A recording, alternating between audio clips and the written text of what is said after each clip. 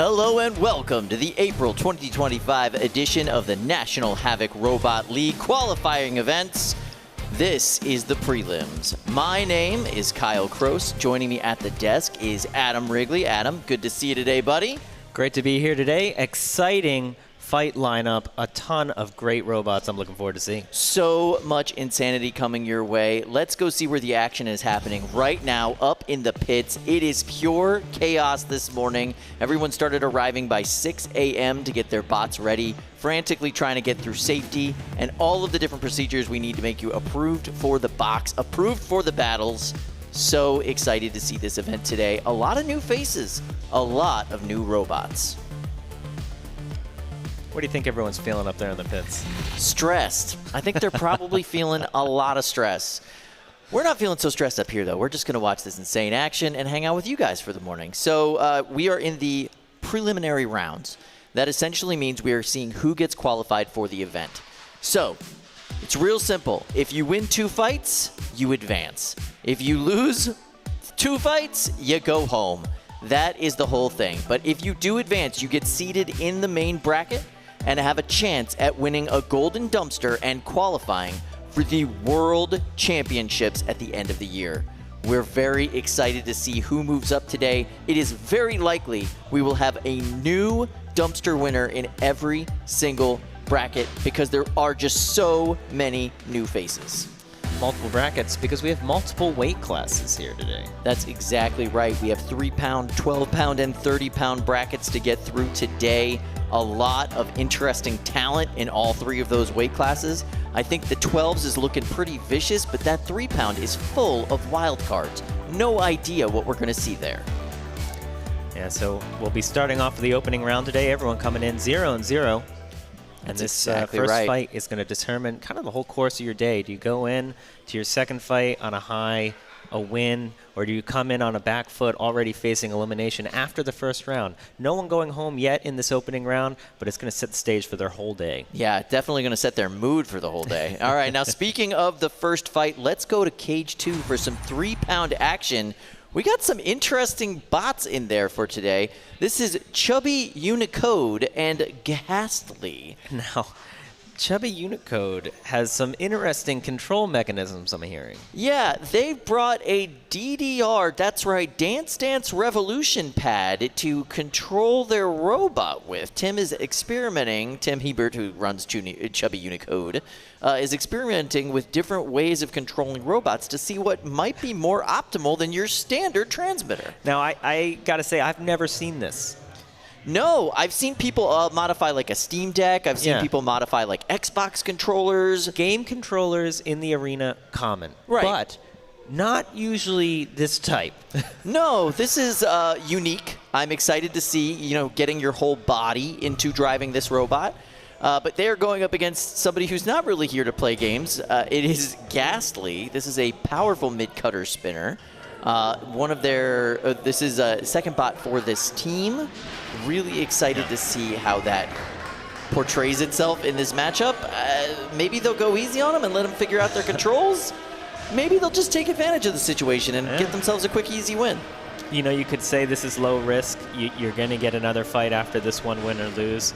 But nobody wants to lose the first fight of the day. And for a vert going up against a horizontal here, you've got to keep the front pointed at that spinner. If that horizontal gets around, catches the end of that wedge, catches the side, it's going to rip that wedge off. It's going to tear into those side panels. And that's going to be a bad day for them. So can the DDR controller show its worth here where maneuverability is really going to matter? I'm just super curious to see how much practice Tim has gotten. What level has he gotten to in Dance Dance Revolution? He's not looking super steady, but he's got the shoes off. You got to have the shoes off. Yeah, absolutely. Otherwise, looking like a pretty normal Chubby Unicorn. Just a completely different way of operating it. Yeah.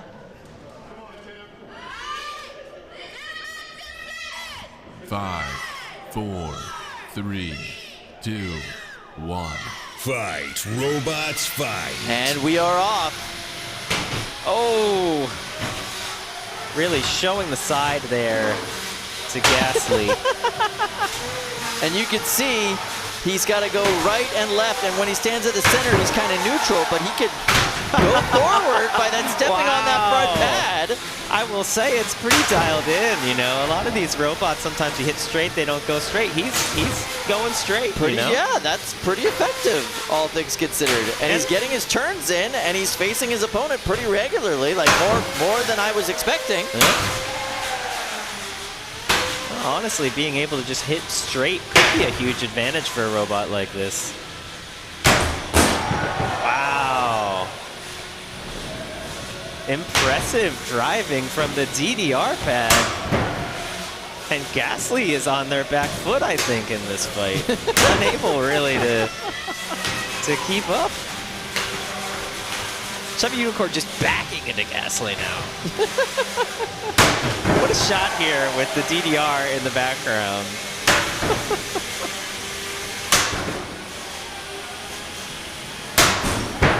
Chubby Unicode is not letting up. And if Ghastly was playing nice because of the controller, I think they're going to have to turn it up a notch here halfway through this fight. I agree 1000%. Ghastly is behind in a weird way in these points. Not what I was expecting. Ah, nice shot there from Chubby Unicode. Great durability by both robots here, just taking these hits and they keep going. Ghastly now kind of stuck on their back fork. You know, you could say that combat robotics is not an athletic sport, but this could really change that perception. Yeah, you know, it's all about reaction time. That's part of athletics, but yeah, this is a much more full body workout. And it leaves Tim's hands to celebrate, which I really appreciate. Yeah, it can be much more reactive. Ghastly getting a full body workout for their robot in the arena, just going flying over and over on every one of the hits. They are just unable to deliver anything solidly to Chubby Unicode. Uh-oh.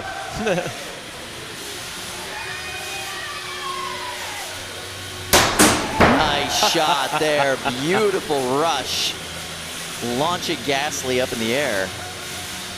Yeah, this is funny. It is interesting. It almost looks like when he turns, it both backs up and turns. It doesn't look like it's just straight spinning in place. That could just be the gyro doing it, but I do wonder if they have the turns programmed to back up and turn in place. Uh-oh. Oh, he gets off the wall. Wow. With 3 seconds, well, no seconds left now. What an amazing performance.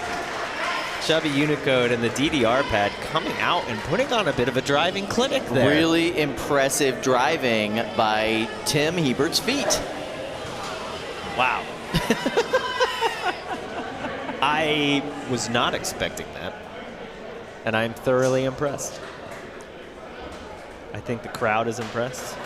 I think everyone here is impressed. I gotta say, I did not think that would work out. I thought that would be charming, delightful, and funny. I did not think that Tim was going to come out of here with a win for Chubby Unicode. It even felt like there was an ever so slight delay between the presses and the robot reacting. He still was able to roll with it. It was amazing to watch.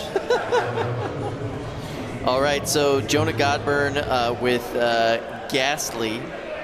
That was a big loss for them for the day. It will go to the judges. Has it been determined yet? Not yet, no, but it seems pretty clear to me. But yeah, I'm with you. It's got to go to the judges. We got to get the official record on that. And I will say, impressive to be able to take so many direct weapon-to-weapon hits. Both these robots still working at the end. Yeah, absolutely, yes. This is the fifth event for Ghastly. They've been around the block a few times. And there wasn't really much damage at all in that fight, so whoever wins it's going to be more of a control and aggression win, which again isn't what I was expecting going to a fight with two big spinners like that. No. This is going to be, so their overall record for Ghastly is 7-8 here at this event.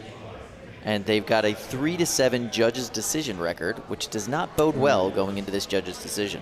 A lot of big spinners tend to lose these judges' decisions because the only reason they get there is when their weapon goes down. Yeah, obviously. But both of these robots have their weapon working at the end. All right, well, that was a great way to start the day. I can't think of a better way to start your day than a little bit of dancing and a little bit of combat. You can't complain about that in any way, shape, or form. Would you ever try that kind of a control? Now seeing it in action, is this a control method that you as a robot driver, robot builder would be interested in using? So unfortunately, I'm terrible at Dance Dance Revolution. No way. I'm really bad at it. I can't, I think the screen versus there's some sort of delay or something. It's not me. And you just can't get into it. I just can't get it right. That makes sense. I'm curious to, I know when you're driving the bot and you have the controller, you kind of have to imagine yourself in that perspective of the bot. Does it help to be full body with it? I wonder. I mean, it was really interesting to watch. I'm a weirdo. I drive tank style. I have 2 sticks. Yep. And one side is one of the robot, the other side is the other side. When I'm driving a tank robot, at least. And I find that can help me, like I was saying, go straight. Put both sticks forward, I'm going straight. And if you've got to make minor adjustments left or right side, you can. And then I can. And sometimes with a regular stick, you push it forward. Are you really exactly perfectly centered? Are you a little off? Sometimes it can be a little more difficult to go perfectly straight. What I thought was interesting about that controller is he wants to go straight. He hits straight. It went. But what's wild to me, too, is that had no proportionality to the control. Like you're saying, I can adjust with the tank steer. I'll just nudge it a little bit this way. He just straight, left, right, full speed left, full speed right every time, full speed forward, full speed back, and he made it work. We spent a lot of time talking about, proportionality and the fidelity of our controls, and he comes out here with 4 buttons. What's on a show? A really good show. And when he would get the big hits, you saw the arms go up. You saw the celebration happen immediately there. I got to say, that brought a whole new level to watching a fight when the driver can react like that. It's fun to think about the fact that Tim Hebert can beat somebody with his feet. He could literally do it with his hands tied behind his back. He could literally do. That's so funny. Oh my gosh, you got to do that next time, Tim. I want to see it. Tim and Chubby Unicorn, one of the kind of more storied bots in the 3-pound division. This, of course, is the variant Chubby Unicode, where he's going to be trying different control methods throughout the day. I love it when you get to a certain level in this sport where you could start to play. You could try something weird like this. Try basically an experimental control method, an experimental propulsion method, whatever, where you're not really in this competition to win, right? You're in this competition to see if you can make it work. And I think that's pretty cool. But, I mean, they did win. They did win. Next fight up, Felix the Housebot versus Scotty Scrambler. Okay. How are we feeling about this? Joshua Reinhardt is the builder of Kazaa Light. He's the one who's brought Felix the Housebot. Joshua builds big flamethrowers, typically speaking. He's a very skilled and talented driver, and lately has been working a lot on his reliability and durability in the box, which I think you need for those kind of flame-style control bots. He's one of the people that progresses very quickly in this sport. You see him getting better just constantly as time goes on. And he won his first golden dumpster at the last event. So I'm very curious to see how he does in a different weight class with a different bot today. We'll see how that goes for him. But yeah, he's definitely got to go up against somebody pretty interesting in Scotty's Scrambler. It's a pretty typical bot for this weight class, I guess you could say, but I don't know if it's something Joshua's used to going up against. Yeah, I mean, coming out of the last event, winning with a multi-bot flamethrower in the 30-pound class, that's ridiculous. How do you follow that up? That's true. All right, so these are some other matches that we have coming up today. These are some of the bigger names that we see here today. We've got sorry, that disappeared. There it is. Mako versus Accelerato. Turbo Fiend taking Almond Spicy on. You gotta love those almond spices. And then the return of Chainsaw Kitty taking on Flaminfer. That's right, Flaminfer. And yes, it is, in fact, a flamethrower. Flaminfer? These are back-to-back-to-back flights starting at the 9:20 a.m. minute. I'm very excited to see this. It's going to be weird. It's going to be good. It's going to be a fun time. We've got Golden Dumpster winners and classic bots taking on a bunch of new faces. The 3 pounds is a weird division today. Mako is one of my favorite robots to watch. Whenever you can see a literal saw blade slice through people, it's fun. Yes, that is exactly what we're looking for, is the saw blade slicing directly through people. We'll have flames, we'll have saws, we'll have it all. But yeah, that's where we're at today. We're just waiting for our next couple of bots to load in, and then we'll be giving you some more 3-pound action throughout the morning, and then we'll move into 30 and 12-pound action later on in the day to see if we can qualify for those brackets. Felix is considered a hazard robot. Of course, all the robots here are a bit of a hazard, but Felix has a flamethrower on it, and that requires a bit of special preparation as we load it into the box. That's why we're getting a little bit of a delay here, but I think it'll be worth it. Yeah, so for flames, we have to have the audience 15 feet away from the actual flame itself.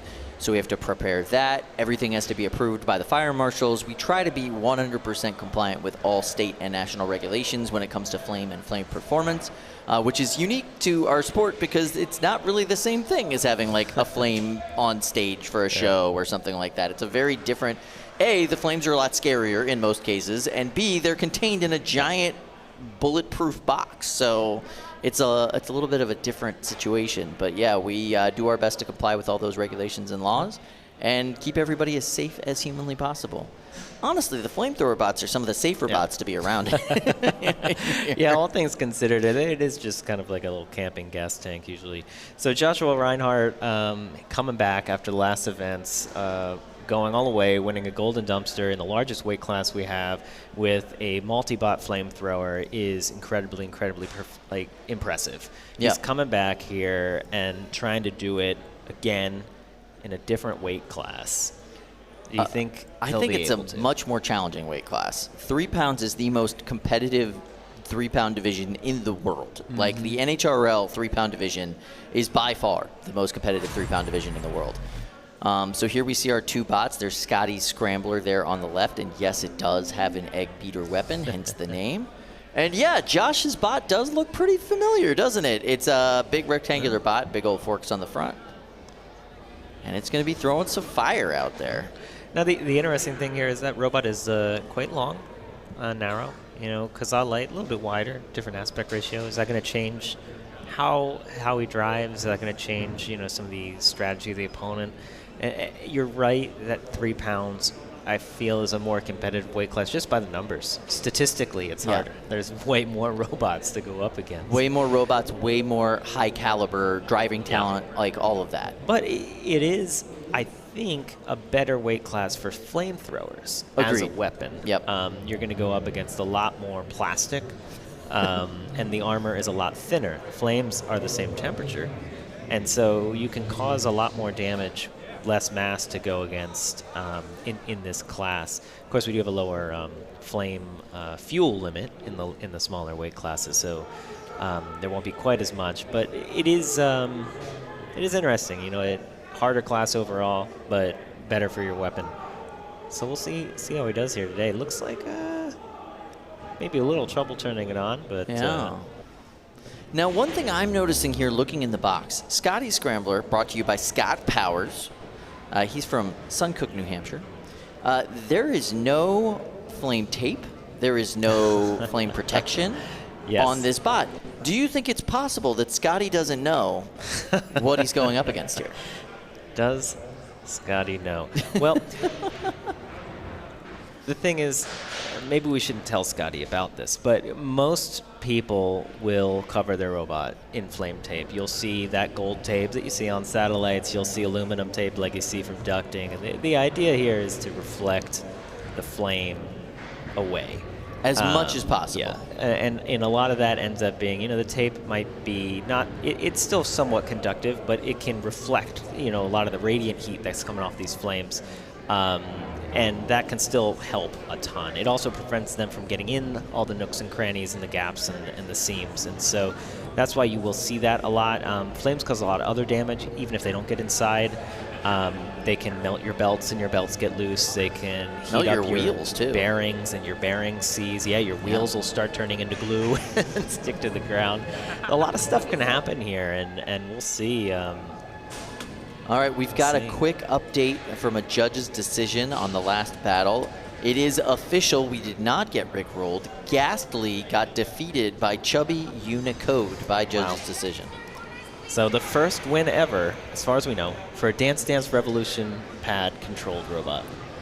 Definitely the first one here. Maybe not the first one ever, but definitely the first one here. And then that means that Dance Dance Revolution controlled robots have a 100% win record. Lies, damned lies, and statistics, right? Standard controller's only, roughly 50%. So. That's right. We found the cheat code, how to win at NHRL. All right. Looks like these bots are up and running. Let's see if we can get some flame out of Josh's Felix the bot. Robots fight. Oh, there it is. Nice big orange flame coming out of that guy. Oh. Just cooking away. Scotty's got to run. Is there any movement? There's a wheel, 2 wheels on the floor. It seems like out of. Oh, you're right. Yeah, the wheel covers have been ground off. Can Felix move at this point? I'm not sure. Yeah, it looks like it cannot. The flames looking incredible. The wheels looking less so on Felix. Can they get that dialed in before their second fight? Of course, this is the opening round. No one going home yet, but Felix coming out on the back foot is going to have to win every fight for the rest of the day if they hope to take home the dumpster. But a really strong performance from Scotty Scrambler, coming out, winning that fight basically in one engagement. Got around the side, tore off that rubber, didn't need that tape after all. Really impressive matchup between these two robots. I thoroughly enjoyed the flame. I thought it was a beautiful orange color, looked great. Looked like CGI, it was so good, but that's very real. But then the wheels flying off, or really the wheel covers, right? The actual base of the wheel was still there, but they couldn't obviously get any traction to move after that. Yeah, it looks like, 2-part wheel and the tread maybe not adhered too well to the hub and just came off. Looks like some is still around one wheel, but not enough to move. Who knows what else happened in those hits, but not great when your tread comes off like that. And of course, the wheels are protected, but if someone gets underneath, the side protection doesn't help too much. Yep. All right, they are using the safety crowbar to try to get this bot into a position where Joshua can turn it off.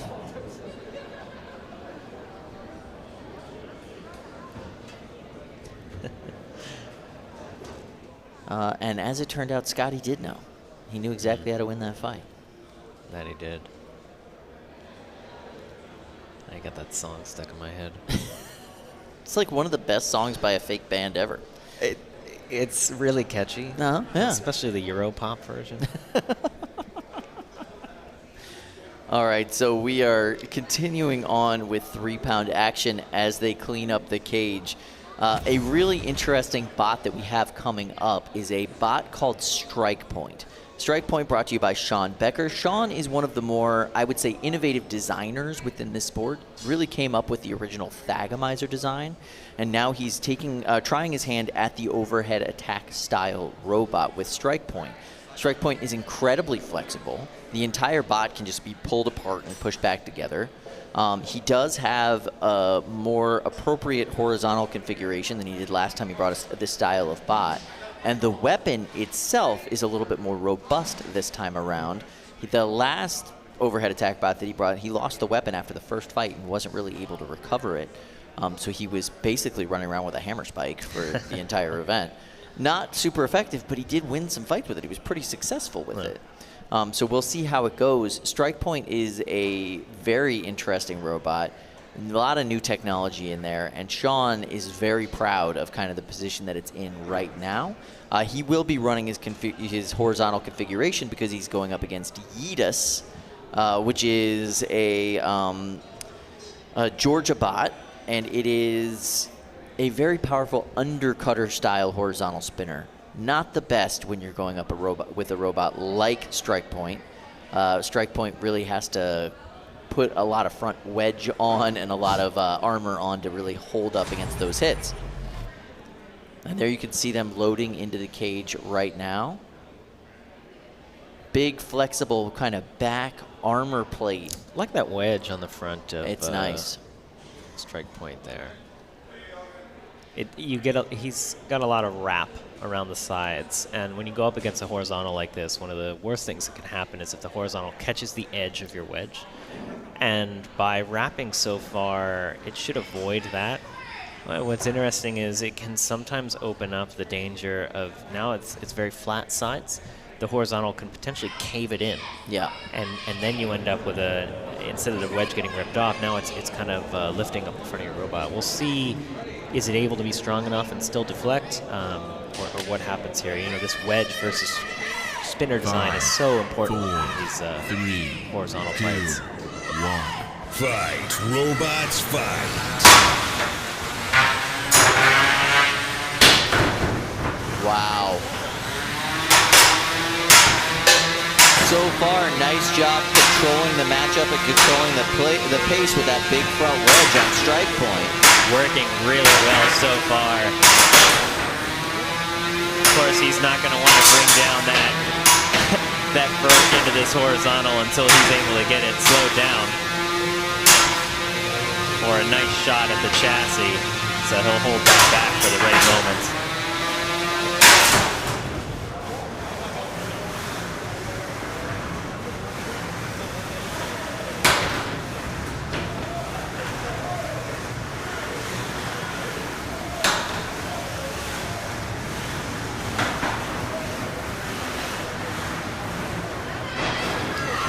Now this is the opportunity if he's able to get it lined up. Nah, it doesn't seem like it.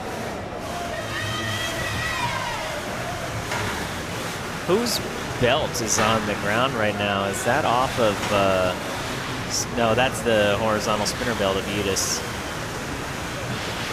So at this point, strike point, you got to think is in the lead. They kind of have free reign now with that overhead spinner. But it doesn't seem to be overhead spinning. It's just overhead hitting right now.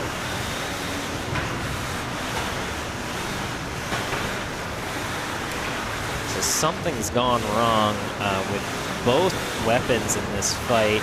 And usually when that happens, the one with the better wedge has a better chance. Of course, strike point can also, you know, kind of whack them with the non-spinning spinner.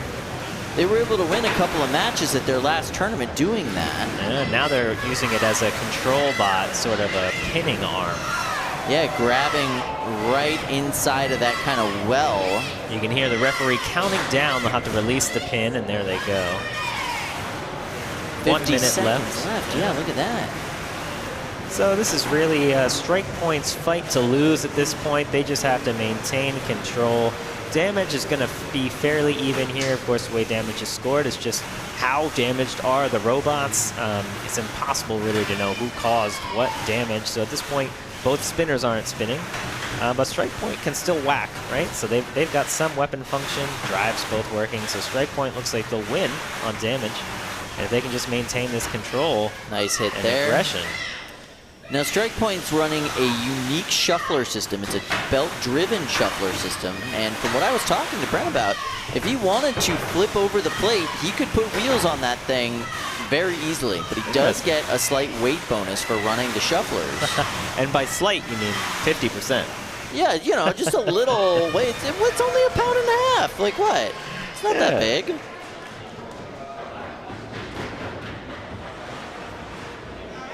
And on wooden floors, you do have the ability to get a lot of traction with a shuffler. Yeah, shufflers are really interesting because, you know, for those not familiar, they work kind of like if you imagine an old steam engine and you see that bar that's going around that's pushing the wheel. Imagine that bar, but no wheel. And you just have that bar hitting the ground over and over and over again, and then you put a ton of those on the robot, and it's just hitting the ground constantly. So these bars are coming down, they're smacking into the ground, and that smacking action allows them to generate insane traction. Yeah. Because at every moment they come down, they actually get even more than the weight of the robot is like kinetic impact force, and you can just get insane traction as you basically jump along the ground in tiny little jumps. Yeah, you start adding things like cleats and rubber padding to the bottom of that. Now you've got the equivalent of wooden magnets, right? They'll stick you right to the floor. So shufflers have some good advantages. You know, they are tricky to dial in. They are very finicky. If they get hit by a spinner, they have a tendency to explode and do dozens of tiny pieces. But if you can get it working right, it gives you a huge advantage. And so, more and more people are taking advantage of that here, using that bonus. And it worked well here. And see, in combat robotics, it is sometimes necessary to reinvent the wheel. Well, we like to give bonuses for fun things, and shufflers are still fun to see when they work. Yeah, I'd say they're still a lot of fun to see, especially when they move so fluidly you can't really even tell it's a shuffler at that point, right? Like, the only reason you knew that was a shuffler was because of the noise you hear coming from the bot. Yeah. And that shuffler has these little tiny feet, so it was like thump, thump, thump, thump, thump, thump, thump, thump, thump, as it was moving, right? You've brought some shufflers into the box that like rumble the entire box like an when earthquake. Yeah, it's like I remember the first time I saw one of your bots at Motorama, and my children were there with me, and they were like, "What is that noise?" And I was like, "That's the Wrigleys. They're just walking around in the big box right now." Yeah, I think we had been doing some endurance testing in the metal floor test box. We just drove around a circle for 3 minutes, and if you drive a shuffler on a metal floor, it's like a drum. It was crazy. But the thing about shufflers that people don't realize is that when you have these feet and they're all bouncing and you're vibrating all on the ground, you've created a vibration table, and this is the thing that people use to test the durability of products, right? So you've turned your whole robot into a durability test. Every screw vibrates its way loose. If you can survive 3 minutes without screws coming loose, then you've done a good job of assembling the robot itself. It's really hard because, especially in the pits, like, we never have time to let the Loctite cure. It's supposed to cure for 24 hours. You put it on 5 minutes before the fight. That's fine. It's gonna be okay. And so you'll see a lot of screws vibrating out. The funniest thing about that day, when we did a 3-minute durability test, we're like, it's good, we solved it, and then we put it in the box. It fell apart in 2 minutes. What are you gonna do? All right, so we now have Mako going up against Accelerato. I'm very excited about seeing Mako back, but they do have to go up against a very challenging robot for them in Accelerato. Mako is such a good robot. I mean, just look at the color. Look at that big saw. 3. But I mean, you have a lot of confidence to run bigger that. spinner on the other side. Robots fight. Wow. I can feel it in my bones when these two come together. Accelerato has a massive weapon for a 3-pounder. Yeah, the bot was designed to be as compact as possible, so you have as much weapon reach as possible with it. And you can see there's a lot. Look, the weapon hangs halfway into Mako's body when they're up against each other like that. Now, the interesting thing here is Accelerato, in this position, their hardened steel weapon is working as top armor. Mako cannot cut through that. No, not very easily at all. Now, Accelerato does not seem to be spinning, so that's not great for them. Mako seems to be trying to flip them over as they shove them around the box, just trying to find any angle where they can get to that juicy chassis and avoid that gigantic hardened steel top panel at this point. Oh, there they go, getting around it and into the frame, and there's the tap out. Nobody wants to see that going into their robot. Mako able to get the intimidation tap out. All right, so that means Mako is going into the cusp round. 1 win for them, and Accelerato does have a chance still down in the redemption rounds. Accelerato at 0-1 will get another chance if they can dial in that weapon. It looked scary until it went down, but Mako able to survive the hits early on, get control, get around that big weapon, get to the chassis, and then it was a tap out. It doesn't even look like Accelerato can move anymore at this point as it's getting shoved back to the starting gate by Brett, the house robot. Brett, of course, here to help us. In the box, it's able to move the robots to the door when they can't under their own power, so no one has to go into the arena. It can also unstick people during a fight. Everyone gets 1 unstick per fight, so if you get stuck up against the wall, Brett will come to your aid, try and knock you off. Now, Brett doesn't have any arms or legs. He's just kind of a cube, but he'll do his best. He does his best. He does his best. So Accelerato brought to you by Evan Strakes. They've had 1 loss at this event so far. They have had some success at some Scar events. but have yet to bring home a win at an NHRL event. So they'll be looking for that in the next round, or they'll be going home. Well, qualifiers here are all about making it to the tournament and to prime time later tonight. But it sets up your whole day here, this first fight. You come in with a win. You're flying high coming into your second fight. You come out of the gate with a loss. Now you got to win every fight for the entire rest of the day if you want to take home that dumpster. Like, that's it. That's your one loss. Done. We do have Julian walking off there with his sister Dima. Julian wearing those bright yellow pants to match his robot. I love the confidence that takes. Julian and Mako really made Sawbots cool again, right? Everybody kind of transitioned over to the overhead attack hammer Sawbot. Yep. High impact, high speed, basically putting a spinner on an arm. Kinetic energy, like single tooth vert type. On and on. Exactly, and it's very effective, very cool.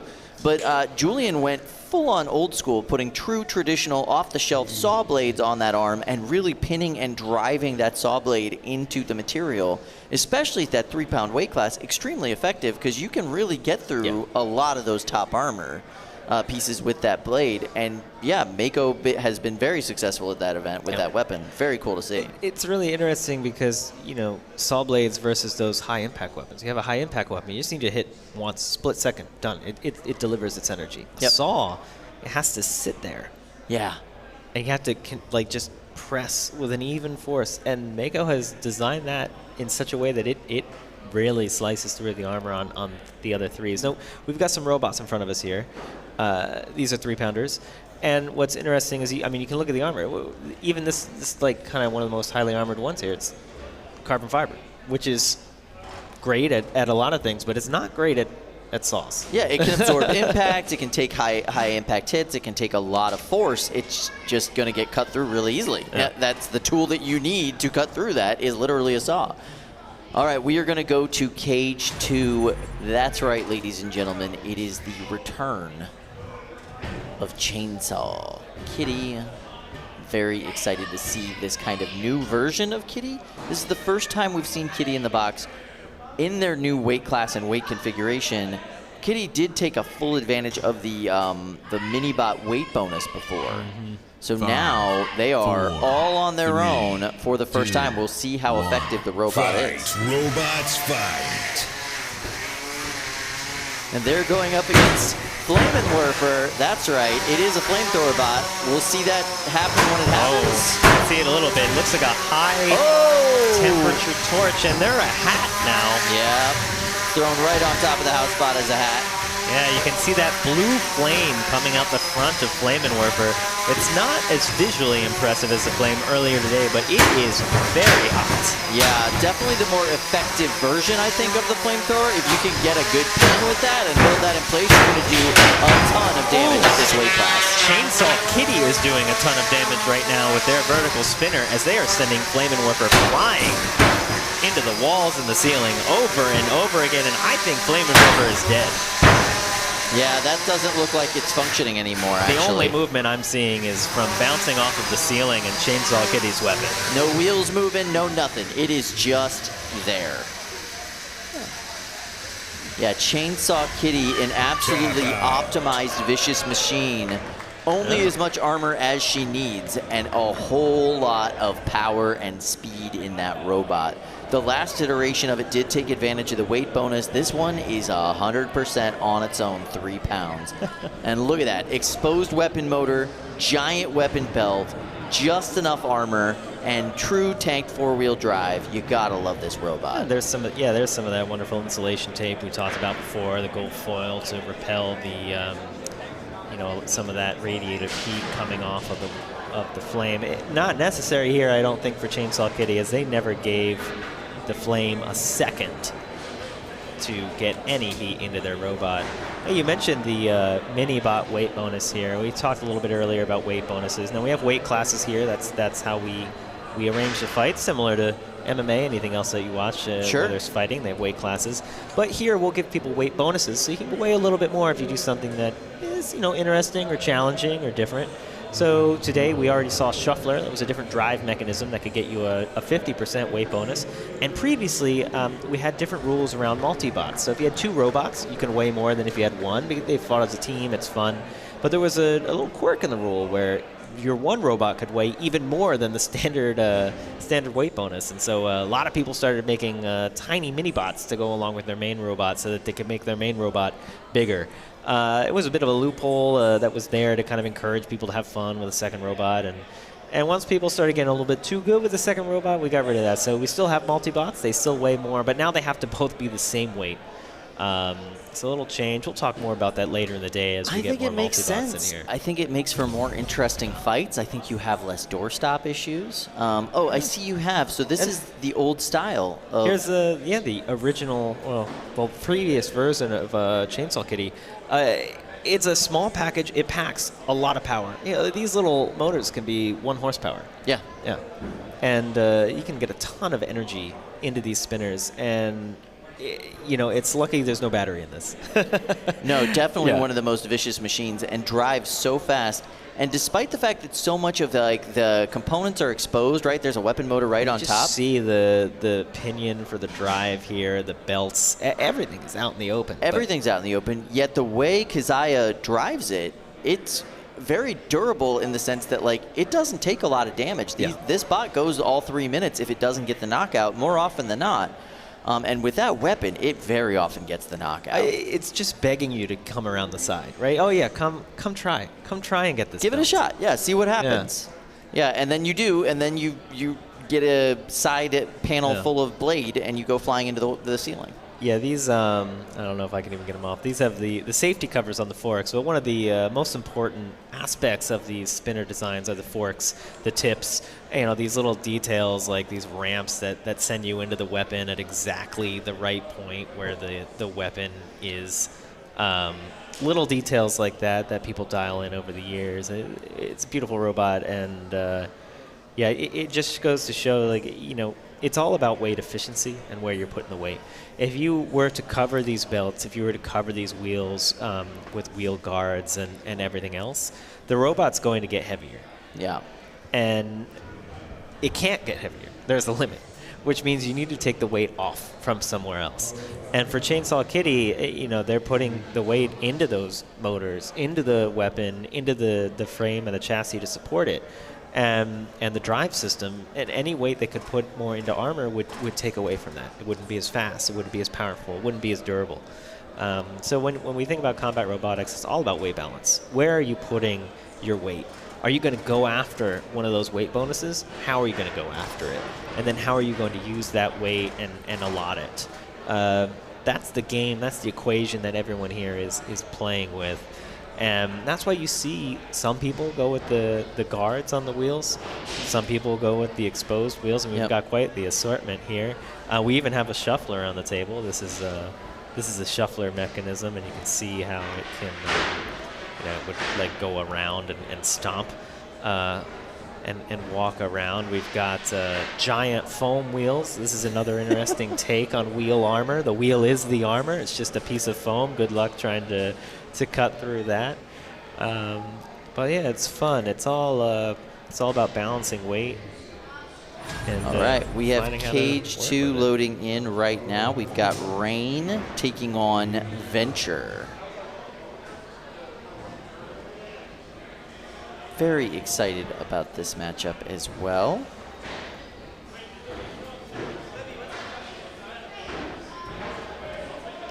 Now that's Rain spelled E-I-G-N. So, I mean, it is April. We're getting a lot of April showers. That's not what they're talking about. They're talking about... No, this is the reign of this particular robot. Reigning eternal. Reigning eternal.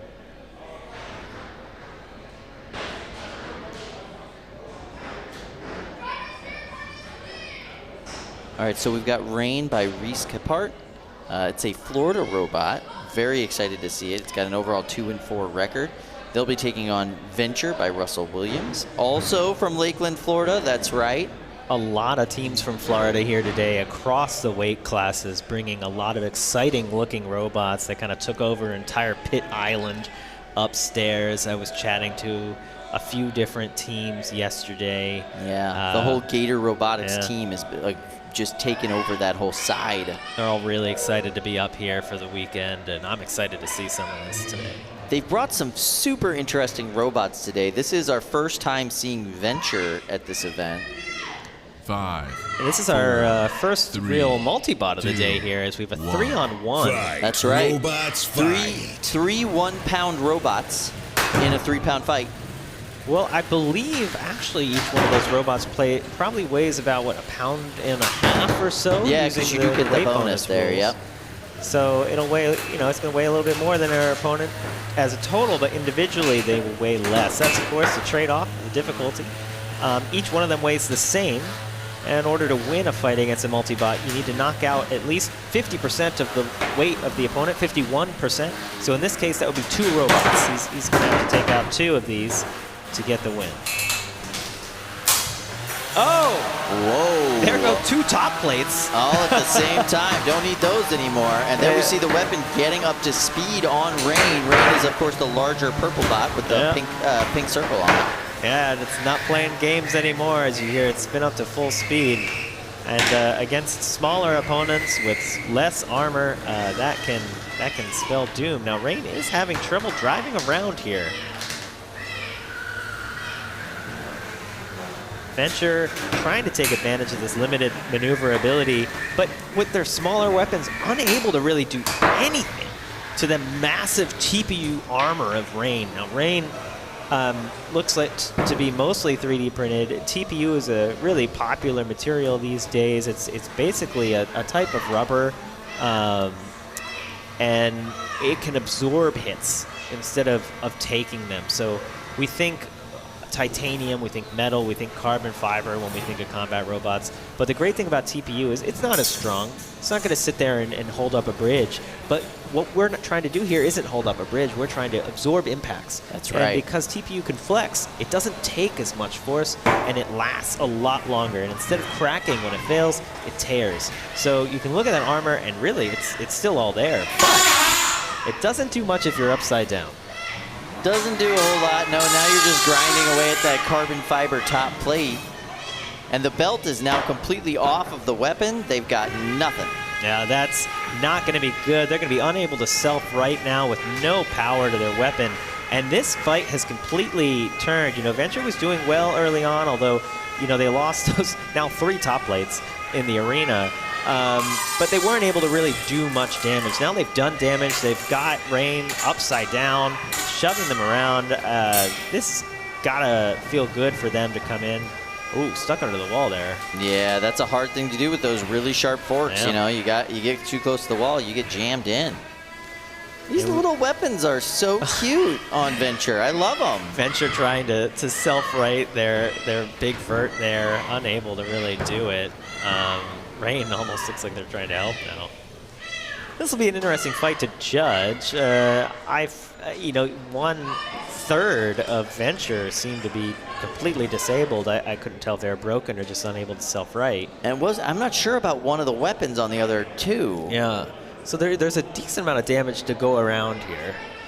And you saw Venture attempting to push Rain a lot, and sometimes successfully. Rain not connecting a ton with the hits, but able to take off a few top panels, and it's not the easiest one to judge. I'm feeling for Venture, but I don't know. Yeah, I feel the same way. Yeah. If you're ending the fight upside down with your belt hanging off, Doesn't look good.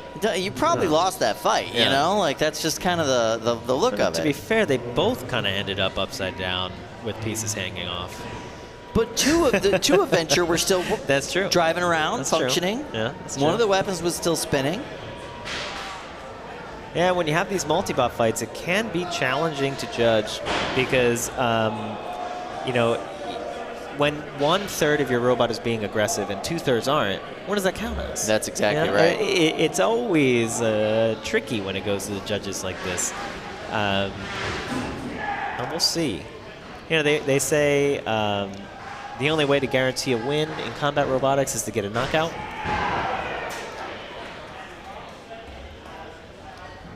And so we'll see. But we've got a lot more exciting fights throughout the day. And I hear there's a really good one coming up next, Kyle. Yeah, it's a really interesting weapon that we're going to be seeing in the next fight. So the Vasquez brothers are two of the best competitors on the West Coast, right? Very often you will see them at those competitions. They have a pretty famous heavyweight bot.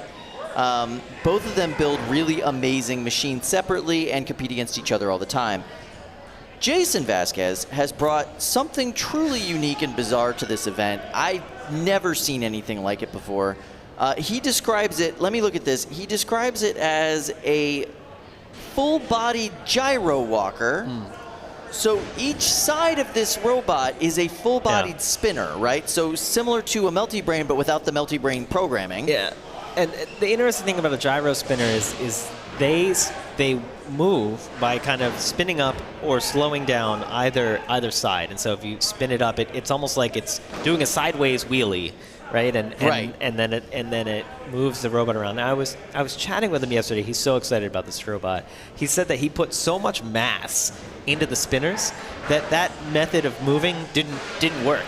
Couldn't spin it up and break it enough for that to work. So he put bristles, a very specialized bristles at the bottom, and unbalanced the spinners. So now they vibrate, and by spinning it up and down, he controls the vibration and the bristles pushing against the ground. So it's no longer a gyro walker, now it's a bristle walker, which means it doesn't have any drive. It's just the power of the weapon moving it around.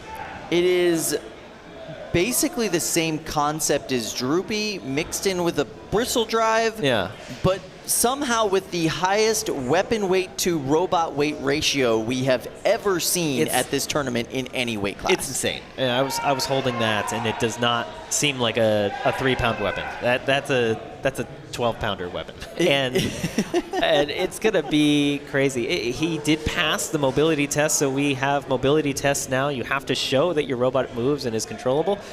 And he passed it. So despite not having any wheels, not having any shufflers, just having bristles on the ground connected to 2 massive spinners, he's still able to move and get around. He said he got 3rd place in his last competition. I think he said there were somewhere around 10 or 15 robots there. I can't remember exactly.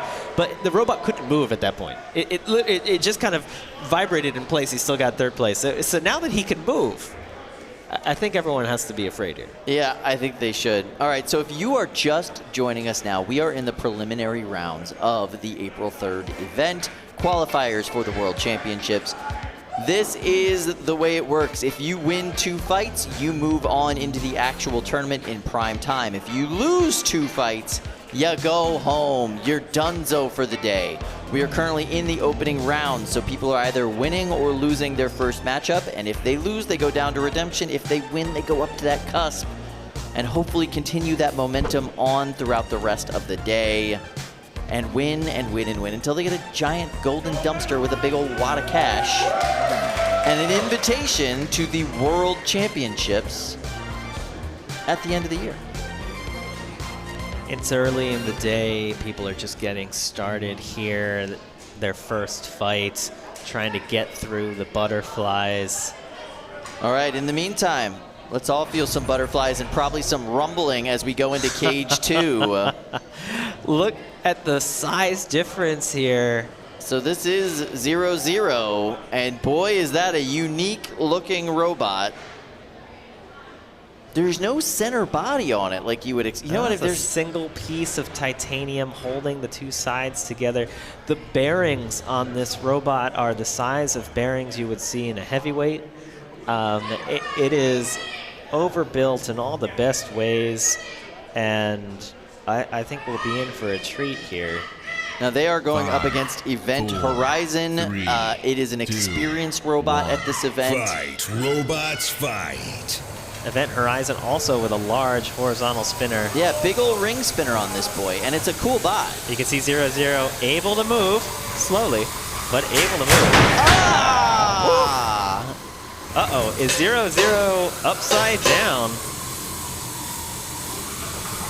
That was fast. That was vicious. Event Horizon slowly going in here. 0-0 looks like they've lost a half of their weapon.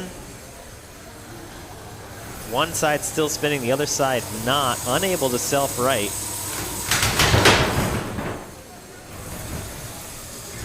And Event Horizon is going to get a tap out here as 0-0 doesn't want to take any more damage in the first fight of the day. They're going to go back, take a look at that, see what happened, and hope it doesn't happen in the second fight. They will get a second fight, but you don't want to start off 0-1, put you on the back foot for the rest of the day. You're going to have to fight an extra fight just to get into the tournament. You have to go 2-1. Some robots are going to go 2-0. They'll get in with one fewer fight, one fight less damage. Great fight from Event Horizon coming out, showing durability, showing control, showing aggression, showing everything you want to show in a first fight, coming out nearly unscathed. Can't say the same for 0-0, but I hope to see more from them later today because what an exciting robot. So much mass in those spinners, so much weight. You can see a lot of damage coming out of that fight. There you see Henley, the driver of Event Horizon, and I got to tell you, great looking ring spinner on that bot from this Northeastern team. Excellent way to start your day, beating something that big and scary right off the bat. Now there are a lot of spares there. We're going to see 0-0 again. They're ready for this, seasoned competitors, and we'll see them bounce back for fight number 2. Well, 0-0 is now heading down to the redemption round. They've got some time to repair their robot and get everything back in the box. But yeah, like you said, the Vasquez brothers know what they're doing. They've been around the block a time or 4, so they'll get that thing back up and running. Something I'm really excited to see from the Vasquez brothers in the 30-pound division, they actually have a lifter-spinner combination bot called Lil Lash. It is a really amazingly accurate shrink down of their heavyweight bot Whiplash. I'm really excited to see that in action. They've been driving it and practicing with it at West Coast events. This is their first time kind of bringing it out here to the East Coast, and it looks phenomenal. Yeah, looks great. It's really fun. One of the great things with 30-pound class and the heavyweight class is if you just kind of cut every dimension in half from heavyweight, you kind of get a 30, and if you double every dimension from a 30, you get a heavy. So they work really well for scaling up and down. Similarly, if you go like 3 to 30, it almost works out. So you get some really great multiplication factors there as you go between the weight classes and try to scale things up and down. You do get a little bit more accurate representation of the physics between a 30 and a heavyweight. The physics are very similar between a 30 and a heavyweight, whereas the physics at a 3-pound is just kind of like cartoon physics. It doesn't actually match up to doesn't work. else. If you tried to make these like foam wheels at the 30-pound class, it doesn't quite work the same as in the 3s, and certainly not at the heavies. But definitely not. Dimensionally, it can work. All right, so speaking of scaled robots, let's go into Cage 2. This is Caldera. Oh, so Caldera here is competing in 3s and with Caldera 12, right? That is correct, 12s? yeah. Does he have the 30 this time? There is no Caldera 30 yet. I'm sure that's coming at some point. Glenn likes to build robots with his son, and they gotta put a 30 together at some point. I want to see it. All right, so Caldera is taking on Juxtaposition. Juxtaposition is the first 5, spinner 4, built by 3, Kokoto Mane. 2, 1. Kokoto is Fight. normally Robots building fight. really unique weapon types. Well, this still looks pretty unique to me. Not your everyday spinner. No, it's a different kind of spinner. I think that the strategy with it is very different, especially going up against a horizontal robot. But the idea is it is a lifter spinner machine. It does both, and it is equally a lifter and a spinner. There it is. You can see the lifter module on the spinner there. Kokoto is a really smart engineer from WPI, really nice guy, and a really good friend to Brian Boxall, the son of Glenn Boxall. Pieces are flying around the arena here. And Juxtaposition, is it, how much articulation is in this weapon system here? I want to see. A fair amount. It went up a full 90 degrees. Yeah. See? That's fun. That is fun. So instead of an overcutter, like an overhead spinner, it's an under. Yeah, like you get them up on the wedge and then you lift the spinner up into their undercarriage. It's very smart. A unique take for sure. But that's what Kokoto does. He's the first guy to make a drill bot work effectively at this competition. Tremendous fight drilling through a battery. He's come up with a concept called an overhead attack fire bot called Kill It With Fire, which is amazing. And he has successfully turned a cereal box into a winning robot. He likes to make it difficult for himself, but that's the fun sometimes. You can hear the weapon on Caldera is not up to speed. Yeah, that is. It's still spinning, but it's not spinning. There, it stopped. The tricky thing with trying to come up under someone is that you're going to lift them up. One of the great benefits of overhead spinners that come down from the top is if they get a fork under you and they come down from the top, that weapon is putting all of its energy into you. It's just pushing you, into themselves, into the ground. But here, as it comes up underneath, you're only going to have the weight of the robot holding down, and that's going to be one of the things they'll have to overcome with that under-hitting weapon. But it seems like they've done something here. I don't know if it was the wedge or the weapon, but Caldera no longer working at all, weapon-wise. Although, there we go. Juxtaposition. A little bit of spin on that weapon. And, that will make a big difference going into the judge's decision if they're able to show that operation at the end of the fight. And it does look like the weapon is down on Juxtaposition as well. Nothing working at all for the spinner. Nothing, barely working on the lifter. So we got to get some functionality tests. The lifter is working, but no spin on the weapon. And then we see Caldera. You get a little spin on the weapon, but no power behind it, no speed. Yeah.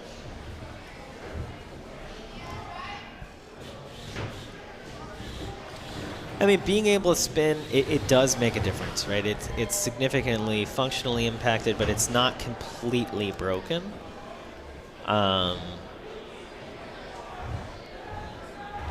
So on the damage scorecard, that will matter. I don't know if that'll matter much in the grand scheme of things, because it did seem like Juxtaposition just had so much control in that fight.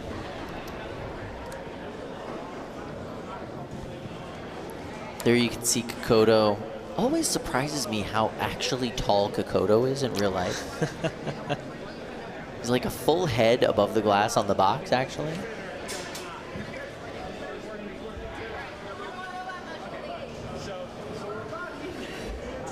So these two drivers, good friends, have worked together before. Now I'm seeing here they actually carpooled together for over 5 hours last year to compete at the RIT event. That is really cool. Yeah. That RIT event was one of Glenn's crowning achievements. He actually won a dumpster at that event while still being on the clock. He was taking work calls in between fights. So the guy's making a paycheck, winning a golden dumpster, all at the same time. Double paycheck. You gotta love that. You get a little bit of money with those dumpsters. That's right. Yeah. Quite the...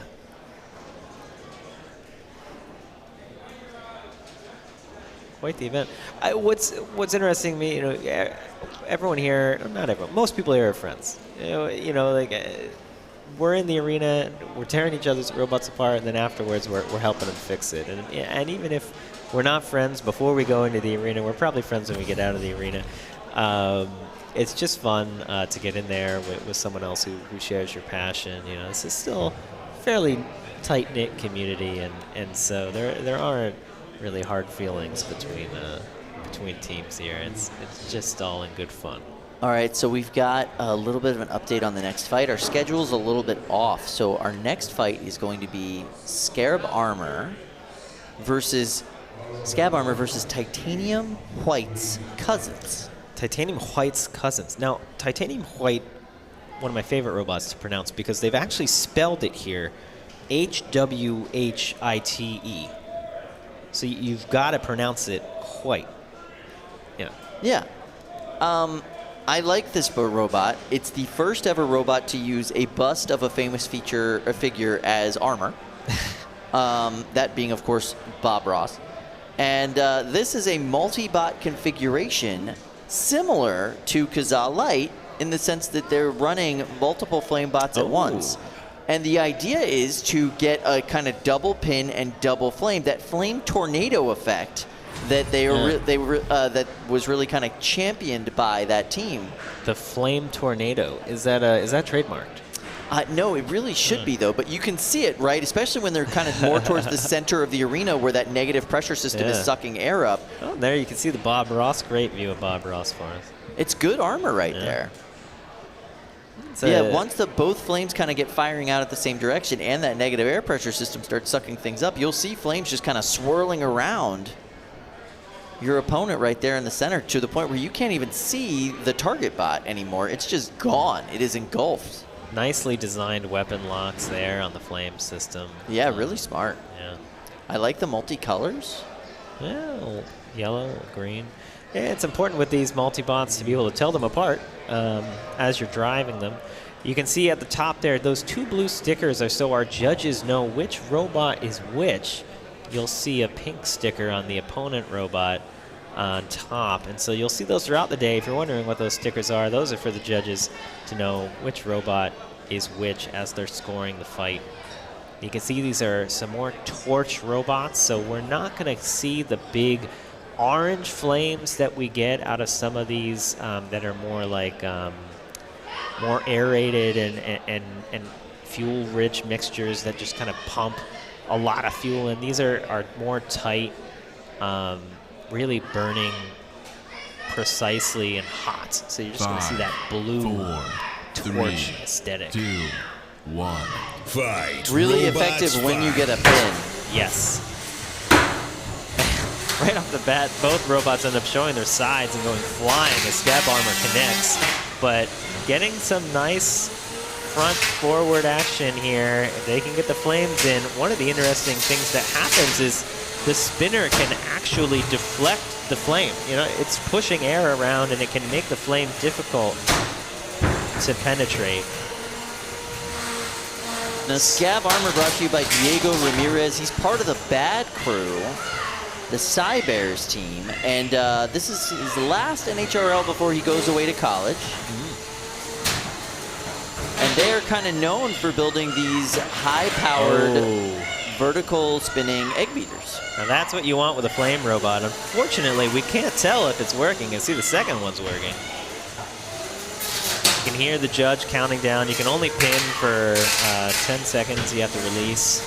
So you'll hear the arena side referee counting down whenever What a is pin that starts. on the back of the robot? Is that like a piece of foam or cotton? It does look like a piece of foam. I imagine that's maybe something they put there to try and not do the thing and get stuck on their back, but I don't know. Ooh, our nice heat-sensitive camera here.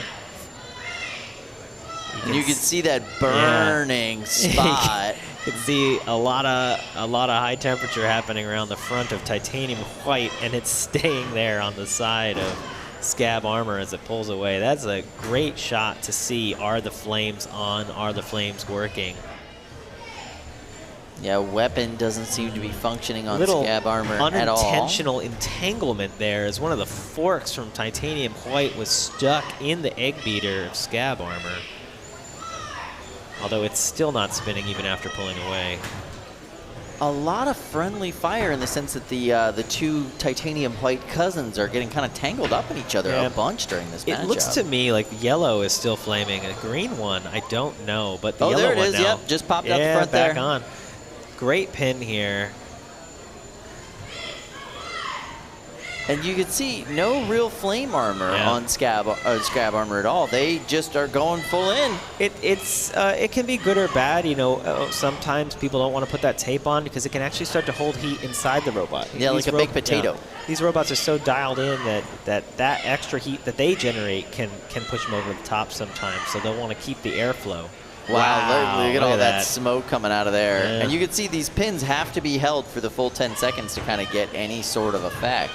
Now, what's interesting here is, you know, we're not getting a lot of visual effect too much out of these torches. These are very hot and have the potential to do a lot of damage. When you can have one of those flamethrowers that's big and orange and red and it's just covering the arena in that flame tornado you were talking about, Yeah. that can really have an effect on the judges. You know, on the aggression, the control. It just feels so much better, and I do wonder if that might cost Titanium White here, not being able to put on that visual show.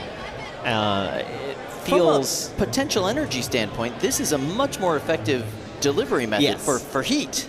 Yes, it should be. It's hotter. I don't know. You know, it's hotter. It's more pinpoint.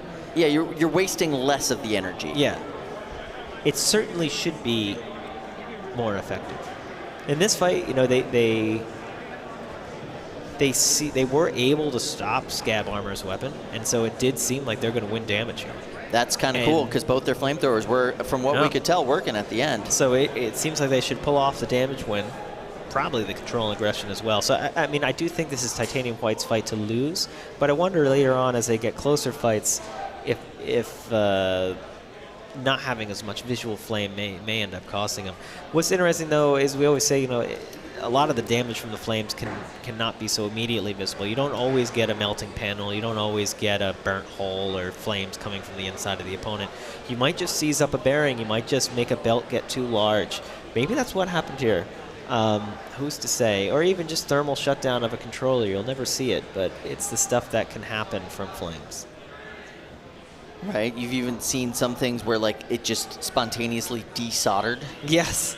And you'll never see it from outside the arena. You'll get inside and you'll look at like, oh, yeah, there's that broken solder joint.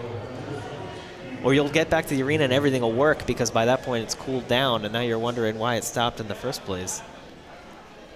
And your logs are full on your ESC, so you never know. Remember to empty your logs, anyone who's competing. You'd see those cool safety mechanisms being put in, preventing those flamethrowers from launching at all. For anyone watching and unaware, a lot of the controllers we use these days in these robots, so you'll have a battery, you have a motor, and you have a thing in the middle of it. That's called the controller. It's what controls we call it the controller, electronic speed control. It takes the power from the battery and modulates it so the motor can go the way that you want. That thing plugs into your receiver, and that's how it gets the transmitter information from what you're holding. All those controllers these days have really advanced logs, so they can tell you what did they see coming from your transmitter, what did they see coming from the motor, what did they see coming from the battery, and if they turned off, why.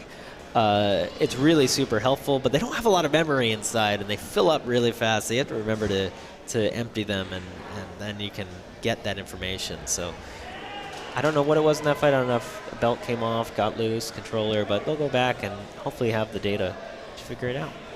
So nice job for Diego, but going up against kind of the double team death of Titanium White's cousins.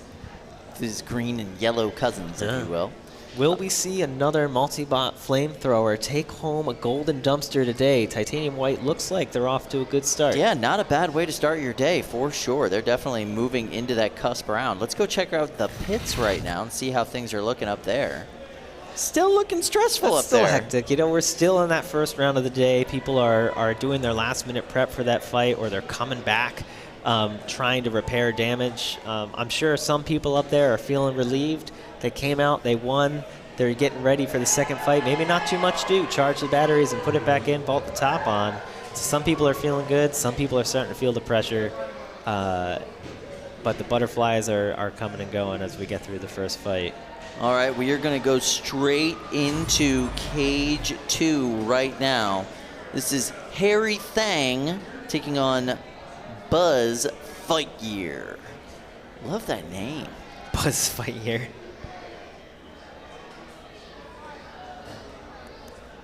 Very good name. There's Buzz Fightyear right there. You can see he's got the wings. He can fly. That's right. He's going to send his opponent to infinity and beyond. Yeah, so an sort of a overhead horizontal bar spinner, but with the wheels peeking up behind it. So interesting design. I wonder, you know, it'll depend. Ooh, going up against a beater bar, probably not the greatest matchup for them.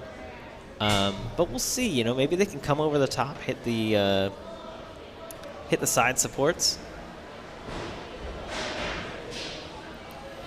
Oh, no. Breaking news. Jack Nelson and Buzz Lightyear had to forfeit. Their weapon is not working, which means they go down to the redemption round. Meanwhile, Harry Thing and David Griffin, they get to move up to the cusp round.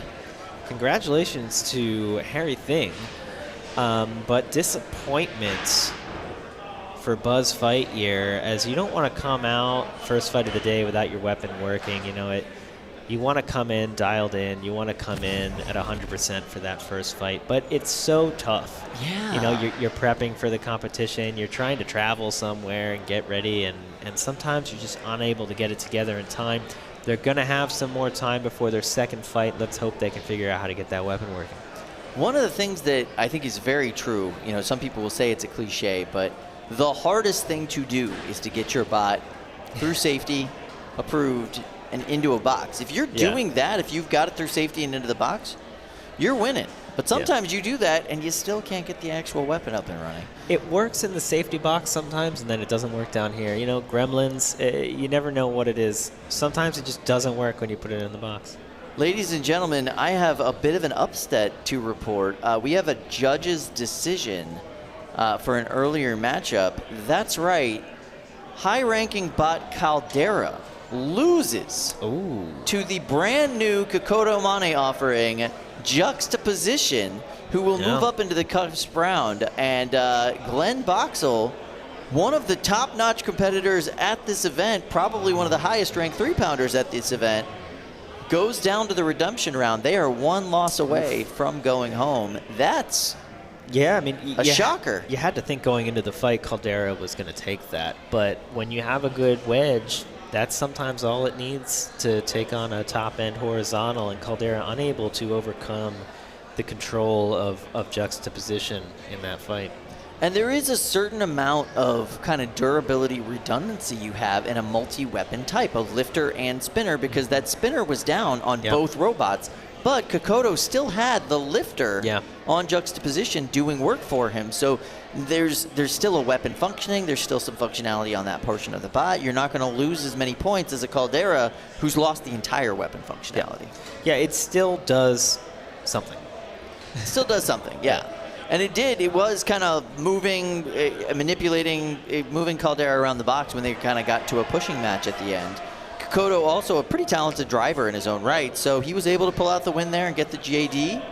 Very proud of him, but that's a huge upset. Like, by the numbers, I don't think anybody would have selected that as their outcome for that matchup today.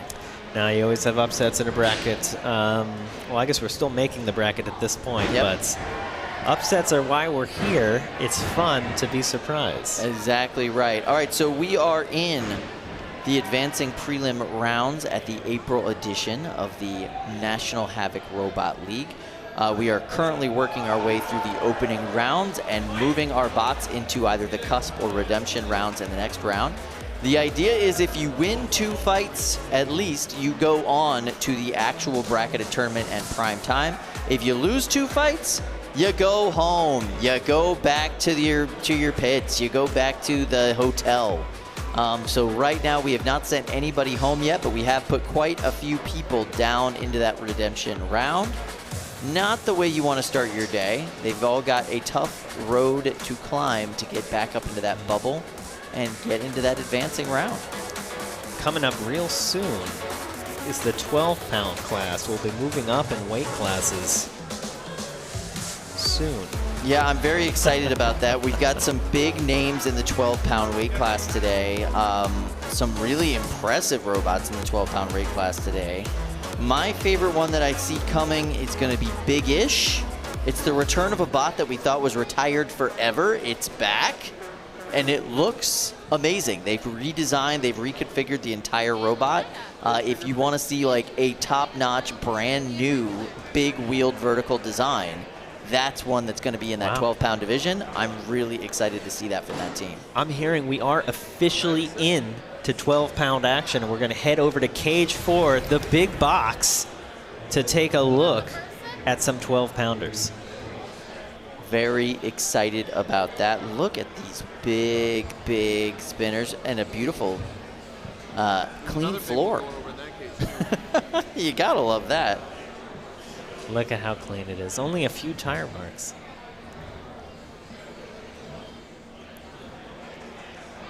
So these robots are 4 times the weight of what we've been watching so far today. We'll have a lot more kinetic energy in the box. The box now proportionally a bit larger compared to the robots. You can see the people standing nearby. We are scaling things up as the day goes along. Later on, we'll be getting to the 30-pounders. The 12s are a nice in-between weight class where you can have some of the durability and the tossability of the 3-pounders, but the hits hold more of that kind of oomph that you get from the 30-pounders. So a good blend of the fight styles of the 2 weight classes as you bring those small funky physics of the 3-pounders and blend them with the more familiar physics of the 30-pounders. 12-pound really wasn't a very popular weight class until this tournament, which like kind of brought out the best in these builders in this weight class. Yeah. NHRL is the driving force, I think, behind the 12-pound weight class now for the rest of the country. These are 2 brand new 12-pound robots for this event. We've got Shaka, brought to you by Ryan Kimmons. He's from Bayshore, New York. This is their very first event, unranked, unseeded robot. And then over there on the other side, so there's Shaka right there. He's a nice vertical spinner. Now Shaka appears to be having drive issues. Yeah, quite a few. Looks like they're getting looks- pushed into their corner. It looked like the right side of drive working fine, the left side of drive not working at all, and despite how clean and smooth the floor is looking right now, they still managed to get stuck on something, and that is not a good sign. These are wood floors we use here. We use wood because it's able to absorb pretty well, and we're able to replace it really quickly. So it's a great floor. I'm hearing from material. control that it's not that the drive doesn't work. They just don't have any traction 5, on this 4, floor. 3. So they're going up against Sver. This is a new offering from Matthew Lantry. Matthew Lantry, Team Pandemonium. One of the best there's drivers no in the drive game. left. And that weapon doing some quick work here. Instant tap out on Shaka. That's right, your winner, Matt Lantry. Team Pandemonium and his new bot, Sievert. Shaka came out of the gate, looked to me like only one side of the drive was working. It didn't matter. There's only one side of the drive left after that hit, and that was quite the hit, just tearing through Shaka like it wasn't even there. Sievert coming out unscathed. They've got to feel good about that. They're going to go 1-0. They're going to be on the cusp of the tournaments, and I think that's the bot to be scared of today in the 12-pound weight class. Yeah, that was crazy. All right, we are going to, just like that, head over to Cage 1 for some more 12-pound action. So this is Cherry taking on Scramble. Really excited about this matchup. So Cherry brought to you by Alexander King. Big drum spinner robot. The team from Atlanta, Georgia, the Robo Jackets, are really excited about this robot. They are super interested in how this drum is going to work out. Powerful 5, machine. 4, But they're going up against 3, Scramble. 2, Scramble is a is a melty brain Melty brain. from Cincinnati, Ohio. Cherry with a big hit. Scramble doesn't look like it's moving. It's a little stuck in the wall, it looks like, but There they we are go. able to tank drive themselves out of the wall. That is a configuration they added yesterday. Oh no! Now the blade is in the wall. That's not good. They're going to need some help getting it Now out of they there. are stuck. They're requesting an unstick. Now this is the first unstick of the day. Every robot gets one request. Oh, no. That is not how you unstick a melty brain. They They've can't get out of that They've corner. been stuffed. Oh, now they're just getting shoved further into the wall. As I mentioned, the unstick is an attempt. It doesn't always work. The idea is that if a giant cube can kind of knock you back into position, then maybe you weren't stuck too bad. But if it can't, then, you know, maybe you were stuck a little bit too much. No, look at that. The Now wheels they're- are facing the wrong way. They Now can't they're- even drive forward to get out. Now they're stuck worse. I think they're embedded completely as the 300-pound house robot has shoved them into the wood. KO victory. Sometimes the cure is a little bit worse than the disease, and that was the case with that unstick. They just jammed those AR 500 blades directly into the wood in the corner bracket. Wow. It's unfortunate we weren't able to see what Calvin and his team from Cincinnati were able to put together with that machine. It's disappointing. You know, it was our first Melty Brain of the day, and I didn't even get enough time to describe what a Melty Brain was to all of our wonderful viewers, but we'll get to talk about that later. It basically has the maximum amount of kinetic energy you can possibly have in a robot without using a weight bonus. But today, all of that energy went directly into the wall.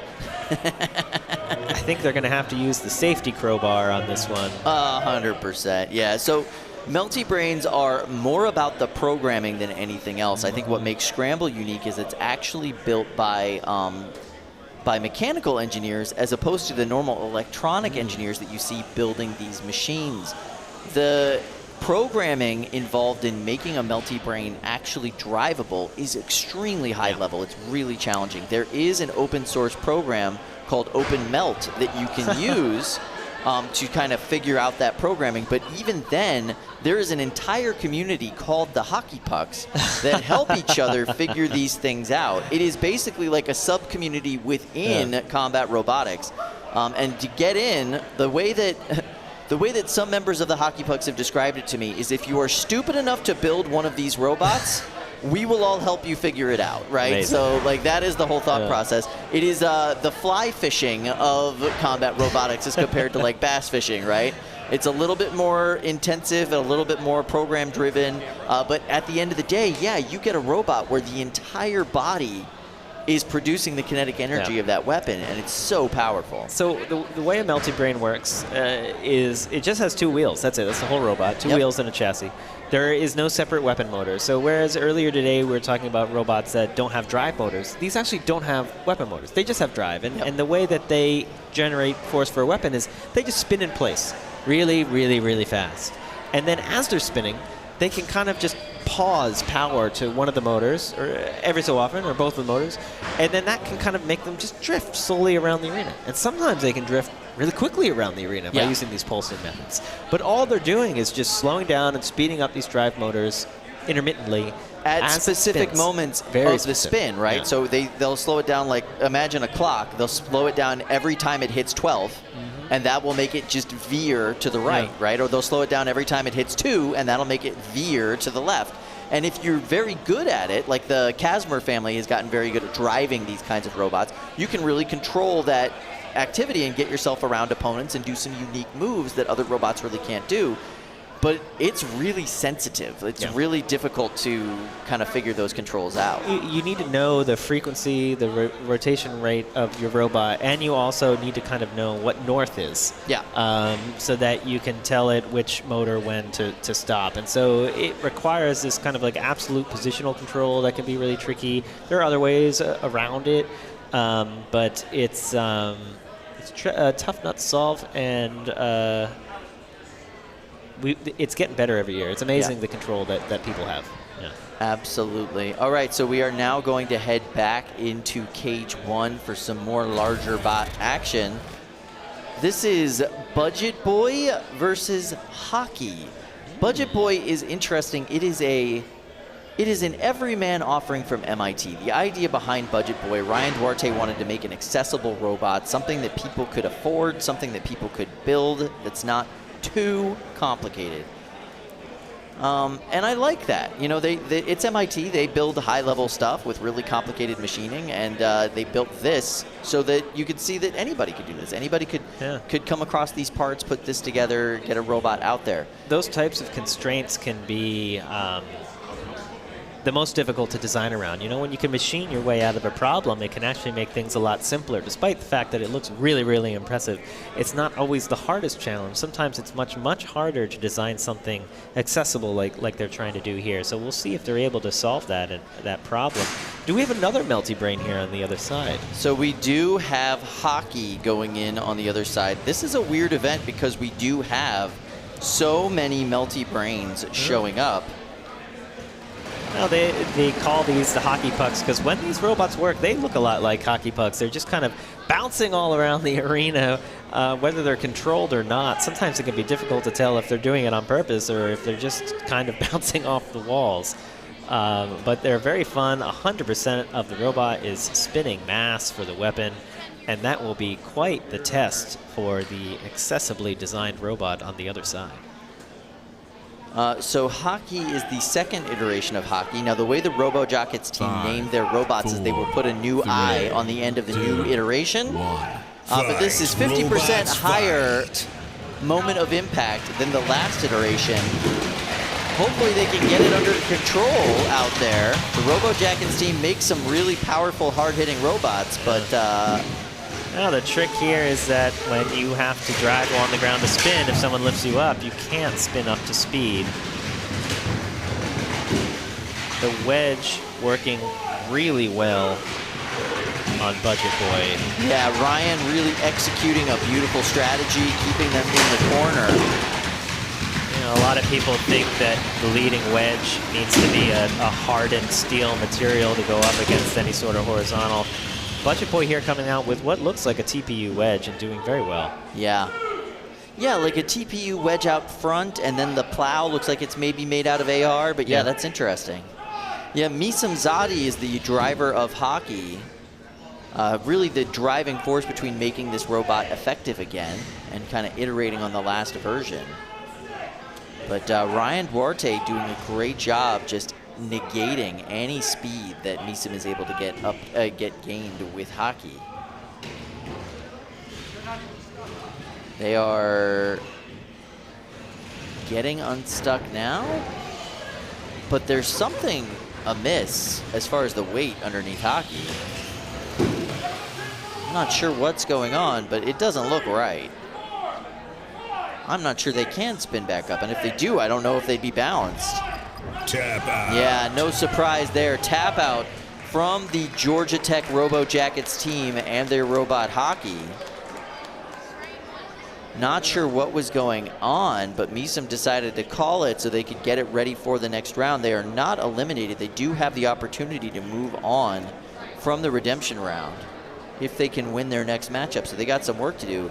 Meanwhile, Ryan Duarte racking up a win with his accessible robot, Budget Boy.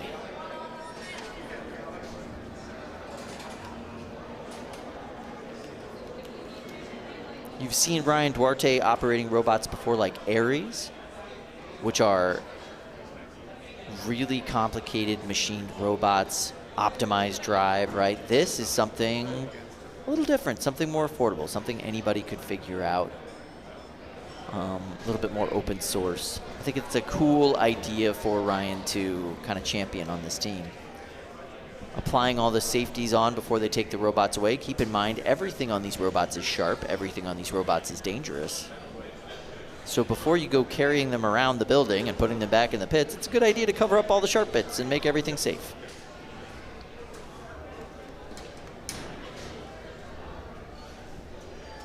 All right, so we are cleaning up in the cage, getting it all prepared for the next fight. Our cage crew has gotten this down to a science.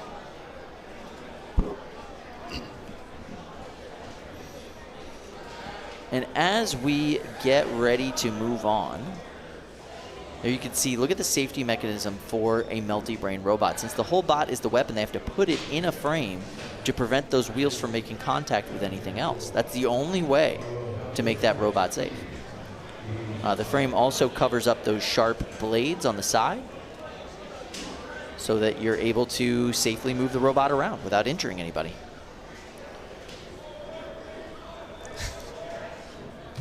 All right, ladies and gentlemen, joining me at the desk for the first time, a new member of our announcing team. Richard, it's good to see you.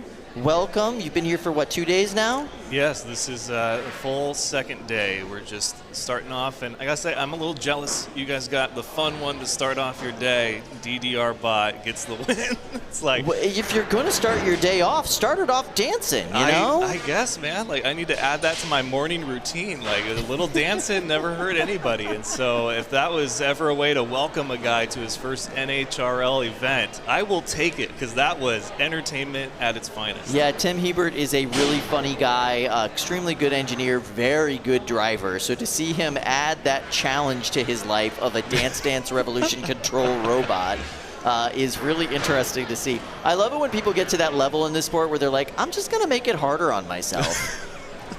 You know? Yeah, I mean, I like to challenge myself from time to time to be better, but I've never once thought, you know, maybe I should really just add a DDR mat to my routine for whatever reason, whatever aspect of my life. So that was great. And a win over an MIT bot. I was like, this could not get any better. It's a good day. It's a good day. All right, well, welcome to the desk. We are now going to head over to Cage 4 for some more bigger bot action. Let's see what we've got going on over there. So in Cage 4, what is that? Oh, there we go. That's Thwack, and then down there is Desserts. 5, 4, 3, 2, 1. Fight, robots, fight. Here we go. Ooh, big hit there by Desserts. And kind of flips itself on its head there. Might be, I don't want to say in trouble because they're still moving around just fine, but Thwack, a little hesitant. Okay, Desserts back on all fours the right way. Yep. And a big hit there. Really, Desserts should be called Thwack at this point. It's given some thumps there. Oh, nice one there by Desserts. Yeah. So Desserts is brought to you by UT Dallas Builder. Ohm Darva, amazing robot, and getting some huge hits on Thwack. Did you say all 3 courses and now Dessert? Absolutely. Now Desserts actually is named because Dessert spelled backwards is stressed. And they're currently pretty stressed up there on the side rail. Wow. They are not able to get moved. They have called for an unstick, but that's a difficult place for Flo to get the unstick. They're going to have to smash that wall in order to jar them loose. Ooh, I don't know if that's going to work. There it is. There we go. Are they able to roll? There we go. Back on the floor. Desserts is still in the game. But no movement. The anticipation is building right now.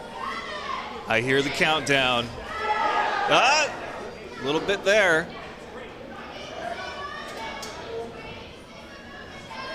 Yep, they're calling for movement. I'm not seeing anything. Man, what a turn of events for Desserts here. Oh, they are alive! It's alive! So we are down to the last 52 seconds in this matchup. Countouts have started again. It's like they're teasing us at this point. Don't think they'll come out of this one, though. Oh! They made the cut! It was down to 2 and 1. Oh, and knockout. All right, so that means Thwack goes down into the redemption rounds. Dessert moving right along. I thought they just made it. She was at 2 and then it moved again. Oh, sometimes I'm glad I'm not a judge or referee. This one will be a little tough because, well, if it was a judge's decision, I should say. All right, so we are going to swap right over to Cage 1. We're already set up. We've got Fricopath up there in the pink corner and Marshmallow down in the lower right-hand blue corner. Fricopath, brand new robot with an overhead bar spinner. And Fight, robots, I don't really know how to describe Marshmallow. It's fluffy with a big vertical death machine attached to it, I guess you could say. Look at that initial hit. That was a great initial hit. Fricopath, I don't know if they're doing more damage to Marshmallow or themselves right now. They need to settle down. Wow, so look at the blades on Fricopath. They are askew and off balance now, sending themselves careening across the box. And yeah, no surprise there. They can't really spin without hurting themselves. Fricopath taps out. So a knockout and a tap out. Fricopath, I spoke to this team earlier. It's a father-son team. 2 months ago, neither of these robots that they brought today existed. He basically told his dad, hey, I registered for this thing and you're going. Build a robot. And here they are with jerseys and everything. You gotta love the dedication. Yeah. But not a bad first build for a robot. Maybe go with like an actual hard steel weapon? Maybe. But other than that. The name is fitting, but I just would have liked a little bit more. Oh yeah, look at the guts, like stability. Just taken out on the side there. That's graphic. This is a graphic shot that you're showing us here, guys. That's gross. Viewer discretion advised for what we're seeing in the cage right now. Cool design for a robot. A few things I would tweak, specifically maybe the material for that weapon, and something to keep the batteries in. Yeah. Always helps. You don't want your batteries all the way across the arena in the corner. No, you do not. That is not ideal. So Okay, there's one. They just picked one up. big congratulations to Marshmallow. Clearly the spinner is working well on that. Now, from what I understand, Marshmallow will at some point in the future have a flame component to it, but for now it's just working its way through all of the different components of the robot, so it's got the spinner. And you know what? I think they've got that pretty well dialed in. I think That's they working did. pretty good. So now on to the flamethrower, I suppose. It feels like That's probably going to be next event, but yeah, they are working great today. That was impressive. well. So congratulations to the Fricopath team for making it to NHRL, getting through safety, getting a bot that actually worked and into the box. And I'm sorry that you have so many repairs to do. I hope you brought some spares. That thing looks terrible. Yeah. The battery was intact. Yes, it was. So there's a silver lining here. But yeah, welcome to NHRL. I'm glad you all made the trip, and that's how that goes. So yeah, welcome. We're here. I'm joined by Richard. Richard, it is so good to have you at the desk. I am very entertained so far today. I think it's been a great start to my first official NHRL event. And a knockout, a tap out, guts everywhere of a robot. Yeah, you got to see a full-on evisceration right there. So not a bad way to start off the day. No, not a bad way at all. And I'm excited for what's to come. There's a great slate of fights that we're going to have here this morning. And I get to sit alongside you for part of it and break myself in, I guess you could say. Now, some matchups that we have coming up in the 12-pound division that I'm pretty excited about today. We still get to see the multi-bot configuration of Minan and Plusle. Yes. This is a robot combat team that has been getting better and better each event. Minan and Plusle are two hub motor spinners with treaded wheels, and they are themed after Pokemon, which is always fun. Yeah, I actually talked to Zoe for a bit. She's like anti-belt, but that doesn't apply to the actual tracks. No, the treads don't count as they belts. don't count. Yeah, they don't count. That's a Maryland team, and Maryland's starting to get this like kind of design ethos as a state where everything has to be a hub motor, and the tracks are becoming a lot more popular than the wheels. Yeah. Which I like. I think it's really effective. But yeah, it does mean that you start to get a bot where you see them and you're like, oh, that's clearly a Maryland bot, which is cool because you have that now for like a Brazilian. You see a Brazilian bot, you're like, I know what that is. That's a bot from Brazil, you know? Or like, oh, somebody built a Brazilian style robot. You're now kind of getting that same aesthetic for the state of Maryland, which is cool. That's something that's really sprung up in the past 2 years of them iterating, designing. They have their own test box there now, so a lot of people will travel there to test their robots and test new ideas. So it's really cool, and Zoe is one of the big driving forces behind those iterations and those changes in Maryland. She knows her stuff. She was walking me through the bots, and I said, okay, so you don't do this way because you like it better like this, and you don't do this way because you like it better like this. So that's a strength, that's a strength, that's a strength. Is there a weakness on this bot? And she's like, no, not really. Not really. Yeah, they've gotten past that point. There's stuff that'll break, but there's no weaknesses. All right, we are going to go directly into Cage 1, where we are going to see one of the most experienced members of the 12-pound division. That's right, this is Pete Covert and Nightcrawler. They're going to be doing a little target practice up against target practice in this round. I see what you did there. You like it? You like it? Nightcrawler, storied robot, long history in this sport, and now a long history here at NHRL as well. Pete is just one of the guys you want on your team. He is smart, he is thoughtful, and his robots always work beautifully. Target practice. There you can see them down in the lower right-hand corner. Newer entity, a lot of new bots and new faces at the event today. How are they going to hold up against the experience of Pete Covert and Nightcrawler? We'll find out today. Yeah, this one, I didn't get a chance to talk with these two teams yesterday, so this is going to be all new for me. I'm very excited. Both bot designs, though, they look solid, so this should, for all intents and purposes, be a great matchup, but we'll see. We'll let the bots do the talking in the box. So David Clemente, he's from Athens, Georgia. This is his first event here at NHRL with target practice. But Nightcrawler, this is their 9th event. They've got a 16-13 record, and most of those wins that they have come from knockouts. That's 12 knockouts in their career. Only 3 judges' decisions in their career. So expect a lot of damage with that giant drum. Both teams look confident and calm for the fight. Of course, that's what you want. Nerves can probably kick in right about now as you're getting ready for the first fight of the day. So target practice comes from UGA Robotics.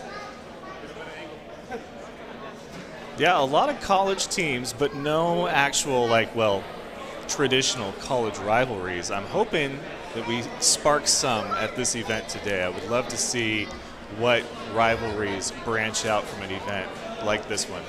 All right, so this is the description of target practice. The bot uses material from a shooting range target for about a quarter of its material. Also, we snatched up freshly minted high school graduates before they could taste freedom and immediately put them into work in the CAD mines designing this robot. You gotta love that. That you do, and we see them doing some last-second tweaks here. So AR-500, typically a material that we would use for armor packages or a weapon package on a robot. Also very commonly used as a target practice material at shooting ranges. And you know it's good because it has 500 ARs. Yeah, you want the 500.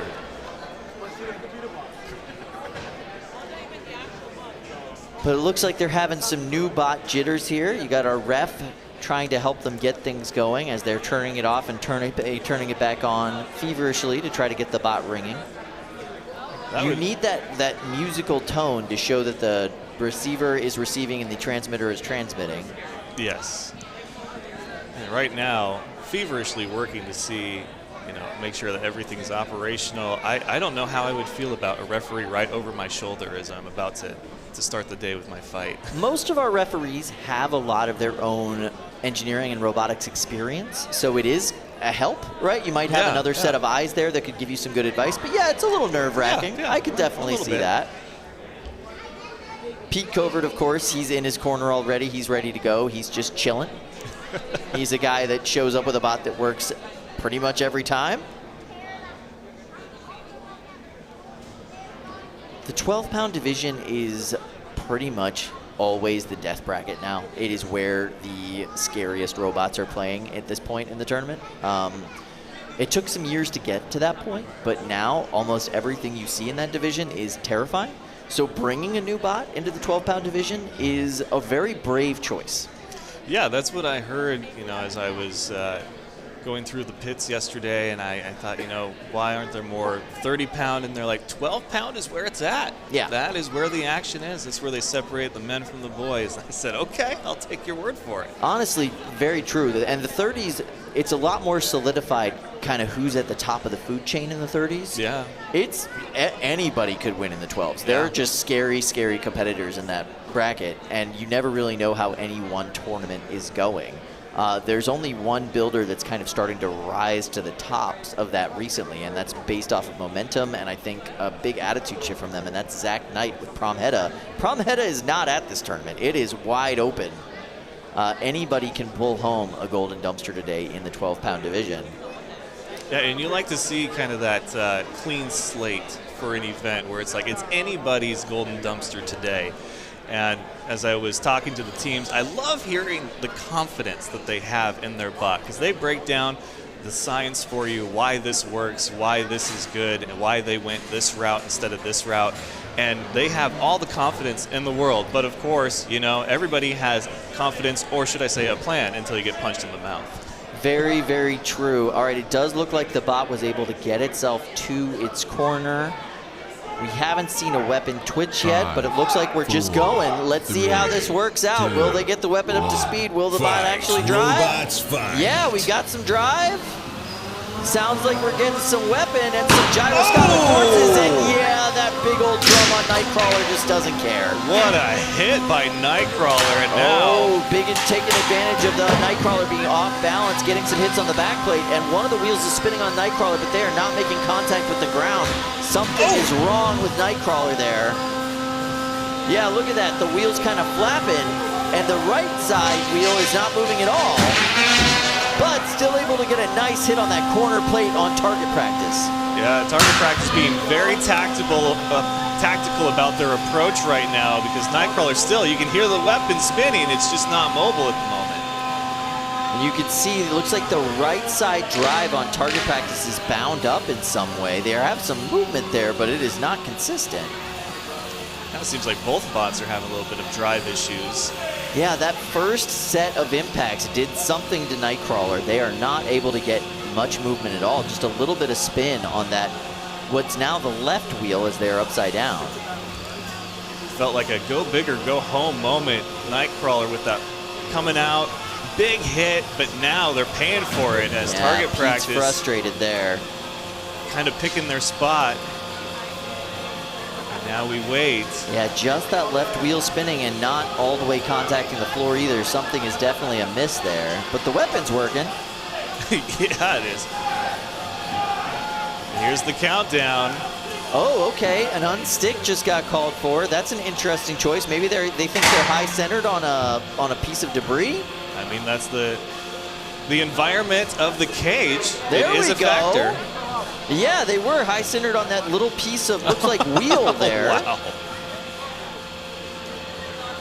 Could be a part of the wheel from, and you can see the drive belt off on the left side there of target practice. I was just going to say, you can see an exposed belt there on target practice as they have a little difficulty moving around and maneuvering in the cage. Almost ran back over that piece of tire. Glad they were able to avoid it, so they still have some mobility with 42 seconds left in the matchup. A little love tap there by target practice. Yeah, hard to deliver the weapons at full speed now without the drives working.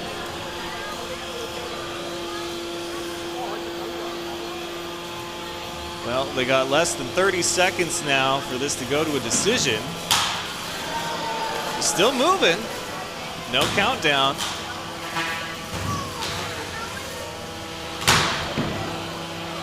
Another good hit there.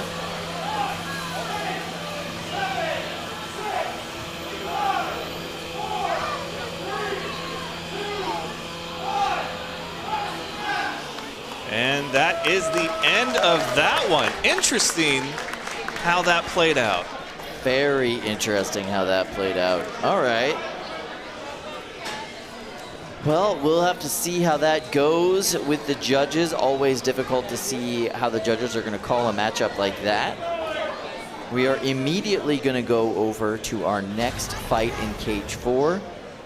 This is Torrent versus La Makina. I like how you said that.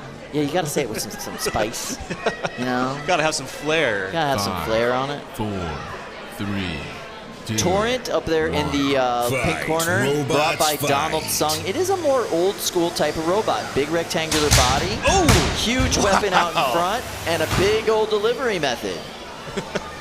La Makina is a little bit more of a modern take on the robot, right? Pocketed design, big disc weapon. I like how you casually mentioned the big weapon of Torrent as it's delivering big punches. I will say this. I have now watched Donald drive at a lot of events, and he is very predictable, right? Yeah. He's going to be a little bit cautious, and then as soon as he sees a good angle, he's going to just rush in and smash you. It is like he's got good good programming with his reflexes. He knows exactly when to take his hits. It is one of the reasons he is so deadly in this box. As long as he's got a little bit of control of the pace, you can expect big hits from Donald Sung. Super talented guy. Fun fact about Donald, used to be roommates with Jamison Go back in college. And was involved in this sport like 10 years ago, took a huge break, came back here last year just to try it out, see how it felt, and has seen a ton of success. Immediately got scooped up by one of the biggest teams here because they were like, we see some skill here, you should join us. And he's been absolutely crushing it on this team, loaning bots out to people, experimenting on new techniques with them. So it's cool to see this kind of 10-year-old ethos brought to modern technology, modern construction methods, and that driving style of his has been very successful here. So Donald is odd in the sense that, yeah, he's kind of a rookie, right, at NHRL, but he's got this whole realm of experience from 10 years ago that still kicks in. It's cool. He's an interesting guy to see at this event. Kind of makes you wonder what stories he's got about JMO. You know, from back I've in the never day. asked. Never? No, How do you not ask that question? I feel like that might be the least interesting thing about Donald, but it is. I do have some curiosity about what that dorm room culture was like. Yeah. I'd imagine it was a very studious place. They were just both focused on their CAD, designing things. For sure. Maybe getting up on the bunks and just attacking each other with robots down on the floor. We don't talk about that. That's definitely a violation of all safety codes in the dorm room. That's way worse than a George Foreman grill. Yeah, we do not condone any sort of activity like that at school campuses, just so we're clear. All right, so we are here in the opening round of the 12-pound bracket. That means we are advancing through the prelims to see who qualifies for the prime time tournament. If you win twice, you get into the tournament. If you lose twice, you go home. So if you win in this first round, you either get sent up into the cusp, or if you lose, you get sent down to the redemption round, where you have one more chance to advance. Double elimination. Sort of. It is like not a true double elimination tournament, but it is a definite double elimination seeding for the tournament. Yes, yes. But we've got some amazing robots in the 12-pound division. Still to come, we're going to see Minan and Plusle. We're going to see Downpour versus Bigish. Really excited about that matchup. Yeah, I had a chance to talk with the team for Downpour yesterday. They are very excited to test some durability things in this tournament. And they're going to try some different techniques. I mean, that's what tournaments like this are for, you know? If you want to try something new, why not? Absolutely. There we see the pits at this stage in the day. Everybody is still settled in now. They've got their flow. They know what they need to do as far as getting through their next fight. They knew who they're seated against. Such a beehive of activity. Absolutely. The pits is really where this competition is won or lost. The work that you're able to put in there and the preparation that you're able to put in there is 9/10 of what you have to do once you get down into the actual arena. It is a difficult place to put in work. There is so much going on around you at all times. But I will say you will find a lot of kindness there. You will find a lot of people willing to help you out, loan you tools, and just loan you ideas as you go through your day. And sometimes a spare weapon belt or even a weapon motor if you need it. It's the one thing I've always loved about combat robotics. Is it's like, it's not, you know, everybody against each other. It's just like, oh, hey, do you need one of these? Or, hey, I saw you could use something like this. What about this? Here's a tool. Here's armor. Here's a battery, you know? And it makes for great competition, you know? Absolutely. The real competition's in the cage. It's they not want at to the see tables and the want to pits. see a good fight. They don't want to see you failing because you don't have the right part. So we are now going to go on to another good fight. These are two new bots. It's going to be Traino versus Murder Burger. Murder Burger.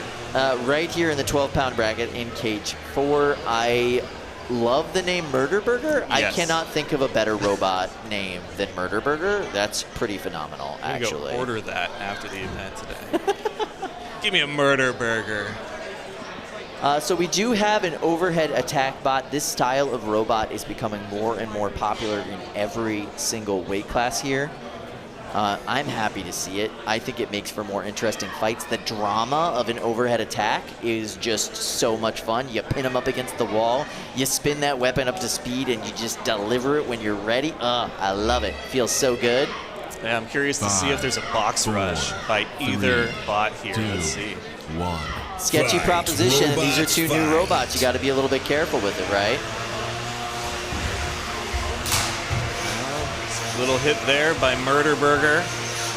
Looks like he's trying to get around those forks.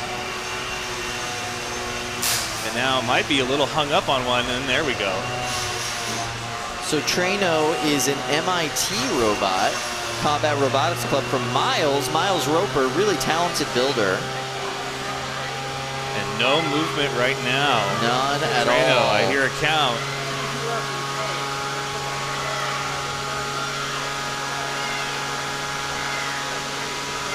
You got it. And then we've got Murder Burger brought to you by Cage Budinsky. Yeah, there we go. Knockout. Wow. Not the kind of knockout I was hoping from a bot called Murder Burger. No, definitely not. But still, winning its first fight here. University of Cincinnati bot, and when I talk to those guys in the pits, it's very much them versus the world when it comes to the other college teams. Absolutely, yeah. We have a couple of members of this team that have gotten really, really good, and now the entire team has got a taste. They want to win. Helping out on the team and helping to run that makerspace. There you see him right over there, Jake Hoffman of Maximizer. He's become the de facto mentor for this team, helping these guys up their ante and build more and more powerful machines. We see some really interesting designs, really strange robots coming from them. Murder Burger, a little bit more on the, I'd say, meta of the design, but obviously pulling out the win today. Gotta love that.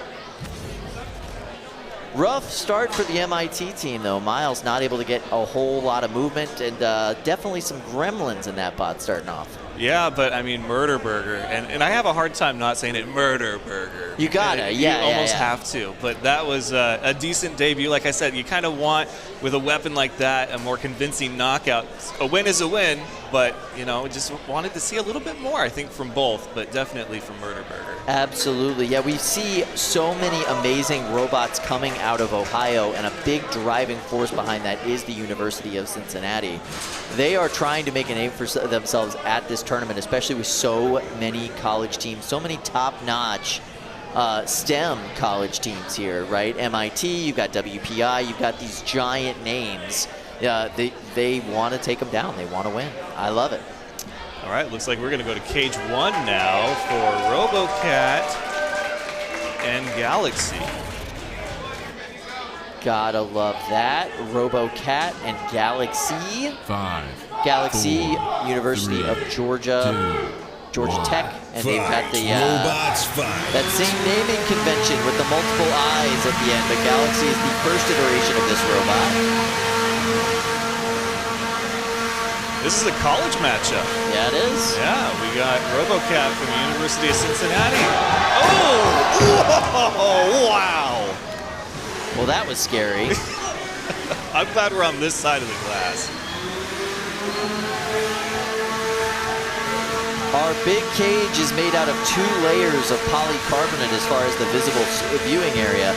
It is thicker on the outside and thinner on the inside to absorb all of these impacts. Jeez. And these bots are just dogfighting it out here. Oh yeah, I love it when they hit the side rails. Is there a snowblower in there? There's just white stuff RoboCat spewing getting everywhere. juggled over there in the corner. Galaxy doing its job. I mean, Galaxy has fought a near-perfect fight to this point, but now both are having some driving issues. Yeah, it looks like there's something bound up in the shuffler mechanism on the left side of Galaxy, really causing them to only be able to turn in that leftwardly direction. Wow. And a chunk gets taken out of the floor. Yeah, and RoboCat basically did that to themselves, just trying to get into position. They have called for an unstick. Everybody gets 1 unstick per matchup. Attempt, I should say. Not necessarily successful unstick, but they do get 1 unstick attempt. Well, Galaxy's just patiently waiting. Like I said, they've had a near-perfect fight so far. And wow, now, beautiful job with the unstick there from Flo, the house bot. Well done, and they just did right the back thing to again. it. They just did the thing again. Yeah. They are right back on top of that weapon in the armor package, and they are tapping out as you would expect. The thing is what we call it when a robot has a position that they can get into that they cannot get out of. Inevitably, you will find that position in a combat robotics fight, and we call that doing the thing. And in that particular case, RoboCat did the thing not once but twice, and that is a death sentence because you can get unstuck once, everybody gets one, nobody gets two. So there they are, stuck doing the thing, unable to continue, and tapping right out. University of Cincinnati Combat Robotics branded on the back for everybody to see, upside down because they are in distress. Yeah, but how about MIT and Galaxy doing their thing, which, I mean, I didn't even see what looked like any kind of damage on the bot, despite there being a few blows exchanged, but really a near-perfect fight. Yeah, it's a tap-out, but, I mean, it very easily could have been a judge's decision if they went the distance, and I would have favored Galaxy in that one because, I mean, they just had a really great fight. They needed that one today for the MIT team. So this is the RoboJackets team, University of Georgia. RoboJackets is, so this is their first iteration of this bot. The weapon system is a lot more suited for a 30-pounder than a 12-pounder. The weapon disc is 8 5/8, so they can just say that it's 1/8 inch bigger than the 30-pounder phenomenon. I think that's hilarious, but that is why they have to use the shufflers to get their weight bonus on this robot.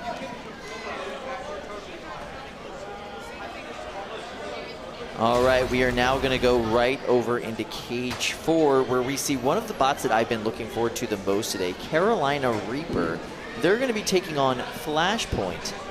Flashpoint down there in the blue corner, you can see that vertical spinner. Carolina Reaper, a little bit more unique than this. It's a strange looking bot. We'll get to that. There you see it right there. Big wheeled design. 1.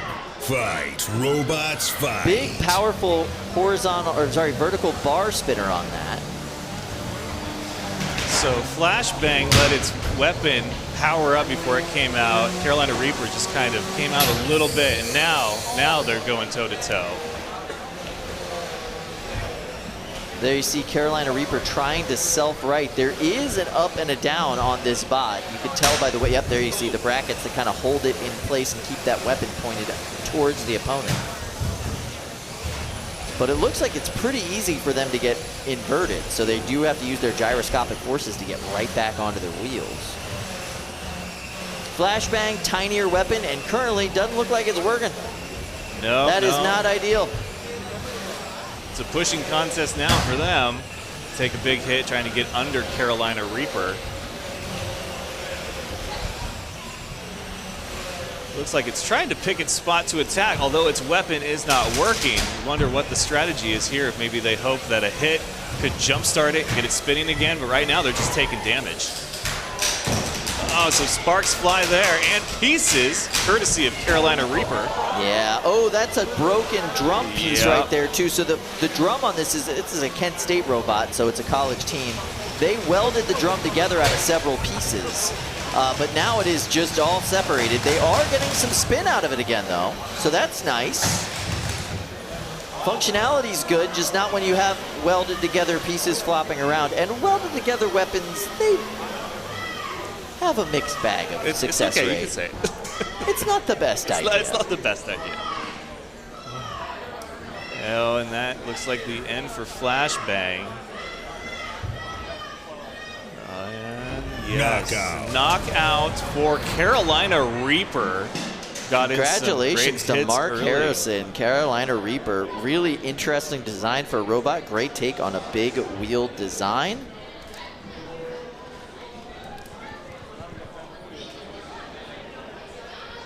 He describes his robot as inspired by Huge, but not quite as huge as Huge. Not quite as huge as Huge. I could see that, yeah, you know. I do love a good 12-pound big-wheeled robot, though. It seems like a great weight class for that, and look at the damage they did to this weapon. You said it was a weapon that was pieces welded together, and now it is simply in pieces inside the cage. Yeah, so, you know, you try to save money. Rather than machining one giant piece of, you know, high-strength steel or something, you know, S7 tool steel, for instance, you would just take several plates and weld them together into a weapon into shape that you want. It's a creative way to do it, and there are ways to do that effectively. welding them together is not necessarily the right way to do it, because that's not the best for high impact scenarios, which is all you're using a weapon for, right? Yeah. Maybe a bolted through system, we've seen that work before with the plates. We've seen a lot of like sandwiching systems work with the plates.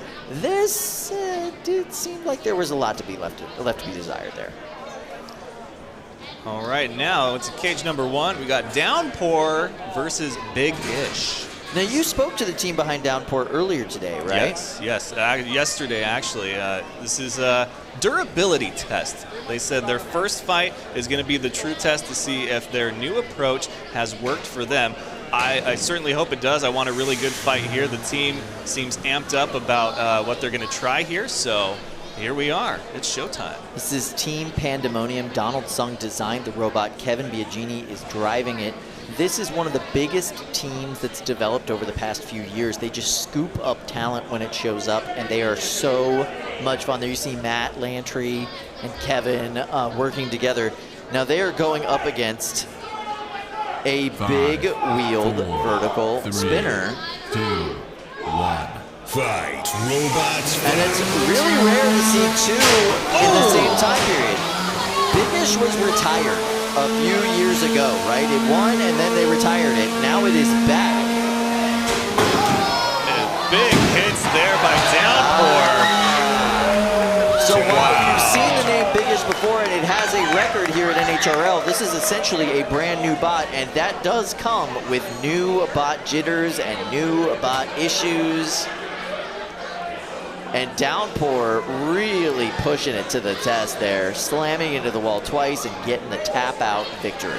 They were raining down with hits on Bigish there, and I'm not going to say that that was a successful durability test, but if they were testing their weapon, I'd say, yeah, that was mission accomplished.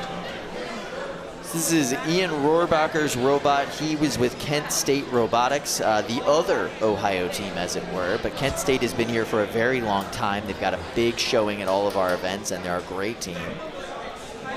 Bigish was one of their most successful robots a few years ago, and boy, did it not.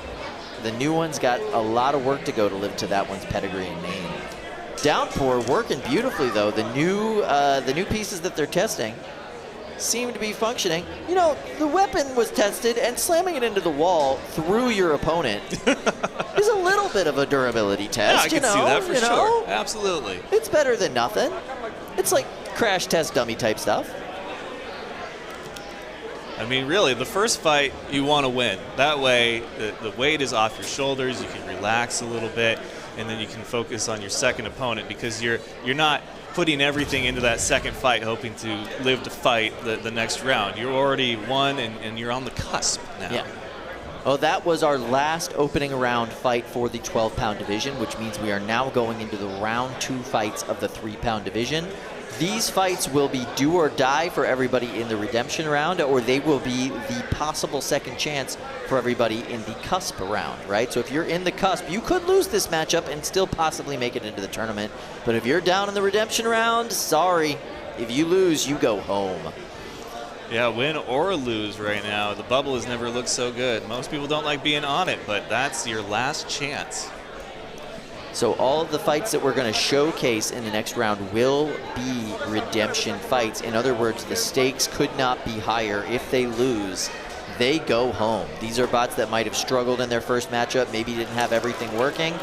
The work they did in the pits will determine whether or not they actually make it through to the next round. So if you're a builder with a bot that's in the redemption right now, looking at possibly another loss, I mean, if you lose your second one, like, what's your takeaway from this? The catering was nice, the coffee was good, the people were nice. I learned the 5 things I designed incorrectly on my bot to begin with, and now I'm going to go home and fix it. Or maybe I'm just going to stay in the pits all day and fix it, and maybe get in a rumble or like a fight with your friends later to, you know, test some things out. But yeah, that's all it is. This is still a great experience no matter what. The food trucks are great, the people are cool, you can grab some cool stuff from the merch area, the catering's good, the coffee's decent, you know. There's reasons to come here other than winning fights.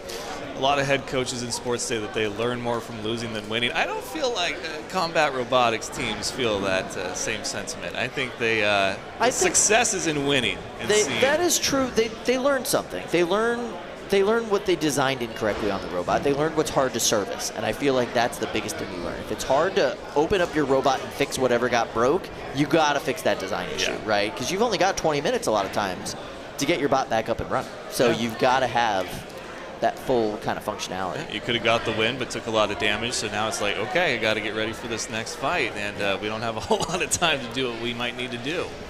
That is absolutely correct. All right, so we are heading directly into Cage 2. 5, 4. This is 3, Drum Gun 2, versus YT 1. Harder. Fight, robots. YT Harder. YT Harder. What? Because you gotta. Okay. So Drum Gun, ironically, the one with the drum. Really? What gave it away? YT is the undercutter spinner there. With a big Triangular hit shape. on Drum Gun. Drum Gun having some drive issues, but it sounds like YT is doing a little bit of maintenance on our floor, leveling things out for us. Oh, big hit there. Drum Gun sending YT Harder across the cage. And now it looks like both bots maybe taking a little bit of a breather from that. YT Harder trying to pick its spot. Oh, and there's a big hit from YT Harder. Sends Drum Gun across the cage. So both bots have exchanged big blows here, but both having their share of issues with the driving and trying to find that right angle to attack.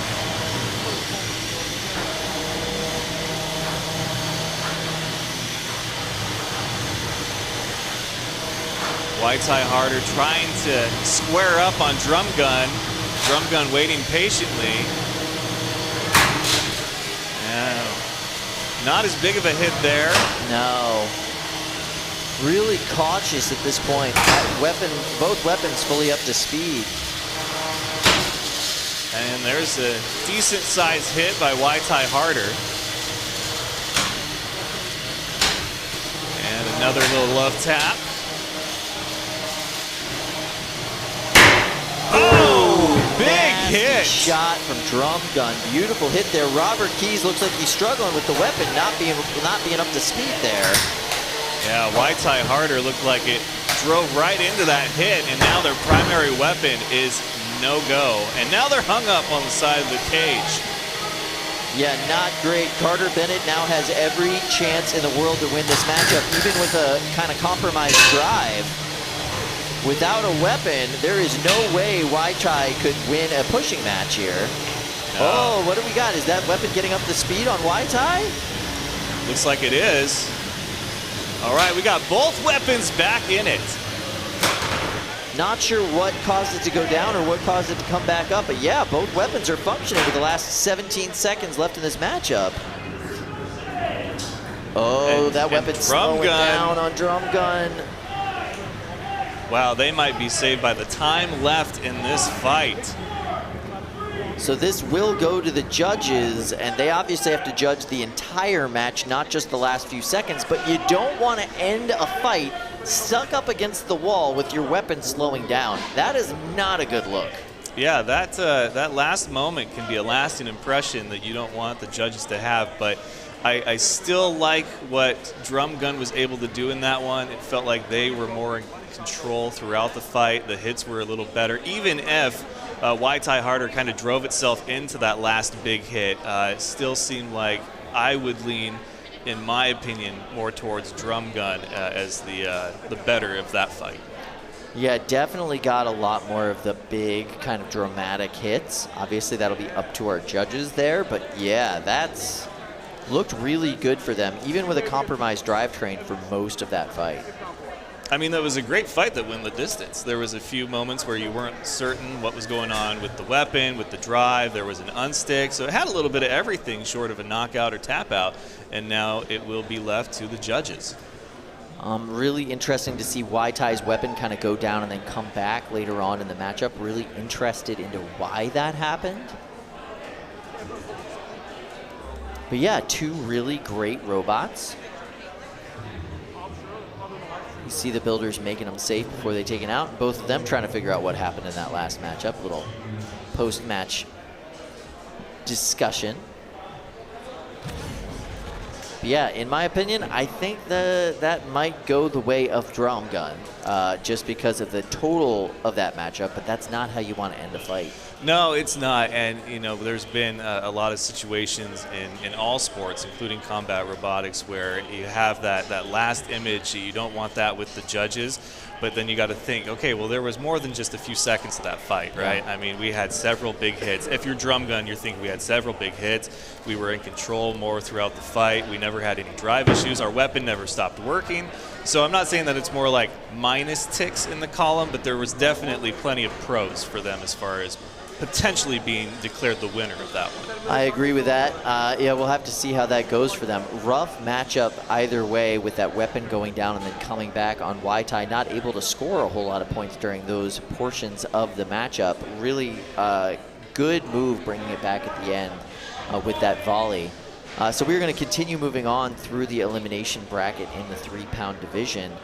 Some interesting matchups coming up here and bots that you kind of wouldn't expect to see. We had a few big upsets. But one guy we're not going to see in this one is Chubby Unicode. Really? Well, yeah, it went up to the top bracket. He won his first matchup while dancing on a pad. I know, I just wanted to hear you say it because I still can't believe it. Possibly the weirdest start to a day we've ever had at this tournament. I love the fact that that's how he started his day, dancing on a pad and winning fights. But yeah, I don't even think he was expecting to win that matchup. Tim's a phenomenal driver with his hands. Like, to start the day off like that, you go in with so many questions about, like, how is this bot going to work? Like, literally, how is this going to happen? And then for it to get the win, and I just wanted to see if you could say it with a straight face that we're not going to see him because he won and is going to move on. And it's like, wow. Yeah, it's the most bizarre thing. And it worked beautifully. Like, hitting straight, went straight, turning right, turned right, full speed, turning left, turned left, full speed. The weapon went the entire time. And those hits, like, they were good. They were great hits on that other bot. I am completely blown away by Chubby Unicode. It is the most bizarre and awesome robot. And speaking of which, we are going to see a Chubby Unicode fight in Cage 2. But that is not... That's the Rock Band drum setup. That's not the DDR That's setup. the Rock Band drum set? With the foot pedal and the drums, with the colors. Wow. I don't understand. I'm speechless. I don't understand. And he's got the sticks.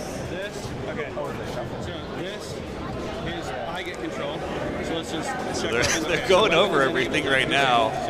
There's a game controller and drumsticks cage side right now, Kyle. And look what seriousness Tim has with this stance. So this is a cusp fight, right? Tim won his first fight. So if he wins this one, he's automatically in the tournament. If he loses, he still gets another chance down at the bubble.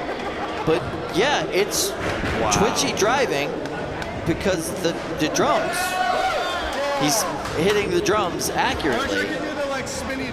So, as a former drummer, I have so many questions right now. I want to know if it's like a drum roll to get it full speed charge across the cage, if it's like a drum fill that makes the weapon work. Like, my mind is going 1,000 miles an hour right now. None of this feels appropriate to me. That's what I know. I am on the edge of my seat and glued to our monitor right now for this. He's counting us down to the fight, ladies and gentlemen. Robots fight. I love this. Big hit there by Anomaly. Chubby Unicode, though. Looks like he is doing some drum fills there to drive the bot. And it does. It spins the bot to the left or to the right. And then he's able to hit the 2 in the middle to kind of tank drive going forward. Wow. Yeah, that's... And a big hit by Chubby Unicode. I And feel another. very unsettled by how good this works. How... That's... He just lined up the shot with the drums. Wow.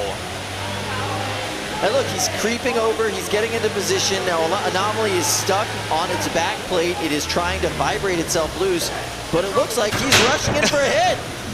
And he does a drum roll to charge at the bot. Viewers at home, like this, you are witnessing something special right now in the cage. Both Kyle and I are having trouble finding the words to describe what we're seeing in action. Anomaly is stuck in the corner on top of its weapon. Very difficult place to get out of, so they have called for an unstick. Tim has been kind enough to give him the space to do that, and now he's coming right back in for the And attack. Weapon to another. weapon impact, baby. Big hits from Chubby Unicode. Wow. Chubby Unicode is delivering some punishment. Now let's give a little bit of credit here to Anomaly, a new bot, Ryan D'Angeletti. It's from Atlanta, Georgia, first event, already got a win under its belt, doing really well, but like, Wow. yeah, they've been having a hard time here going up against this vertical spinner controlled by a toy drum kit. Chubby Unicode was able to self-right, but now it looks like, okay, and there's movement again. I was concerned that they didn't have any movement. No, he's just lining up the shot. He thinks they're going to get counted out on their back plate. He's just leaving it because they're out of unsticks. They could get counted out right now if they can't vibrate themselves loose. So that's a knockout. Wow. That's the second win of the day and the second method of control of the day. Chubby Unicode. And up against a really powerful new bot in Anomaly. Ryan D'Angeletti from Atlanta, Georgia built a beautiful machine and just lost to Tim Hebert playing drums. Tim can hardly believe it. Did you see the He's expression in on the his bracket face? now. He's made it He's into the in. tournament. Oh, wow. He's probably going to be high-seeded in the bracket. Which, by the way, if Chubby Unicorn was just high-seeded in the bracket, okay, fine, that makes sense. Great bot, phenomenal record, Tim's a phenomenal driver. The fact that that translated to not only a DDR pad, but now a Rock Band drum set. Like, wow. I have no words for how ridiculous this is. I was having a hard time deciding which screen to watch, if I wanted to watch him playing the drum pad, controlling the bot, or the actual fight in the cage between the Now, bots. as a drummer, Richard, how's his technique? His technique was fantastic. That's- I can tell he's been practicing his rudiments, but I would not want to go up against him in an actual Rock Band game because he's got skills. He can throw down. He's got chops, Kyle. Wow, that was absolute insanity. I was expecting it to be fun. I was expecting it to Absolutely. be silly. I was expecting it to be a good time. I was not expecting him to pull out 2 wins with 2 completely different modes of control. With that, he had to do the drum roll to do a box rush. Boom! I cannot Wow. believe what we just saw. And this is an experiment. Like Tim told us yesterday, I don't know if this is going to work. Maybe it will. Maybe I'll have to go back to doing a normal controller at some point in the day. We'll see how it goes. This is one of those moments where it's like he's just having too much fun out there. Like there is such a thing as too much fun, and not only is your bot working, but it's no longer gimmicky. You're winning fights, and you are in the tournament. There he is, the man right there. I cannot believe that Tim and his team have pulled this off, not once, but twice, with 2 completely different controllers. This is absolutely crazy, and very different methods of control, right? He was stomping on those D-pads to Yeah. get them to like go forward, go left, go right. But this, he had to actually play. Like, he had to get like rolls going and trills going to like get the bot to turn and get the bot to go forward. It was a much more complicated control method for this. I have to see if he'll let me drive it at some point. Like, not obviously during the tournament, but it's like I want to drive this with the drum pad from If Rock he gets Band. eliminated, maybe he'll have time to let you do that. But at this point, I don't know if he's going to get eliminated, right? We're going to go into the single elimination tournament next, and he's now at the top of my list. Chubby Unicorn would have been at the top of my list anyway as far as a robot to win the day, but that's crazy. Like, absolutely crazy. I don't know what to think about any of this. I do. Hashtag Chubby Unicode. That's going to be what we see trending today as we get ready for Cage 2 fight. I love Tim Hebert. I love Chubby Unicorn. Chubby Unicode might be my new favorite variant. We'll see. All right. We are back into the 5, redemption round. This 4, is Ghastly 3, 2, 1. versus Fight, robots, fight. Stress. Stress concentration. Yes. Stress concentration. This is the Rick Astley version of Ghastly, not the Pokemon version of Ghastly, which is also in the tournament today. Yeah, that wasn't confusing at all when I saw that. Yeah, there's some bot name list. confusion. You got, hundreds of bots showing up to a tournament. There's going to be some repetition there. It's fine. That's not good. So we got Ghastly stuck up on top of stress concentration. Very stressful moment for everybody. They've got to get unstuck by Brett. The unstick has been called. But this looks like it might have to be a human-aided unstick. I'm not sure if they're going to be able to get out.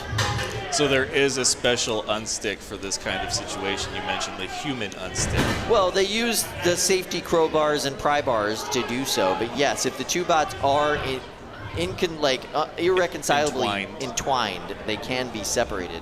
Now, there is some risk to that kind of separation, right? If they break your robot while they're separating it, okay, sorry. Like, that's... that we've had people come out of these unstick attempts with no weapons, with broken drive. It happens, right? Because you've got to apply a lot of force sometimes to get them separated. Yeah. And they have to do it safely. It's not like they're getting in there and being detailed with it because, it's a high-powered weapon. So they are doing it with these devices and doing it from kind of a safe distance, which means you might... There you go. And they're able to do that gently. So that probably did no damage to the robot, but yeah. That's the only way you get a human unstick, by the way. If you're stuck up against the wall, if you're stuck on the floor, you don't get a human unstick. You get human unsticks for your two bots are entwined. They cannot be separated. I saw the ref go in with the crowbar, and I was like, oh, this could be ugly. But no, it was a nice, gentle unstick. So now we are back to action. Ghastly, stress concentration. After a human unstick, they are exchanging blows now in the cage. Some nice hits there. Oh, another nice hit. Stress concentration. It was hard to see who took more and who gave more on that one, but both bots firing away. Stress concentration squares up and delivers a big hit on Ghastly. And now they're upside down, still able to fight. Ghastly trying to pick its spot now, take advantage of this. Delivers a hit there. Ghastly moves in. Near miss. There's a hit.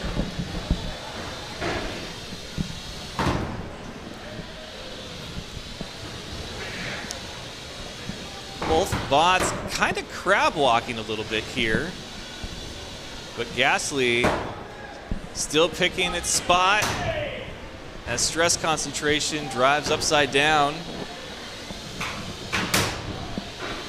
We are under 45 seconds in this one. Really, if it goes to decision, I don't know which side I would put my confidence in because both bots have had their moments in this fight. We're going to have to see what kind of moments they've got going left. Both of these robots are a little on the ropes in terms of their functionality at this point. 20 seconds left in the match. We're definitely getting a little more movement, a little more aggression out of Ghastly at this point. Stress concentration's just doing what it can to stay alive at this point. I think the halfway point of this fight, things really turned, and it went more in Ghastly's favor, but I'm thankfully not one of the judges and don't have to bear the weight of that responsibility. Well, we will find out soon enough what the judges have in store. I certainly have my favoritism going into that judge's decision, but we're going to have to find out what the official call is through the process we have. The judges' rubric at this point is pretty well dialed in. I'm sure it'll give some good clarity. For us, though, it is ours but to wait. Yeah, high stakes though. Winner to the bubble. You never love the bubble so much in sports, but the loser eliminated, sadly. Headed home. With a learning experience, I hope. Something taken away.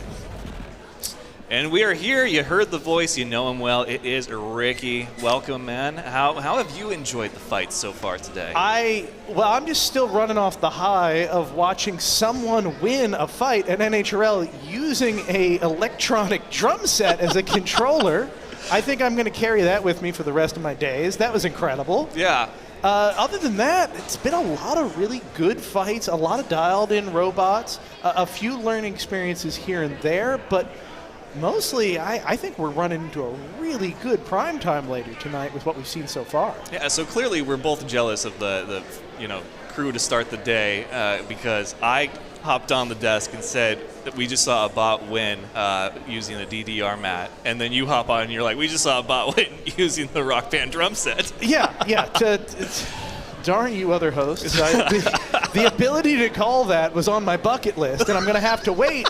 Well, we may have another chance later. That's very true. I don't know which method I prefer. I guess as a former drummer, the Rock Band drum set really appeals to me, but something about watching a grown man dance, so to speak, on a DDR mat and win a combat robotics fight. You got to keep in mind, Richard, too. I mean, you're not just hitting out like a regular beat here. Yeah. You're not tapping your hi-hat. You are drum rolling for like up to 90, up to 180 seconds, even more. It could be a full 3-minute match. It just happened to be only 2 minutes in that match, roughly.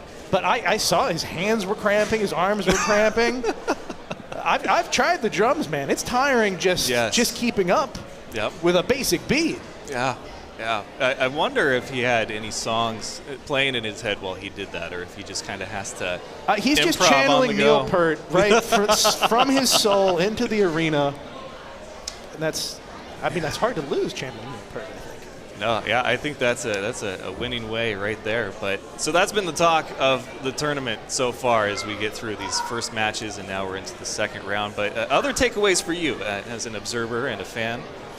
I think we've seen a lot of people that were a little nervous to come into the earlier fights in the season showing up this event. We had a flood of really prepared, really high-end robots the first few events, and now we're starting to get into people who are either trying new things or they're just getting their feet under them. I know there's a lot of college students here today. Yep. Each of these colleges is bringing their own competitive vibe, their own a way to play the game in the arena, and we're seeing some of those clashes come out with a bit of a rock paper scissors.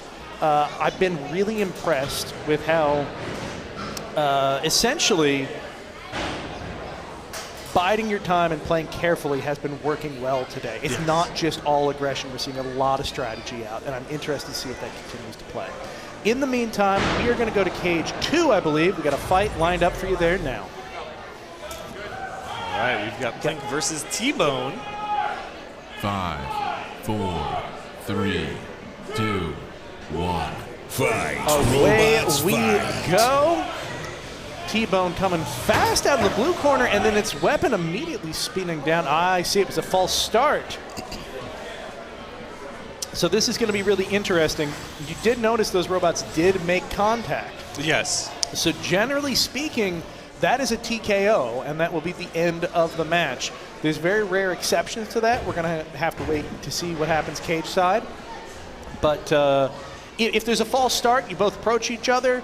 It's a penalty for the person who false starts. Okay. But it's not the end of the match. Got it. However, if you do false start and attack, you take that free shot, you're headed home, at least 99% of the time. So we'll figure out if that happens now. Exceptions exist if you were somehow directed or it was clearly an accident, something like that. There's some leniency that the referees can apply. Well, at least it's not like track where if you false start, that's it. Like you're out and they get everybody lined back up again. I like the level of competition where there's, exceptions in certain camaraderie where, everybody wants everybody's best in the cage. That is a lot. That's a lot of the crux of this is that we talked about having this as something that was just square, fights over, that's it. 5, 4, The competitors 3, won it most of the 2, time, and it looks 1. as though they won it this time, and they're going to allow it to continue. Oh, what a hit there. One of the 3 wheels on T-Bone being immediately removed. At least you got 3 left. But did he drive into that hit, or was that more strategic hit? It's a good question, and I can't quite tell. The front wedge on T-Bone's opponent is going to be really hard to overcome with a horizontal spinner like that. Especially an undercut, just is in the exact wrong space to attack a robot like Blink. However, it doesn't look like it makes a lot of difference. The weapon is down on T-Bone anyway, and now another wheel is down, a third wheel is down. There's 1 wheel left. I don't know if that's going to be enough, Ricky. It'll be enough to keep him from getting counted out, but it's vanishingly small odds of a win at this point. They've called... Interesting. Okay, this counts as a pin. We're going to find out whether or not they can release the pin. T-Bone cannot release the pin, so this will be handled as an entanglement. The house robot's going to come in and try and free up the 2 robots. It succeeds. Looked like with ease there from the house robot. Sometimes they give you a soft pitch. Link's going right back after that last remaining wheel, I guess, when all else fails. Doesn't look like it's really necessary. I'm not seeing any movement from T-Bone. I think this is going to go to a count out. Tap out. Tap out. Tap out. Interesting. Now, my eyes weren't quick enough. I couldn't tell if it was Blink or T-Bone that jumped the gun. Were you able to pull that out, Richard? I couldn't tell. No, I wasn't. My eyes, unfortunately, aren't yet trained for this fast-paced robotics combat just yet. I was hoping that you did, but no, it was a real blink if you miss a moment. It really was. No, I believe it was Blink. I'm not sure on that. We'll have to wait for a little more official feedback. But to think about it, Blink could have walked away with a TKO there. Yeah. And T-Bone must have been the one that said, no, I want to fight this. Well, they needed the win in order to get to the bubble, and so obviously, whatever you can do to get that. But we have an advancement to the bubble, and unfortunately, another bot is going home. Well, the nice thing with a lot of these robots is they still have opportunity for the rest of the day to fight in our freestyle tournaments. They may or may not make it back up on the stream, but they can test, they can tune, they can get the experience they need to come back, have that not happen a second time, get taken out so early in the day. So is it fair to say that, 2 losses to start your day and be out of the tournament isn't quite demoralizing because you still have opportunities to test things, to try things, It really depends on the competitor. There's definitely competitors here where you cannot console them if it is 2 losses and that's all they got. Yeah. Especially the competitors that have come here with a real strategy to take home a golden dumpster. They may have come from halfway across the world. That said, there are a lot of competitors here just excited to be in the House of Havoc, excited to fight their friends, excited to fight their heroes. Even if they couldn't fight a freestyle event or a fun event or an exhibition later in the day, they'd be thrilled just to have gotten a chance to get in the ring. So it's all about the individual competitor at this point. Yeah, and I think for a lot of the teams, I talked to them yesterday. You were right. Everybody has a strategy. Everybody was greatly confident about their bots and the things that they were using, and even the things that they were going to test in this first round. If it was a durability test or a weapons test to see how it would fare. But as Kyle and I mentioned, everybody has a plan until they get punched in the mouth. Thank you, Mike Tyson, for a great quote. But it applies so well to the world of combat robotics.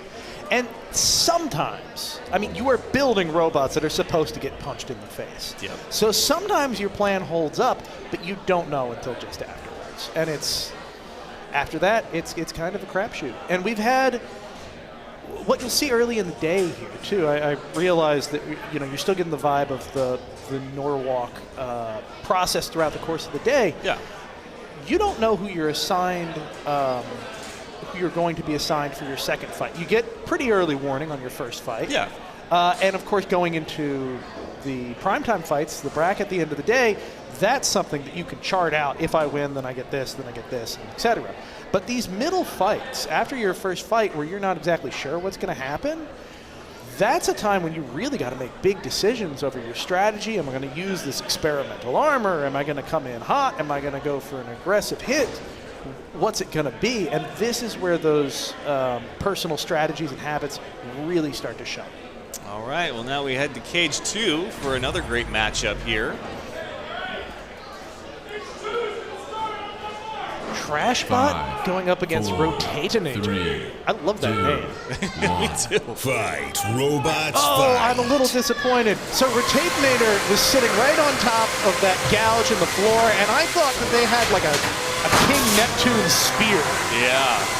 Still, Rotonator is a really fun robot. They've got forks on the front that can grab and then rotate their entire opponent in the arena. It's a really goofy but really fun to watch weapon system. Very unusual. But the drive doesn't seem to be working all that well, and if the drive's not working, they're not going to be able to use that weapon very well at all.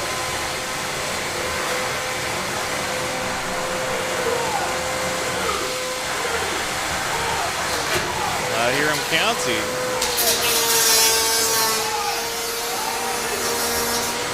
You can hear that buzzing noise, that weapon on Trashbot just not getting the bite that it needs to on Rotonator. There it is. There's some contact and more contact. That's what we were hoping to see out of Trashbot. Those Tap two out are came kinda crushed together. I believe that would have been an entanglement had the match not ended suddenly. So this is kind of, oh, look at that. That is an impressive showing on Trashbot from somebody who's been in existence for a shorter period of time than most of these competitors have been building robots. The beating heart ripped out unceremoniously.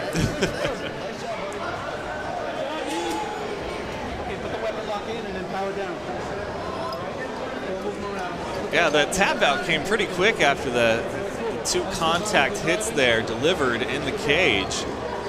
I was a little surprised, but I guess, if you're the driver, you know your bot, you know what's going to be worse for wear and what's saving you some further work in the pits.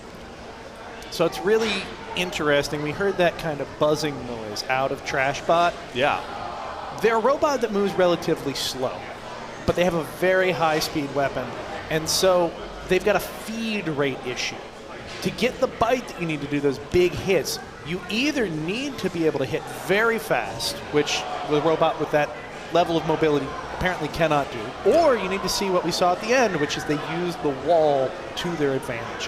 When you can push that opponent of yours into the wall and it forces them into your weapon like very forcefully, suddenly you can get the bite you need to do the big damage. Yeah. And I think we would have seen Rotonator continue to limp on in that fight for a long time if they hadn't have been able to get that one big punch.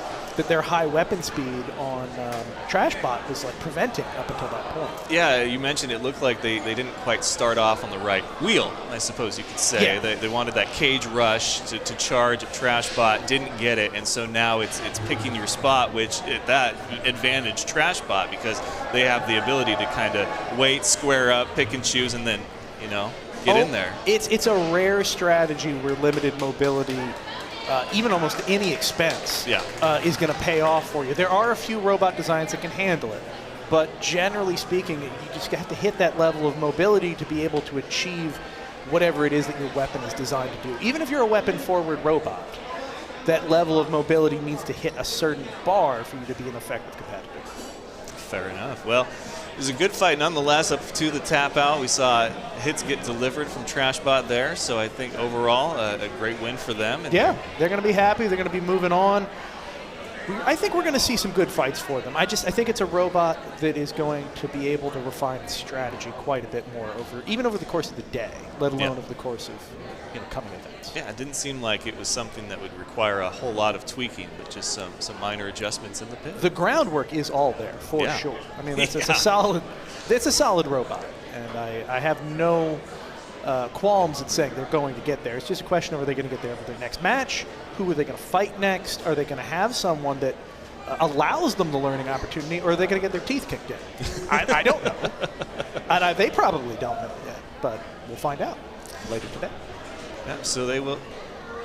We are going to go to cage 2 now, and we've got another fight. They're really lining up these 3-pound fights. Blue Viper going up against Rain, I believe, is the other one. Yes, Rain is from a team that loves their, we'll call it royalty-themed naming conventions. So for those of you that might not realize, when we say Rain, we mean rain with an E. Oh, for a moment I thought that was an Omega Team sticker on the top, which I wouldn't have realized, but it's not. I can't quite tell what that image is supposed to be, but we'll find out soon enough. Well, both bots look to be up and operational and ready for a fight here. You'll notice, friends at home, the robots are doing a little bit more before each fight, and that's the idea is to have these robots show off their condition going into the fight so that the judges can do a better job assessing the damage that happens. 3, 2, 1. Fight. Robots Away we go. fight. We'll see what damage happens in this fight. Blue Viper getting friendly with the house bot immediately. Yeah. It looks like they tried a cage rush there and went to the wrong bot on accident. But Rain now hung up and trying to self-right. Yeah, an excellent example of every action having an equal and opposite reaction. They went flying backwards when they hit their opponent. Their weapon belt is now missing, so they have to be incredibly careful. They can drive inverted, but I do think they have spots, especially if they fall forward, that would immobilize them if they're not careful. So we've got a lifter and pusher at this moment because Rain's weapon not working, not functional, and so both bots, I think, trying to scramble and figure out, okay, what's our approach? Not much changes for Blue Viper, though, in that regard. No, Blue Viper, I believe, is built off an SS. There, that is the spot, ladies and gentlemen, and friends at home, that I was worried about. That falling forward moment. If their weapon is working on Rain, this is not a problem for them. But with that belt hanging loose, they cannot get out of this spot. They're going to need to use an unstick. Is that considered doing the thing that Kyle mentioned earlier today? It is. I would say doing the thing, usually we say with a little bit more sass in our voice, because doing the thing can happen when your robot's working perfectly. Yeah. In this case, it's doing the thing, but only because it's damaged. Yes. Oh, interesting. Blue Viper has stopped. There's been a lot of turning points like that in the fights earlier today, where one is in control and then something happens and suddenly the momentum shifts completely the opposite.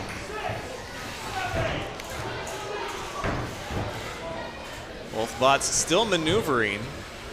Rain, without that weapon, really, I guess the strategy is just to avoid getting flipped over and counted out. Yeah, Blue Viper is, I'm not sure if this is their first match out, but this is a relatively new robot. They're definitely on the learning curve of combat robotics. You can see that weapon is coming into play, though. We were wondering earlier if it was even functioning. Yeah. So Rain, I don't want to say one-dimensional bot, but without that weapon, it just kind of just try to hold your own and see what you can do, and maybe the other bot stops operating entirely. That might be the only hope that you have. And now they're back on their front, just as you mentioned earlier, the spot that you do not want to be in if you're a bot like Rain. Yeah, this will be the end for them unless their opponent miraculously decides to save them. Knockout. Personally, I love fights like this where you keep it going. It is a decisive knockout, but it's a decisive knockout in the final moments of the match. Yes, yes. You get saved from that judge's decision. We don't have the suspense of waiting to see what happens, but you know, they can walk away with a KO under their belt. And Blue Viper advancing. Rain, unfortunately, will have to go home. I don't know if that's a back to the drawing board kind of thing. Maybe something different with the belt for the primary weapon. I mean, what's your thoughts on that? It's hard to say. It looks, I can't tell the material. That might be a 3D printed belt that's on there, but it looked from the beginning to be a relatively loose belt configuration. I noticed that as well. They may well have something that they can do with guards. There are advantages to loose belts. There's reasons you might run them. I don't think that we're going to see Rain. Rain's been here for a few events. I don't think we're going to see them do a full back to the drawing board, but I'm almost certain there are tweaks they can apply that are going to help them be a little more competitive in the future. Absolutely. So as we see another bot advance and one go back to the pits to reassess a few things, we're getting ready for more action here. And any other things that have stood out to you from this morning before you hopped on the desk with us? Man, I've been spending a good chunk of time in the pits looking at the robots we have, and I think what's come out to me for this event is a lot of people want to get in the groove for the rest of the year. We are substantially into the season at this point. Yeah. So this isn't this isn't a day to just throw something at the wall. This isn't try the newest things. This is like, if you don't get on your game now, you're not going to have time to practice enough with anything new that you want to try and be practiced in time for the end of the season, especially if NHRL is your main event that you come to time after time. So I think everyone is eager to do the thing that they've planned for 2025 in this event, if that follows. This is the time when you need to start making those strategies that you came up with in January, or maybe even halfway through last season, when you say, man, it's the middle of 2024, next year I'm going to do this and it's going to take me all the way. Now's when we're starting to see the rubber meet the road and people put those plans into action. Yeah, and there was some surprises from this morning as well. The college teams, I feel like there's been some surprises there. University of Cincinnati has done well. Georgia Tech has done well, but MIT didn't start off so hot, and that was surprising. It's and an interesting story, and we will loop back to that in a minute. But for now, we're going to go back for another 3-pound fight in cage number 2.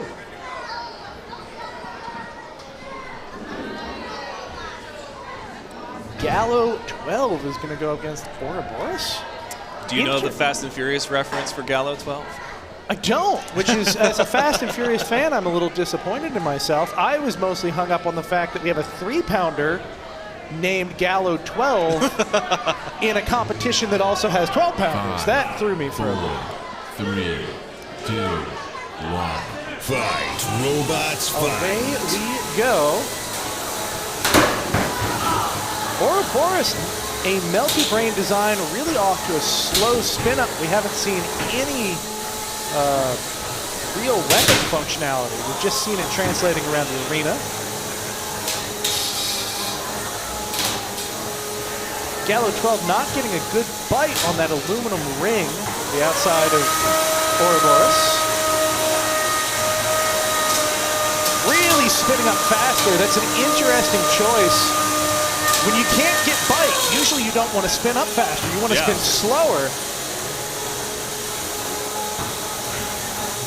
So now we have drive issues, I think sourced in traction issues on Ouroboros. One side is just kind of slipping on the ground. Gallo 12, though, looks like it's trying to... I mean, the whole bot for Ouroboros as a spot essentially is being a circle, but Gallo 12, you're trying to be a little tactical about it. Interesting. I think I spoke incorrectly earlier, Richard. Tap out. Ouroboros does not appear to be a melty brain. They are a ring spinner. So that outside silver area spins independently of the inner black area. So that weapon never functioned even a little bit. And no wonder they weren't able to spin up the way that I was expecting. It's not what they're designed to do. Oh, that was a solid win for Gallo 12, and I talked to him, yesterday. We laughed about the Gallo 12 and the Fast and Furious reference. Andy's a great guy, very down to earth, loves his egg beater weapon on there. But for those that don't know, so it was Too Fast, Too Furious, the second one, and they want to pair up Paul Walker's character with an undercover cop, and he's holding a cup that says Gallo's Pizza, and he's like, which engine should I go with, a Gallo 12 or a Gallo 24? And he's like, 24, and he's like, I didn't know pizza places made engines. That's a deep cut, deep slice. Yeah, so I love how deep he went into that. It's a clever reference, and he says if he does come up with a bigger bot for 30, he will call it Gallo 24. Perfect. I'm enthusiastic for that. That's the kind of humor that we need. Absolutely. I have had, this is a personal theory of mine, is that I think there's such an overlap between people who really enjoy mechanics and the car world. Yeah. And this is, by all accounts, a motorsport that we have here. And it's just the skills and the enthusiasm and the sort of, I don't know quite how to say it, other than obsessiveness that can come along with being really into building a race car or a street car or anything else. It just overlaps so well with the world of combat robotics. I mean, there's a passion in it regardless of true. how you slice it. I mean, you have to be passionate about cars, and I know people that are very passionate about cars, and it reflects here. You see it in the pits, you see it with the teams, with the jerseys or the uniforms, or just their love for the sport and being here in this environment. Yeah, you're absolutely 100% on that. So much overlap. If you are just joining us at home or just joining us here for that matter, thank you for joining us. This is NHRL. This is our April qualifying event. We are working our way through the 3-pound qualifier. These are the preliminary fights that put you into the bracket later in the day. Everyone is going to start with a 0-0 record. You win one fight, you're on the cusp. You've almost qualified to move on to the bracket. One more win and you have advanced. You lose, you're in the bubble, and you're only one loss away from being eliminated. Let's say you start off on the wrong foot. You come in, you lose your first match, you still have a chance for redemption and to climb your way back to the bubble and advance. But if you lose again, you're heading home and you're eliminated. Yeah, so these fights right now, you're either advancing or you're onto the bubble. But it's tough. That second loss, man, you mentioned it earlier. Depends on the team if it's demoralizing or not. But it just really hope that there's not too many teams that came in with a particular strategy or approach and it just went, tails up the first few moments of the fight. It does happen time and time again. In the meantime, we're going to head over to Cage 2. We've got a cusp fight for you right now. I'm excited about this. We've got Captain Jet Black going up against Titanium White's cousin. Titanium White, a multi-flame robot. That's the green and yellow combo. You see the little twins there. I don't see them firing up their flames quite yet, but they're doing a great job. Oh no, I see. Those are excellent. Wow. And when I talked to him yesterday, that's exactly what Brian wanted out of his bots, was to get in and get those flames going and just start melting the bots. There you go. Look at the heat sensing camera. You can see the flames so much more clearly. These flames burn very hot. I know a lot of people are used to seeing giant fireballs at NHRL, but you can have an extremely hot and damaging flame that's almost invisible to the naked eye. And what happens when you do that is you can melt through the plastic armor on a 3-pound robot in just a matter of seconds.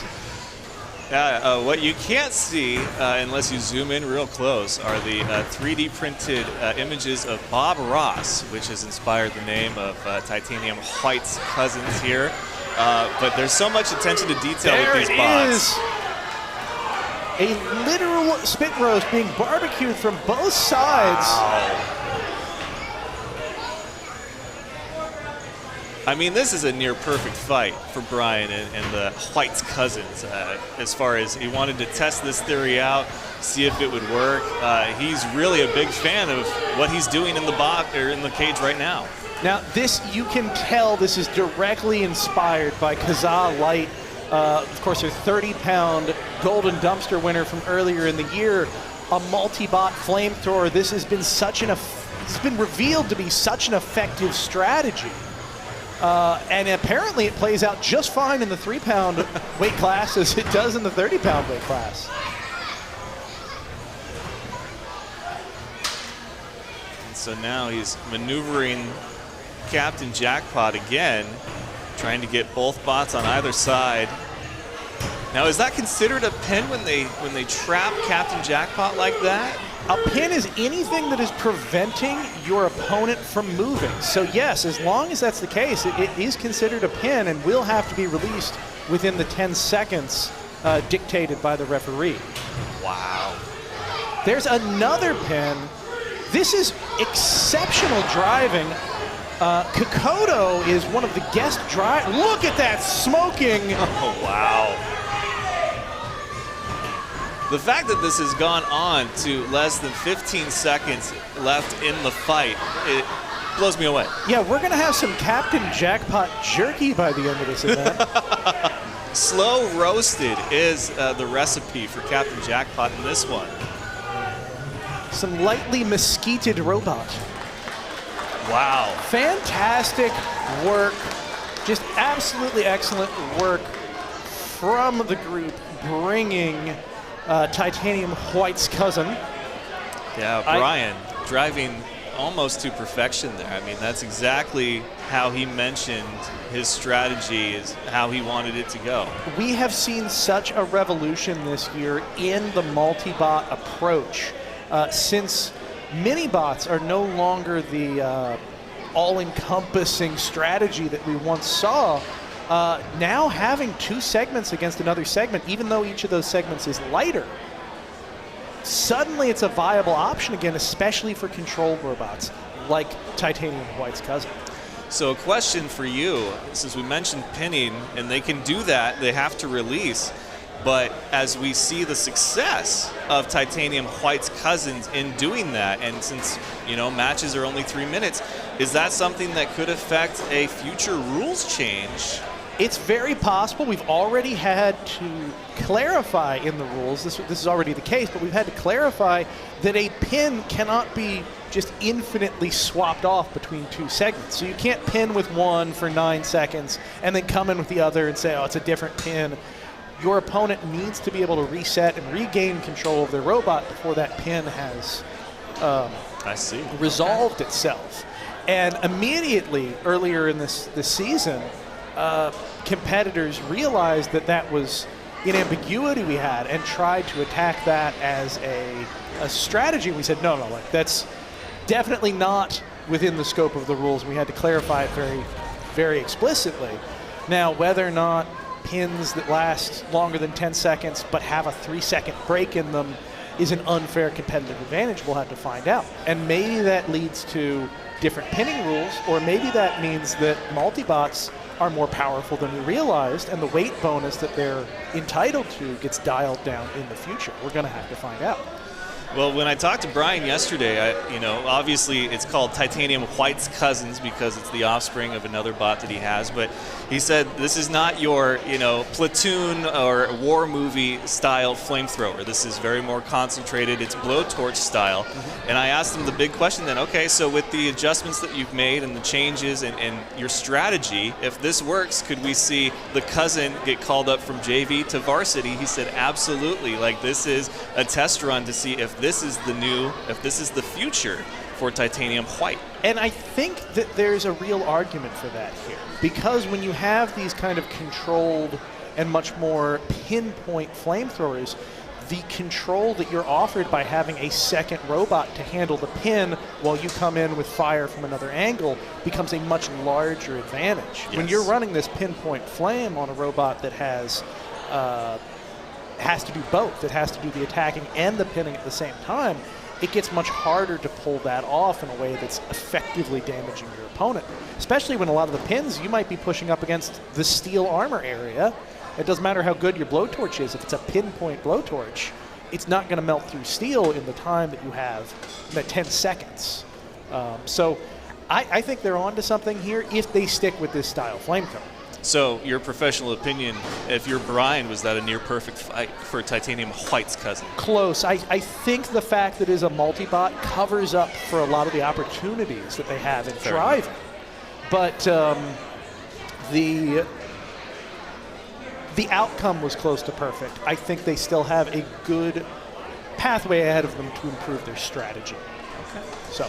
Well, it was an exciting fight nonetheless. I mean, really, when you looked closely and saw the flames and what they were doing and the damage that they were causing, I was impressed with the strategy and how they were able to go in there and not pin up against the corner or the wall, but pin collectively by swooping in on the other side. Right. I mean, really, makes a huge difference. Very impressive work by Brian. Yeah.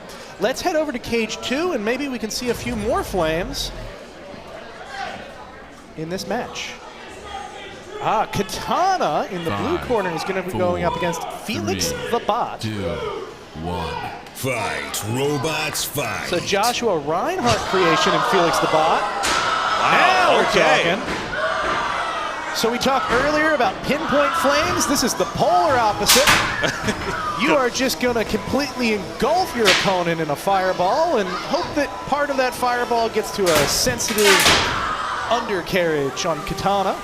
Katana went for a cage rush there early, and Felix the Bot said, I'll wait. And the flame came out, and now they're taking some hits, so we may have seen the best from Felix the Bot that we're going to see in this one. The builder of Felix the Bot, Joshua Reinhardt, is very much... he saved himself. Was it in time? It appears that it was. Joshua's a builder who puts something together, gets it in the ring early, and then improves it from there. Felix is a new robot. It's going to have a lot of teething issues. And right now it's getting its teeth absolutely kicked out of its skull. Wow, Katana representing Kent State well in the cage right now, delivering some heavy punishment to Felix the Bot. Winner goes to the bubble, and that will be Katana. You can see, look at that shot. You can see the multiple cans of butane lined up. Yeah. That robot is little more than just a case for like half a pound of butane. For the first few seconds there, all you could see was flame. It was like, the cage is on fire. Absolutely. We've seen some pretty amazing fireballs in that cage. This is a little insider information. That cage is on its way to retirement. It only has a few, it has this event and the next event ahead of it. But boy, has it seen some incredible flames over the course of the last, 6-7 years. That cage has seen some stuff. So this is a perfect opportunity for an unlikely scenario where we have seen two completely different types of flamethrower bots. Are you a fan of either, or I guess does it depend on the approach and the bot? The scientist in me says that I really want the concentrated blowtorch flame to work. but the absolute pyromaniac in me just wants fireball after fireball. And frankly, I think it's a lot easier to have an effective weapon with a fireball-style robot, because most of these robots have areas that are weak to fire and areas that are not. And if you're completely engulfing the entirety of your opponent, there's a very good likelihood that you're going to do damage. You have to be an excellent driver in addition to having an excellent robot for those pinpoint flames to work out for you. So I think it's a high risk, high reward to go with the concentrated flames. Okay, yeah, I was going to say the showman in me definitely wants to see the flamethrower, like, you know, old World War II and stuff like that. So that was entertaining, but ultimately it's about the win. And now Katana's moving on to the bubble. Kent State, you know, we talked about all the college teams. University of Cincinnati wants to be in that same breath, that same conversation as the MITs and WPIs. But what do you think about Kent State? I think Kent State has a lot of opportunity here. They're definitely, I won't say that their robots feel green, but talking to them in the pits, the team feels green. It feels, maybe it's just they're excited to be here. Yeah. It could be, and I would be too, certainly. I mean, it's a lot for It's me a to lot. be here at the desk. I was like, wow. Yeah, there's a lot going on. It's hyper stimulus all the time. So it could be that, but without casting doubt on their abilities, I worried for them and thought, are they going to be able to bring it at the level that they need to be able to bring it? Conversely, the MIT folks, I don't know if you know the whole background story, but the MIT Combat Robotics program basically shut down for a long time. Wow. They're rebuilding almost from scratch. And certainly there's a lot of institutional knowledge there. There's a lot of alumni that have gone on to have very successful robot careers. But for a name like MIT, they're surprisingly green as well. The real veterans here, the people coming up from Florida State, they have this consistent record of competing, and they're a little bit off in their own world. They have their own way of doing things. Yeah. They've got a little bit of Florida man energy to them. Yeah. But they've never stopped doing this. They've never thought twice about continuing to do this, and they've got that experience level that's really showing through. Some of the designs they brought here today that are new to NHRL, if I'd seen that from another team, I'd be like, yeah, good luck. I'll see you at two events, and maybe you'll get the bugs worked out. For them, I'm like, I'm going to watch this, and we're going to see who kicks whose butt. I'd like to see a bot called Florida Man. You know, you'd be surprised. I would think that would be out there already. But we're going to head to Cage 2. We got another fight for you right now. 5, 4, Kraken, 3, the Kraken, excuse me, 2, going up against Midnight Chill. Fight. Robots Two fight. undercutters. This should be interesting. And by interesting, I mean hopefully very entertaining. They seem to be running into more of the cage than themselves. Yeah, the Kraken is having a hard time navigating. They're running these big, cleaty wheels on the Kraken, and they seem to be having a hard time getting them to dig into the arena floor. We've seen some issues with this in the past. Not all plywood is made the same. No, it is not. So sometimes people will test at home. Oh my, look at that. You can see the, oh, that is not a good look for Midnight Chill. I don't know if you can quite see it, but the wheel is wobbly. The wheels are wobbly, and I don't know what to call them, the shafts coming off the motor that go to the belt that then powers the wheels, they're off, they're kinked. And that's causing all sorts of weird issues here, really resulting in some slow drive. I don't think that's a consequence of this fight. Maybe it's from an earlier fight. So the Kraken keeps backing into Midnight Chill despite having a fully functional weapon and mobility on their side right now. But now both bots, after a heavy exchange, seem to be reeling and Yeah, the left-hand drive on the Kraken has been punched in a little bit and is just not functioning. They're able to crab walk just fine on the right-hand drive alone.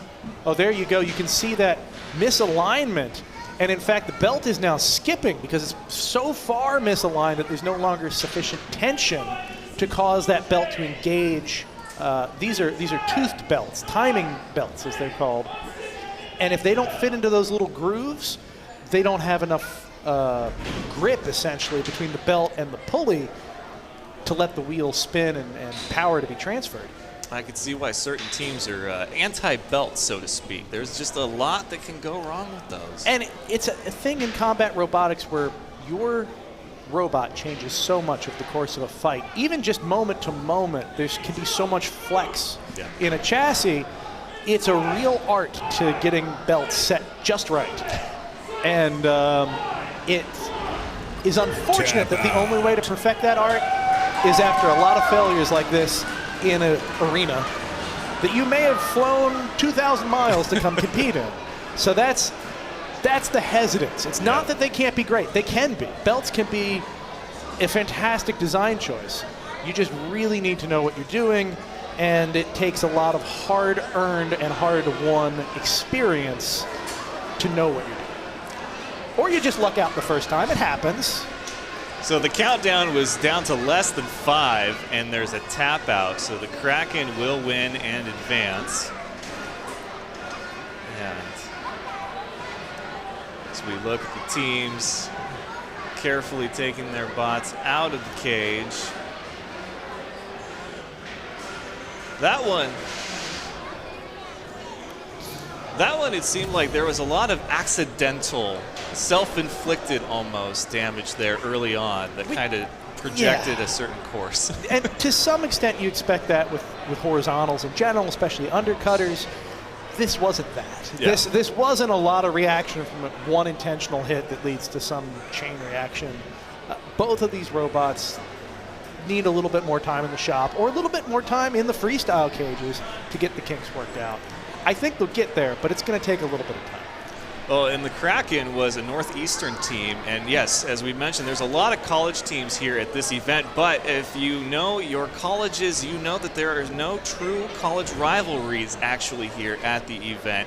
MIT needs a Caltech team to show up to have a true blue college rival. So what that means, based on the conversation in the pits, is that everybody's looking to start a rivalry with somebody. And what I've found so often is that there's perceived rivalries where this will be like, oh, they're my rivals, and the other team will go like, who? Huh, okay, well, good to know. I guess I'll take that down on my note card. I am really, really excited for the fight that we are about to see. We're going to go to Cage 2 right now. We've got 0-0 coming to you. One of the most creative robot designs we've had at NHRL in many, many moons. This is a gyro walker that is combined with essentially two melty brains. Yeah. So either one of these halves of this gyro walking robot can break off and become its own multi-bot threat to its opponent. Such a really unique and cool design. And it's a Vasquez product. You probably know that name from the world of combat robots. This is Jason Vasquez's creation. And when I talked to him yesterday, because I know him from other robot competitions and other bots, I said, how do you even come up with something like this based on what you normally fight? He said, honestly, I couldn't tell you. I just sort of sketched out the design on my girlfriend's iPad, and here we are. Two melty brains. It's a really, really clever approach. I'm really eager to see it.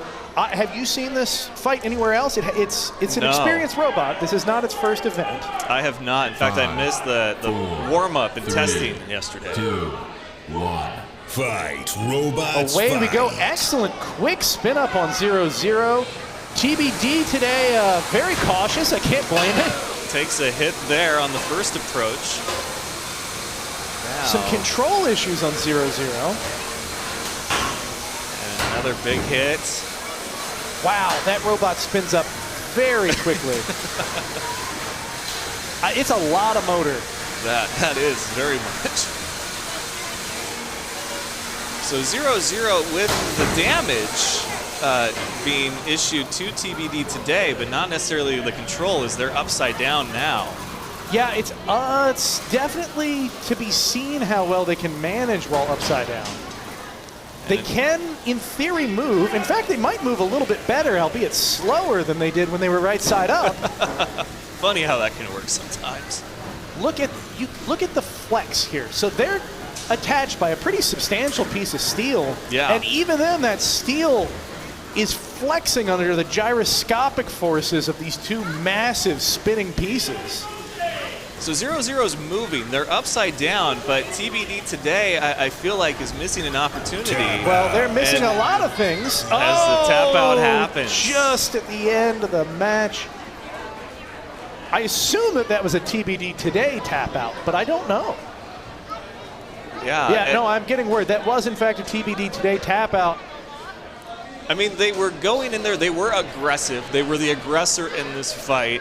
And then they were getting so much damage just by, trying to deliver their own damage that they kind of had to wait and see. But, 0-0 never stopped functioning. It just went from the proper way that it functions to the non-proper way that it functions. And that's so much of a design robot philosophy that differs, team to team, builder to builder.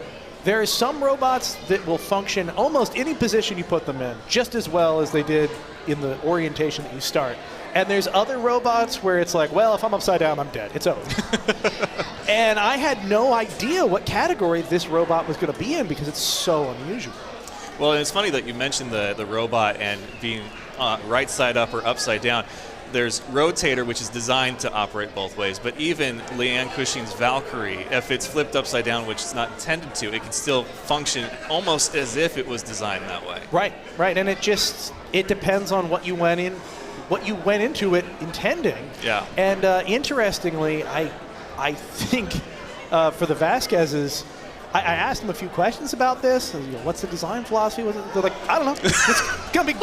It's gonna be really cool. I know that. Oh, so you got those answers too, huh? Yeah. We'll find out.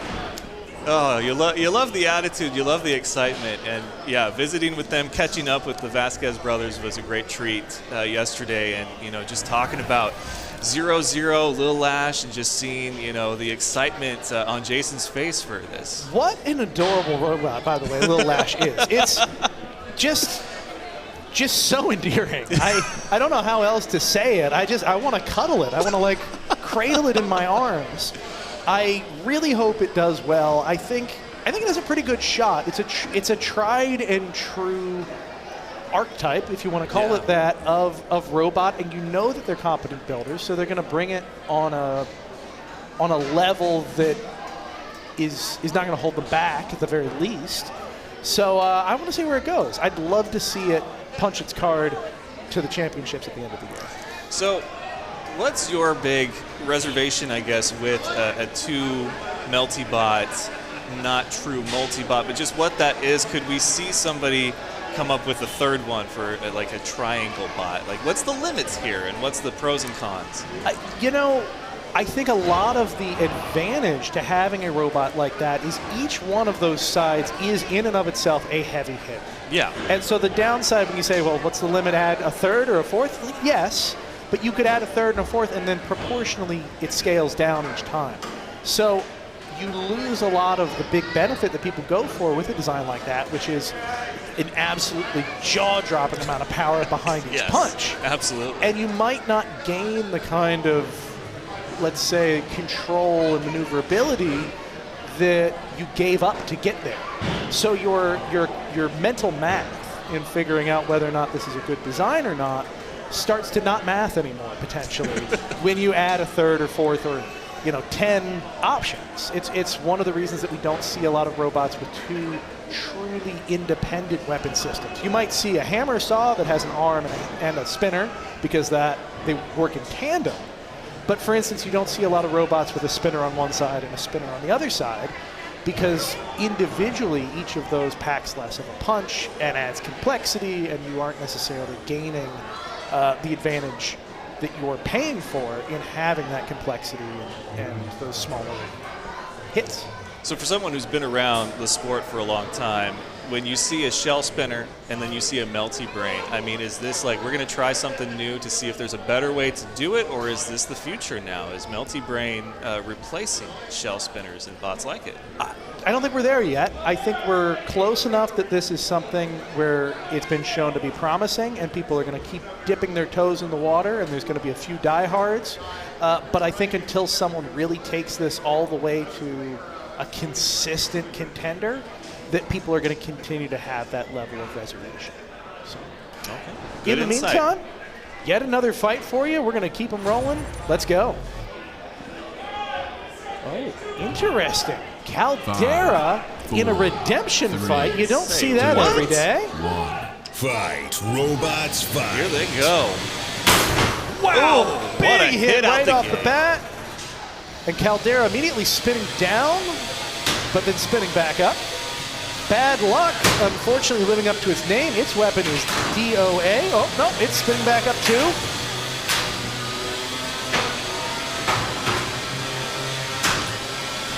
When you see that, Richard, a lot of times what happens is the electronics get such a traumatic amount of shock from being stopped, from the motor being stopped so abruptly that they freak out.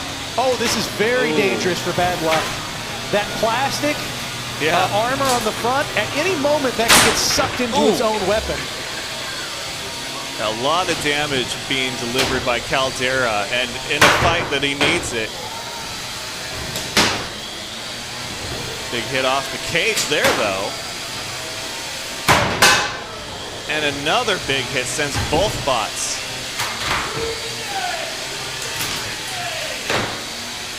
Bad Luck getting peeled away.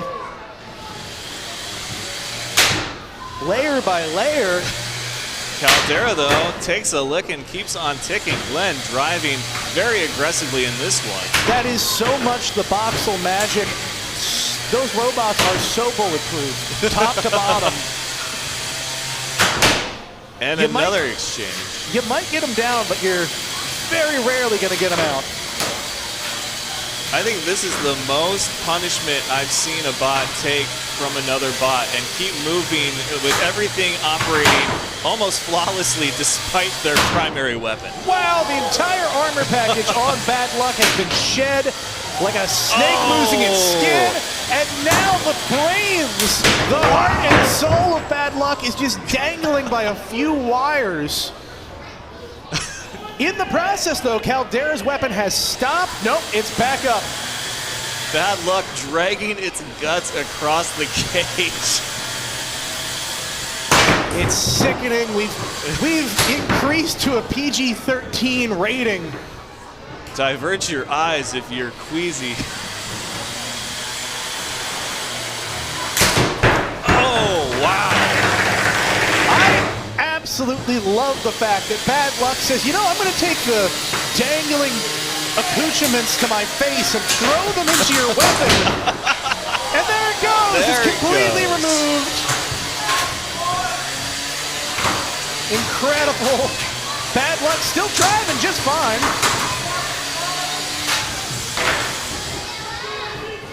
It's driven just fine this entire fight, and I can't make heads or tails of it. Like, everything about me says that this bot should not be functioning as well as it is. No, and it is no longer functioning. That is the end. It did make it to a judge's decision, but clearly that drive took one big hit right before the end of the fight. They are completely disabled. They are going to award all of the damage points to Caldera, as they deserve. Yeah. But if you could, if you can ascribe scrappiness points or moxie or chutzpah or whatever No the quit. word is, no question, Bad Luck's taking it home. They had no quit that entire fight, and I admired it. It was something to watch a bot that gets its armor chipped away and then finally completely off. Its primary weapons stop and then get ripped off after it drags it around the cage. But the wheels and the drivability still keep just going and going. It's one of the strengths of these modular systems that we see. I don't know the internals of that particular robot, but oftentimes a builder will say, I've got a separate battery, I've got separate electronics, maybe I even got a separate receiver inside of the robot, so you could pound the weapon into oblivion, and my drive's not going to care. It's like a second little robot inside this chassis. It's just going to keep going.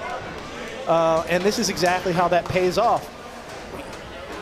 It's very much the like come back and I'm going to bite you in the kneecaps vibe, and I'm here for it.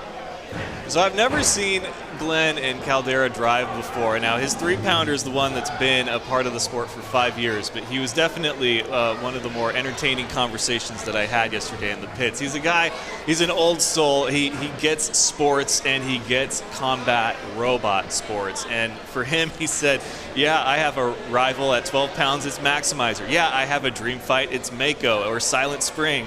And yeah, I have a rivalry with my son and his bot Eruption. We're 2-2 and would love the tie-breaking fight to happen right here at NHRL. I mean, he gets it, and he's a passionate man about the sport. He loves the sport. I mean, I'm going to go one step further here. It's not just that he gets it. That's what he's here for. That's what he's here for. That's his driving spirit at NHRL, and it's honestly, it's pretty contagious. I've seen, I'll call it the most technically inclined and least competitive competitors we have here, and they do exist. I mean, we certainly have competitors who are here because they want to build a cool robot or because they want to try out something technically that's interesting, and they go up against a Boxel, and they just turn into a little bulldog, where it's like, yeah, no, I'm going to go in and I'm going to beat him till he's up against the wall. It's like I've literally never heard you say an aggressive thing about another human being, let alone an inanimate object. And now you're addicted. Yeah. And it's wonderful. It's a spirit because they're so positive about it also.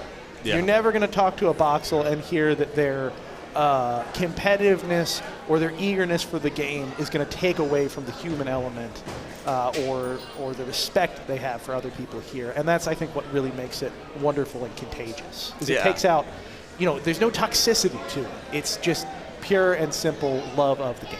Yeah, I could see his personality from our conversation yesterday in his driving today in that fight, and he will move on now. And I mean, it was a chance to redeem himself, and he went out and he accomplished just that.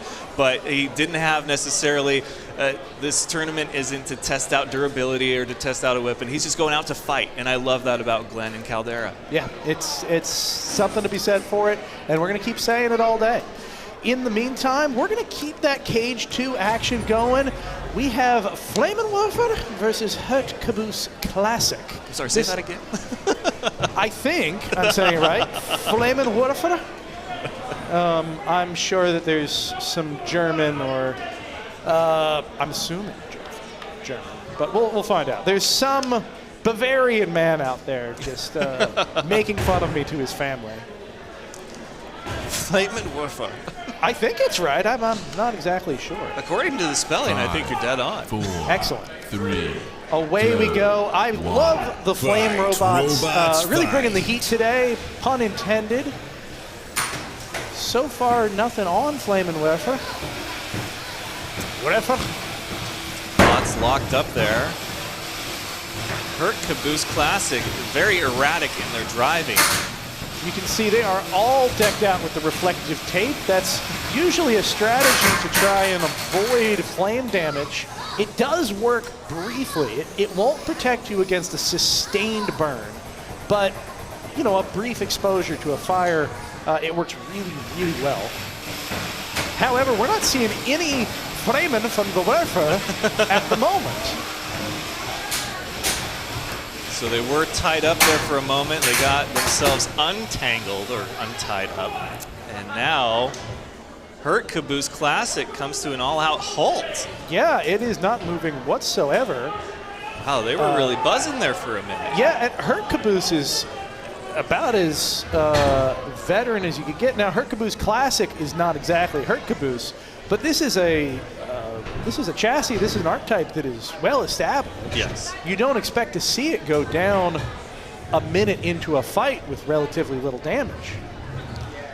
So there was a unstick, I suppose, or maybe a jump start is what you could call it, as far as seeing what the house bot can do for Hurt Caboose Classic right there. But expressions on the faces of the drivers right now tell the story. find out. We are in the middle of a countdown, so unfortunately we're going to find out after her Caboose Classic heads home. We've got, I think, one more fight. We are basically at the end of the redemption round for the 3-pound class. So no more robots with 0 and 1 records proving themselves out after this. I believe we're going to head back up to the 30-pound class and get some more big bout action. Yeah, so Flaminfer, Clarkson bot. That was a nice win for them. And, classic, Caboose Classic there.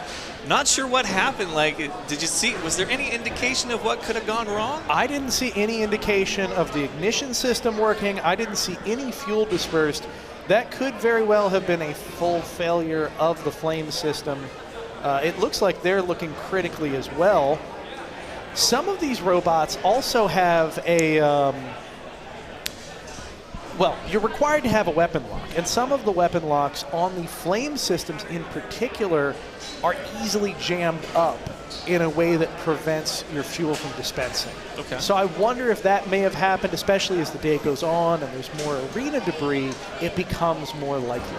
But there's no way to tell from here. That's something we would need to go to the pits to find out a little later. I mean, it was going great there for the first, several seconds. I mean, the weapon was functioning, high power, it was full blast, and they had a little bit of a hard time centering their gravity and driving, but they were a little all over the place, and then all of a sudden, just like that, just stop. We'll have to find out on her Caboose Classic as well. If you are just joining us, welcome. We are here at NHRL. This is our April qualifying event. We are just getting through the redemption round qualifying matches. These are the matches where someone has gone 0 and 1. They lost their first fight, and they're trying to figure out, are they going home, or are they going to be able to work their way back up into the bracket that we will show you later today. We're just finishing up with the 3-pound bracket. We're going to work our way back up to the 30-pound bracket in just a few minutes. Excited to have you here. I am Ricky Willems. We have Richard Tiemann here.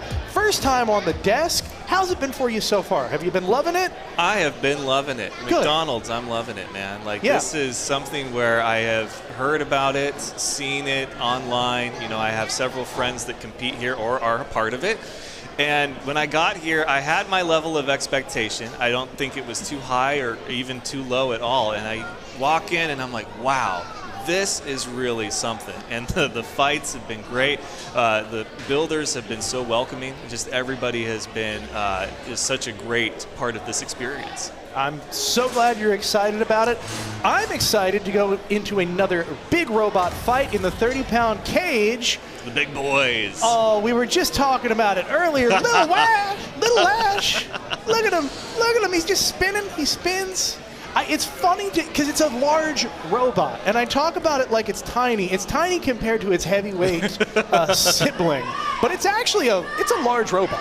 Somebody bought the toy, planted it, and watered it, and this is what they got. Yeah, it takes a green thumb or a green spinning blade in this particular instance.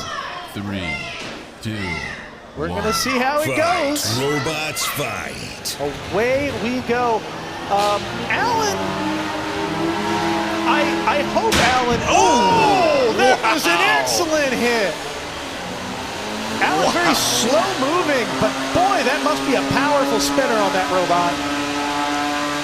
Wow, Matt Vasquez showing off his driving ability. I mean, there are few as good as him in this sport, and he's showcasing it right now with Lil Lash.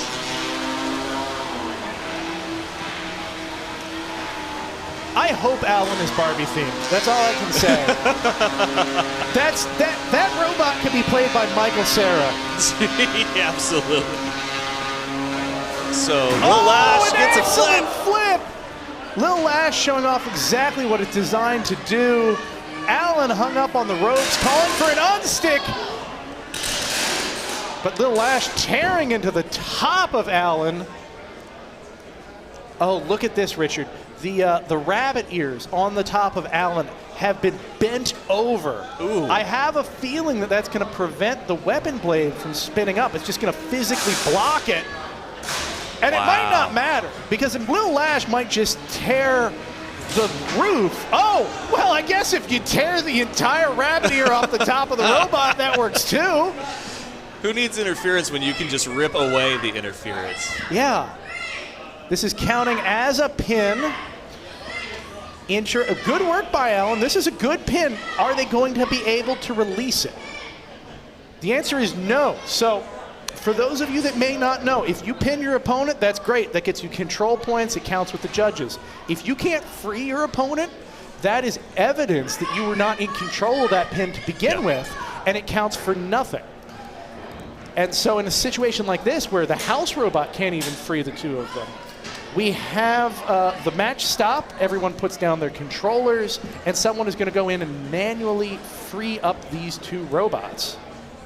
I mean, so far, you can't ignore that Lil Lash and Matt Vasquez has driven this almost flawlessly. I mean, just being able to circle Allen like he has and then get in there and dictate the kind of the flow of the fight, get him up against the wall, and then start to hack at that primary weapon housing. I mean, wow. Yeah. Very impressive so far. Very, very impressive. And you got to remember that the Vasquez brothers are relatively inexperienced here at NHRL. They've certainly been here before, but they don't know all the competitors. They don't know all the robots' abilities.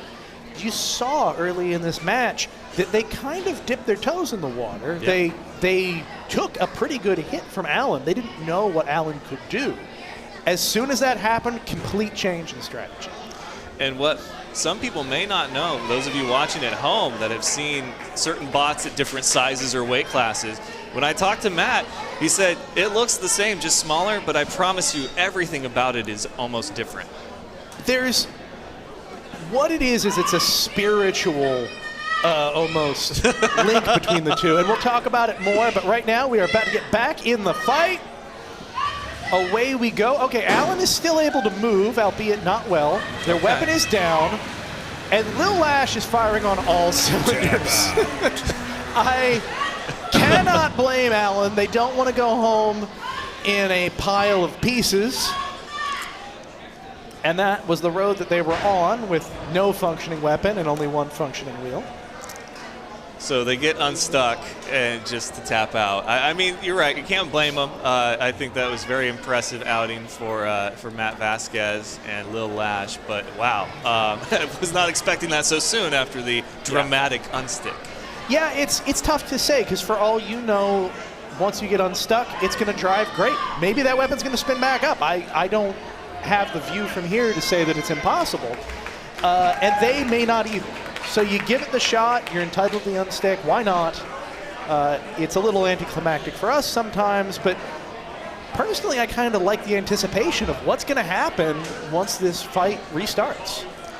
So that's a win for Lil Lash, the adorable Lil Lash, as you mentioned. And like I said, when I talked with Matt, he said it may look identical to other bots that I have, but I promise you, inside, everything is different. So this is not to argue with someone about their own robot, but this is a moment where I think, there's more in common than you think. Because I look at that robot, and they easily could have constructed it in a completely different way that just looks similar.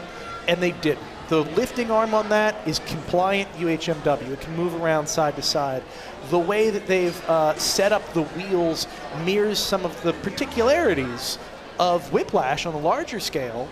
And so there are consistent design themes throughout the entire robot that they didn't have to include and did include. Certainly none of the components are the same.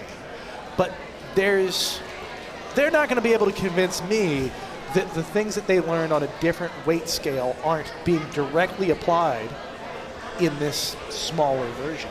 And it would be silly of them not to, essentially. I mean, sometimes things don't hold up when you move weight class to weight class. But it's what really was exciting to me. It was like, I know this works in this weight scale. Let's find out today whether or not it works on a smaller weight scale. And apparently, yes, it does. So we'll see if it keeps working throughout the day. Impressive. Cage 4. Kratos is going to be going up against Barracuda. Finally, two bots with intimidating names. Although I'm still a fan of Murder Burger. That one, yes. Give me more of that bot, please. I'll take seconds. Kratos, really interesting tri-blade overhead spinner design. You can see that long pipe on the top. It looks a little weird, right? For those of you at home who might not know, those bends are very intentional. They cause a robot to be able to self-right, at least in theory. To kind of roll. Yeah, it's a certain kind of roll, and we've seen, honestly, some amazing 3D modeling and simulations where they'll flip the robot upside down on the computer 1,000 times and say, what exact bends maximize the chance of me being able to flip myself and just happen to land back upright again. A lot of experimentation can go into these designs. 3, or you can go, 2, oh, it looks good. 1. Fight. Robots fight. Away we go. Neither robot spinning up fast. Both of these robots new, 0-0 records. Barracuda was able to get its weapon, I thought, up to speed. I hear a lot of loud whirring and whatnot. Yeah, it's hard to tell if that... No, that is slipping wheels. I'm hearing almost nothing from the weapons themselves. Wow. Okay, then. That's okay. That is an under-motored, or at least under-geared weapon on Kratos. So what's happening is they need to try to spin up very slowly. It's a little counterintuitive, but they're hitting the gas, and the electronics are just saying, absolutely not. This is way too hard. I'm not going to do it, and they give up. So if they feather it like they're doing now and just generally slowly get up to speed, they're going to have a lot more luck. I can't even offer a guess as to what's going on with Barracuda right now. No, and Kratos' weapon, as you mentioned, so it starts to spin up. It looks like it's getting up to almost full speed, and then any contact stops its progress. It's got to be frustrating for that team. Well, that's the thing, is that weapon, motor, or the electronics, or both, is so close to the limit of what they can do in its current configuration. As soon as you touch something, it gives up. Yeah. It just says, nope, absolutely not. And there's things you can do to fix that, but you can't do them in the middle of a match. This is something very unusual to see a robot with a weapon like Kratos be able to control a match physically, but it's actually a pretty good pusher.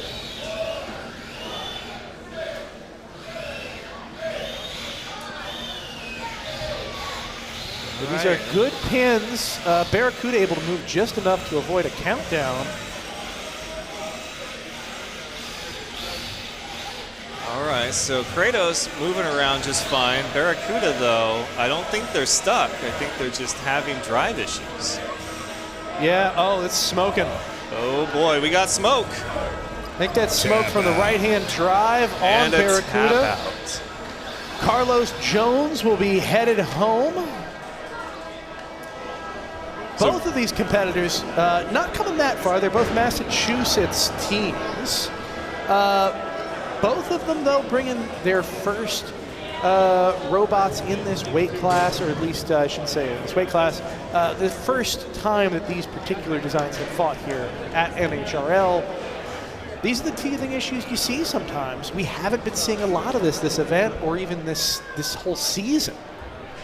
Yeah, and that's a win for MIT via Kratos. Not a pretty win, but a win nonetheless. So they got to feel at least good about that in the 30-pound weight class. But, man, I feel like you and I were very much at the edge of our seats, just anxiously waiting for something crazy to happen between those two, and we never got it. I mean, let's take both of those robots, if they're operating as intended, can really spin. I mean, those are the like clench your fists, like something big is going to happen if they're working right.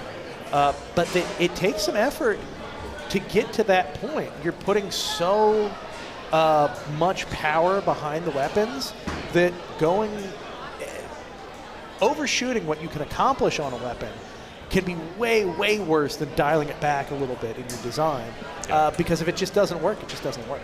No, and that's going to be something, can you adjust that in the pit if you're Kratos? It depends on what you brought. If you Okay. have a different set of belts or gears, I don't know the exact drive system, that could be done. You have a different speed controller that can maybe throw a little bit more power. You could maybe do that, except then you run the risk of the motors burning up.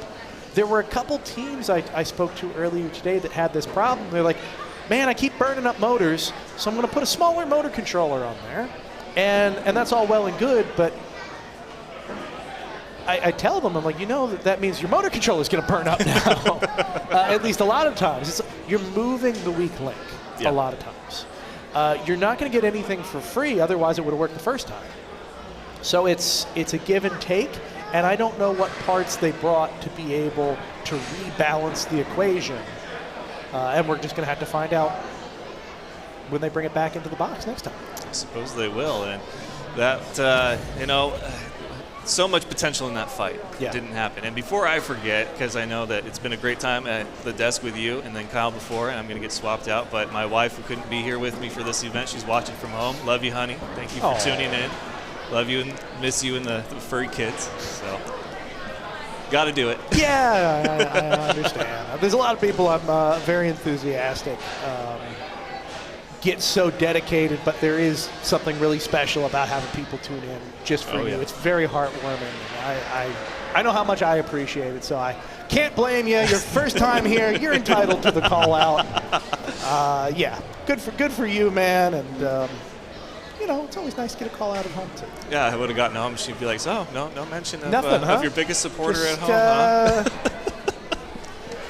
huh?" Better yet, when you're really comfortable, you can call out literally everybody else. Yes, absolutely. Like an acceptance speech. Yeah. Thanks so much to my third grade math teacher. Yeah. And you doubted me, but I'm here. That guy that I met at the Dunkin' Donuts last week. I wouldn't be here without those calories. Anyway, we're going to go into the second round of 12-pounders in just a minute. More big robots fighting in our Cage 1. Cage 1 and Cage 2 really getting a workout today. Yeah. We're trying to bring that there. I'll call them the most cinematic places in the building for fights. We've got, I don't even know how many cages here set up. It ebbs and flows a bit. We've had as many as 12 at times. It can be too much. I don't know about too much. But we're trying to concentrate it down to give the best viewing experience possible. Yeah. And I really like how that's working out. But you'll notice throughout the course of the day, these cages take punishment. I don't even recognize some of the floors anymore. No. And we've got great staff. They go in, they repair these time and time again. They patch the holes, they replace the panels. Kudos to them. They recharge floops, batteries, and fire extinguishers.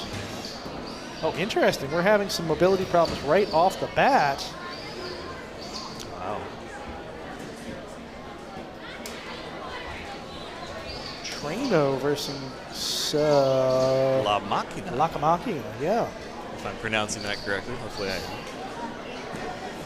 Well, it's a little tough because there's some famous La Machinas. There are. So the Machinas kind of outweigh.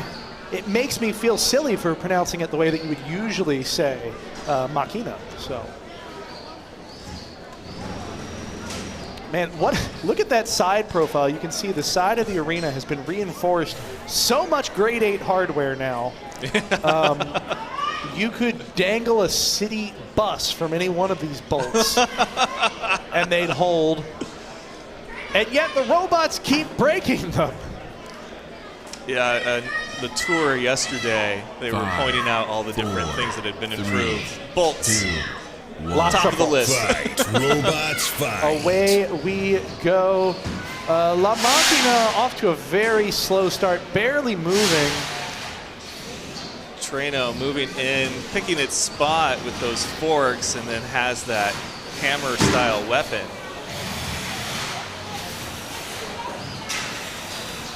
Yeah, I think Traino is one of these robots that has a huge amount of patience in its weapon application. Yeah. Oh, look at this. Wow. Richard, you can see, there's the weapon spinning out, and the hit! Cutting right through that carbon fiber. A nice gash towards the back of La Machina. Machina. Man, it's addicting. La Machina. Look at that. Look at the hole that was Holy. put in our arena floor. Holy cow. Literally, Trano. holy. Wow. That is impressive. These two robots having a hard time moving now. No. Oh my goodness. Trano not showing any action whatsoever. They're going to call for the unstick. I don't know that it's going to help. It doesn't look like they're stuck. No. So the only hope now is for a little percussive maintenance. I wanted to call out earlier. See these black box on the front of Trano? Those are hooks to try and get your opponent latched in place for your weapon to then be able to be used at your leisure. That's not going to come into play here, Richard. No. You get excited to see so many aspects of certain bots, and you only see maybe one sometimes, and you're like, oh, okay, well, fight again. I need to see Well, not only everything. that, sometimes the fights are so fast you don't get a moment to appreciate it. So I wanted to call that out while we had the close range. We'll see how that plays out at a later date, I'm sure. But for now, Trano is out. A pretty decisive knockout, despite the fact that Machina not able to bring it the way that I'm sure they intended to do so. Big win for University of Cincinnati, and when I talked to that team yesterday, I said, so, a bunch of college teams here, would you say that you had a rival? Simple answer, everyone. They want to be in the conversation for robotics school programs, and they're accomplishing their mission more or less today. I mean, some statement wins, some wins nonetheless, and they are just getting after it. Now, I appreciate that terminology. It's something that I wouldn't have thought of, but you're right. Statement win is the right term. This is a situation where you come out and you need to establish yourself, especially for these teams that are coming from a collegiate perspective, but anyone that's going out and trying to raise sponsors, which so many of our competitors do at this point. You need to be able to point to something and say, I did that. That was on purpose. That's exactly what I had in mind. That was on purpose. And that's what we have today. So we're going to head over directly to cage 4. We'll take a breather on our beautiful faces. We got another fight for you. Caldera 12 going up against Cypher. 4. So this is Glenn's new 2, big bot. Fight. Robots fight.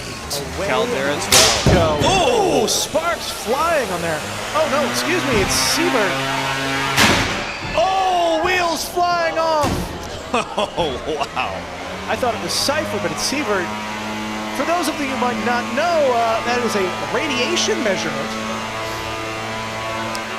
And Caldera, of course, volcano themed.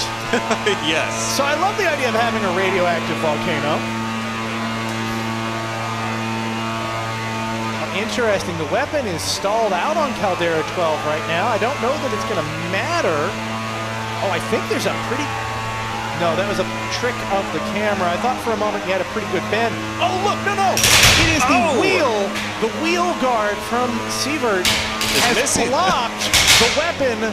It's completely caught up in the weapon of Caldera 12, and that's why it's not spinning.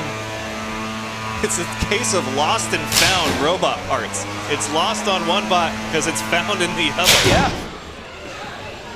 Wow. Sver really impressing me here. I was expecting, I guess, a little more from Caldera 12, just being a bigger version of Caldera, but they are on the ropes, so to speak, right now.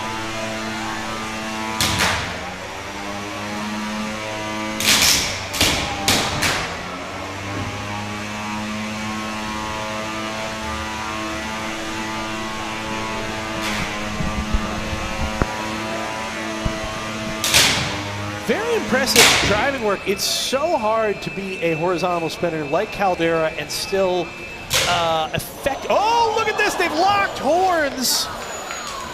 The weapon on Sver has been engaged with the lifeless weapon on Caldera. I wouldn't be surprised. Yeah, we have started an unstick, an entanglement unstick with the help of the house robot.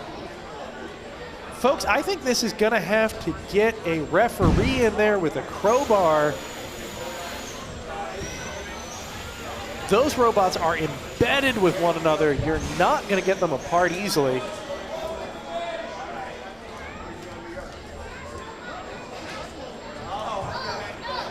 It's such a hard line to walk. You end up with these situations where the armor used, this pink armor that you see ripped off and sucked into Caldera, is made of TPU.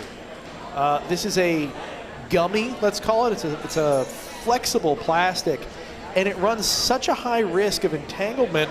And we do have entanglement rules. We don't allow every robot to show up with just whatever flexible rubber armor they want. There's a certain level of care that you need to take to make sure that it's not just going to continuously gum up the works. If we think that you're intentionally gumming up the works, we are going to not allow you to compete. You can see these two are caught up tight.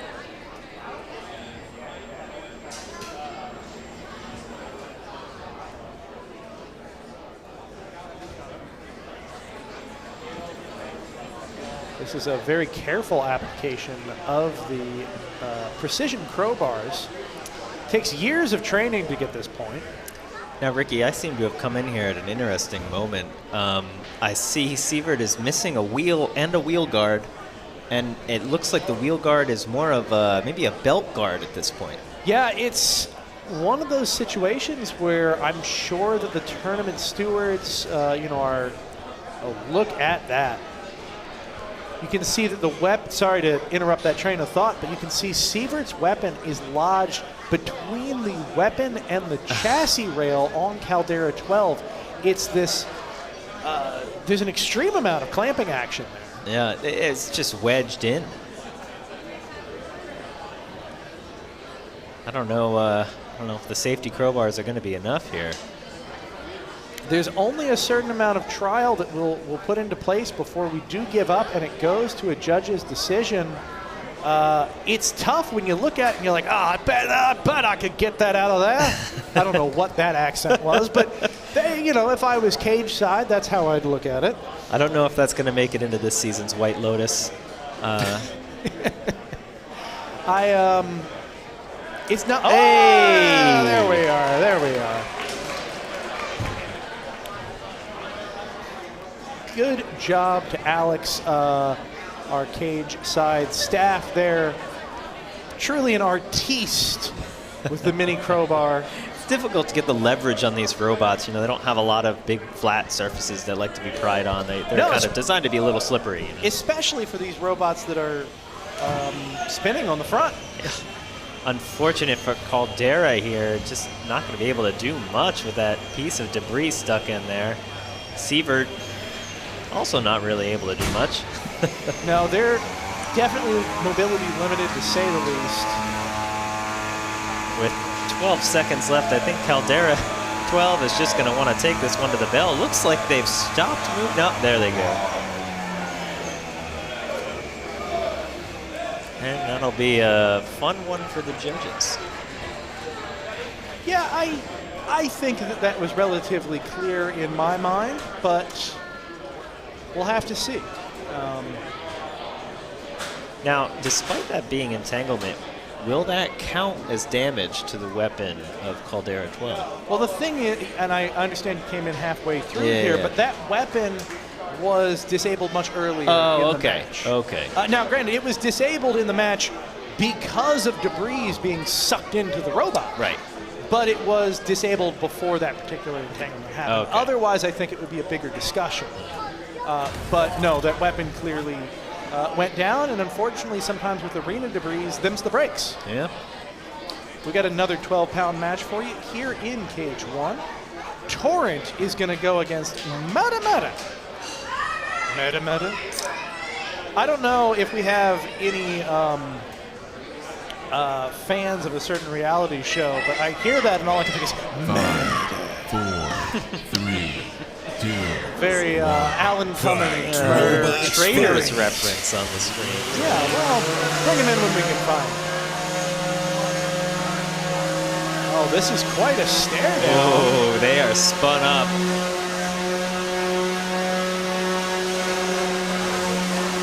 Either one of these robots hits the other, it's gonna be big. The crowd is silent anticipation here. Ooh, bouncing all around, Murder Burger going everywhere.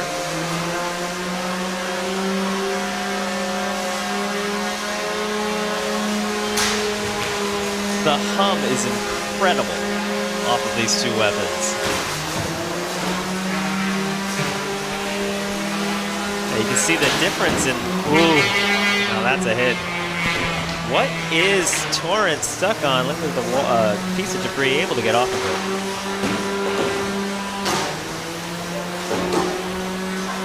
Now, there's a difference in style of design here. Murder Burger really wide, Torrent really long. I think that stability difference of the length of Torrent is helping him out here. Yeah, so often that length adds to stability with this kind of point-and-shoot approach to the robots. Torrent, for whatever reason, struggling to point and shoot for a lot of this match. So while it's helping them with stability, it's definitely a different effect than they usually see. You can, like, usually these wide robots, it can be good because it's like, oh, I'm wider, it's harder for them to get around, but they seem to be tumbling forward. They don't have enough out forward of the weapon to hold them, and now the armor is coming off. Oh, what a massive hit! The armor package on the right-hand side of Murder Burger has just been exploded. One wheel gone, 2.5 of the remaining treads are off. Murder Burger is still trying to go. Torrent trying to self-right. Now they self-right off of Murder Burger. Hey, whatever works. Credits to Murder Burger not giving up. Get a Burlington Coat Factory level sale on belts in the arena right now. It's littered. If they were going skiing, they would call this a yard sale, as their equipment is all over the place. Now this won't be a count out, as Murder Burger is still kind of moving. Torrent letting him. Oh, I hear the ref asking for motion. I think it's moving. Oh, it's right on the edge. I think, to me, Murder Burger is in a call. Oh, it's tough. Oh, it's still twitching. He's requested the unstick, but also getting counted out while the unstick is happening. I don't know, but anyway, the fight's over. I think it made it to the bell. Unsure. I think we all know who's going to win it, but, you know, it's always nice to make it to the end of the fight.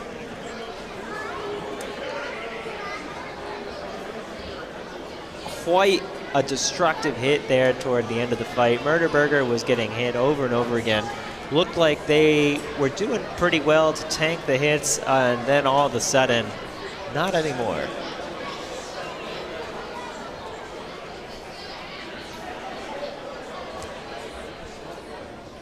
A little bit of discussion at the end of the fight here, but quite entertaining.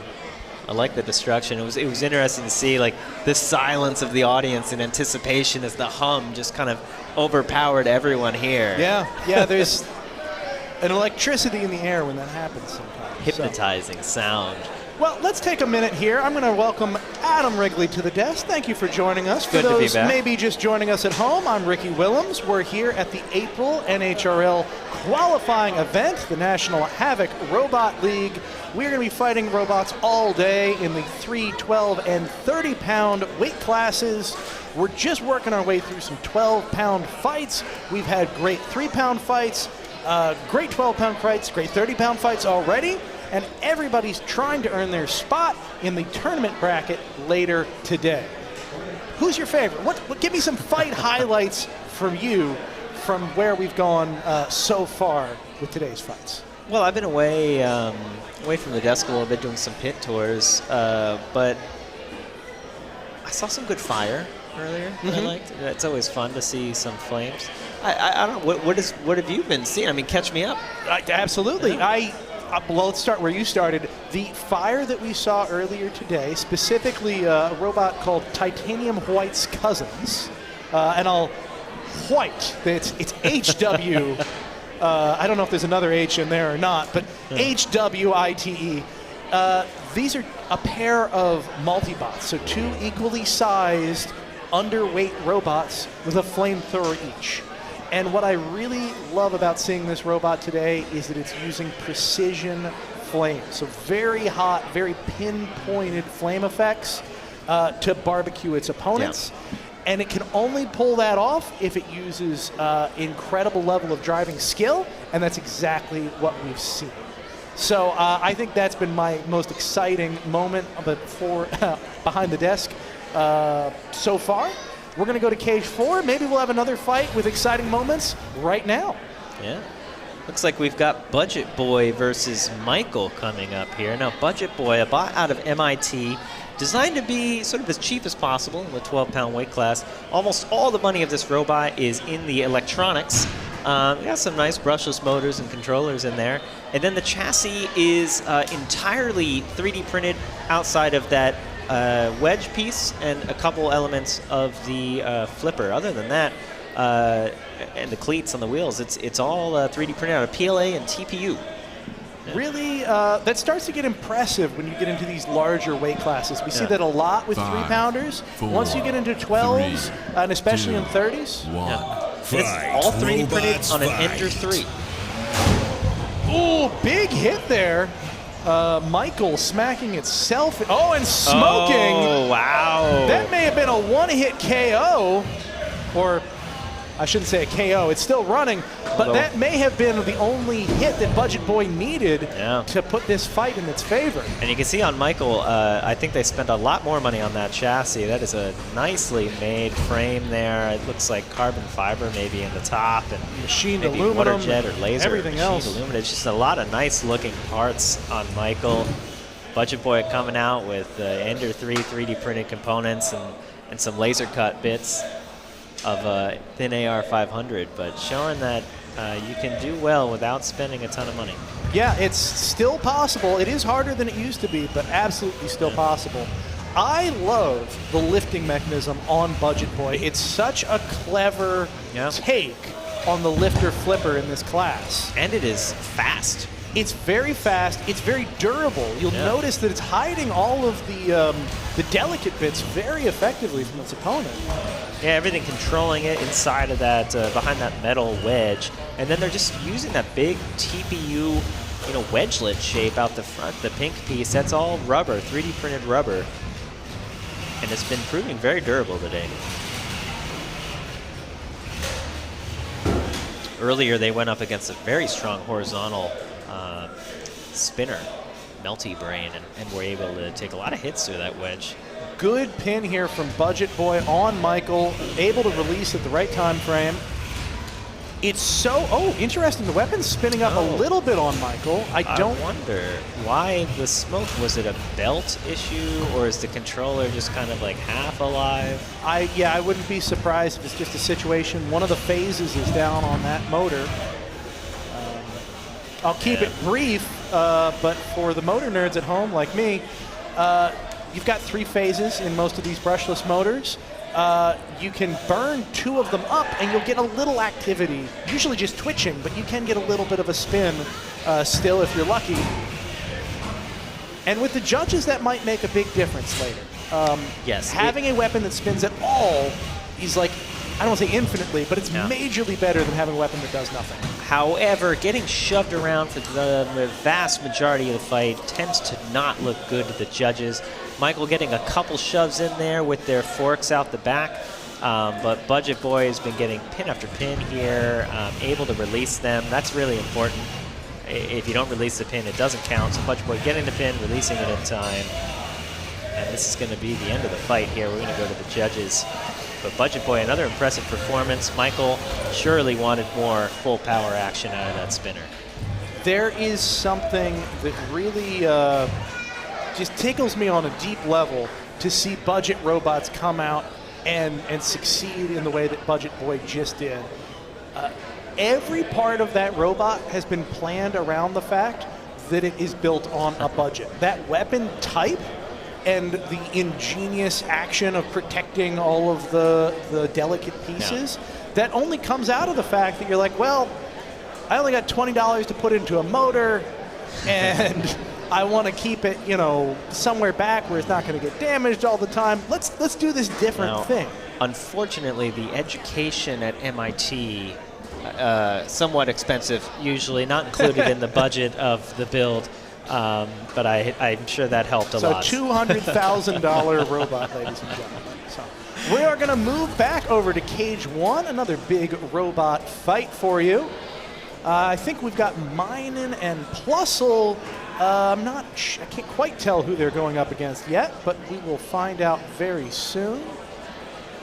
Oh, it's Carolina Reaper. Look at it. Yeah, all right. So Carolina Reaper. Spicy. It's an interesting robot. This is a big wheel style robot without having that big wheels. They're threading a really interesting strategic needle in their design. They are neither they're not an immense spinner. They're not immensely tall, so they're in the danger zone for getting hit. But what they're doing with that is they're becoming more robust. So their wheels are thicker, their chassis better armored, their weapon, you can see here, is very squared off. That is a very resilient weapon. It's going to be very hard to break the blade itself. So they scaled down to get beefy, but they gave up some of the particular advantages you get with a big wheel design. Yeah, and for being named after a pepper that is one of the most extreme peppers of all time, they sure have made sort of a nicely well-balanced kind of robot here. 4, 3, 2, 1. Fight. Robots fight. Away we go. Very tentative start from all robots. Yeah. I have to think that this is the type of matchup Carolina Reaper would want. Two smaller verts seems prime for their weapon type. Small enough that Carolina Reaper may be able to get on top and hit the less armored areas of its opponents. Both robots here kind of having a little bit of trouble getting lined up, but there's some good hits from Personally, I think Carolina Reaper needs to lean in to landing on top of its opponents. A little more chaos in the ring may well help here. It's never going to win a pushing match. It's just a consequence of the design. I do wonder when I see a robot like Minan and Plusle, did they name that just so it would be hard for us to say? It's, I don't think so. They pulled those. They're clearly fans of the source material, let's say. This is a hectic fight. Yeah, it's really interesting. I think that Carolina Reaper is getting much better purchase on Minan and Plusle than I ever expected it would. I thought it was going to glance right off those front wedges, and instead it's really good and good hits over and over. Now, are those hits doing a lot of damage? It doesn't seem like it so far, but that's winning these kind of control and aggression points, at least on a small scale.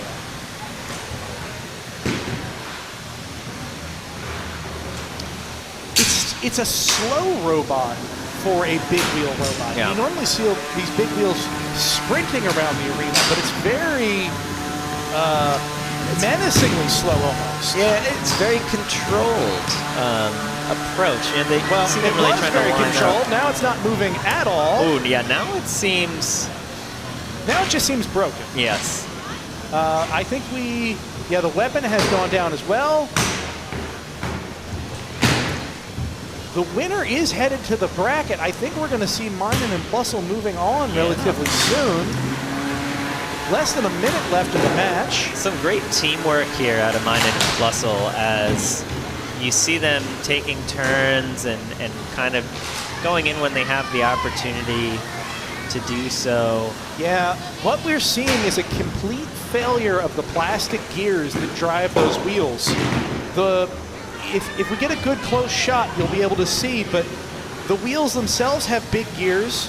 and the motors that drive the wheels have small gears, and the small gears that drive the wheels have torn to shreds. Interesting. I wonder if that's why we saw it going slower and slower over the course of the fight as those gears kind of ground themselves down. Quite possibly. That does happen sometimes. And that's just a material choice problem. It's a kink that you can work out, but it's not a kink you can work out in the middle of a match. Yeah, it's the type of thing that gets improved in version 2. And hey, there's so many 3D printers up there, they might even be able to prove it before the next fight. But, it's possible. It certainly is possible. We're going to have to find out. Minan and Plusle, though, another decisive victory for that duo. This is a robot that has had a very quick ascension. Very much an experimental design from the Honeycrack team. A lot of teething issues. Never a slouch. They never did terribly, but they were held back by reliability issues and other things. Seems like they got it dialed in. Seems dialed in. And, you know, it looks like they're having a lot of fun driving it. Just looks like a fun robot to be a part of. You know, you're going out there with someone else, having fun as a team, taking turns. It's good for the robots, too, to have those cool-off periods, right? You get everything gets hot while you're coming in. Absolutely. Cool off. So Literally. Yeah. I mean, there are pieces that are overheating actively, and that's something that you can then build into your strategy.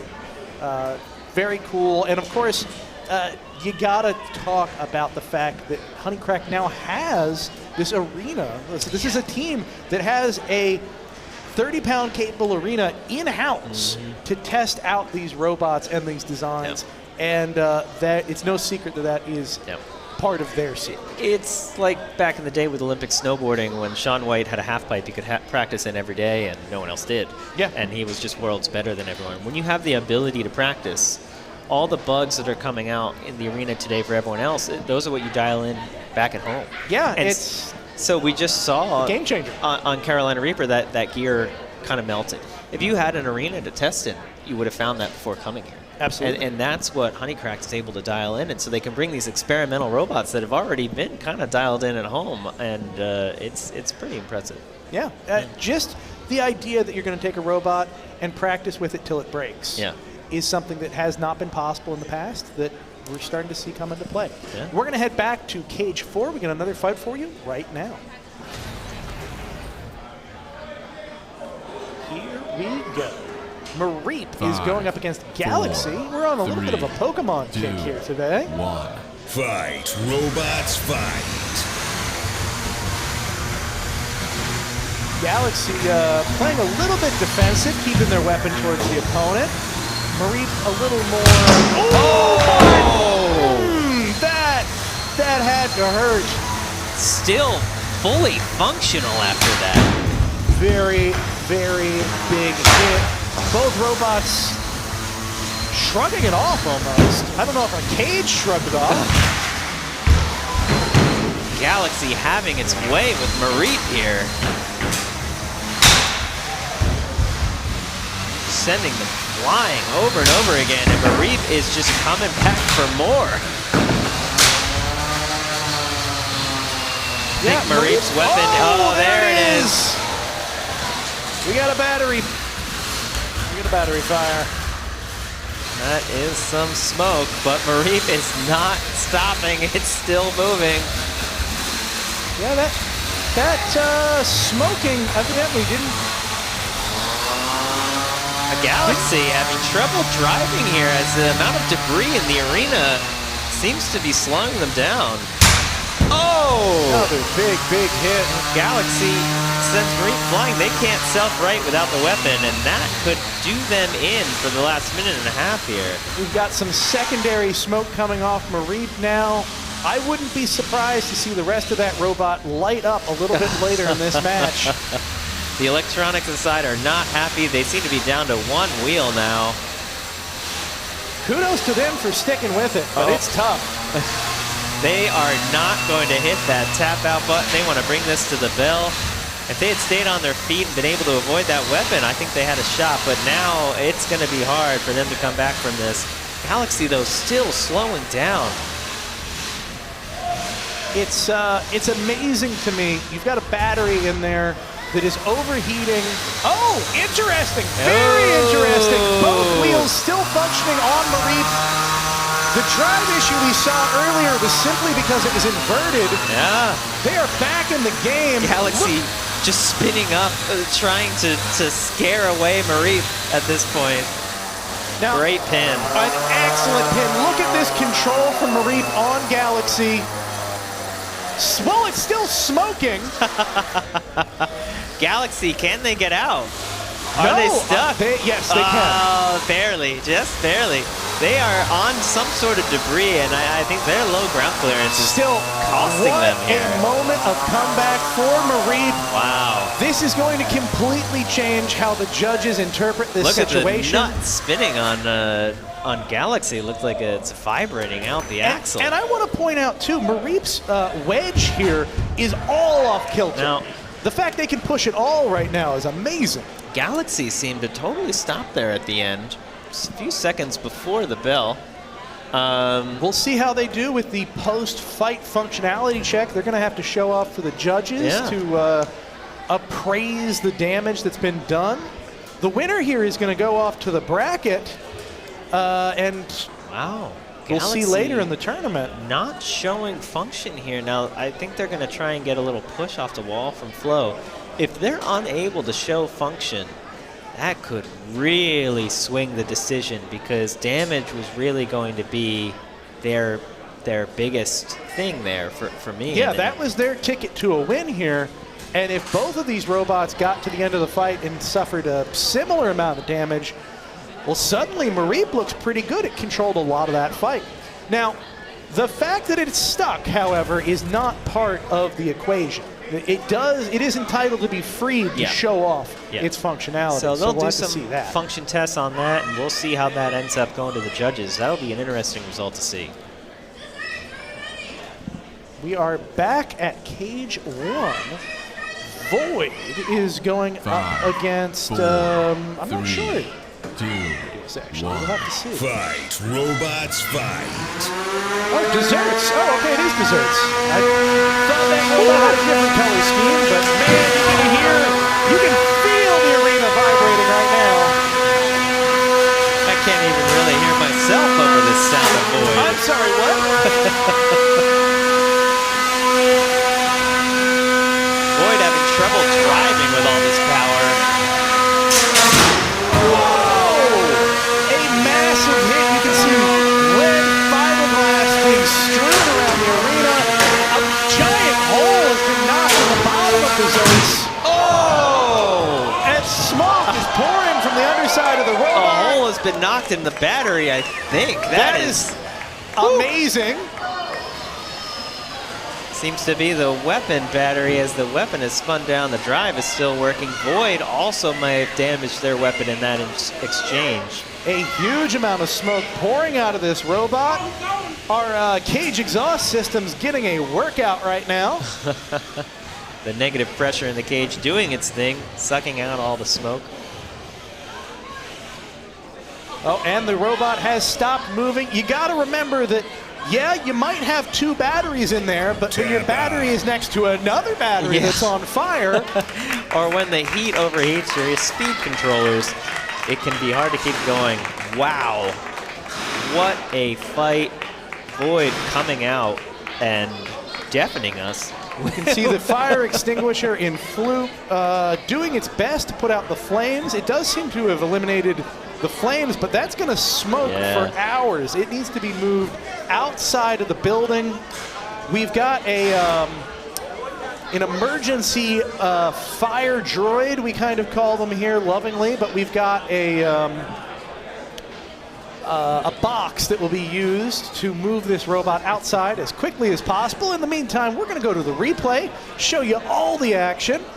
Void is going to have some work to do to get that weapon working again, but wow. You know, I thought Void was going to take a lot of damage, but in the end, it was just desserts.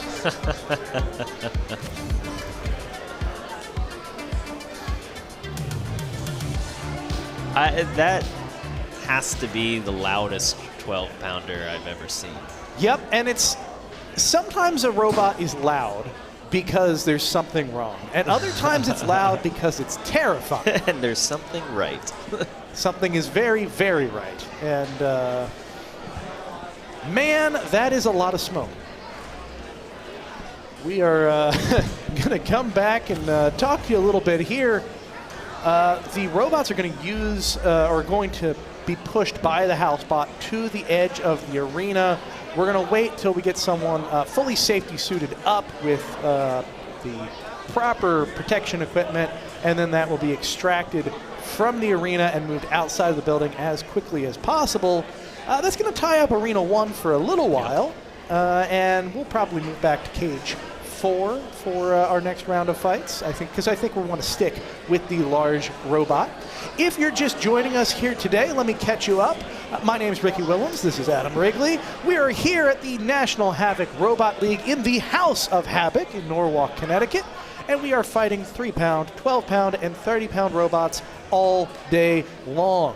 We are working our way through the preliminary fights. These are the fights that decide if and where you will be put into the tournament bracket later in the day. Everyone starts off with a 0-0 record. You can either win or lose that first fight. If you win, you're on the cusp of making it to the bracket. One more win and you have advanced. If you lose, you head to the bubble, and you lose again, you're eliminated. The people who have a little bad luck earlier in the day, they start off with a 0-1 record. They could climb their way back through the bubble to advancement, or one more loss and they head home. 2 wins and you're in, 2 losses and you go home. The bubble round is always interesting to me because you have 2 bots coming in at 1-1, but a lot of times one of those robots won their first fight, lost the second, whereas the other robot lost their first fight, won the second. When you're coming into that fight off of your first win of the day, you're kind of coming up in an upswing. Yep. But if you came off your first loss of the day, you're starting to question yourself. You're on a bit of a downswing, and that's where a lot of the mental aspect of the sport comes into play, is in that bubble round. And can you swing with the positives, or do you fall to the negatives? That's where we see a lot of that separation happen. Very, very different vibes. You walk into the arena, or up to the arena, and there's just a lot of the mental game to get yourself ready to have the confidence to fight strong, not make any mistakes. Right.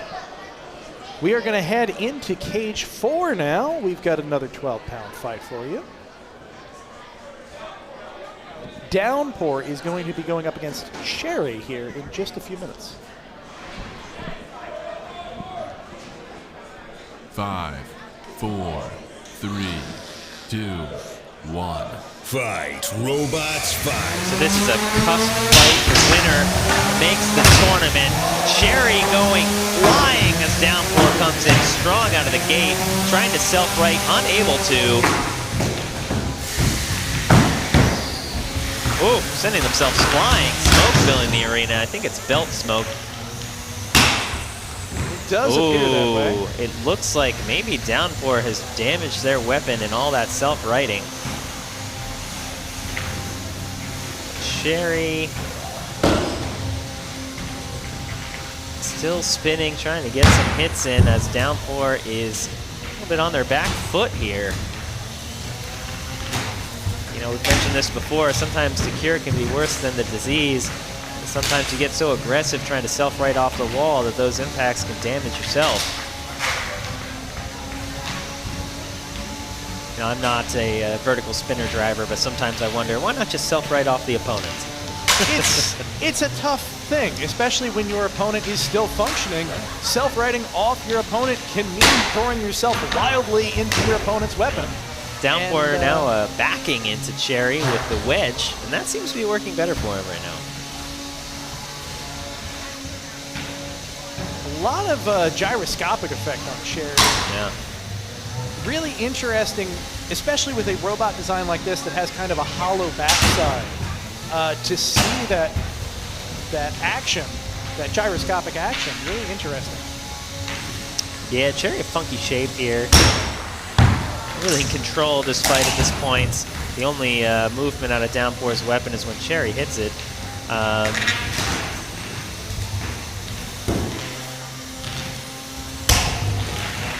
And now upside down, not a lot Downpour can do.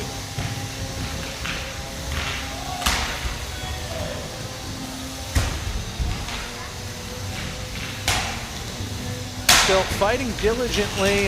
Best that Downpour is going to be able to do with that weapon off.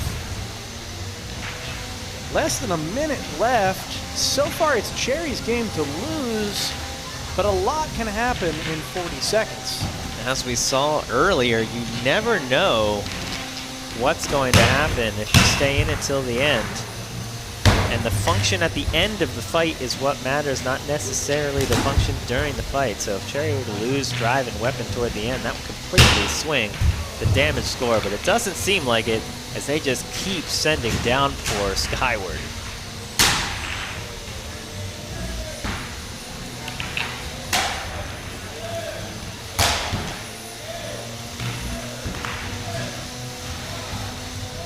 That's going to be the end of this fight. Downpour remained aggressive, but Cherry remained in control as they come out of this arena unscathed.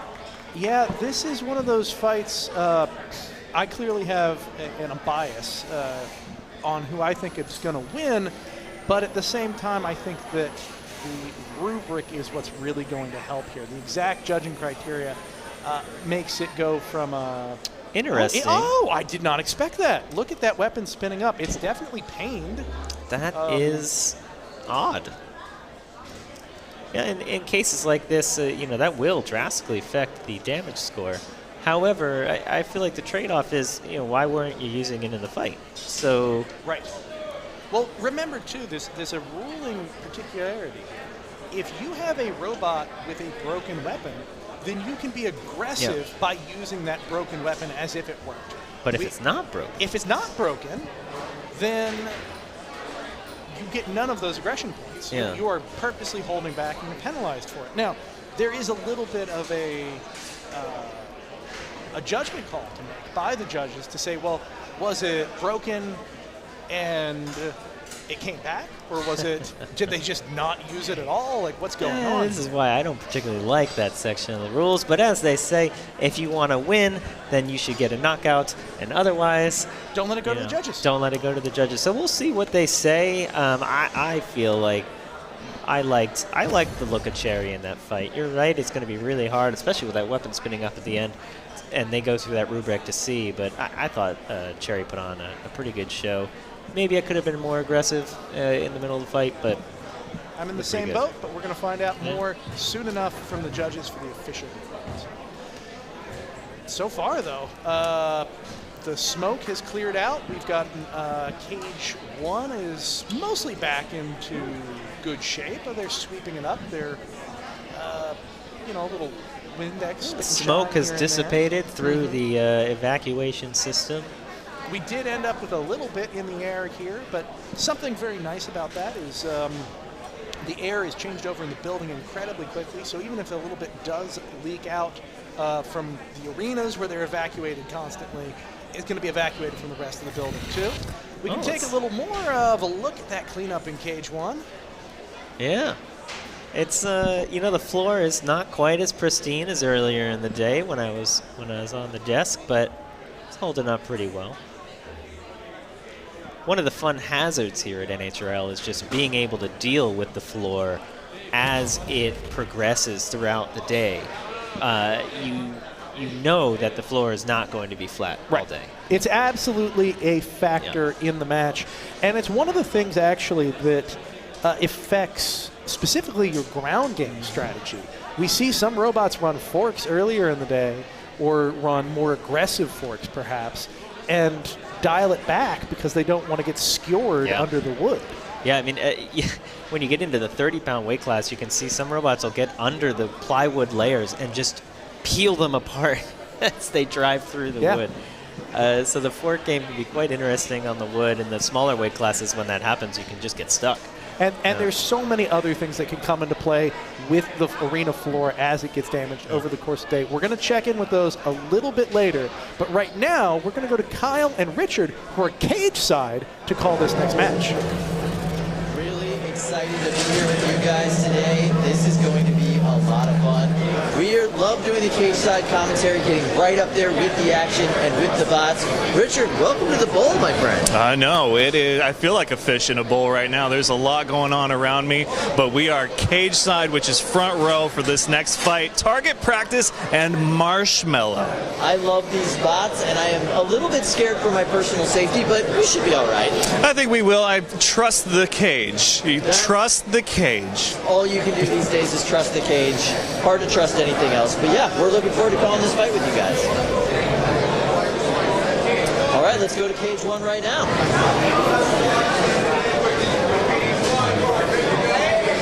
All right, so everybody is backing into their corners. We have Marshmallow taking on Target Practice. Target Practice is the smaller bot over there in the painted corner. It is partially 25% made out of AR plate and a recycled target. No graham crackers or chocolate? No. All right, Target Practice, are you ready?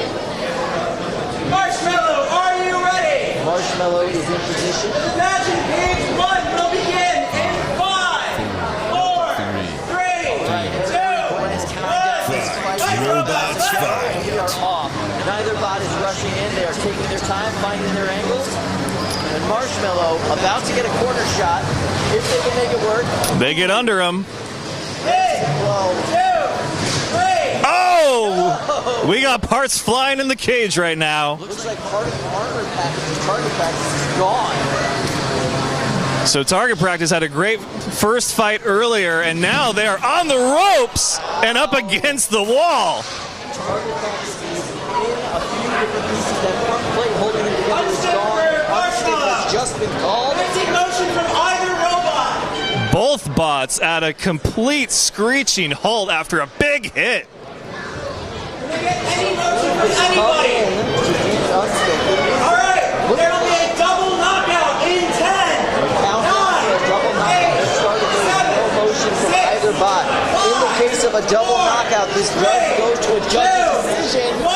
It goes to the judges. Wow. Double knockout. I gotta say, neither of these bots look good. Marshmallow is cavitating inside of itself. Both top plates got punctured. Well, they went after each other. They went after it. There were parts flying. They sent each other up into the wall. This was Robot Carnage 101. I absolutely love it. Yeah, the first big hit, we see armor pieces flying off of Target Practice. Rough way to start the fight, but ending it in essentially a tie. It was that scene at the end of Rocky where they both go for the punch. You don't know if they both got knocked out or who landed what. Yeah, pretty much that. I mean, we will find out what the judges have to say. So let's go ahead and check out a replay of this action right now.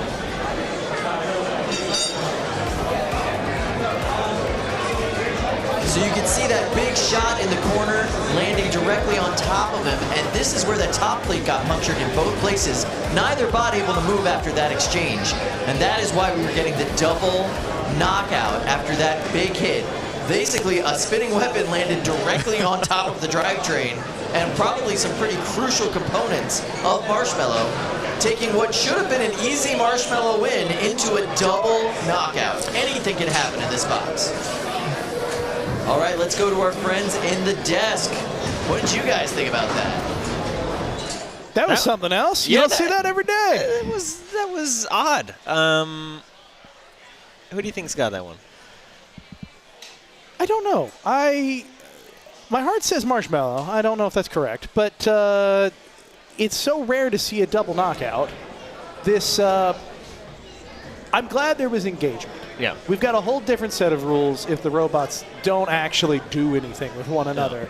So we did get at least a little bit of something to base this decision on. I from what I saw, so Marshmallow was the one who hit Target Practice into the air. Correct. Right? And then Target Practice came down, hit Marshmallow. Then Marshmallow moved a little bit, and then it died. Right.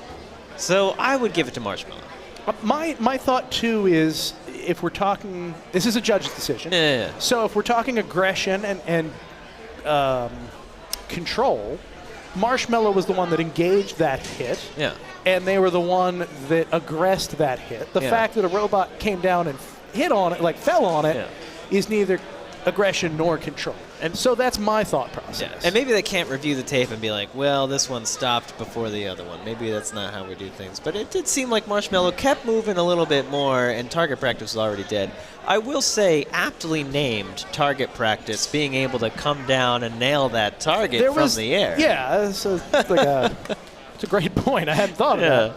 There's a piercing, like Falcon-esque moment to that. You know, we do see hits like that every so often out of a vert, you know, and that's kind of one of the advantages of verts.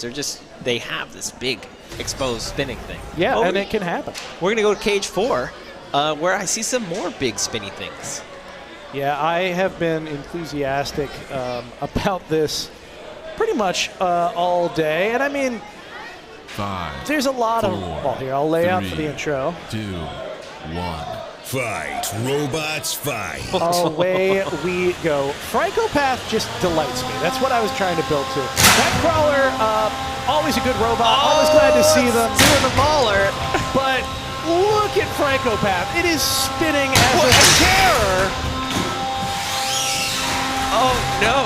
It is completely unbalanced now. Its weapons impactors have been ripped off of one side. Oh, look at that! It's done a backflip over the housebot. Flo almost getting a new hat. Francopath spins up so quickly. What is the weapon made out of? The weapon is made out of metal. That's I think all that Francopath knows is that you could, broadly speaking, call that weapon metal. Yes. And yeah, it spins up incredibly quickly. I love it. It looks straight out of 1999. Yep. It almost looks like a... Oh! Hey! Hope lives. I think that might be it for it. I can see some wires have now been liberated from the top of Francopath. Oh, I really want it to work. I mean, it did work. It did work. That's true. It did work. That robot absolutely worked. It even landed a couple of good hits on Nightcrawler. This is a perfect moment to talk about the difference that has been made in combat robotics over the last 20, 25, even 30 years. Yeah.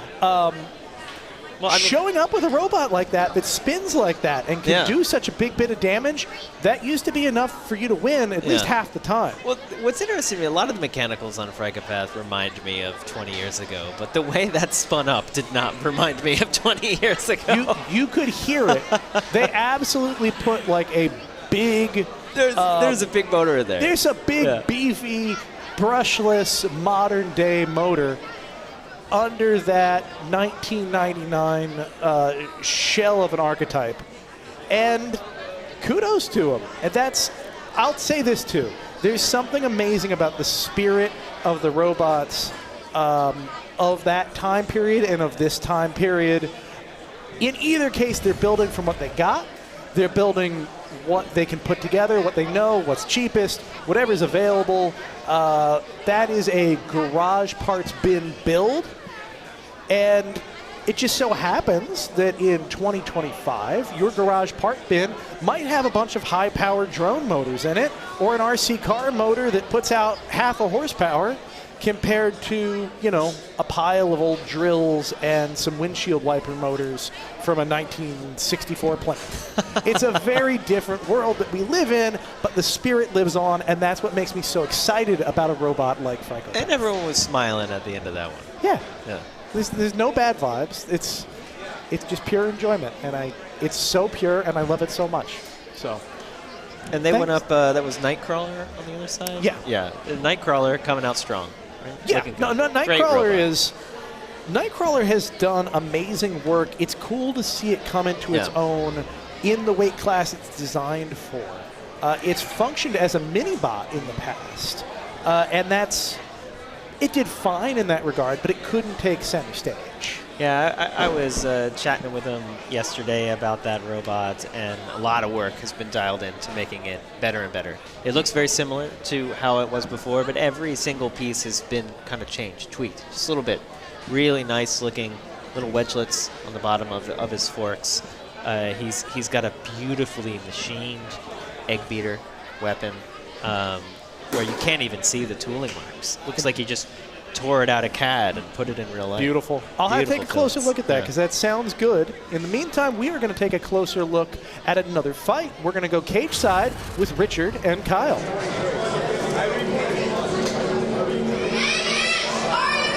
right, you guys ready? Let's get this fight going. We've got Bigish and we've got Scrambled over in the other corner. Two really weird designs, Richard. I know. Bigish, not as big as I thought, but big enough, hopefully, to make a big impact here in a must-win. Bigish is a huge style robot from Kent State. Scrambled is a melty brain from the University of Cincinnati. It is Ohio versus Ohio, unconventional design versus unconventional design. I don't know what's going to happen when these things get up to speed, but it is going to be vicious. Both bots taking their time. It looks like Bigish wants to pick its spot and take its shot. Bigish looks like it's having some traction issues. They have nothing to give them any traction on this floor, so they're kind of gliding around. Meanwhile, it looks like there's no center light point on Scrambled. So Scrambled is having a hard time gaining control of itself too. Oh, there we go. A little bit of an exchange there. Bigish took the brunt of that hit. Oh, nice nasty one. Scramble delivers some carnage. Scrambled is a melty brain style spinner. That means it's got 2 wheels, 2 motors, and 2 giant blades, AR-500. The entire weight of the bot is behind these hits.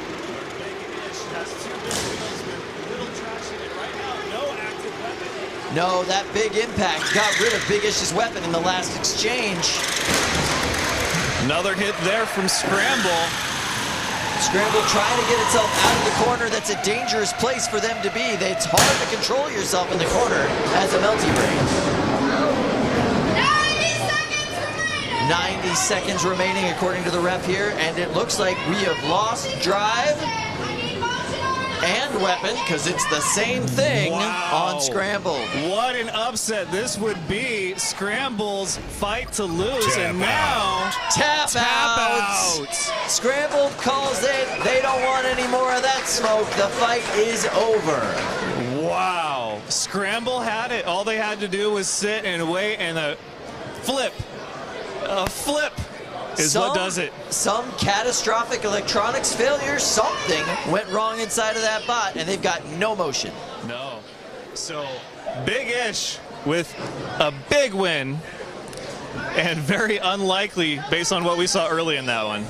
Yeah, absolutely. So that does mean Scrambled is eliminated. No more melty brains in this weight class. That's all done. Absolutely insane shots.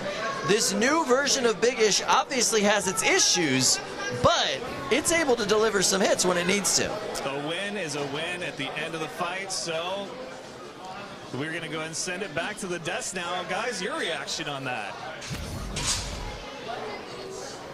The cage audio in that fight was wild. Yeah. The sounds of the motors. What was happening? It's amazing to me how much people are pulling out of these robots at this point. And you see it in the power of the hits, but it's so cool when you can hear it like that. Yeah, fantastic. No notes. We've got so many more fights coming for you today. We are, let's see. We're making pretty good progress on our preliminary rounds for the April 2025 NHRL qualifying event. We're working our way through some big fights here, some big bot fights. I think the 3-pounders are pretty well set for the rest of the day, or not for the rest of the day, for the preliminary we're not there yet. Yeah, a lot of big bot fights going up, and we're going to go to one right now over in Cage 4. Here we are again. Little Ash, 30-pounder fight. This should be a good one going up against Anxiety with 2 eyes. 5, Anxiety 2. 4, Anxiety. 3, No, it's Anxiety. You had it. One. It is the second one. Fight. Robots fight. It's a clever naming. They're going It's not what they're going for, but I'm almost getting ancient Egypt vibes off of Anxiety's color scheme. I like it. Oh, interesting. Anxiety going backwards with those forks, and I think that's because of Little Lash's wedge, and they're able to get under it mostly, but now Little Lash comes into the side and then able to get under those. So. Yeah, it's such impressive driving whenever you have a Vasquez behind the wheel. And look at this pin and a little bit of clamping force. Very well done. It's a bit of a configuration battle here. So Little Lash has gone with their anti-horizontal setup, a big wedge and a flipper. No spinner this time. Little Lash is equipped with a vert when they need it. Anxiety has the forks at the back and the horizontal in the front. So they got Little Lash into the anti-horizontal config, so no forks, no spinner. And then they're going in with their forks trying to take advantage of it. So far, Little Lash has been better. Little Lash pausing for a moment there, maybe struggling. Big hit on the top of Little Lash, but the top of Little Lash is very, very durable. That robot is built from very thick plastic and very sturdy metal on its top. Not like a lot of robots that can take a lot of damage up there. Some of the controls on Little Lash have looked a little odd. You know, arm getting stuck up, then pausing for a second. Really interesting approach from Anxiety. They're able to function a little bit like a Thagomizer style robot, where if they can push with their forks and then spin around and hit the sides of Little Lash with their tail. That's hard to pull off. Look at this. Great work by the forks on Anxiety. Oh, Little Lash getting stuck in the wall and then it hit directly to their wheel. Doesn't really do much. No, that was not taken advantage of well by Anxiety. Not for lack of trying. Anxiety now not moving at all. Looks like they might be stuck on the floor. The floor getting more and more beat up as we go on here. They requested the unstick, though. Oh, so unfortunate to free yourself. See the light change. I saw the light change as well. They were able to free themselves just after hitting the unstick. Now that, I do think that still counts as using it, though. It does, yes. That burns their unstick for the match, so they are in trouble if they get stuck again. Now their weapon is spinning down. That might be a defensive maneuver. Little Lash has been, in my mind, the better robot here. You know, Anxiety with the big spinner, not able to do much with it, as Little Lash is kind of controlling the whole fight. Yeah, I wouldn't say it's that close for me, or that, I'd say it's closer for me, but I agree with you. Little Lash definitely able to control this fight and able to put its opponent where it wants. We're going to come down to a judge's decision. It's just more successful use of the weapon for me, too, like getting these lifts, getting these pins. And Anxiety had those moments where they'd get under with the forks, unable to do much with it. What a taste in the mouth to leave for the judges to end a match with that kind of pin. That fight was really good. It was really great driving show by the Vasquez brothers there and then Little Lash. There is another fight loading into the box in front of us. You sound excited. I'm very excited. I've been waiting. Excitement's not here. It's not here. It's up here. I've been waiting to see this robot all day.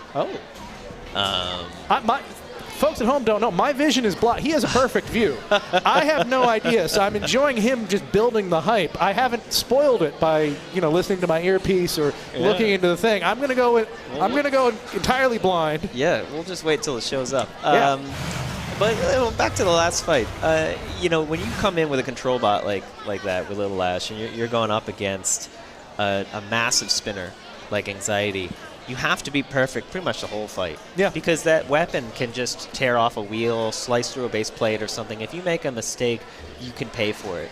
There was one mistake by the drive. They got stuck under the wall, and Anxiety wasn't quite able to take control in that moment. They could have ripped off both those wheels if they got the right hit, and that would have completely changed the fight. It would have been over. Yeah. In the meantime, we are going to head to Kyle and Richard Cage side, and they will reveal to me what this match is.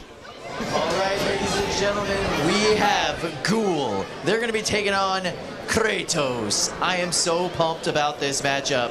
These are two vicious bots. Highest ranked bot in the weight class right now in Ghoul. Well, I don't know if you're really excited. We had young Zach over here who's pacing back and forth along the cage. He's, I think, more... How close our fans can get to the action, especially when there's not firebots involved. But just because there's no fire does not mean these hits aren't going to be insane. Now, I love this fun fact. Kratos, by the same team, MIT, that brought us Ares. Ares was their last big bot. This is their newest big bot. And if you ever played the God of War series, Kratos took down Ares to become the new God of War. I think it's a really fun naming convention from the MIT team, and it's a really cool bot. Having a 5, 4, 3, 2, 1. All right, we are getting down to Robots it. fight. Hard to get that weapon up to speed on Kratos. Ghoul spinning up like you wouldn't believe.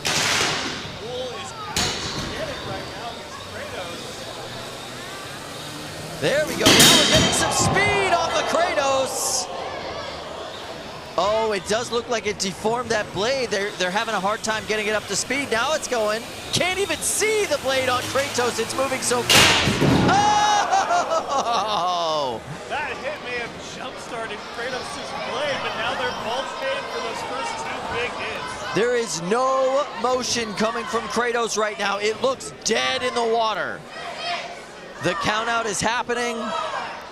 Ghoul is still moving, albeit badly. It's still moving. Knockout. Full 10 count knockout. Ghoul is your winner just by sheer attrition. That was an exchange by all accounts. Wham, pow, we're done. Paul Tortorici living up to his #1 seed with a bot that could take those hits. Absolutely impressive. Very impressive. And it kind of sucks for Kratos because we finally got to see that weapon speed up and see what kind of damage it could deliver. But ultimately, Ghoul gets the win here. All right, let's take out a replay right now. So as you can see, that first giant impact. That hit is something. Vicious. And then just dead in the water. Nothing left. Boom, boom. Look at that double hit on Ghoul. It bounced off both corners. Yes. It's like air hockey inside the cage. And there's Zach. Zach, what did you think of the fight? Yeah, we got a thumbs up from Zach at cage side here. All right, we're going to throw it back to our friends at the desk. Ricky and Adam, take it away. Thank you, Kyle. Whew, that was fun. That hit was insane. So, you know, people have been talking about Kratos. I haven't confirmed this with the team. I was hearing they have a custom-designed variable KV motor. Interesting. Which could explain some of the spin-up issues. You know, maybe they're having some sort of tricks getting that dialed in. Supposedly, once that's 100% working, the spin-up is nearly instant. That's fantastic. Yeah, that is something that a few teams have been experimenting with, but I didn't realize that it was in that particular robot. I'm going to have to dig into that. Yeah, and so once that was up to speed, that has got to be one of the scariest robots I've seen in this arena. That hit was massive. Let me take just a moment to give the folks at home an idea of what you mean by that when you say a variable KV motor. There's different ways to accomplish this, but basically that means when you're picking a motor, usually you have to pick a motor that moves real fast, or you got to pick a motor that pushes real hard. You can't have both. At least you can't have both for a given size and power and everything else. The measure of whether or not it spins real fast or it pushes real hard is KV. It's an abbreviation.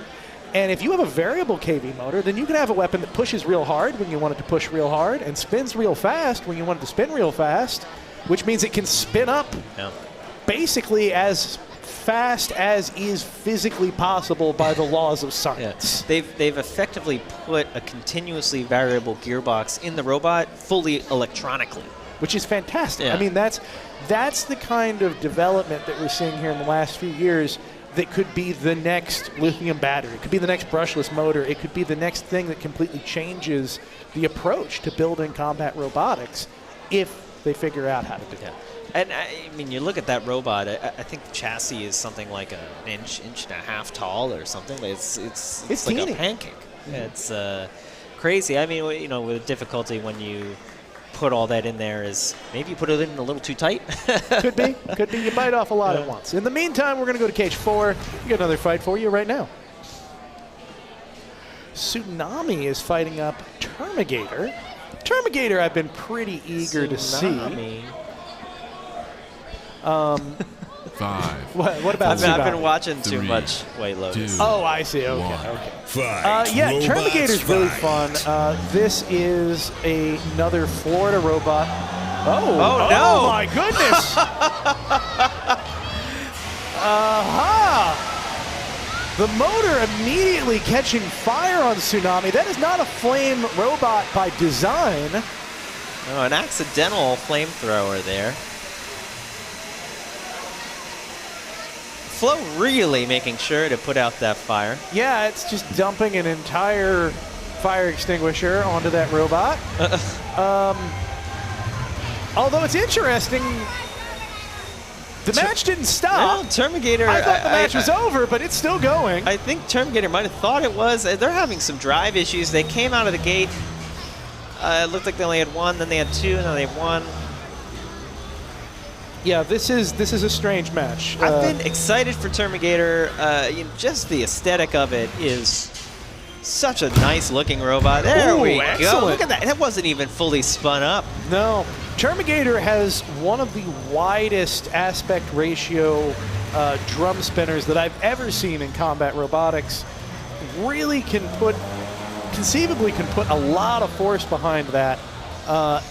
But they're not able to move, and so if you can't deliver your weapon, it doesn't really matter that you have it. Ooh. Oh my goodness, look at the smoke pouring out of Termigator now. Some sort of controller failure there. We're going to get a tap out. Termigator was having some electrical gremlins earlier today. What a strange turn of events. Not 1, but 2 robots lighting themselves on fire spontaneously. Now, what's interesting there is the robot that came out of the gate and immediately burst into flames seems like they took home the victory there. Not what one would expect. So, unfortunate debut. Honestly, not sure if it was a debut. Unfortunate fight for Termigator.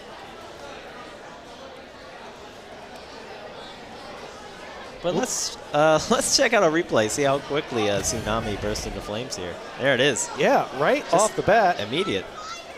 So this is a Georgia Tech versus University of Florida matchup. I wonder if that, I know people have been trying all day to make this a rivalry situation. To me, they were competing for who caught on fire the fastest and most thoroughly, and I don't think that's what you really want to be competing for. That's neither team's dream scenario. Obviously, when something like that happens, better to come out with the win, but both teams are going to be upset with that performance, coming out and both just lighting on fire. No one really able to get it going. Tsunami, I wonder, when I've had that happen, it's I plugged something in backwards. Yeah, it happens. You know? There's a lot it could be, because it happened essentially before first contact. Yeah. So, Georgia Tech, now that I'm thinking back, I think that may have been the robot that I was speaking of earlier that was overpowering their motors, and they moved to overpowering their speed controllers to prevent the motor from burning out. And I think the strategy was just light throttle. I'm not 100% sure on that. I'd have to go back and check my notes. But there are some robots here today, they're not the only ones, who it's just, yeah, that might not be quite the right part, or it might not be the way that those parts are set up is exactly ideal. So it could just be an underlying design flaw. If only they had an arena at home to test it in. Yeah, well, that is the direction that we're seeing these things going, and I think we're going to have a lot more college teams doing that in the near future. In the meantime, we've got a Cage 2 fight for you. We're going back to the 3-pound class. Comet is going up against Ghastly. 5, Ghastly. 4, 3, 2, 1. Fight. Continuing Robots the fight. Pokemon inspired. Oh, Ghastly going flying as Comet sends him skyward.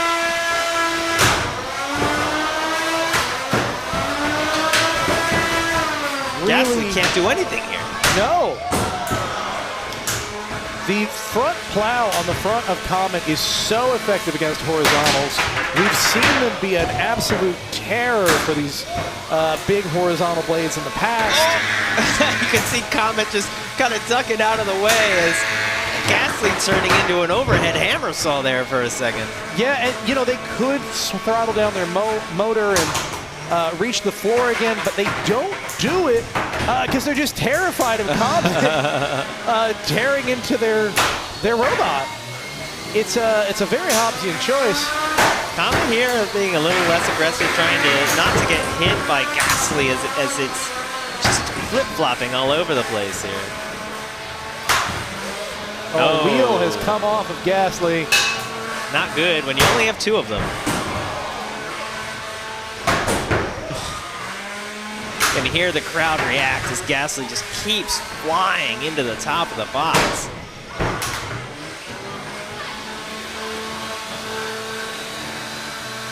But credit to Ghastly, they are not giving up. Still full power weapon, one-sided drive. They're going to try and make it to the bell. Anything can happen, as we've seen time and time again today. Yeah, hitting the halfway mark of the match. Comet acting a little more controlled, a little more purposeful with these hits. Doesn't want anything crazy to happen. Doesn't want Ghastly to land on them, but wants to remain aggressive.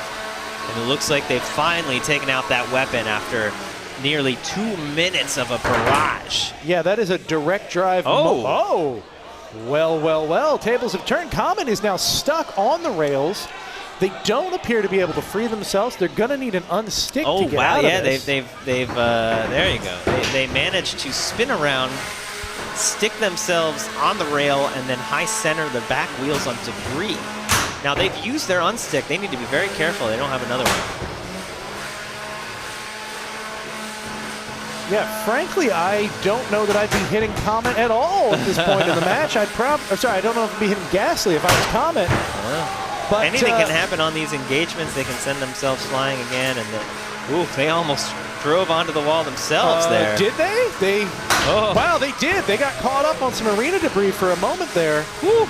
There's a lot of debris in the arena now. With 19 seconds left, no one's going to be called knocked out.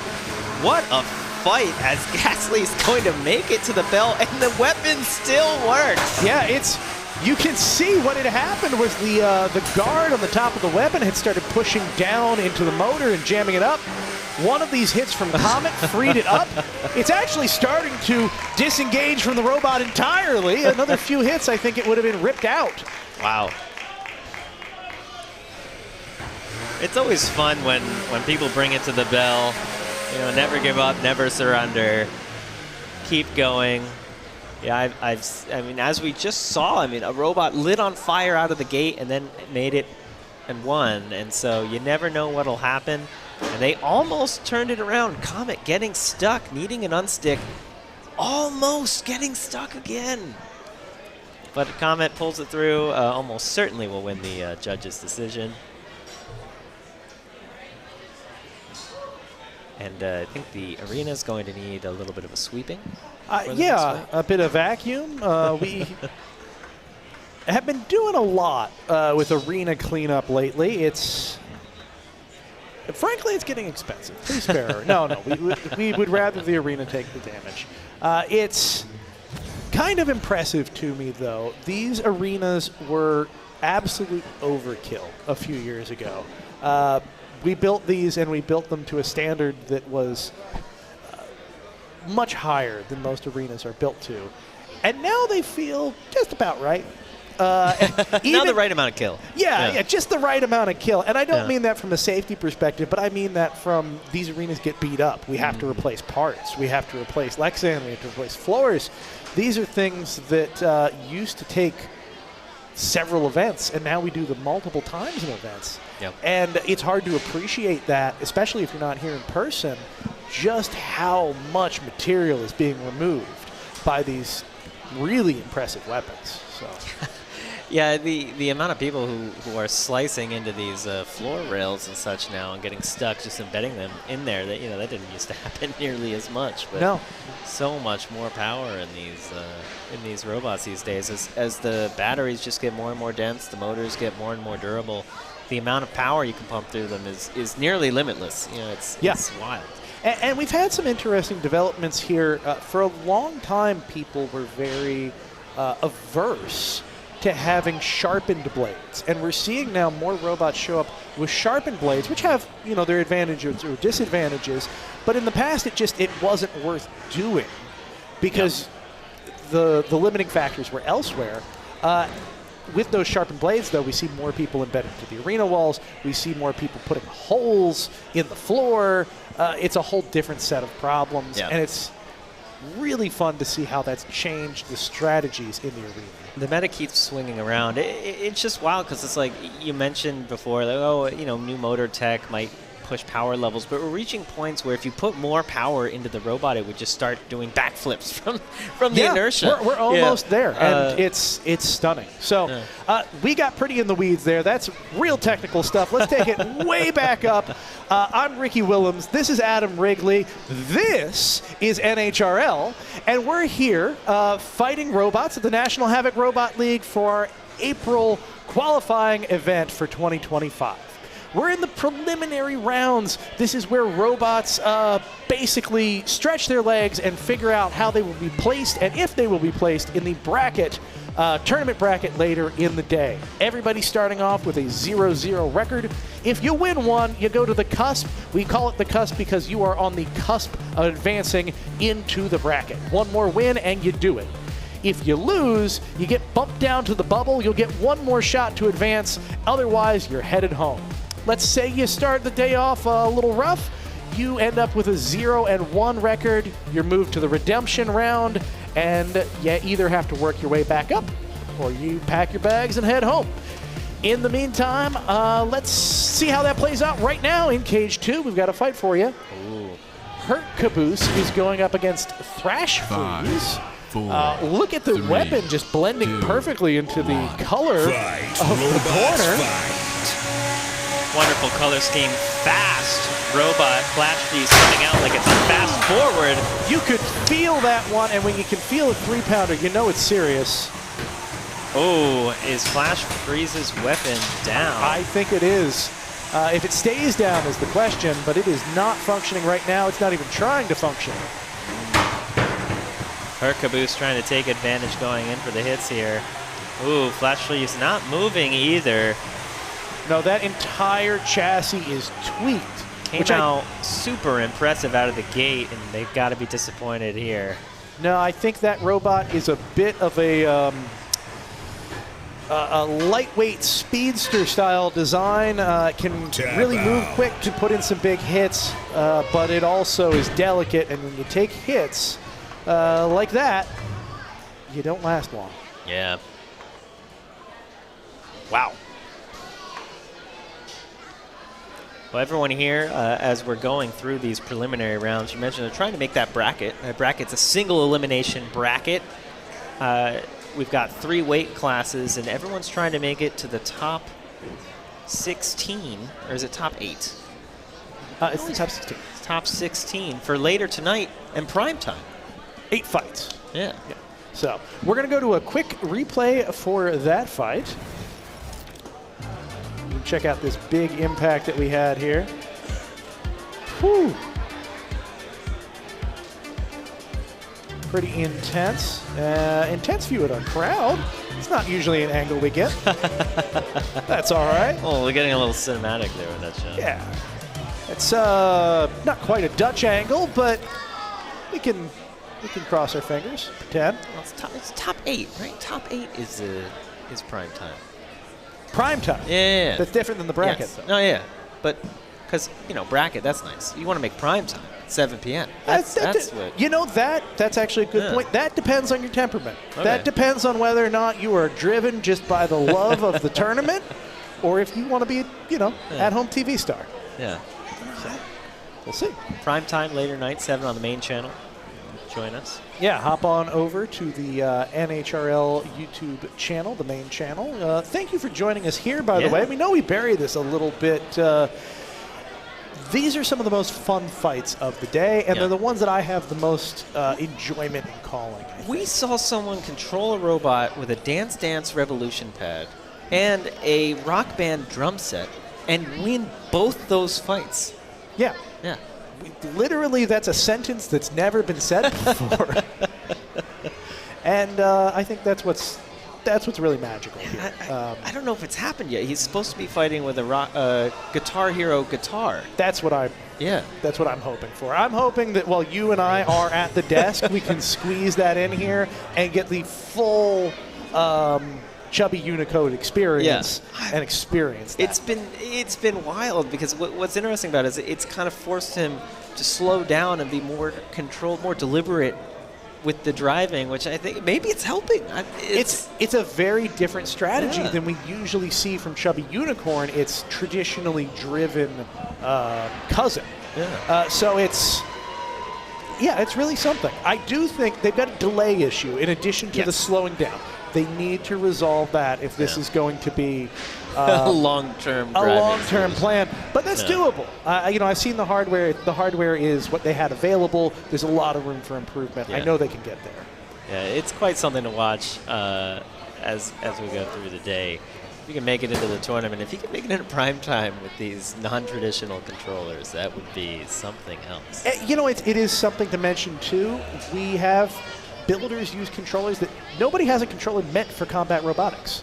And obviously it's not going to be a DDR pad. It's not going to be a Rock Band drum set, but it might not be the controllers that everybody here is using, and we won't know that until they experiment with it and find out for sure. That said, let's see what controllers are using over in Cage 2.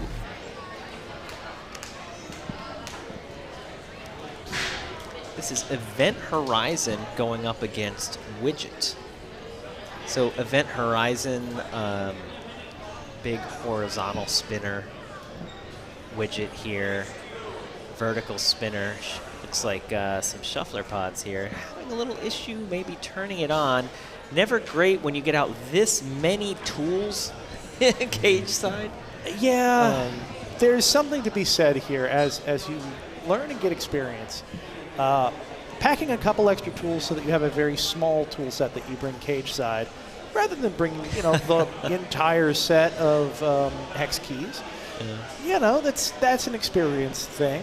And also just building a robot that's quick and easy to turn on. And I say that as someone who does a terrible job of it. I brought a robot last year that took 6 switches and 3 different tools to turn on. So when you design your early robots, you're mostly thinking of the function when it's in the arena, and you're not considering necessarily the moments before and after or in the pits. So you're not thinking about disassembly, assembly so much. You're not thinking about usability. That all gets dialed in over time. The amount of different types of bolts I used in earlier robots, and now I'm like, I'm going to try and use all the same. Yeah. As many of the same bolts as possible. Oh, just wait till you're working on one robot that has fine threads and coarse threads in the same diameter. And then throw a couple metrics in that might fit in the hole, too. You make your whole robot English, and then whoever designed the gearbox made a metric, and then just it's a mess. This is the kind of thing, though, that there's such an underbelly and such a deep information well that you can go into to understand what goes into these robots. It's amazing. Oh. So we're getting some information here. Looks like this could very well be a forfeit in Cage 2. Unfortunate. Seems maybe they weren't able to get it turned on. Not able to fix whatever those gremlins were. Probably trying to... Yeah, Widget is forfeiting, unfortunately. And that'll be a win for Event Horizon. Unfortunate for us because Event Horizon always puts on a show. And Widget looked really interesting with those shuffler pods. Always a big fan of shufflers myself, but not for us today. Widget, unfortunately, with the forfeit there. Widget is it's biting off quite a lot here. So it's got shuffler pods, it's got a multi-piece spinner on the front, it's a new build. This is something that takes some time to shake out, so there's no shame in this happening in the arena, but it's still not what you hope for. Yeah, I mean, you grow, this kind of stuff happens, but it's never fun. Let me tell you a little upside to this. We talked about how great it is to have your own arena to practice in your backyard. Widget is coming all the way from West Hartford, Connecticut. So this kind of is their backyard. This is their backyard, and one of the lovely things about NHRL, we do allow you to show up. Of course, you got to talk to us, set up some times, but our arenas sit unused a lot of the time. We do things with them in between events, but if you want to come out, you want to try things out, a lot of times we can facilitate that for you. Just get in touch. It might even be with me. Send us an email. We'll figure out a time for you to come out, and you can get some of these teething issues hammered out before you even get to your first event. That is I mean, maybe I'll take it. Yeah, come on up. You're not coming. You're still in New York City, right? Yeah, I'm in Brooklyn, not too far from me. Yeah, it's a easy drive if you're silly enough to have a car there. Yeah. It's an old one, though. Oh, okay. Yeah. That. Plastic bumpers. Yeah. I don't think you do, but I'd love it if you had a Saturn. No, not a Saturn. Honda Elements. Okay. Well, okay. So I feel like that's maybe vibing. more plastic than a Saturn. Maybe. I don't know. Anyhow, thank you, everyone, for joining us here today. Sorry to have a match go to forfeit. It does happen sometimes. I'm sure that Event Horizon will be back for another great match later today, and we'll get to see them at full force. While we wait, let's go cage side here. We've got Kyle and Richard in the building. They're going to talk cage side. What are some of the coolest things you've seen so far? Give us a rundown. All right, well, I have seen a whole lot here cage side. The referees yell louder than I think anybody could imagine to get over the sound of those robots. They know how to project, yes. They definitely know how to project. One of the things that I think is most interesting is being able to interact with the fans down here. Yes. There's so many kids that are so excited, so many fans that are so excited. What have been some of those interactions today, Well, Richard? you just mentioned it. Some of the young fans that are here cage side. He's not here now, but there was little Zach who was so excited for one of the fights. He was pacing the cage, and then afterwards, a big thumbs up, like, yeah, that was awesome. I mean, we've seen robots go flying. There was a big wham, pow moment in the cage where it seemed like one bot had it, and the other one comes right in and steals it. The double knockout. I mean, yeah, no shortage of action down here with you. We started our time here cage side with a giant battery fire. You can't complain when your day starts out with a giant battery fire. Watching that whole procedure about how they safely removed that from the building was fascinating, and being right there next to the action and not even smelling a whiff of lipo smoke, thanks to our negative air pressure system, was incredible. Yeah, it was one of those moments where it's like, this is why we play the game. We get to finally see these guys in action, the unsung heroes of NHRL down here at cage side, doing their job, keeping everybody safe, and we got a little bit of entertainment out of it. Absolutely, yeah. This has been a wonderful experience. I can't wait to call the next fight, and it looks like we're loading up for that right now. All right, so let's go to our friends at the desk. Thank you, Kyle. We got just a couple minutes left. While we have a moment, I would love to find out what it's like. This is the first time Richard has been in the building. Yeah. I want to know just what it feels like for a first-timer to be next to some of these big hits. It's such it was such a unique experience for me years ago, and that was when robots weren't punching nearly as hard. I can't imagine what it's like to show up in 2025 and feel a heavyweight punch into another for the first time. Richard, what's your experience been like? Really, it's beyond words. I mean, you see it on TV, you see it on YouTube, you see the highlights on TikTok and social media, but to actually be here, to hear it, to see it, you feel it, and that's been probably the highlight of my day so far, is for the big hits, the knockouts, the smoke, the fire, all of the above, right here, less than 10 feet away from me. Absolutely, our audience can get right up next to the cage with us too. It is so much fun to be here in person. It on the stream, but if you can make your way to the House of Havoc, it is worth it. Yeah, and at the end of this, me and Kyle are going to jump in there and we're going to try. I'm kidding. Sounds like a terrible idea. All right, let's go right to cage 2 to see some action. We're going to watch some very interesting 5, robots 4, that are loaded in here. 3, 2, 1. Fight. We've got Robots Temporal fight. Terror taking on Double O. Oh, what a hit! Double O is 2 full-bodied spinners as a shuffler. It makes no sense. The physics are wonky.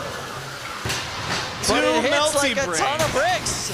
Jeez. You're not kidding. Two melty brains that can take it and make it. Temporal Wow. Terror taking advantage, not letting them get up to speed right now. But the weapon seems to be down on Temporal Terror. Is Temporal Terror dead in the water, Richard? Yeah, and even 0-0's only got one functional side, it looks like. Oh, now they're speeding both back up. The unstick has been called, but at this point, I think that's just biding time. That robot looks dead. Yeah, I call this a jump start. When they're not moving, they're not necessarily stuck, but they send the bot in there to see if maybe some kind of just bot-to-bot contact can help revive them. Percussive maintenance, as Ricky calls it. A little bit of slamming like smashing the back of your TV when it wouldn't work when we were kids. That's a throwback, and yes, you're absolutely right. So let's see what they call here. There we go. The ref just almost double counted everybody out. So that's why you saw 0-0 spin back up. So they were showing motion. There was a little premature celebration from Jason Vasquez there, and then he's like, hey, I got to see something from you too. Absolutely. Temporal dead in the water. There is nothing coming out of Temporal Terror at all right now. 0-0, the bot to watch in this weight class. That thing, when it gets up to speed, is absurd. Yeah, I mean, there was a few moments in that fight where you weren't sure exactly what was going to happen. But sure enough, another victory for Jason Vasquez and 0-0. Jason Vasquez, most commonly known for his excellent driving skill. I'm sure he needs every ounce of it to make that thing go anywhere. Yeah, and I love the premature celebration there. He thought he had it in the bag, and sure enough, the ref's like, hey, I got to see movement from you too. And he's like, oh yeah, sorry, hold on a second. It's really fascinating when the bot is the weapon is the bot. It doesn't move unless that weapon's at full speed.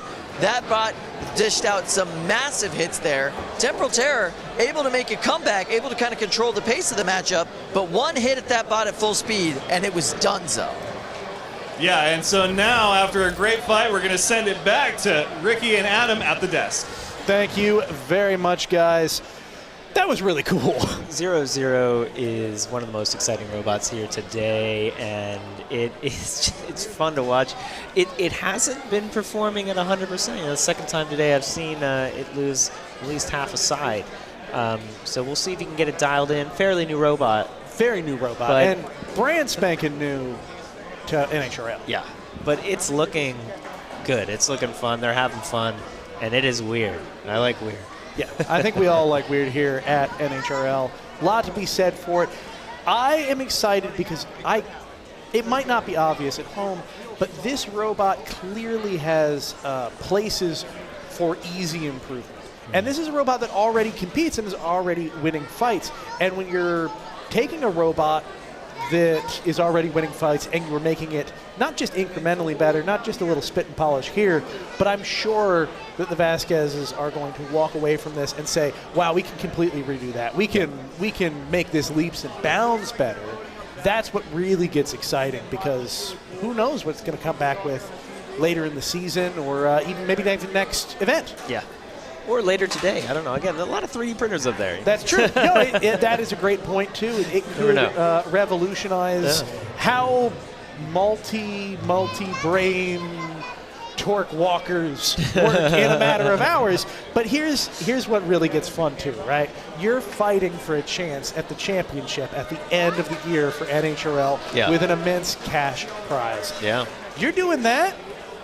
That's a great fire under your butt to go back and figure out how to make that robot the best it's ever going to be. That's why everyone's trying to make prime time today. Whoever makes top 4 in each of the weight classes tonight is going to come back for the end-of-year World Championships. And whether you're doing that for the fame, you're doing that for the money, you're doing that for the love of the sport, that is a big deal, and everyone in this building really wants to make it there. So, in the meantime, we are going to go over. We got another fight for you in Cage 2. Let's check it out. Oh, interesting. we've got Blunder, and they're going to go back against Flaminfer, the wonderful flame robot. I'm really hoping that they work this time. We didn't see a lot of Flamin earlier in the day. There it is. Okay, it's working. Great, great. So this is another instance of what we've been calling a precision flame robot. So they have a very small flame, but it is very, very hot. Yep. And it can do damage very quickly if and only if it is directed to exactly the right place. Yeah, and we got a really good look there at Blunder's 3D printed little shuffler feet there with the insert Fight. cleats. Robots Nice fight. design there. Yeah, really excellent place for Flaminfer to try and do its damage. I don't know if they're going to get a chance if Blunder can stay on there- them. Oh, there it is. There it and is. right on the pods. Yeah, that couldn't be a better lineup. Oh, It's look melting at that. right through the aluminum armor, starting a nice fire. Wow. And that pod is not working. It's working, but a few of the feet are definitely gone by the wayside, and now the weapon is down on Blunder. I did not expect Flaminfer to have this very cautious approach. Uh-oh. Oh, look, it flamed the bearing on the weapon on Blunder. You can seize up a spinning weapon very quickly if you put that heat in just the right place. Yeah, I did see some poor performance out of the left side of Blunder before, but it looks like it's driving fairly straight now. I wonder if it cooled off. Very possible, very possible. Let's see if that flame can light up again. Yeah, I'm not seeing it. I am not either. It's been having trouble with ignition today. Yeah.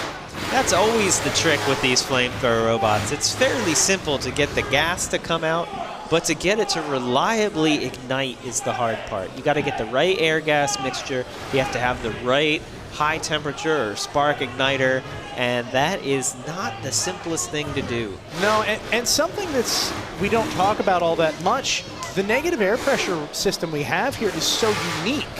You need to be really good at igniting, because if you're not, oh, well, let's talk here about strategy. This is great. Great pin. Not only is it a great pin, but Flaminfer has forks that are easily stuck under the arena wall, and Blunder just pushed those hard under the arena wall. Blunder has so much weight and pushing force that it can get them stuck. Oh, there it is! There it is! Back out. I think they should have gone in for a more shove, you know, just gotten them deeper and deeper. It's not a bad point. It was a great attempt. Flaminfer's already used their one unstick, so it's definitely. Ooh, now Blunder is high centered on Flaminfer. Yeah, that's a good. I don't know if it was quite a pin, but definitely showing a lot of control.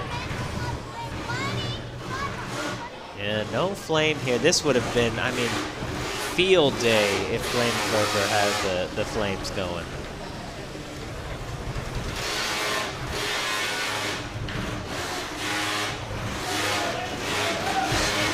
Shufflers are make quite an interesting sound. Look at the torched, like flamed, burnt section on the side of Blunder there. Yeah, it's amazing the damage that was able to be done despite the aluminum flame protection that was added. This is going to go to the judges. I think there's a very good argument here for Flaminfer, but at the same time, they had every opportunity there. Going in with a dodgy weapon system is just so painful to watch. So you're going to have both robots come out of the arena here, both with weapon systems down. Kind of a back and forth fight a bit, but it really felt like Blunder was doing well over the second half of the fight, getting Flaminfer stuck in the wall there. I feel like I would lean Blunder. Interesting. I feel like I would lean Flaminfer, but it's definitely a lean. It's not like a hard. I just want, if Flaminfer's weapon had been working, it would have been their fight. That's absolutely, and that's the thing that's hard to put aside. You watch a fight like that, and yes, I think spiritually, Flame and Warfare lost that fight because it doesn't do the thing that we all wanted it to do. No. The question is, did it win by the metrics that are put out by the judges? And they're going to be the best ones to tell us that. The aggression and the control, it's hard. It's hard to see. It's hard to judge. I really liked that pin, and Flame and Warfare getting counted down in that fight is really what's leading me towards Blunder. But that's fair. They both make it to the bell, and we'll see what the judges think. A close one, and I'm sure whoever ekes out the win is going to be very excited. Well, we'll find out soon enough. I also have a little bit of a soft spot. I would like more flames to continue out through the day, and I would really like to see that flame robot deliver. It was so good when it worked. It came out and it just lit them on fire through the metal. What a wild shot! I wanted more. That's the advantage of those very precise, very hot flames. And it's wild to me too because it's a robot that is using an off-the-shelf flame system. This isn't derived from the ground up. This is something that should just work. So something very strange is going wrong for it to be unreliable because presumably Amazon or Walmart or whoever sold them that creme brulee torch that eventually turned into a fire robot knew how to make a reliable torch. Well, let's take a look at the crowd here, see what they think of it. Got our new crane cam here. Great crowd, excited to be here. They've been cheering for these fights. They like the flames more than we do, I think. They do indeed. You can see some people filtering back in. We do have some fire code restrictions where we lift the front row of the bleachers when we have a flame robot, which we just had. Some fans realizing they're on the Jumbotrons here. Some happy people. We're going to have to make a kiss cam. You know, we've talked about that. I think that gets a little uncomfortable sometimes, but I would love. That's the point of the I'd kiss cam. love whatever the robotic Hug equivalent cam? of that is. Yeah. You know, High five cam? Maybe. Yeah, that could Maybe. work. We'll find out. We'll put some research and development into it. We've got staff. We've got the technology. We think we can make this happen. We definitely need some T-shirt like cannons or catapults or something. I think we can get there. Hey, look at the little small fan with the hearing protection being safe. Yeah, Man, we've always provided hearing protection here in the form of earplugs. But for those that want to upgrade, and I do recommend the upgrade, we've got hearing protection here in the over-ear hearing protection here in the merch store. A variety of colors, variety of designs, a variety of sizes for ears, big and small. Highly recommend, and you know, it makes a pretty good memento. Heck, it might even be a good tool for your workshop when you catch the robot bug and have to start building at home. Oh, and there's a good look at them. Some fun colors, pastels, very on trend. Pastels, and of course we have a robot sign creation station in the building as well. So if you want to decorate, or if you want to beg, borrow, and please don't steal pictures or stickers from the builders to put on your headwear, I recommend that too. Builders usually very happy to hand out stickers. Yeah, that's why I say don't steal. You don't have to. You just look at them funny and they'll like cram a bunch of stickers into your hand. Who would steal stickers without asking? You say that. Those thieves are just Let's take a look prowl. at Cage 1 here, and this could be really fun as we've got a big melty and a big horizontal. Sver versus Hockey. That's Hockey with how many eyes?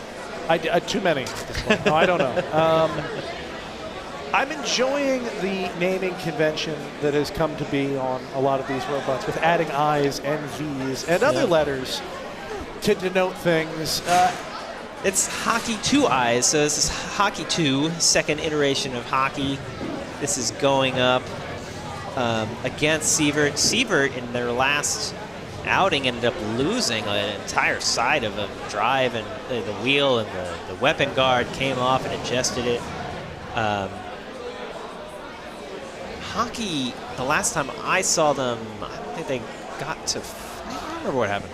But I'm excited for this. 2 big horizontals. Hockey, of course, being a melty brain, is going to have all of its weights in the weapon.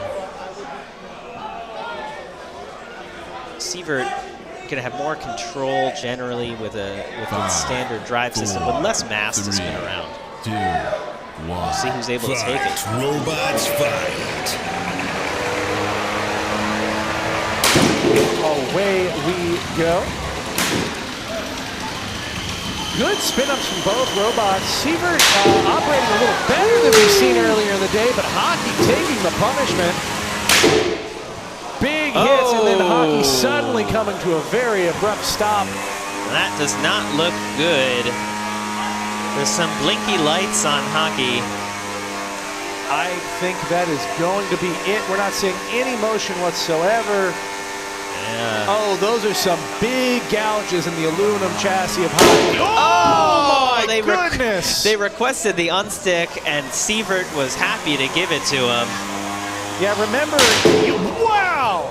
You are entitled to an unstick. That unstick will last approximately 20 seconds, but there's nothing to stop your opponent from chewing you to pieces during that time period, or even blocking the house robot from accomplishing its task. No. Hockey, at the end of all that, ends up right where it started. Sver, an impressive performance. They've had 2 impressive performances today, and then that one sort of less so in the middle, but they're gonna make the bracket here, and they look dangerous. And thrilled. Interesting. There's some excitement from Team Pandemonium there on the status of Hockey. I wonder what's going on that they found so exciting. Maybe they wondered if the outer shell had been fully penetrated. We'll have to see. When you got a massive weapon like that, there is something to be said about that full penetration, just really knowing that your weapon did everything it can do. We're going to go to a replay now, and we're going to see if we can get a little more information about what happened. Hockey, true to its name, bouncing off the arena walls. I'm just dead. There it is. I think what happened, you noticed that big hit that caused Hockey to stop was when Hockey was not spinning full speed. It was just barely being what we would consider multi-bot worthy. Melty Brain worthy. Maybe they were already dead. Quite possibly, but also the slower you spin, the easier it is for your opponent's weapon to cut deeper into your shell. There's a certain amount of defense when you're moving quickly that just goes away because you only got so much time to cut, for your opponent to cut into you. And the slower you spin, the more you're cut into. And I think that was the key to that damage really landing. So we'll have to see. Some big hits, impressive reaction from Sver versus their last fight coming out, showing what they can do. Yeah, bravo. I think I want to make a radiation joke here about Sver, and it's not coming to me. I can't quite feel it in my bones, but we'll get there. I think we'll get there. Thank you, everyone, for joining us. Just, we'll take another moment to introduce. I'm Ricky Willems. This, of course, is Adam Wrigley. We're here at the National Havoc Robot League. Well, it's backwards. I'm terrible at it. But we're here at NHRL. This is our April qualifying event for 2025. So many fights, so many robots, 3 weight classes, 3-pound, 12-pound, and 30-pound. We are working our way through the preliminary matches of the day to populate the bracket that will take us through the rest of the day. And then those robots that are seeded into the bracket will fight their way through a tournament to see who qualifies for the championship at the end of the year, and maybe more importantly, who wins the cash prize for this event and the coveted golden dumpster. We're going to go to cage 2 for yet another fight. Here we go.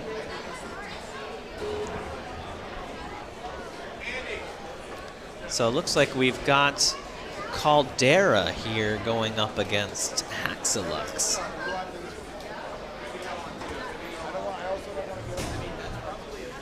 Caldera, impressive robot. Hackit Lux looks very similar in design.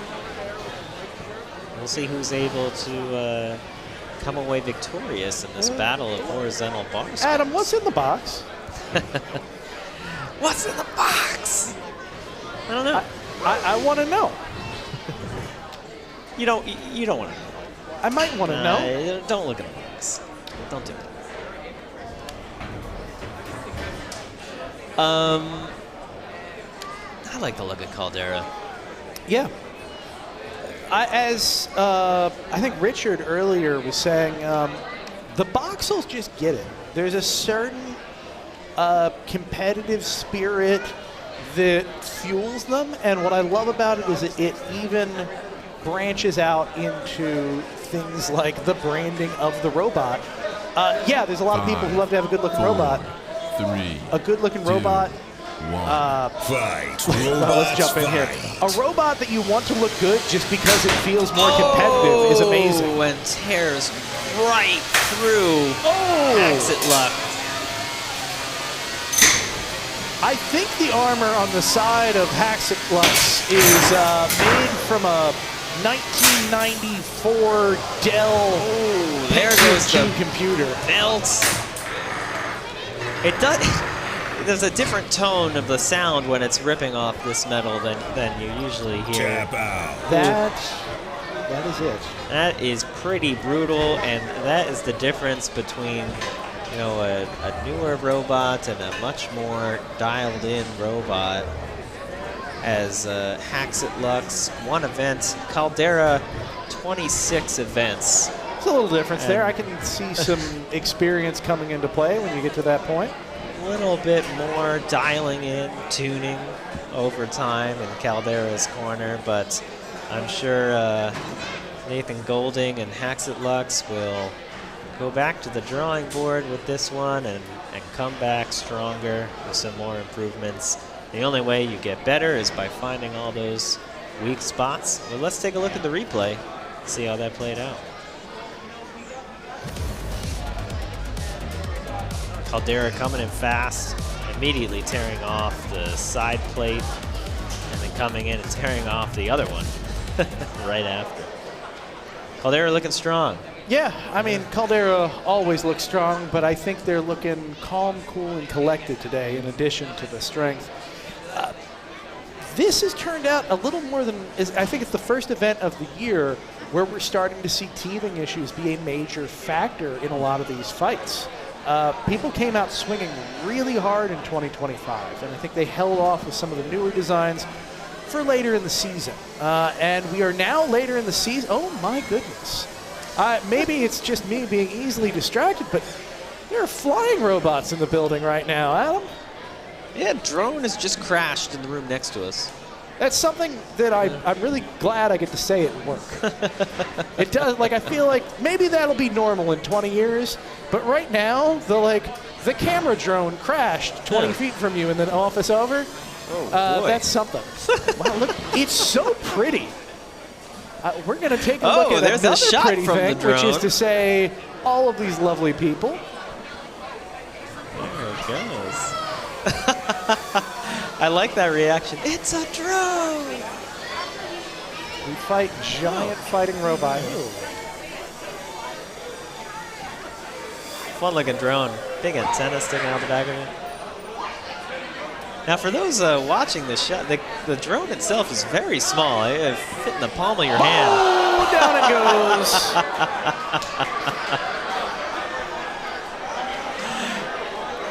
So, you know, that'll happen. It's again, it's like this big. Yeah, it's tiny. Yeah. You know, all I can think. You ever watch Flubber? Flubber? Yeah. The like Weibo? 1990s movie? Or? Yeah, the Robin Williams one. They Yeah. got that little flying drone buddy. I don't remember that part of it, but it has been a while since Weibo I and saw Weebed, it. I think, are the names. You've got all the references today. The movie trivia is. I'm a bit of a cinephile, Yeah. so no Is apologies. Flubber a cinephile type of movie? No, but the absent-minded professor that was filmed in black and white decades earlier that invented the concept of Flubber and the flying Model T that later turned into a flying Thunderbird, because that would have been too old of a car for him to have a Model T in the 1990s film. That probably fits into the genre. We got everything here. We've got dissertations on flubber. We've got drones flying through the air. And we've got 2 robots about to face off in cage 1.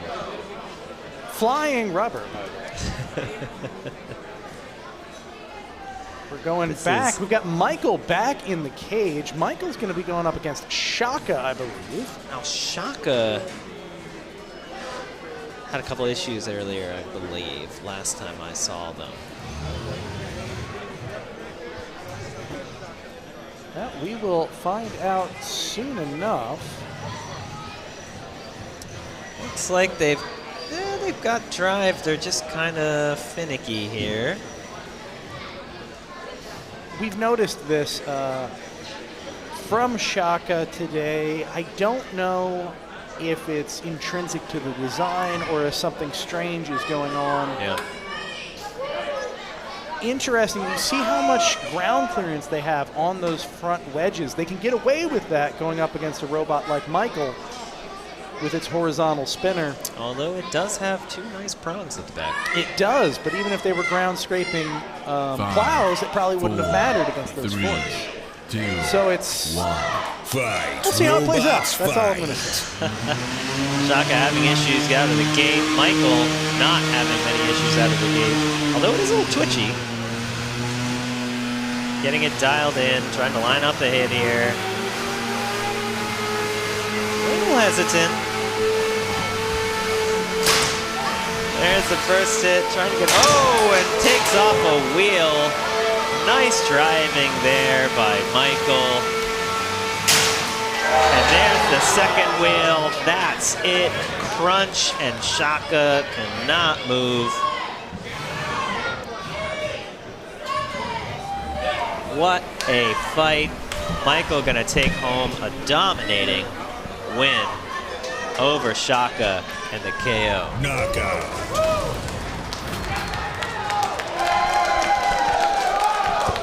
No shortage of enthusiasm from Jake Hoffman there. Excellent victory for his team at the University of Cincinnati. Big Ohio contingent out here today. You gotta love that.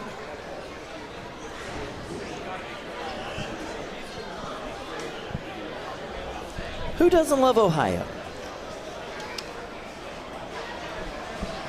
All right, so joining me at the desk. Hi, I'm Kyle Kroos. This is Sam Hansen. Hello.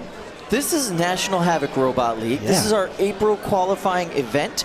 We're super excited to be here. We've seen some weird stuff today. We've seen some fantastic fights. And generally speaking, it's been a good experience, I'd say. I'd say so as well. Some cool, never-before-seen stuff. We've got some new tech up in the pits, out in the field. You just saw that drone crash. That was awesome. We've had amazing fights. Robots controlled with objects that you didn't know could control robots. Don't know why. Big, massive hits, 2 big battery fires. Yeah. Generally speaking, it's been a good day. Good day for Ohio. Good day for Florida. Very good day for Boston. Amazing day for colleges all around. There are so many up in the pits. All right, so we are now going to head directly over to Cage 4. Standing by, we have Galaxy and Thwack. All right. Galaxy, I'm assuming, is ending in an I or 2, so that means it's coming from Georgia Tech. It's the Robo Jackets. You've got that exactly right. This is, in fact, the second iteration of Galaxy. Which means 2 eyes. 2 eyes. This thing hits like a ton of bricks, and it is a shuffler-style robot. The weapon on it is so big. That is a unique asymmetrical weapon design. 4, Almost 3, like a snail shell. 1. Fight. Robots fight. And there you see Thwack. A little bit more mobile. No shuffler pods on Thwack. Big old drum on her, though.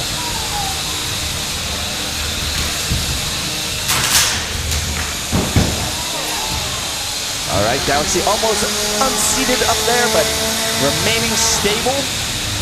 Now chasing down Thwack. Big old impact, sent them both flying.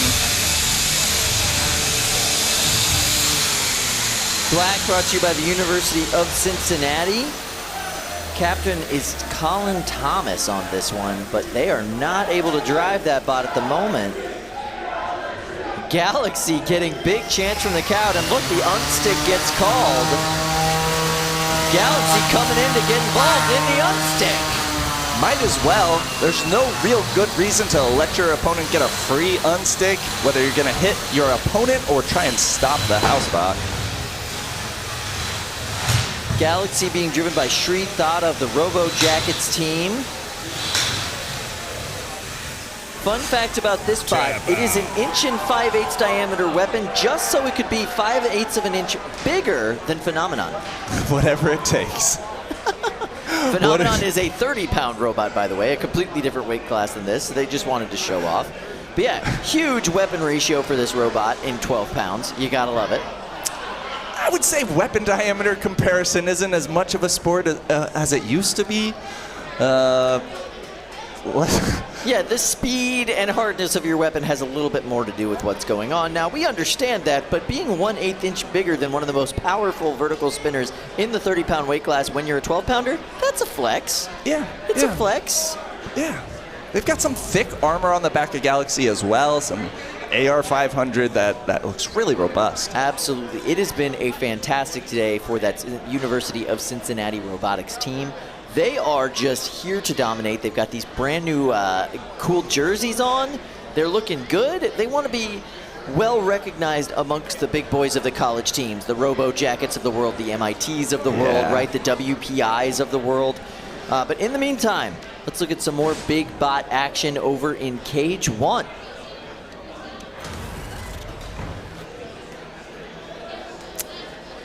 All right, we've got Desserts versus RoboCat. I do like Dessert. Dessert's up there in the pink. Dessert is, it's actually not an after dinner course. It's actually reverse of Stressed. Okay, yeah, that makes sense. And there is a connection between being stressed and eating dessert. That is accurate. I did not make that connection earlier, but yeah, that's totally true. Fight, robots fight. And there you see RoboCat down there in the corner in white. It seems to be having some drive issues right off the bat. I love the harmony between these death homes, though. Wow, yeah, there's something definitely wrong with the right drive side of RoboCat. It's not moving. Well, there's nothing wrong with that weapon. That was an insane launch, almost to the ceiling. Dessert went flying. The fact that Dessert seems to still be mostly functional is a miracle. Both bots struggling to self-right are either going to call an unstick. Everybody gets one, as they say. RoboCat able to get back onto its feet, but still struggling with that right side of drive. RoboCat trying to get itself over to the opponent, but it just can't control itself. Oh no, that's not good. You don't want that coming out. That's the smoke that's supposed to stay inside the robot. Yeah, robots need that smoke to run. And when it's outside the robot, much harder to run. So there you see a big old puff of what now is very clearly looking to be lipo smoke. You can tell by the whiteness and the fact that it won't stop.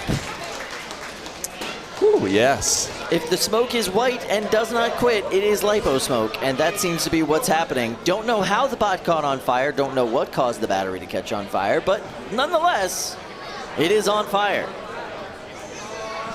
It seemed like they might have been having issues with part of their drive, but I don't know if that smoke came from a drive issue, but let's head over to Cage 4, where we have Nightcrawler, and I believe that's Downpour. That's exactly right. Downpour, built by Donald Sung, but being driven today by Kevin Biagini. He's doing some durability testing on this robot, and I gotta say, Kevin driving this style of robot, it's a good combination. He's had a really great day with this robot so far today. Yeah, I like that it's an experimental platform for the Torrent and Torrential line. Fight, robots fight. And there we see Nightcrawler. They've had a mixed bag of a day today. But they need this matchup to get into the prelims, to get into the qualifiers. Nightcrawler definitely taking the worst of that first impact, and I do not see any more spin on their weapon. No, look at these chunks of the side rail getting ripped out every single time Downpour makes contact, though. That's nasty.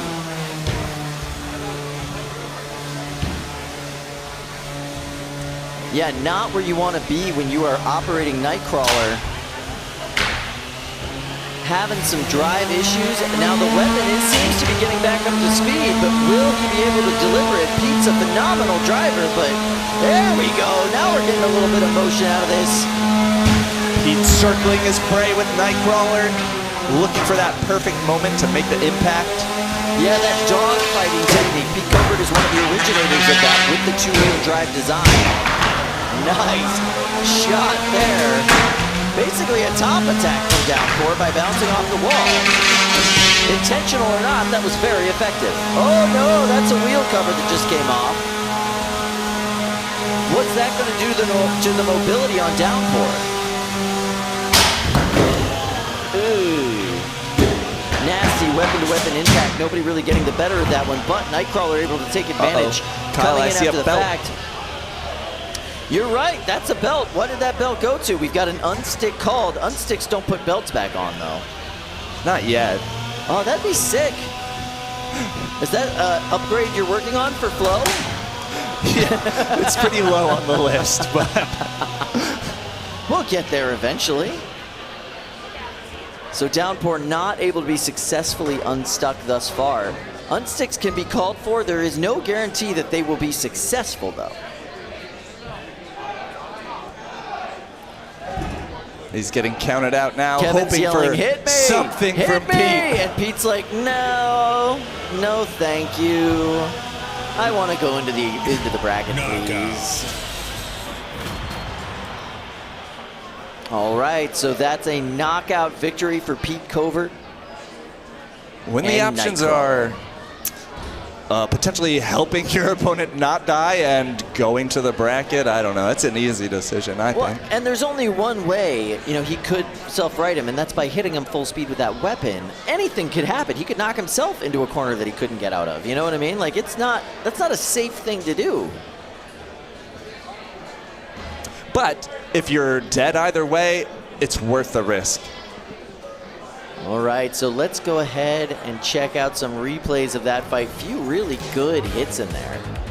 And you can see Downpour dominating in the early parts of this matchup. Just excellent aggressive driving style from Kevin. But eventually, the experience kicks in on Pete Covert, and he starts dogfighting around Kevin, getting these really great angled shots on the side of the armor and in the corners of the bot. Where you want to hit when you have a massive drum spinner. And I've talked about it before, but Pete is a veteran of the drum spinner. He is one of the first people to see real success with them, like 20 years ago, and he's really not shifted his designs much. He's stuck with the drum. He's learned a lot, and you can see in Nightcrawler that all that experience definitely pays off. Yeah, Nightcrawler is still Nightcrawler, right? It's just slow iterations, slow improvements over time to where now you have this really well-optimized death machine. It's awesome. To go back and win after that first hit where he went flying to the ceiling is just experience. It's building well, and it's being prepared for the tournament. Now, Sam, before we get back into more robot fighting option, I gotta ask you, where did this sweater come from? I bought it online. It's a Aphex Twin sweater. Oh, okay. It's very springy. Yeah, well, not what you would expect from the Aphex Twins, actually. Spring has sprung, and you can tell by how gloomy and rainy it is outside. That's what we get here in the Northeast. You get spring, and it's gloomy, and it's rainy the entire time, and you don't know what to wear, because sometimes it's 30 degrees outside, and sometimes it's 90.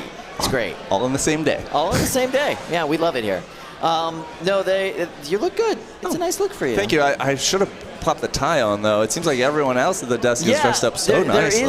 There is a vibe of suitery today. I don't know what that is. I knew Richard was coming, and he's a suit guy, and Adam's always here. He's a suit guy, so I figured I should follow suit. If you will. I suppose Ricky and I have to hold it down for the weirdos out there.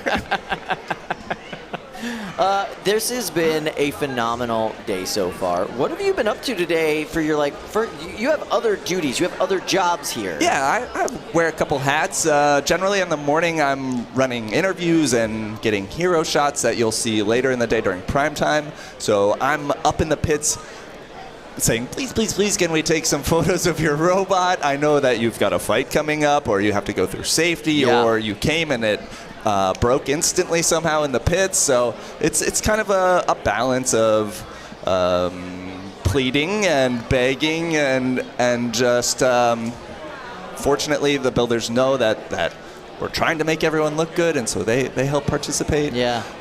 But the shots that we get up there are really, really nice, and I can't wait to see them later in prime time at 7 p.m. I am very much so looking forward to prime time at 7 p.m. We're going to be back on the desk together calling those fights. We are broadcasting in 4K for the first time right now. Everybody's updated that. So if you're watching in YouTube, go ahead and click on that little gear icon and change it over into 4K. First time for everything, and today it's the first time for 4K for us. I haven't put on makeup yet, but I'll probably do it for prime time, you know? So right now you can just see me in all of my, oh wow, he's got pores, glory. I mean, pores are real. Everyone's got them. Whatever. Whatever. If people care about that, I don't care about that. Nobody cares about that. All right, we've got a really fun setup of robots here for you. Down in that blue corner is a robot called Flashbang. Flashbang is unique in the sense that its drum is actually 3 separate parts that are all welded together. Okay. Is that a wise design choice? No. Is it a fun design choice? Yes. Because when that drum breaks, and I don't mean if, I mean when, it breaks in really spectacular ways. 5, 4. A lot of people have moved away from the welded beater or the welded drum to a more unibody, fully milled out thing. Now right up there is Murder Burger, which you have to describe in that way. I don't know why, but it just flows off the tongue better. And Murder Burger running this really thin disc configuration. I like it. No ground game for either of these bots. They're just full-on weapon out front. And with that, I feel like Murder Burger has the reach advantage. For sure. However, it doesn't help when they're upended, but whoo! They got the better of the first hit.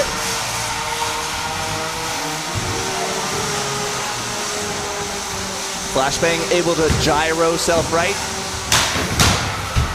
And a great tumble on Murder Burger. And Kyle, I see a loose belt on the right side drive of Murder Burger. I think you're right. That's not good. Murder Burger brought to you by Cade Badinsky from the University of Cincinnati Combat Robotics Club.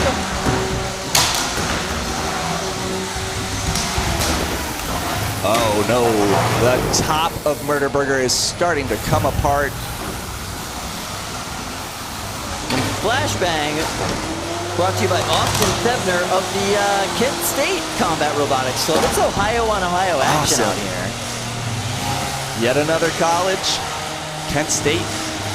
Kent State's been here so much. We have so many great competitors from Kent State. We're actually kind of so used to Kent State bringing offerings here, we don't even call it out anymore. It's like, of course Kent State's here. Yeah, I mean, at some point, nearly every team could be a college team, and oh, no, that's not good. Got the weapon kind of stuck into the back armor package there on Flashbang. Weapon holding together on Flashbang pretty well. But I don't hear any weapon spin up from Murder Burger, and considering they're trying to pin and get control points right now, maybe that weapon's just done. Yeah, and that Flashbang weapon, even though it's spinning, it's not spinning hard. Yeah, you're not going to get a whole lot with that, but still, it's spinning. It's better than a completely dead weapon.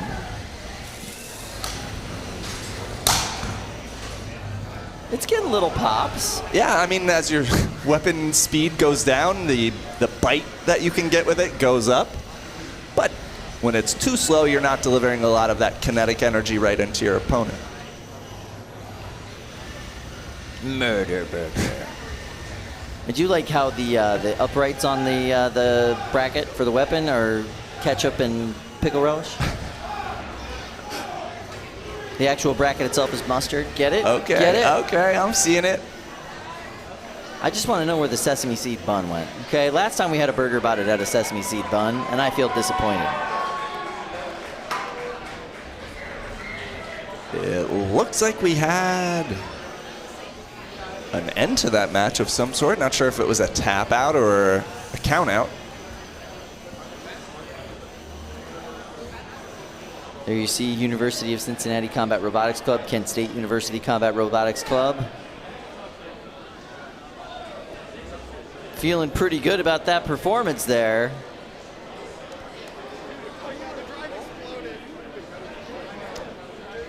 The drive exploded, I just heard one of them say. You know what you don't want your drive to do? Explode? Yeah, I think that's not great. Let's see where we can find that exploding drive. Let's go back and look at some replays right now. You can see Murder Burger getting the advantage in these early hits, getting that weapon up to speed, but then Flashbang able to get behind and then on the side, and for pretty much the rest of the matchup, Murder Burger was on its head. Some of those wheel impacts could definitely affect the drivetrain and eventually cause it to explode. Yeah, I'm sure that like some of those plastic components exploded. They weren't able to hold themselves together anymore, which just meant that it couldn't drive. It was donezo. But yeah, congratulations, I suppose, to the Kent State team. Yeah. Able to pull out a win there. Awesome. They are the best in Ohio for right now in the 12-pound division, so, you know. And that's a big claim. Like, there's a lot of Ohio teams. But yeah, I like it. I like Ohio. I like all their teams. They're pretty good. University of Cincinnati is really trying to up its game. They want to be one of the top-notch kind of STEM-centered colleges here at this event. Hence the jerseys. I think hence the kind of more notable bot names, stuff like that. Who would you say the top 5 colleges are in that regard? Number 1 would have to be WPI. They've been doing it the longest. They've been here the longest when it comes to the actual like records at NHRL, as well as the top-notch competitors that have come out of that program. It's got to be WPI. But not too far behind them, you're going to have the RoboJackets team from Georgia. I mean, absolutely phenomenal group of competitors from Georgia Tech. After that, I'm going to go ahead and have to give it to the Gator Robotics team. They bring the weirdest, coolest stuff all the time. Absolutely love their machines, and they don't consistently bring back the same stuff. Yeah. They are always bringing back new ideas, really experimental things, and I thoroughly appreciate that. Well, Kyle, I'm going to have to get your next 2 after this match in Cage 2. Let's go. Cage 2. This is Ghastly, and my favorite themed robot in the 3-pound division today, Money Shot. Ghastly, one of our few Pokemon robots we have today. I know there's like a dozen Minan Pokemon themed robots. Plusle, Mareep, and I don't know any of the new ones. Sorry. No, yeah. If you're not classic Gen 1 Pokemon, I don't know you. I'm sorry. But this is Ghastly named after the Pokemon Ghastly, not Ghastly named after Rick Astley Ghastly. Right. Which is nice confusing. and fun and confusing. But look at the theming here on Money Shot, right? You've got like hidden kind of money symbols in the wheels, in the armor, in the weapon guard. It's really cool. This robot is one of my very favorites. It can't, like the first time we saw it at an event, it was a new build from a new builder, and he was like, oh yeah, I themed this thing out. It's like perfect. It's branded. You could turn it into a toy right now. And that's just a lot of dedication, especially for a first build, to bring that out, you know, to bring like a really beautifully designed package like that. It's risky. It is. It truly is. But he's kind of form over function at first, and now he's just made this bot more and more reliable, more and more hard hitting as time has gone on. Fight, robots, fight. Will this be the event? We see a deep run from Money Shot.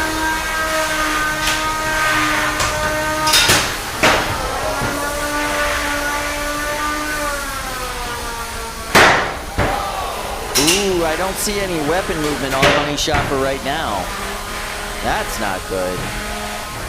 He's running a hub motor on his vertical spinner, which means the outside of the motor rotates and is directly attached to the blade. So no belts, no chains, no gears, no nothing. And traditionally, the downside of that would be a little bit less reliability. Yeah. Just because you have the weapon in the blade, taking all of the impact directly. The belt gives you a little bit of separation between the actual motor itself and the impact of the weapon. But one of the advantages, I'd say, is a faster spin-up time and a more kind of direct power ratio. It's also much easier to design around. Yeah, you don't have to hide the weapon motor somewhere else and make a belt path and all those other things. And getting that tension just right with a belt or chain, and it can be difficult. But Ghastly seems to be doing a good job of staying stable while Money Shot is not. And it might be DOA. Tap out.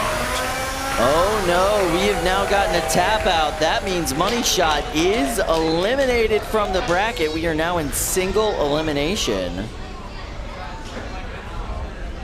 What a bummer.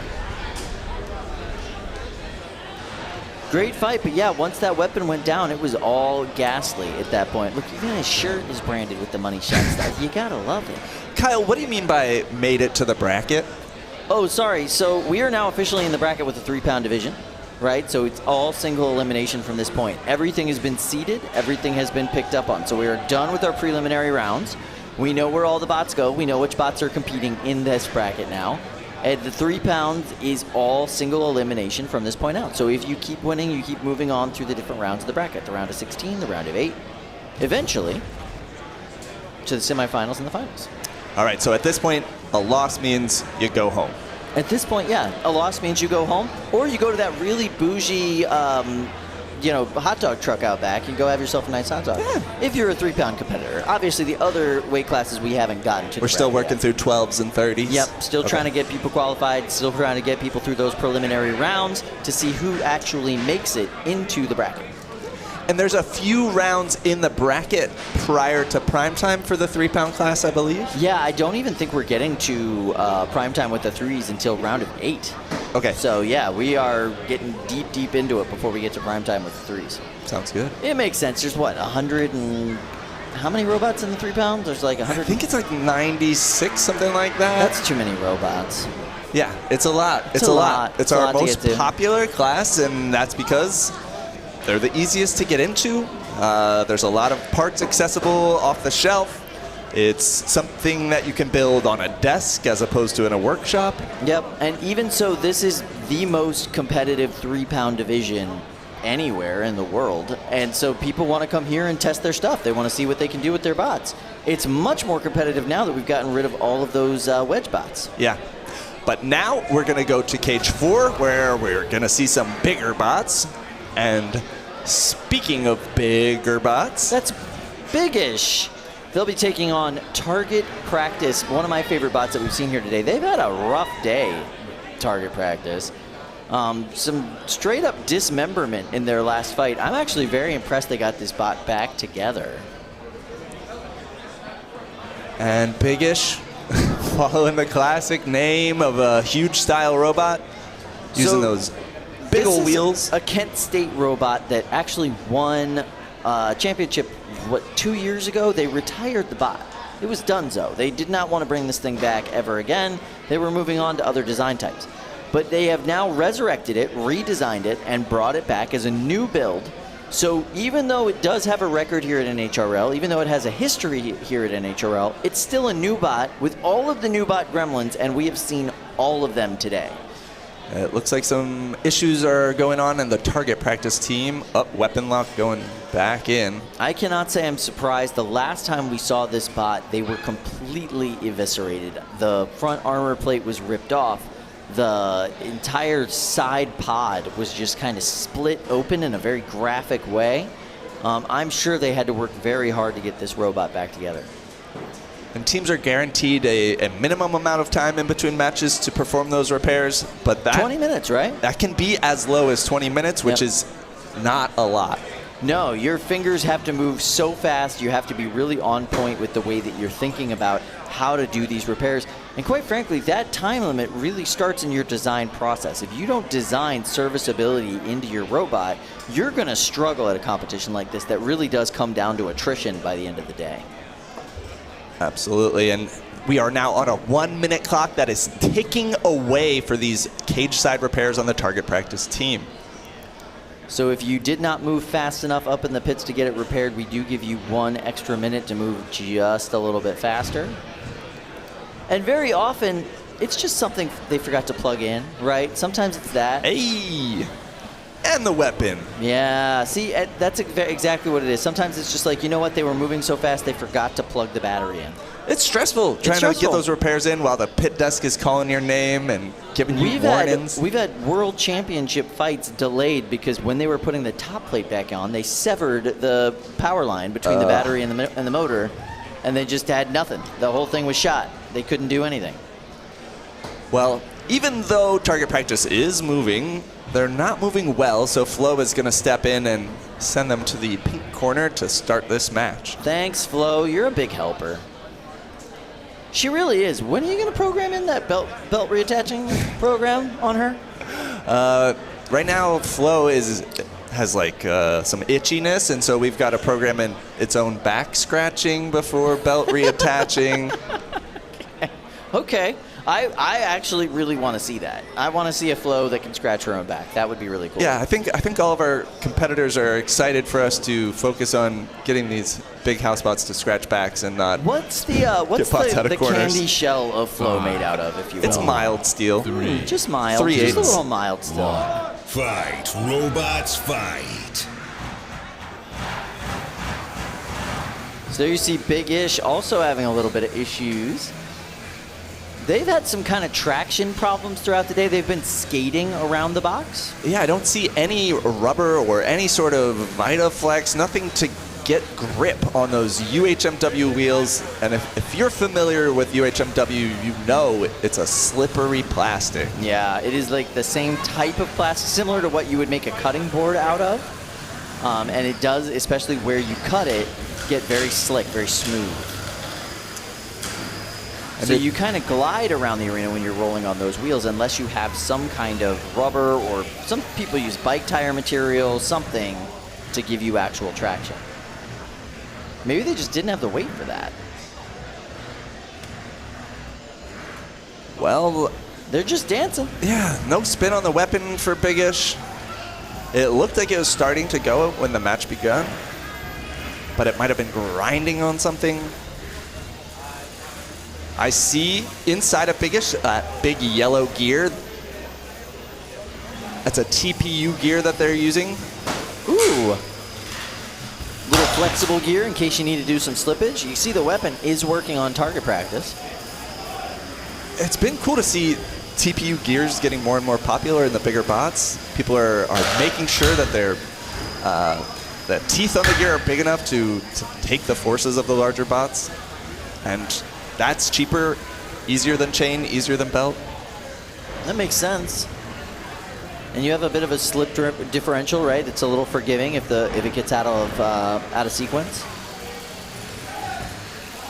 Look at that guy go. He's just trying to gyro dance over to the side. But there is no movement from Bigish at all. That countdown is happening. Did they just call for an unstick? They did, yeah.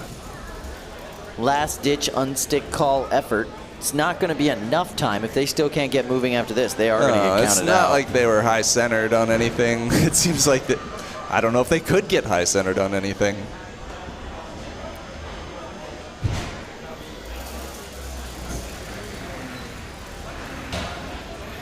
Perhaps some form of regenerative braking would turn a push from Flo into a little bit of juice for their battery. That seems pretty far-fetched. Yep. But there's the countdown. Target practice is going to take this knockout by a lucky KO. Good for them. All right, we are just going to go straight up into Cage 2 for some more robot fighting action. This is the happiest kid I have seen here today. I love Trashbot in the blue corner. 5, with the ablative 4, trash can 3, armor. You can't complain about this bot design. It's so smart. Robots fight. And they're going up against Oak Front. Ooh, there goes some of the trash cans. Trash all over the arena. Our crew does not like this bot. I'll say that. Uch to one of the Cybears bots, part of the bad crew. Nice, a very local team.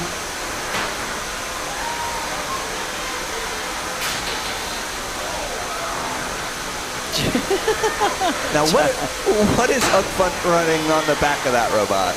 Oh, that's their don't do the thing piece of gauze. I don't know why it's a piece of gauze or foam, but that's what it is. Whatever it takes. I will say I saw one of these robots in a flamethrower match earlier, and I was like, oh, that's going to be really fun to watch that thing catch on fire. It never happened. What a bummer. You wanted it too bad.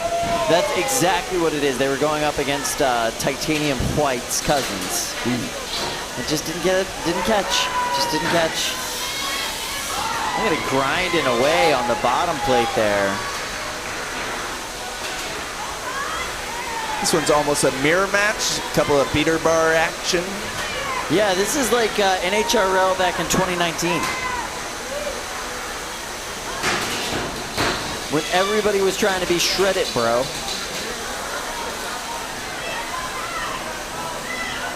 But that is kind of where the genesis of the Cybears team came from, that era of NHRL. And it's a good bot to get into the sport with. It's the weapon is available off the shelf. There's a lot of reference bots that you can look at. Yeah, weapon comes straight off the shelf with the motor and everything. You got to add your own like kind of hard-hitting surface on them. But other than that, they're good to go right out of the box.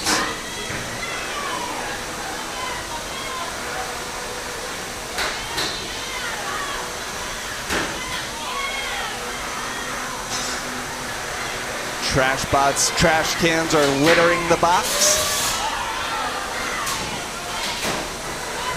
That's a young driver, too. Oh, and he's got body English. I love it.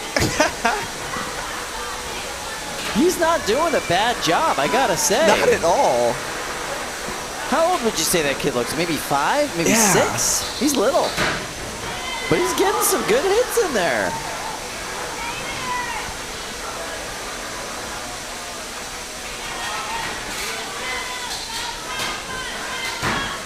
Really dominating this portion of the matchup between the two of them, actually. Ooh, there you go. Uchfunte able to get some angled hits on there. This is a great fight between like a high school team and a 6-year-old. It's what's in the cage that matters. That was awesome. So enthusiastic. He's got to do his little victory dance before he celebrates with his robot. You got to love it.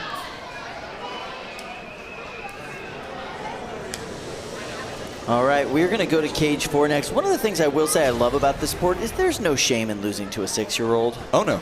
Not at all. They've got faster reflexes than you. It's okay. Yeah. All right, I think that might be Termigator up there in the corner. We haven't seen it come across our screen yet. Yeah, and who's this orange one? Barracuda? I think it is Barracuda. Another one of the new bots. Yeah, there we go. Look, here's what I like about Termigator. Everything. They had to use these kind of treads because they have those little small wheels up front, so it had a wider or like a smaller diameter on the treads. That drum is like 80% of the width of the bot. So wide. 5, It's awesome. 4, I love everything about it. 2, 1. Fight. Robots fight. Uh-oh. That blade on Barracuda was definitely spinning down at first. Yeah, and now that side armor package has been chunked up. Oh, and I know that they were having some pulley issues in their first fight. And I think I see duct tape on their drive pulley. Oh, yeah, look at that. And it looks like it's got some lateral shifting. Ooh! Nasty. All I don't know if they're going to have pulley issues on that side anymore because I don't believe there's a pulley left. Yeah, I think that's gone. I think you're right. So no life, knockout called, countdown happened, go home. Wow. Rough spot for this WPI team.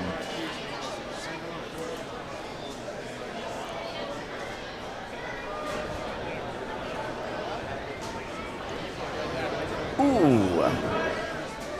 So the Gator Robotics guys brought something a little ridiculous in Termigator. It's awesome. It's such a cool combination of the tank treads, of the ultra wide, of the low and stout. And I think it worked as designed there, right? That was the exact kind of use case you want for that weapon type, that robot type. There's John Flack getting everything safe and nice. All right, there's one solid hit in that fight, and let's check it out again. Boom. Yeah, no, that's a lot. Ripped off the side armor package. Popped that bolt on there. All gone. Bye-bye.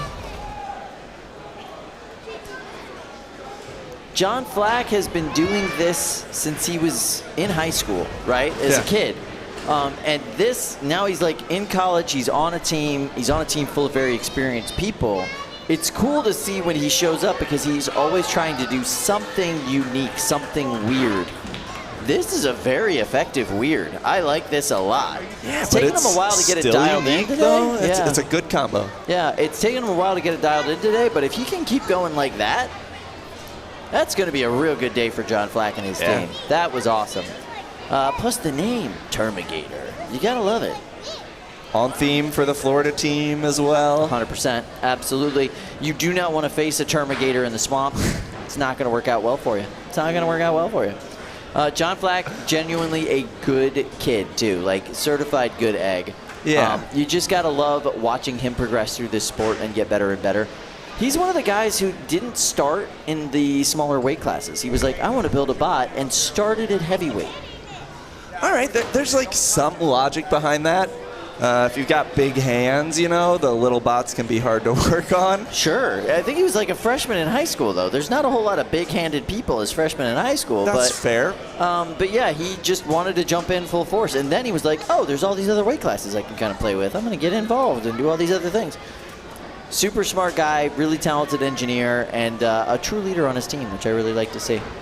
That era in people's robot building career is kind of special. Before they're fully aware of the scene and of the components available, it's like outsider robotics in a way. Yeah. That brings a unique flair, and people's personalities really shine through with robots like that. I agree 1,000%. It's really fun to see what people come up with when they don't know what's available, when they don't know what's already on the marketplace, you know? Yeah, the meta undeniably homogenizes the robots to a degree. Yep. Like, people don't necessarily like losing all the time, and so certain things tend to win, like having a good drivetrain and having a solid weapon, and when you're designing around those constraints, the robots kind of start to get a little samey. Yeah. So the new blood that's always coming in and bringing in fresh ideas and new perspectives are really what makes this sport special. It is interesting because we do often talk about the different ecosystems of combat robotics, and you do see kind of design themes coming out of certain influences, right? Like, you know what a Brazilian bot looks like. Yeah, they're dense, they've got a drum, and maybe tangential drive. Probably tangential drive, right? Very rarely will you see a different design type there, and if you do, it's going to be a tangential drive horizontal spinner, right? Usually an undercutter. It's very, like, unique to Brazil. When they bring that to other places, it's like, oh, you see what's really effective about that type design type, you see what really works.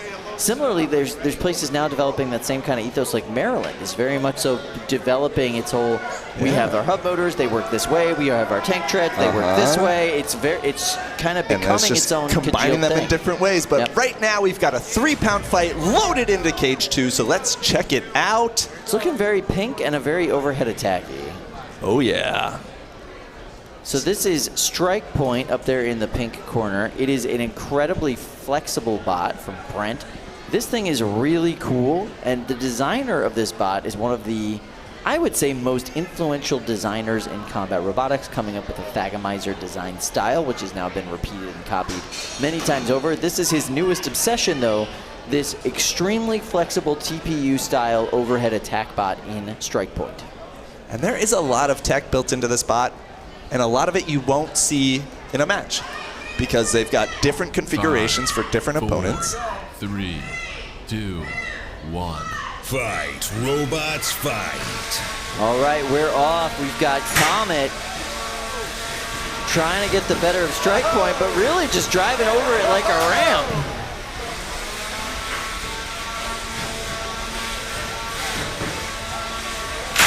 Some good fork design on Strike Point to just so consistently get under Comet, whose whole design relies on the ground game.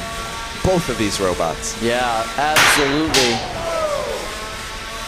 Connor Howard really struggling to get the ground game, though, at this point with his Comet robot. Comet's had a pretty successful day so far, but will this be the end of their road? Oh, wow, he landed on the weapon of Strike Point. Did that make the weapon stop on Strike Point? Are we done with the actual spinning blade? Quite frankly, Kyle, I don't know if I've ever... Oh, never mind. I was just going to say, I've never seen it spin spin. up today. Oh, jeezy, crazy. That was a huge hit. That one went right into the blade of Comet, and that hammer saw arm is limp on Strike Point. I don't know if that's bent or just broken and being held together by the belting and the wiring system. But what an effective hit, and I appreciate the reckless abandon of throwing it directly into the weapon, but clearly that was a mistake.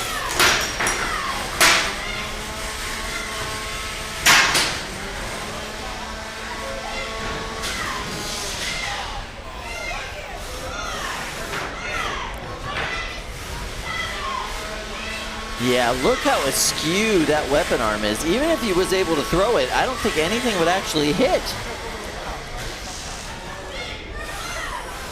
No. We've seen the hammer saw, or excuse me, the arm on Mako get kind of like this, twisted up. Yeah. You want the arm to be flexible, right? You want it to have some give so it doesn't just shatter on impact, but that's too much give. Now with the last 45 seconds of this fight, Comet is revving up that spinner, hoping to get a solid impact to leave an impression on the judges. Beautifully done by Strike Point, corralling them into the corner, letting them bounce off of their own weapon. Smashing the weapon into the house spot on that one, whether intentional or not, that was really well done.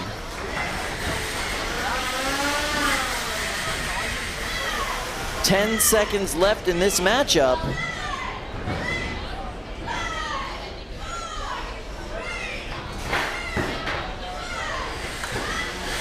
Strike Point ending it on a pin, and this one will go to the judges. And you see Connor just a little bit stressed after that matchup. I don't think it went exactly the way he wanted it to go.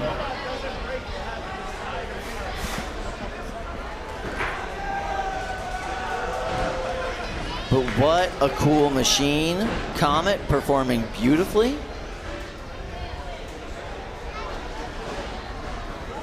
Let's watch a little bit of a replay. Let's see if we can see that moment where that arm got twisted. So here they're using Strike Point as a ramp.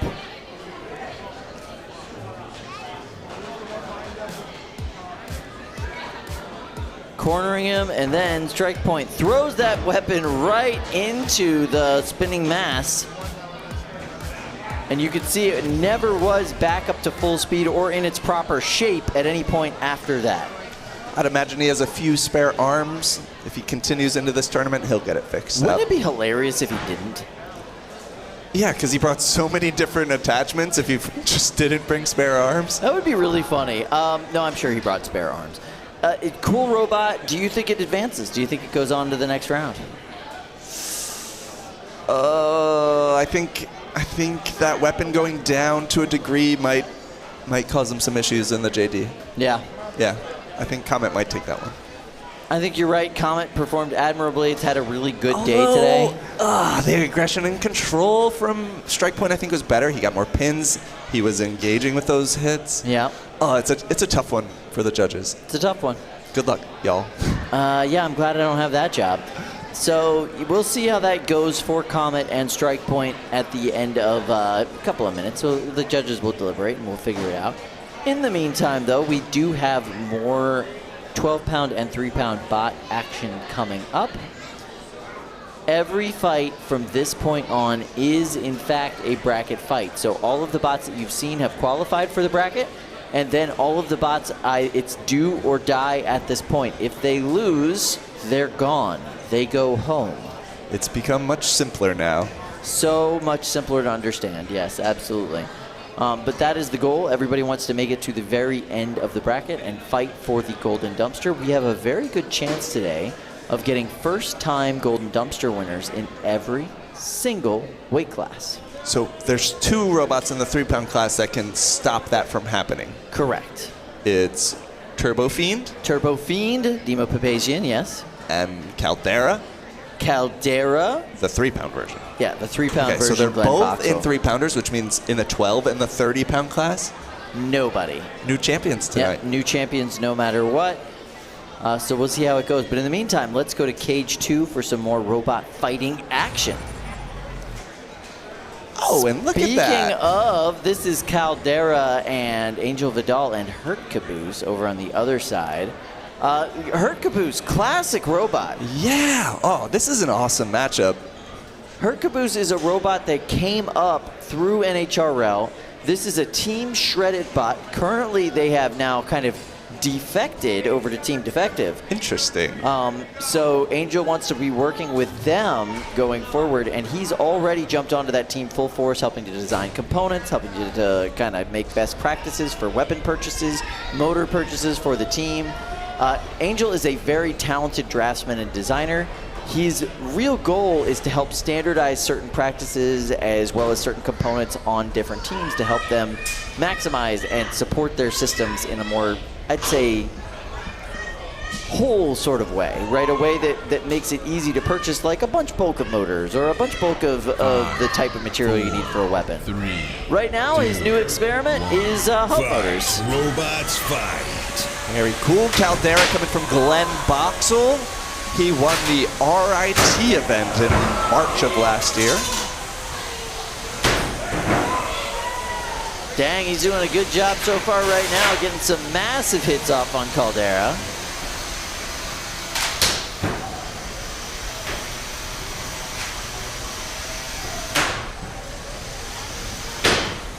Ooh, running straight into the wall, Glenn. That's not very typical of you. You're really a little bit more controlled than that.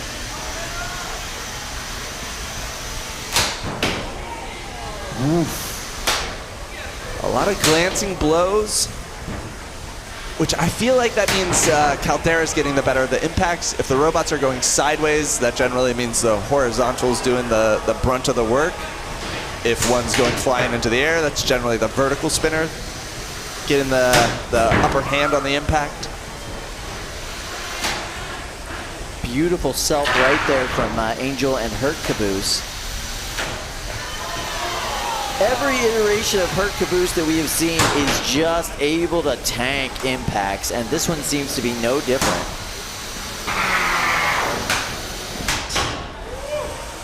Woo! Both weapons still spinning, both bots still driving. Good match.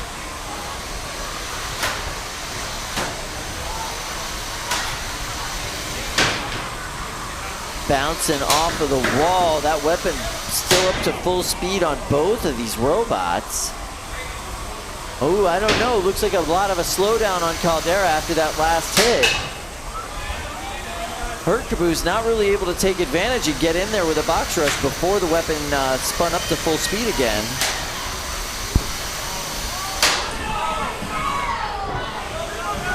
Whatever.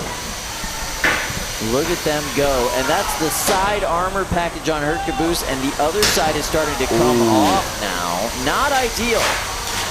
Still not a damage category that affects your weapon or your drivetrain, so it's kind of a lower tier in the eyes of the judges. Which yeah, aesthetic for the most part, right? It does protect your wheels, it does protect your side armor, but compared to Caldera, who's got no aesthetic damage or cosmetic damage,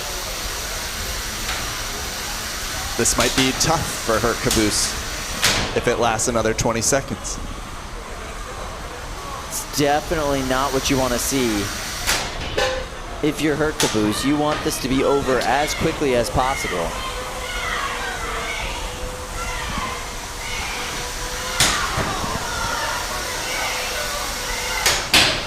Nice shot there.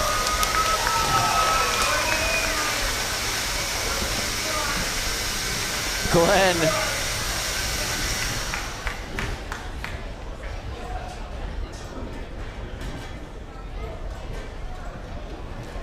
Angel's got Zach Knight at his back. His teammate now. Teammate, yeah. The patriarch, if you will, of Team Defective.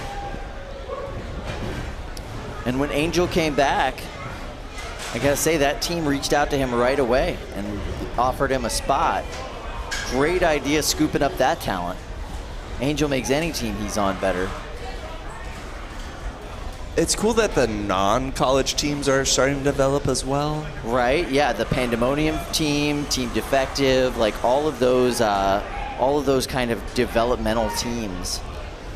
When the sport first started, no matter how many people were building the bot, you would always refer to it as a team, and everyone would say the team, and then their name first, so like Team Ball Hogs or Team Defective, and I used to always say that teams aren't really real, because when I referred to myself as a team, it wasn't real.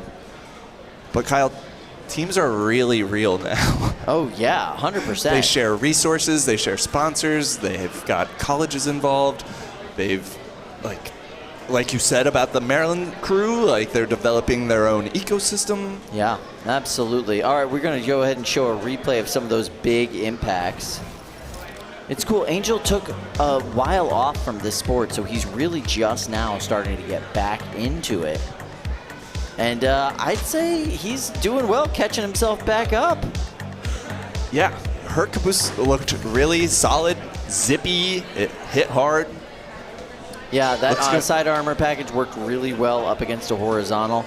I think that the TPU armor was very popular as a side, or as like a anti-horizontal measure for a while. That kind of felt out of fashion in that 3-pound division. I think the meta responded to it. Yeah. So when TPU armor started getting more and more popular, the blades got thinner, and that was allowing it to just slice right through the TPU, and now people had to respond to that. So the meta is just constantly shifting, and people are adjusting to each other and trying new things. Yeah, and the big kind of chonky TPU side packages that Angel is running on there looks very old school now in a weird way. Only old school from, 2 years ago? Yeah. But looks very old school in a weird way, but tanked those hits quite well, able to absorb a lot of that impact, and he was still able to move forward. Now, one half did get ripped off, just totally chunked off. Not ideal, but maybe we'll see Angel kind of adapt that. I know one of the things he was working on before he went on his hiatus was the way to angle those TPU wedges so that they would deflect the blades upwards and away from the actual body of it, so that you're not cutting into it so much as you're glancing the blow up and over. Really thoughtful about his design, about his armor packages. I know a lot of the work that he was doing on Blackbird is now translating to all these other bots that he's working on too. That's the Tony D'Ambrosio bot? That is correct, yeah. And at that time they were teammates, and Angel, as the lead designer on that team, was developing a lot of the kind of customary armor packages that everybody was using. He also developed, a lot of people don't know this, but the knuckles that you would put on beater bars, specifically the FingerTech beater bars, those steel knuckles, which are now a purchasable thing. You can buy those and bolt them to your FingerTech beater bar. The first ones were Angel and Tony being like, what if we did this? And trying to figure it out. He's still running some of his original knuckles on that bot to this day that he developed, 3 years ago here at NHRL. Cool. Yeah. All right, Cage 2, we've got a couple of 3-pound robots, so let's check that out. Looks like we have 0-0 and Impulse. I love both of these robots. The last matchup we saw with 0-0 was so devastating. There's just so much kinetic energy coming off of these weapons. All right, this is the first 0-0 fight that I'm going to be able to watch, and I am excited. Were you able to catch any of his earlier yeah, fights? I've watched 2 fights with 0-0 today. So these are 2 full-bodied spinner bots, similar, I guess you could say, in form to Melty Brains, but there's no Melty Brain technology in there at all. They are just full-bodied spinners with double wheels.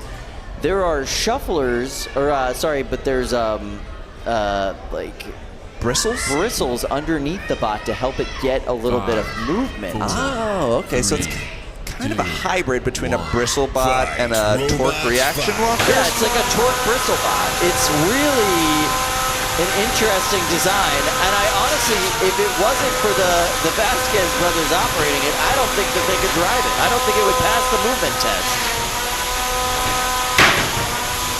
Impulse trying to self right off of the wall. And 0-0 in a tough spot. Can't really go backwards with bristle drive, so it's got to get out of that corner right away. This is really awesome. It's Impulse's very first tournament, and they're going up against such a veteran of the sport and doing well. Ooh.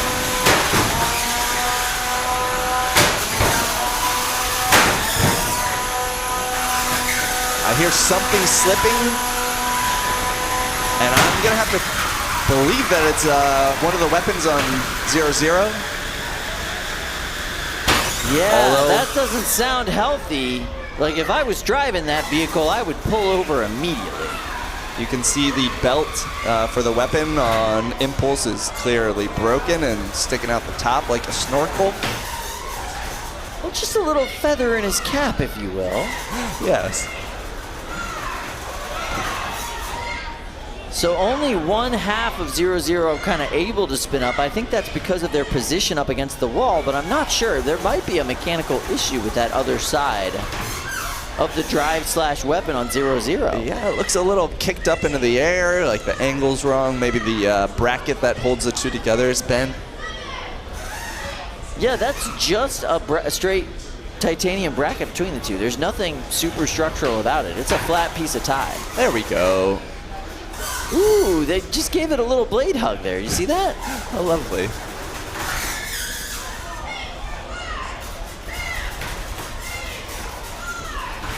Yeah, depending on which side of 0-0 hits you, the hit itself is going to be drastically different. Whether it sucks you in and pinches you or pushes you out and spreads you apart. Oh, that's true.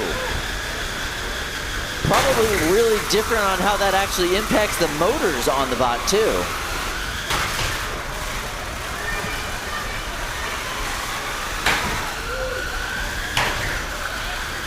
Yeah, where do you hit this thing when it's up to speed? It's absurd.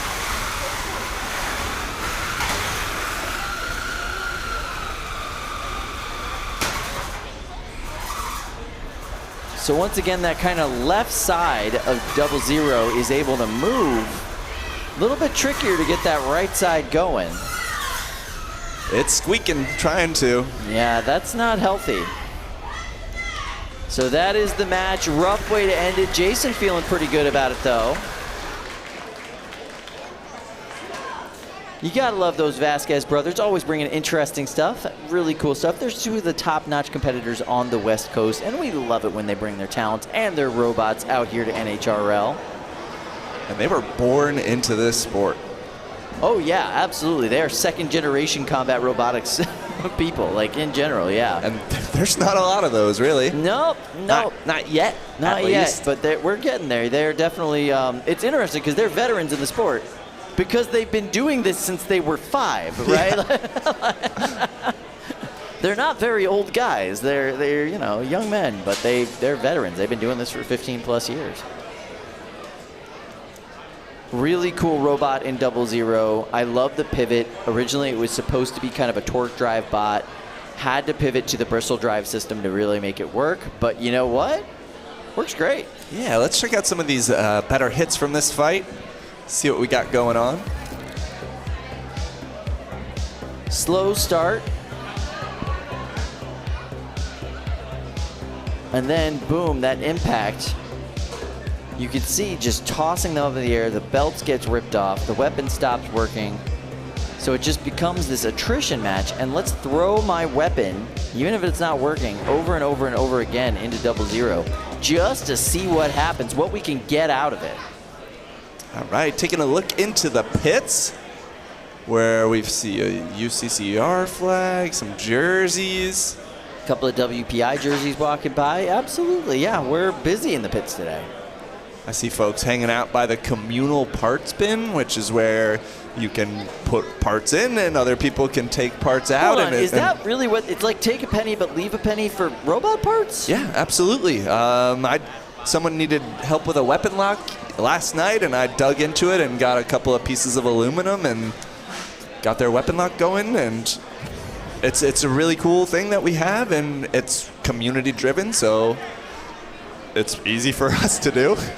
There is, in our pits, we have a grind area where you can safely grind away at things. We have a store where we sell like basic components. Yeah, right? we stock repeat and just cause robotics parts, as well as some just like batteries and receivers and stuff like that. And then we also maintain a machine shop downstairs for the builders to use. Yep, where we have a 100-ton hydraulic press. We've got drill presses. We've got a lathe or two that are all right. And we have an Ed. And we have an Ed. We also have, which I think is crucial, just about every metric bolt available. So if something gets sheared or you just didn't bring enough, we've got something that'll probably work for you. You might have to cut it down, you might have to resize it a little bit, but it'll work. You'll get something that'll work. And we also maintain, a big plasma cutter? Yep, we've got a CNC plasma and a Tormach in-house, which is like a 5-axis CNC router, mill. yep. And we've got a wood cutting router as well. Just in case you need to get some like plastic cut, some UHMW cut, you can get that done on the wood router. Exactly. And we're eyeing up a fiber laser now. What? Yeah.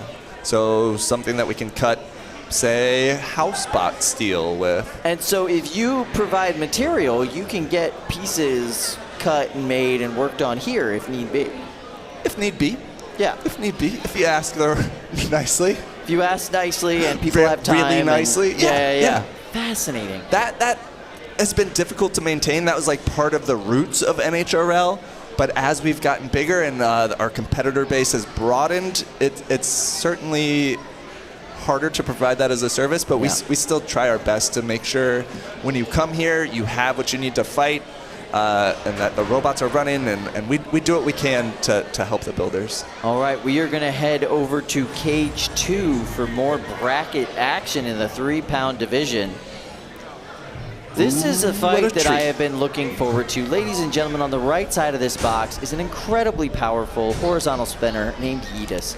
On the left side of this bot is a robot that we've seen many, many times before, but now completely different. This is Chubby Unicode. All right, and I hope Tim Hebert has his tabs, because it looks like he is controlling Chubby Unicode with a guitar. That's right. It is a Rock Band controller guitar from the video game series Rock Band. He started the day with a Dance Dance Revolution pad. His next match, he fought with the Rockstar drum kit, and now he is out there with the guitar, spitting licks, throwing down fire, and hopefully driving the bot.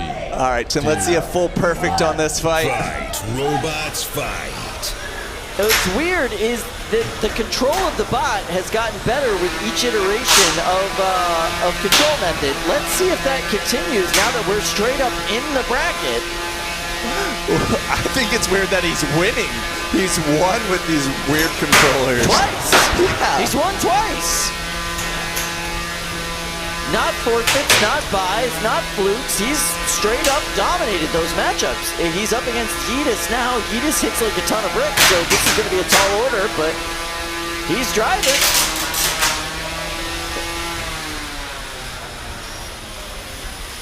And you can see the concentration on Tim's face as he gently plays that guitar to steer his bot. And he doesn't even see the fight anymore. He just sees green, orange coming down the line.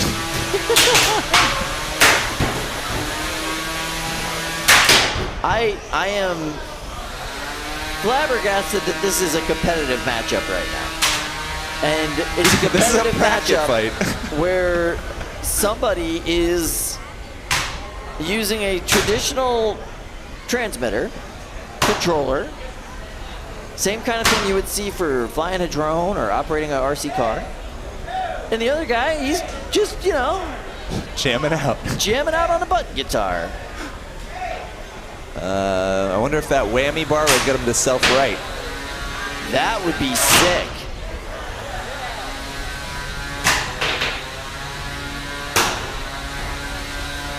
So yeah, Chubby is upside down. And it looks like the wedge has been distorted in such a way I'm not sure they'd be able to drive if they were right side up. And now we've got pieces of wheel coming off. Yeah, those weapon uprights are shredded on Chubby Unicode. I do not think that weapon's going to be spinning anymore. Yeah, this is not ideal. This is not where Tim wants to be at this point in the competition. But I gotta say, I don't think Tim expected to be this far into the competition. So maybe it's all a win at this point? Definitely.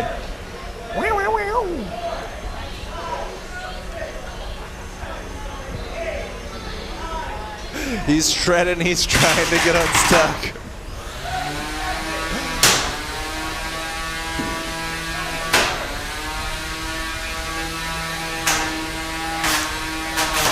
Now 20 seconds left in this fight. I think Tim should probably start playing the Stairway to Heaven. Stairway? Deny.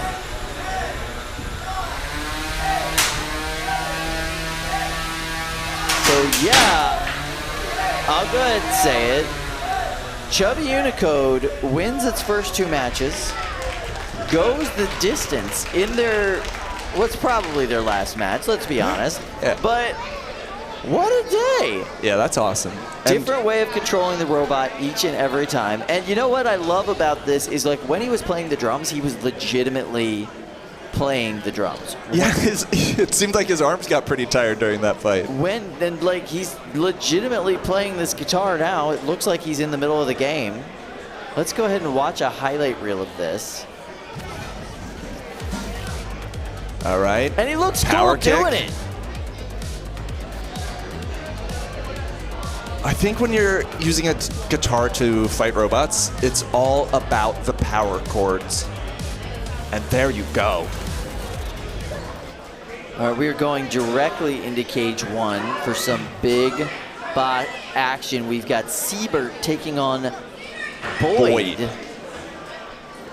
Sievert is in the blue corner with the pink blade, the pink wheel guards. It's a horizontal spinner from Matt Lantry.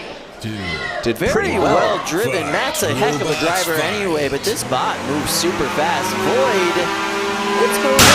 Oh, wow. Nasty. So Void is like the hub motor version of the Prompetta line. Okay. And it's its own design tree now. Like, it's moving in its own separate direction, but I don't know if that weapon's going to spin up anymore after that impact. That was such a deep hit. But these are two of the non-college teams right now. You have the Pandemonium guys versus the Defective guys. Very cool. Nice hit there from the Void. That weapon must have been bent on Sievert. It's no longer spinning.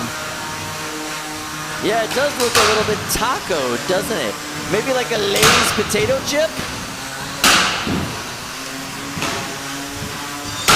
Ow.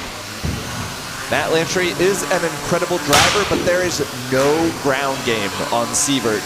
So I think he is definitely going to struggle against Void, even after he calls this unstick. Void, by the way, doesn't have much of a ground game, but it's got enough. It's got that bottom scoop on the wedge that it can kind of scoop you up with and push you around. A plow, if you will.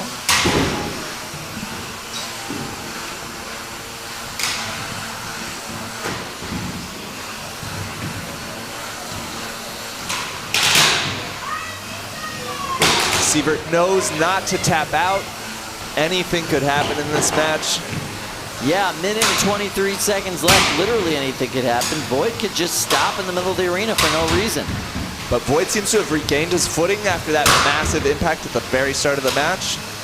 He was a little sluggish right after, but now he's looking in top form.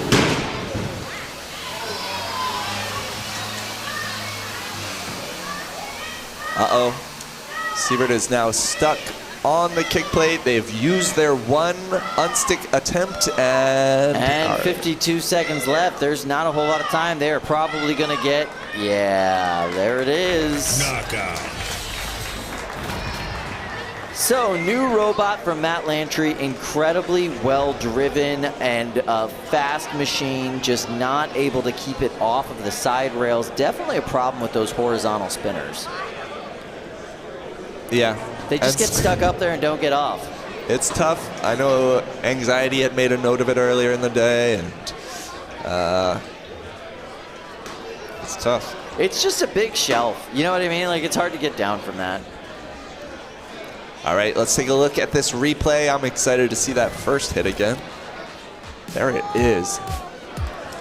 Not quite to the roof with that one, but up there.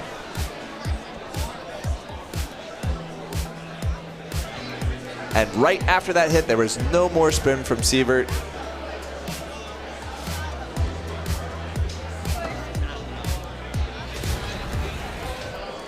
All right, we are heading to cage 4, where it looks like we have target practice and Torrent.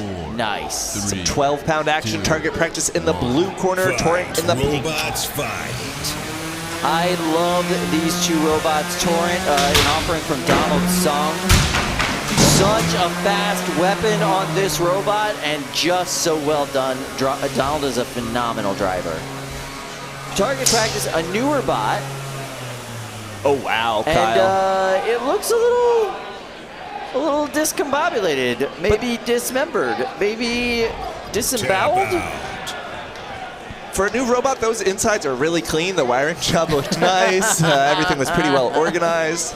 They have been through a lot today. They have been taken apart like another time today. So the fact that they were able to make it into the bracket and do as well as they did, and going out to Donald Sung and Torrent, you know what? That's not a bad day. No, not at all. Oh, wow. Looks like the rear shaft is cracked, or there's just no wheel on it at all. The wheel went somewhere else. Bushing that alignment. Bullet connectors. And I see one has been disconnected. Ah, yeah, part of the name, right? Target practice. All right, let's go ahead and check out a replay right now and just see how that disembowelment happened.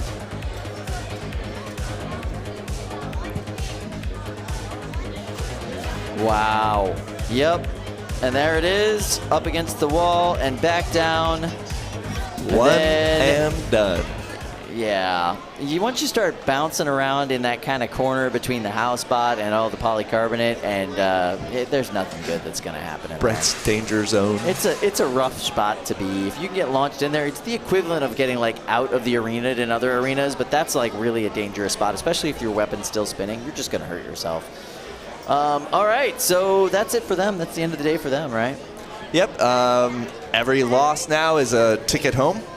Bye-bye. So Donald Sung moving on in the bracket. Let's go off to cage 1, where we've got more big bot action coming your way. All right, we've got Mareep in the pink corner, and in the blue corner, Michael. I'm Sam. Michael in the blue corner. I do like the bots that just have standard human names. Alan, are you ready to fight Alan? 4, Michael? 3, Get over 2, here. 1. Fight. Robots fight. Oh, wow.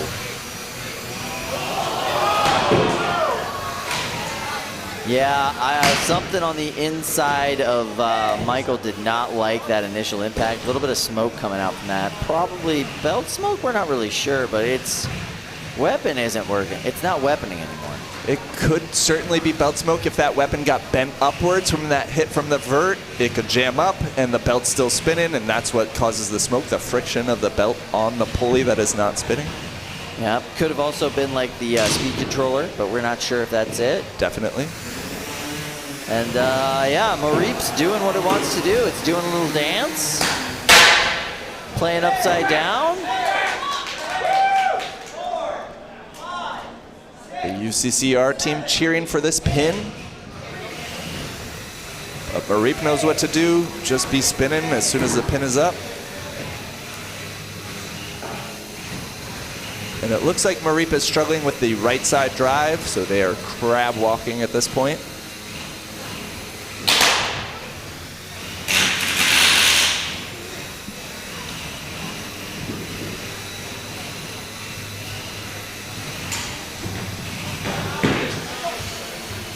Rough angle shot there, but yep, there we go.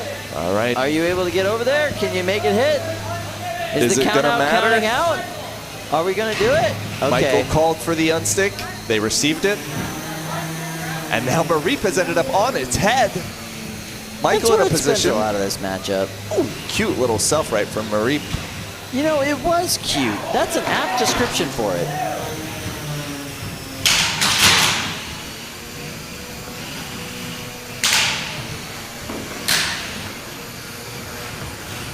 Oh, you know what? I just noticed the front end of Michael is a lot like Maximizer. Ah, yes, it does have a big old front plow on it, so it's able to push. Those nice little forky forks can get underneath their opponents. You know what I've noticed about Mareep? Some people call it the Space Cowboy. Some call it the Gangster of Love, but actually, some people call it Mareep.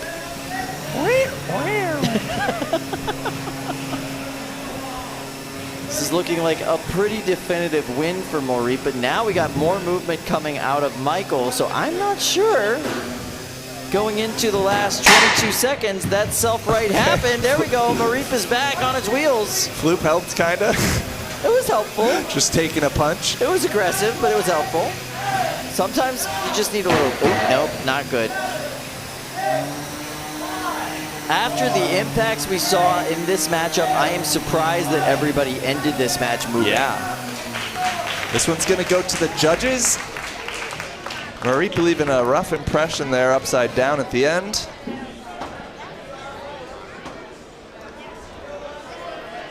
A lot of Pokemon themes on the bots today.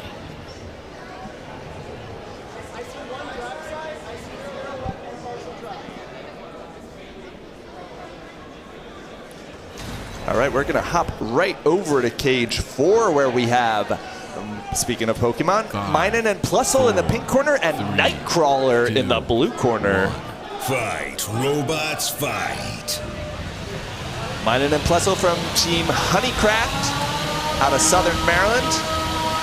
Nightcrawler from Pete Covert out of Colorado.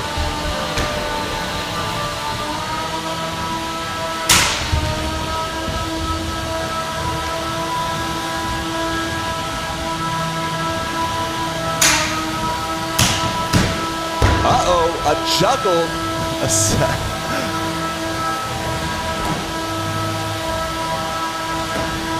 So we are straight up into the round of 16. If you win this match, you go into prime time, which starts at 7 p.m. on our main YouTube channel.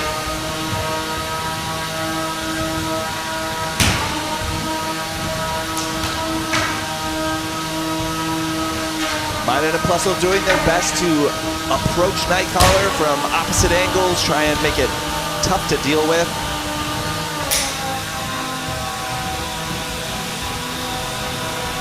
Winner of this matchup does have to go on to face Donald Sung and Torrent in the next round, the quarterfinal round.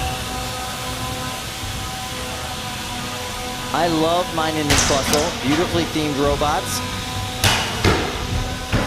Powerful hub motor design on those weapons, and you gotta love the treads. So much grip on this plywood floor.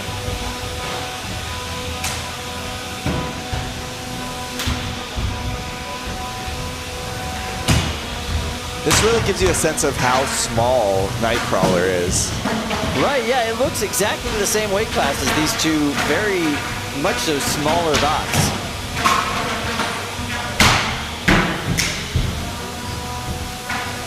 And although there is some self-inflicted damage between the Pokemon, it seems like they're doing well against Nightcrawler.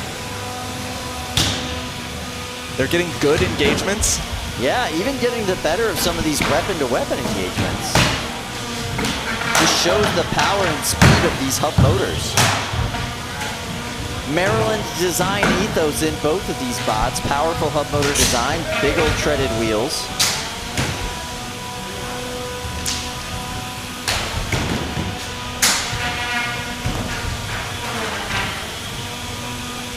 Pete Covert with no Nightcrawler. He's one of the founders, I guess you could say, of the big drum spinner style weapon. Oh yes. Helios and Solaris are some of his bigger ones from back in the day. He's been running these bots for years, just perfecting the art form. And right now, he's up in the side. He's not moving. Minan and Puzzle showing some good sportsmanship, knocking him off the side rail just before the timer goes out. I don't know how confident Pete's feeling about that one. No, that was a tough one. That was multi-bots working as multi-bots should. Both bots functioning by the end, both weapons functioning by the end, and getting a lot of just wins over wins with those engagements. Okay, I was hoping to see more of a smile from Zoe on Honeycrack to kind of get a gauge of how they felt about the match. And look at this, we are in the skies. We are droning, folks.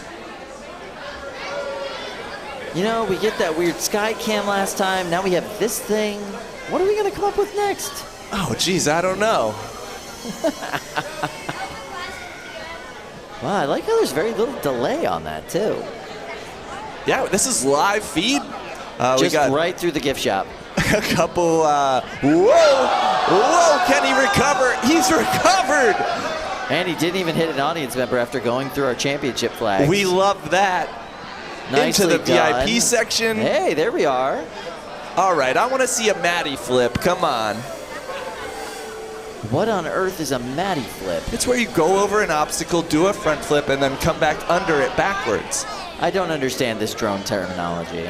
Do a spin. Oh, hey, there was my wife. Oh.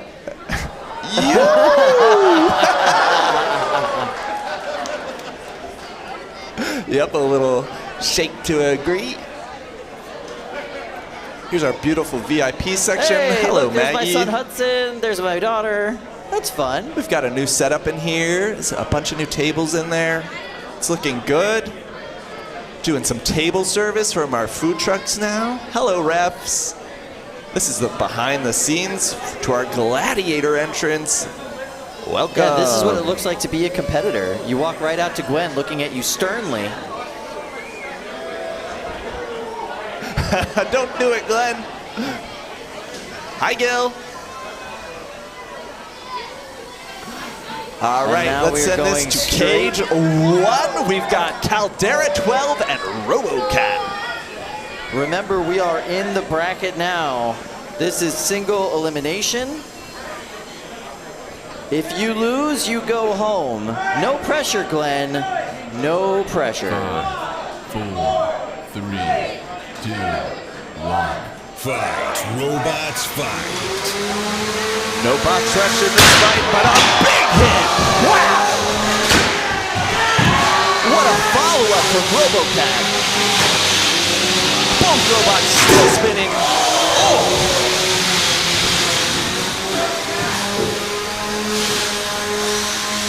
Uh-oh, Caldera might step in the wall, but no. They are free and spinning.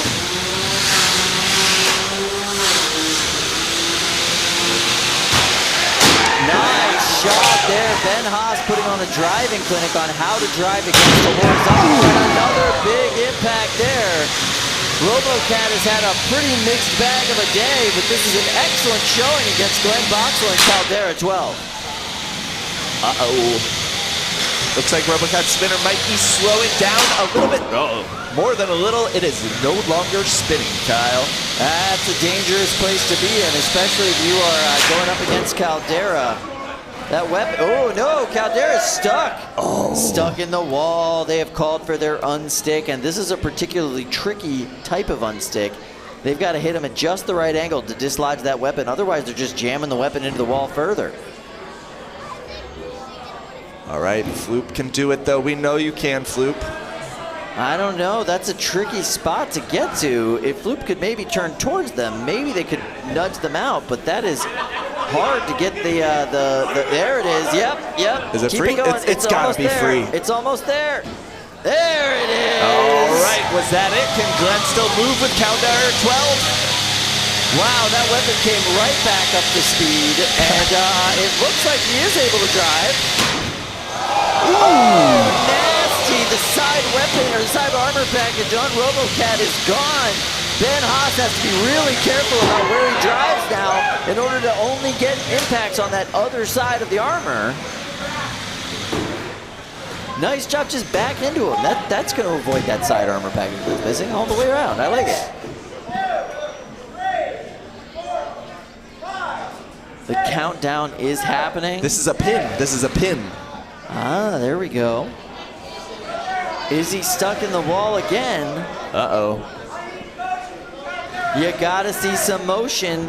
Head referee Gwen is doing the countdown because there is no motion coming from Glenn Boxall or Caldera. I don't see a touch of twitch from either of those wheels, as if he was struggling to get out of the wall. Whoa, he's out! I cannot believe that just happened, but it was at the last second. God. The countdown had just finished. The knockout was complete. Glenn not able to get off the wall in time. The UCC, our team, University of Cincinnati Combat Robotics Club, is taking home that victory for RoboCat. Wow. Glenn Boxall and Caldera 12 eliminated from the tournament. I did not see that coming. I definitely expected Glenn in prime time with Caldera 12. But RoboCat. Ben Haas getting better and better with this bot as the day has gone on. Excellent driver. The bot itself needs a few things tweaked, a few things changed, but I gotta say, being able to win a fight like that with Caldera, even though it was by the skin of your teeth, that's an impressive feat. Those hits were so hard. Let's check them out right now. All right, right now. Boom. That one could have hit the roof, Kyle. That I was think it might so have. serious. Yeah, there you go. Another big impact there. And then that's where Glenn really got stuck. It was these wall shots, these just sticks into the, there you see that side armor package gone. Ben really thought he was out of it at that point. That but was then, awesome.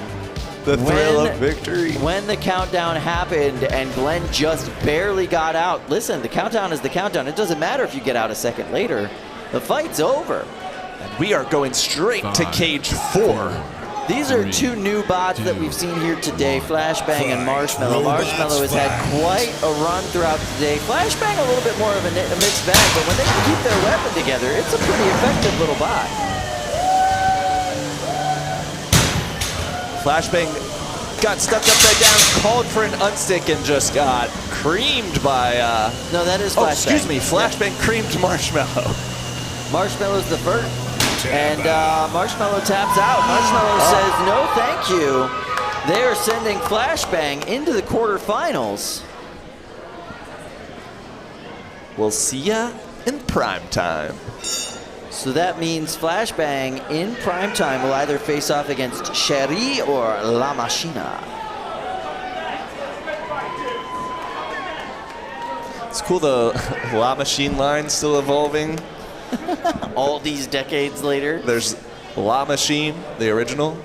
I know the Nerk team, or the Nerk bot, Llama Sheen. Yeah.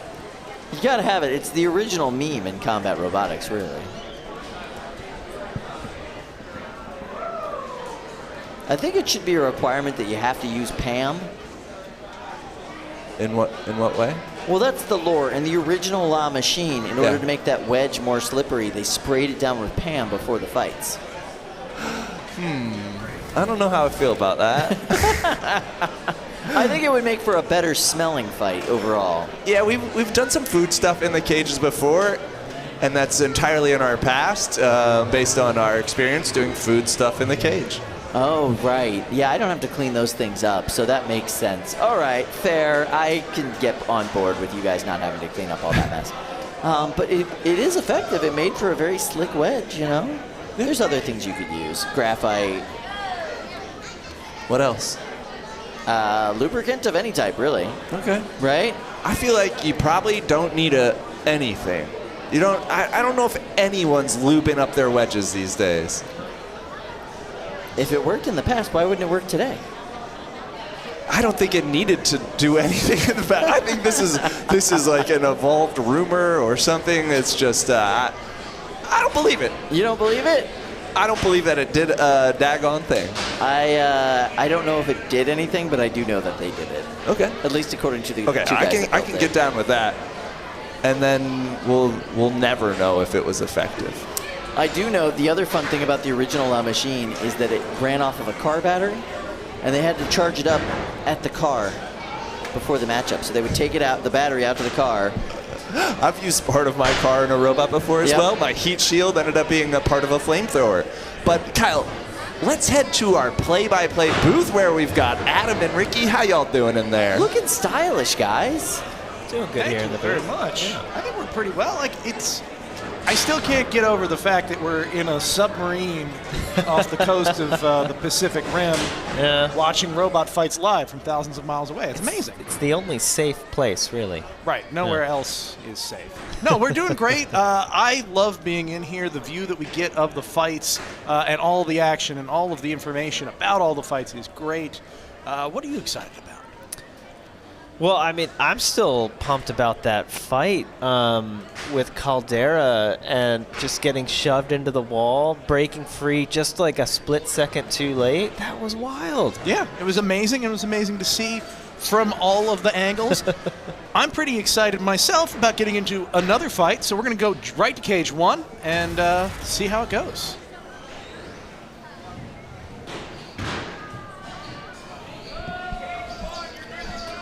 Cherry and La Machina here. Now, La Machine, I'm just hearing some stories about La Machine. The original wedge back in the day, the first ever robot to really have a wedge and show the advantages of that. We've been paying for it ever since, Adam. No, I like to hear it, and I think I commented earlier, this is Makina. I think they pronounce it in the... that would make sense. And also, not a wedge, really, at all. No. It almost specifically lacks a wedge. It's just flat. Very blunt implement, and there's nothing wrong with that. That can do a lot of damage. It gives a lot of purchase, usually, for the weapon. If you've got that wedge, great to get under someone, great to be able to push them around, but sometimes it's really not what you want, and especially going up against a robot like Cherry that has this vertical spinner, sometimes a wedge is practically a hook point for a weapon like that. So and against drums, these flat plates can sometimes work pretty well. You know, they're not able to get as much of a bite against it. So we'll see how it goes here. Cherry has been a pretty interesting robot to watch today. Fight, robots, fight. Away we go. Interesting. Cherry kind of circling here. A lot of gyro there as La Makina not moving very well. The weapon immediately going down. The drive intermittent at best. The armor also intermittent. I think I saw some sparks emanating from there as well. Gigantic hit, completely ripping the front armor package off of Makina. Oh, and something has fallen out. I think that's the wheel retainer. Tap out. And there's the tap out. A quick fight. Not really their fight from the get-go, having issues and falling apart. as Cherry's going to take home the tap-out victory.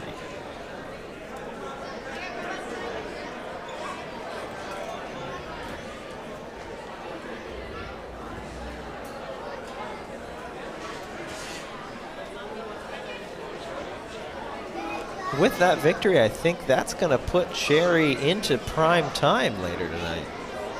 Yeah, that should be an advancement for sure.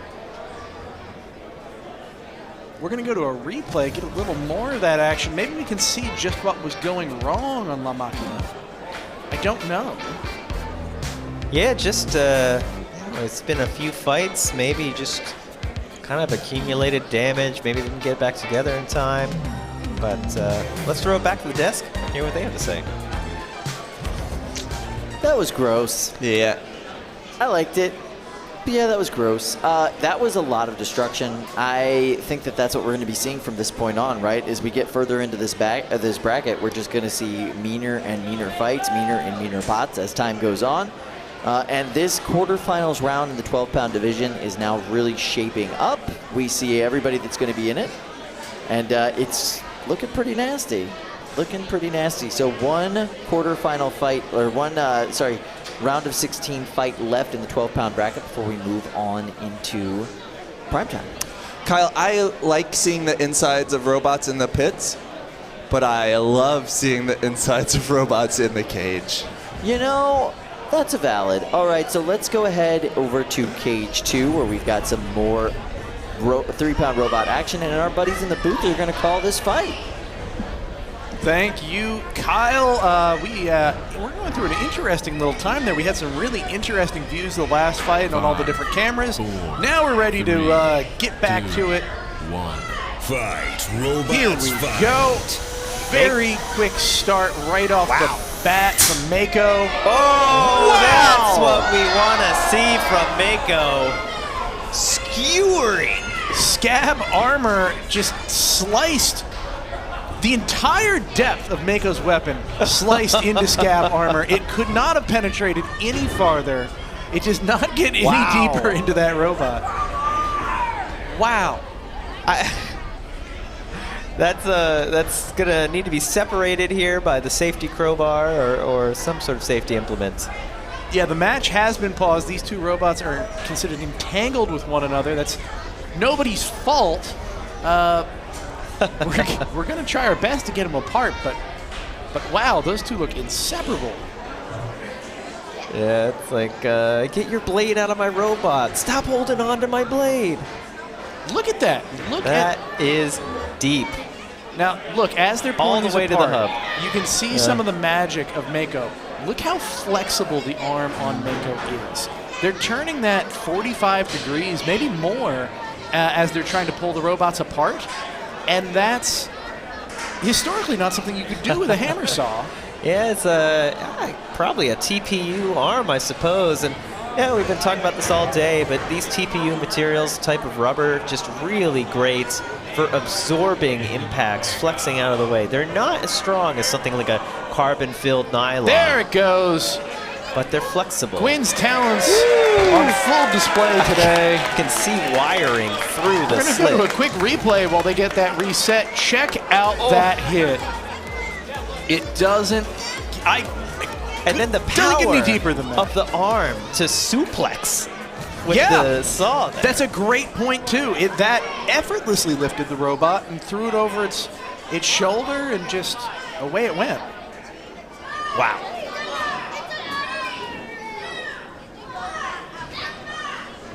That nearly went through the entire robot. Oh, here we go again. And again. Oh, those slices are brutal. I'm amazed that Scab Armor is still driving. So it seems like the weapon is down after that initial hit, and there's the tap out.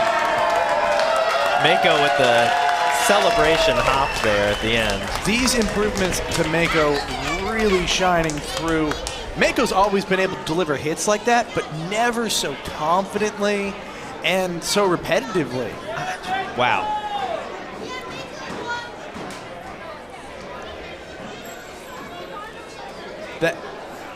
That was absolutely incredible. I think Julian is really going to have some legs on this upgraded Mako. I think we're going to see some really good stuff from him both tonight and in the future. We're going to head over to another fight right away. We don't even have time to go back to the desk. Cage 4 has got a big bot fight lined up for us. Budget Boy versus Galaxy. Both of these robots have been very impressive today. Budget Boy built to basically be an extremely accessible robot. The entire chassis is 3D printed on an Ender 3. For those unaware, that's a very inexpensive printer, and it's entirely made out of TPU and toughened PLA, which for those unaware are also fairly inexpensive materials to print from. There's a few laser cut parts, and then the most expensive bit are just the motors and speed controllers inside. So quite an interesting concept here, just trying to make an accessible design to prove that you don't need to spend all the money in the world to make a great robot.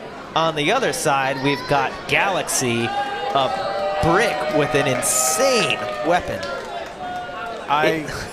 Yeah, Galaxy has had some interesting luck today, but it is a sturdy robot. Yeah, they had a few kind of driving issues, but boy, has that weapon been powerful looking. So we'll see if that 3D printed frame with some bolted on laser cut bits will be able to take this. Budget Boy's weapon is a really interesting lifter, and Galaxy's weapon is probably the largest vertical spinner in this class. Certainly during this event. It's a shuffler, so it's going to have 50% weight bonus here. So that's why it's so big. It weighs 50% more because they're not using wheels; they're using little feet in there. Yeah, we give an incentive for that, and what tends to happen is people make these big heavy hitter robots using that weight bonus. This is going to be the last big bot fight until 7 p.m. in prime time. The winner of this fight is who you'll be seeing Here later it goes. tonight. Is Budget Boy going to pull off the flip? A great push into the wall.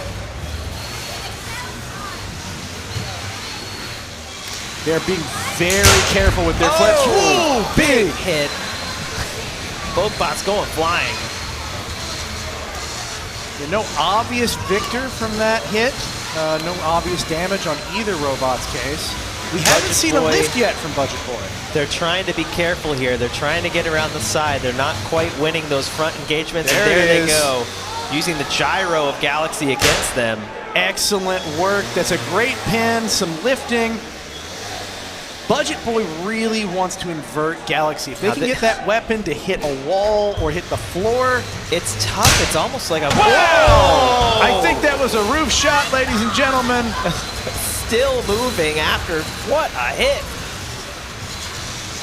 You don't see 12-pounders launch into the ceiling every day. This arena is the same arena we use for the 30s, and so it's quite big for 12-pounders. More difficult for them to hit that high. Now, Galaxy is, again, 50% heavier, so it's hard for Budget Boy to really push them. This is some very strategic driving from Ryan Duarte. Is Galaxy crab walking here? It's definitely struggling. I think both drive sides are working, but the right side is not working as well. Yeah. Budget Boy taking advantage and getting a pin here. And that's, that's tricky for them to get out of. Yeah, less than half the match left. Oh, that is exactly what Budget Boy wants to do. Take that giant vertical spinner and make Galaxy use it against themselves. Galaxy able to push themselves off the wall right as their weapon was spinning down. I wonder if it had stopped, would they have had the torque? I don't think so. I think they would have been stuck there. Will we see another flip here? There we will! And look at what Budget Boy's doing. They're waiting for the pin count out to run out, and then just before the pin happens, it's over. Galaxy had a little intermittent issues here. Now it's only the right side doing anything. Yeah, they are calling for an unstick. I think they might have some wood. It's a very Budget Boy trying to block the unstick there. That's allowed. It's a move. I don't know if it was accidental. It's tough when you got a 12-pounder. Galaxy kind of just getting shoved further into the wall here. I'm not sure this is helping, but it does seem like it's going to run the clock out, and they're not going to get counted out, although they are very stuck. Yeah, maybe increasingly so. There it is. That's a okay. Okay, all right. Yeah, and that is the match. right at the end. Yeah, That could have been a second late. Hard to tell. hard to tell when we're not cage side, but good for Galaxy's sake to have shown off that it was able to move. Good for Galaxy that its weapon was clearly fully functional. Not so good to give an opportunity to be flipped upside down one more time and left in a terrible position. What a crazy fight, and we're going to bounce immediately to Cage 2 for another match. This Another Papazian coming in with Turbo Fiend going up against Blunder. We've seen a lot of interesting fights from Blunder today. We'll see if they're able to really deliver. Fight. Robots fight. Losing the first engagement, Blunder's struggling a little bit. really enjoying the color scheme on this version of Turbo Fiend. Oh yes, I talked earlier.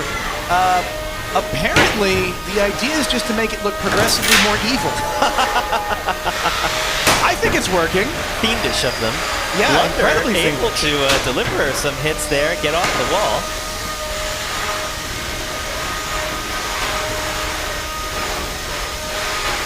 Blunder here has a 50% weight advantage, again with the shufflers. They'll get the weight, but they do tend to have a bit of a maneuverability penalty, and Turbo Fiend taking advantage here. Slice! That is a huge channel that's been carved into the back of Blunder. If they had gone just a little deeper, I think they would have hit something with just enough armor on Blunder to fend that off.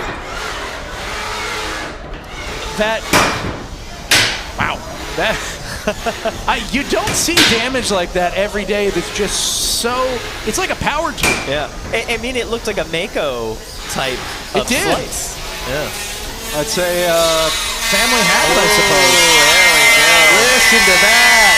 It sounds like we're in a wood shop. That is the carbon fiber. It resonates so much when you try and cut into it. I'm glad we have HEPA-filtered exhaust fans. That's spicy to breathe if you don't. Yeah. Turbo Fiend using their maneuverability to their advantage throughout this fight. Really getting in there. Now they seem to be maybe a little stuck. Yeah, there's a question if this can be disentangled. Nope. There we go. Goes to a house spot disentanglement. Turbo Fiend right at it. Yeah, really bullying its opponent. Blunder not spinning anymore for a while now. That's going to be Turbo Fiend's advantage here for 40 seconds left. Designs like Blunder tend to be this point and shoot, very quick robot. And when you're driving with shufflers, the way Blunder is, that approach doesn't work. So you need to try something completely different. Whatever that completely different thing it tried is, it's not working on Turbo Fiend. So we are in the bracket now. Loser goes home at this point. Round of 32 fight in the 3-pound weight class. And Turbo Fiend is gunning hard to make it to the round of 16. As Blunder is going to take this to the bell as they get ground by Turbo Fiend.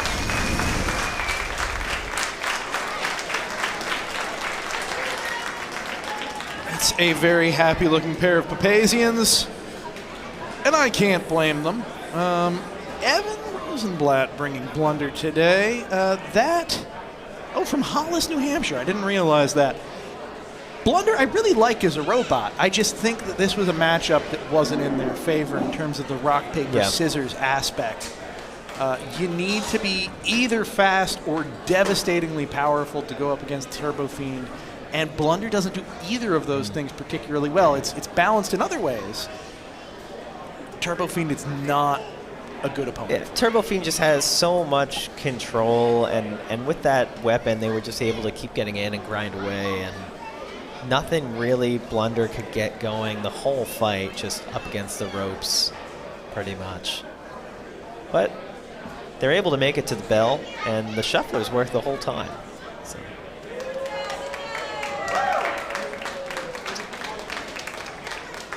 The looks like Brett is getting a little bit of a refresh with a new battery. They get sleepy now and then. We're going to go to a replay, see how the match went.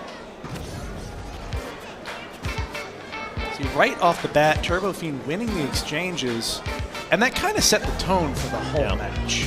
Yeah, it's crazy. You know, Turbo Fiend's weapon looks deceptively kind of small, but it's doing these weapon-to-weapon hits with a much larger weapon on Blunder and just winning every one of those engagements over and over and over again. Yeah, it's this hub motor setup that we're starting to see proliferate. It's very robust, it's very compact, and as long as you can keep your weapon spinning, which is, you know, a driver question, then it's going to be able to do a lot of damage over the course of the day with not a lot of weight and complexity added to your robot. And quite the driving show of force. But let's throw it back to the desk and hear what they have to say. Thank you so much. Pretty excited for these robots that I just saw loading into I know, Cage 2. I was about to say they want me to comment on that last fight, and yet Titanium White's cousins just got loaded into the box. And I think it was a Bean, one of the Bean lines, Bean Supreme, I believe. I'm not fully up on my beans, but the match before was great. I 100%. really like how nimble Turbo Fiend is and how it still delivered some really spicy hits. Dima's a phenomenal driver. She's so good at what she does. The way that she's able to corral her opponents and really maneuver around them with such a wide-bodied bot is super impressive. I love Turbo Fiend. I think that it has a great chance of going all the way. It's one of the highest ranked bots that we have here today. Actual Golden Dumpster winner, right? One of the few. Oh, yeah. So, you know, that's a pretty rare thing in this particular competition. We don't have a whole lot of It's pretty rare in general, you know? Yeah, it's true. It's true. Normally you have like multiple just hanging out, especially in that 3-pound bracket. But Dima's one just out of 96 per tournament gets to win it. So, and some people, like, I don't know, Jameson Go have won wins all the time. zillion. Yeah, that's a thing that he does a lot.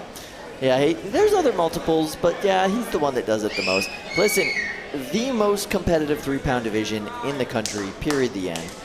Right here at National Havoc Robot League. We are in the bracket for all 3 of our weight classes right now. And we are going to go right to Cage 2 where we've got Titanium White Cousins and Bean Supreme, and the Booth is going to call this one, so take it away, Booth.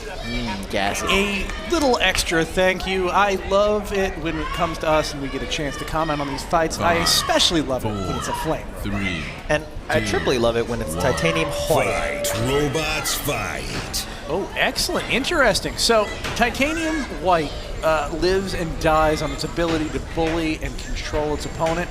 That wedge on Bean Supreme refried. Oh, wow. That torch going in for an excellent shot on the back of Bean Supreme.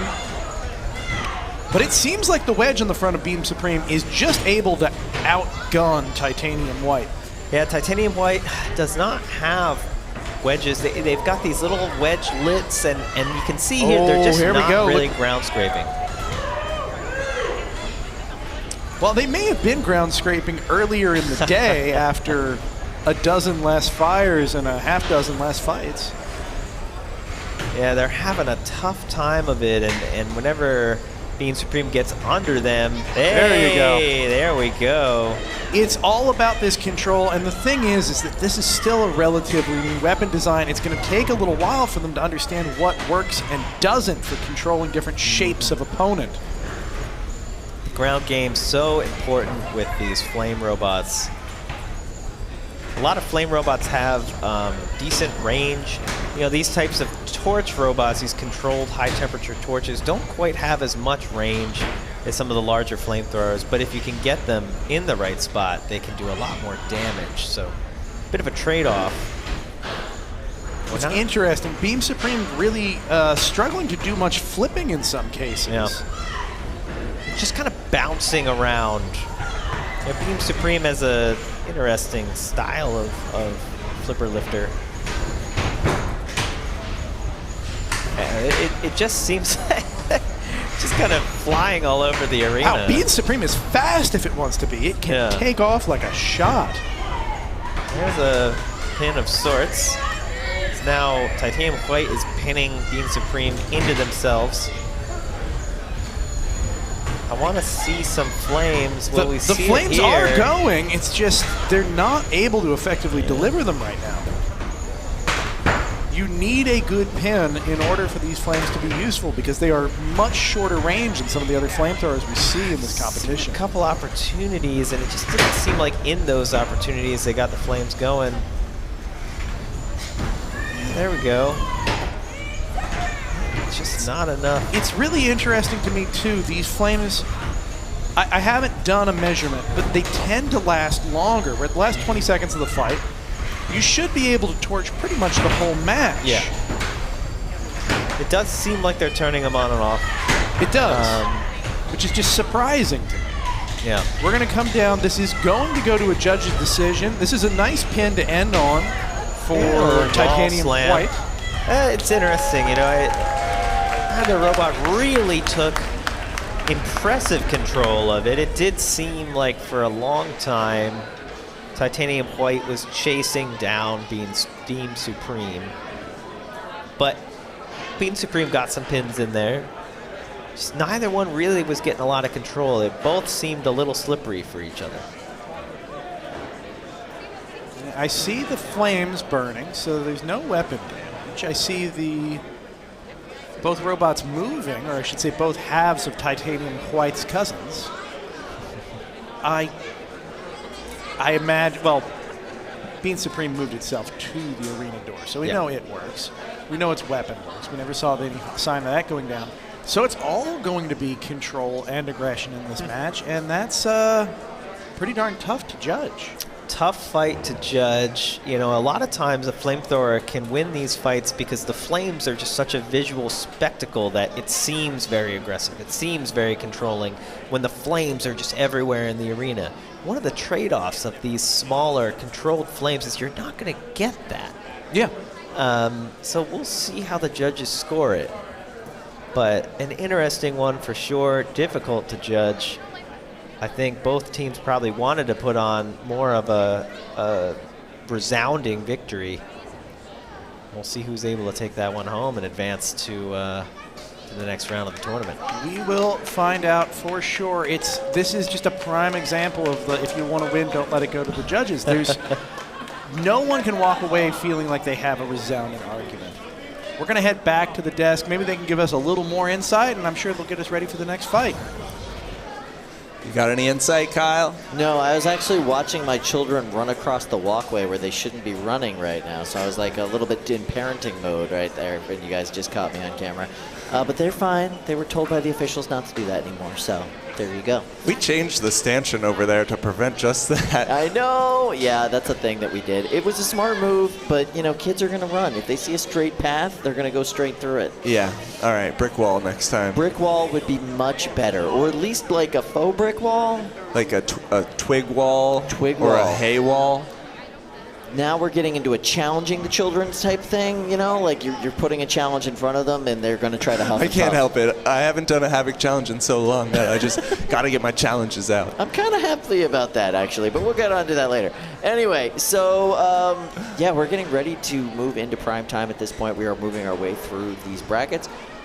We now have the 12-pound bracket figured out, right? So we know exactly who's going to be in prime time for that.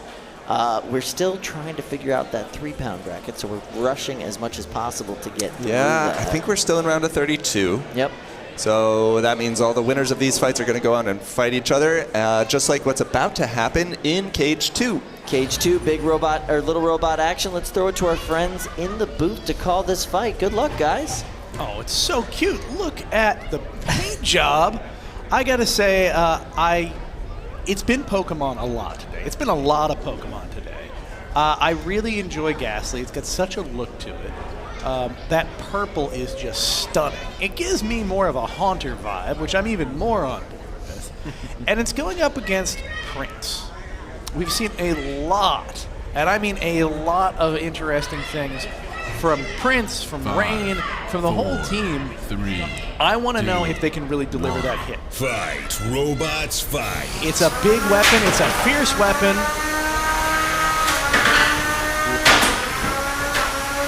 Prince difficult to remain stable. They keep flipping all over the place. It's going to make it hard to deliver that hit.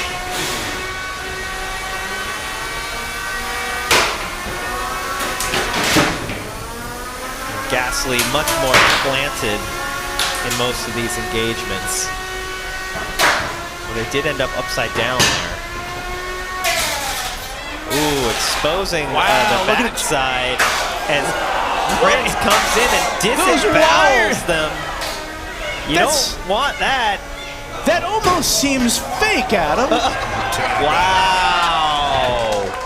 So I've been saying this all day, but if you're stuck upside down and there's a robot in the arena that's chasing after you, maybe just try and self-right off them than the wall, because you can see again, they're trying to self-right off the wall and then they just get taken advantage of. Wow.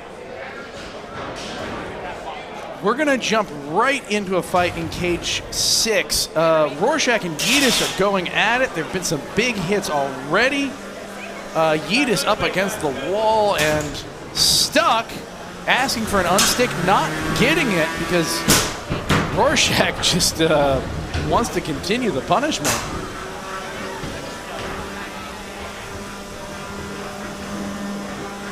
Yetus trying to kind of back in and then swing around here. An interesting, trend we're seeing with a lot of these horizontals is... wow, look at that. That was they're really both incredible. doing the thing. Now, we came to this fight late. I don't know if anyone's used their unstick. Well, at least one of them did. Yetus was using it just as we came in. So Rorschach, they're going to see if they can right. I don't even know if I don't know if they can or not. That forker. If they can't, then this is going to... Oh, there it is. There they go. Well, that answers that. That will be the That's fight. the fight. Rorschach will be taking this home with a very unusual win. Yeah. Now, this is a thing that a lot of people might not realize, but, you know, these forks that everyone puts on their robots, you have to have kind of limiters on them. You don't want them to go too high and you don't want them to go too low, and that's one of the reasons why you don't want your forks to go too low, is they can get you stuck with your wheels off the ground. So that's going to be a knockout victory after Yetus kind of got twisted up there. Now it looks like the forks are just damaged, but it's important when you're designing forks to make sure they don't under-rotate like that. You don't want your wheels to come off the ground. We're going to hop back to the desk and hear some of their thoughts on some of those wild fights we just saw. I gotta say, that's my first Rorschach fight that I've seen today. That thing is vicious. That was cool. Say the line, Kyle. You know the line, right? You people don't understand. I'm not trapped in here with you. You're trapped in here with me. He should say that every single time the cage door closes. Just every time. It's necessary. I know he's named his Rorschach after a different Rorschach, but that's the Rorschach. Aren't they all named after the same thing, the test? Yeah, the weird swirly test thing that doesn't actually do anything. It's like fun, you know? It's a fun thing, yeah. It's, it's just not a good therapeutic tool. Oh, what is besides therapy? All right, we are going to go directly to Cage 2, and our buddies in the booth are going to call this action. Another exciting match to be walked into. We've got Sunday Scaries, which is just a adorable name, going up against Chainsaw Kitty, which is simultaneously adorable and terrifying. So are you familiar with the Sunday Scaries as a concept? The name is familiar, but no, I couldn't place it. It's when Sunday rolls around and you're just really not looking forward to Monday. So it's Sunday? Yeah, you're just freaked out about Monday. The scary part is implied already. You could just... In fact, you could just say the end of the weekend. We don't even need to name we don't need to invoke the name of Sunday here on this blessed Saturday that we're trying to enjoy, Adam. Well, Chainsaw Kitty has looked amazing today. Sunday Scaries. Also, I mean, who hasn't at this point as we're getting into the tournament? But wow. Robots fight. Both robots up to a good start. Chainsaw Kitty losing the first engagement and the second engagement. Unusual for them. Ooh. Yeah, Chainsaw Kitty usually wins all of these types of engagements, and they are just upside down. So far, still functioning well and able to deliver a good hit. I think Keziah might be a little bit nervous. The forks are very... Oh, that is a good hit. Remember, folks, the weapon on Chainsaw Kitty, the motor that drives it, is completely exposed. If they're upside down and they get hit once in the wrong spot, it's over. This is the Chainsaw Kitty we know, as they now are sending Sunday Scaries flying into the ceiling. Pieces are starting to be removed from the side of Sunday Scaries. We'll have chunks soon enough.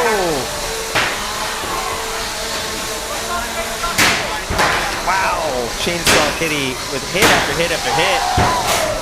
It reminds me of an NCAA basketball game when the lower seed is winning the first half and the higher seed makes the adjustments at halftime, as Chainsaw Kitty has come roaring back after an initial flurry of hits from Sunday Scary.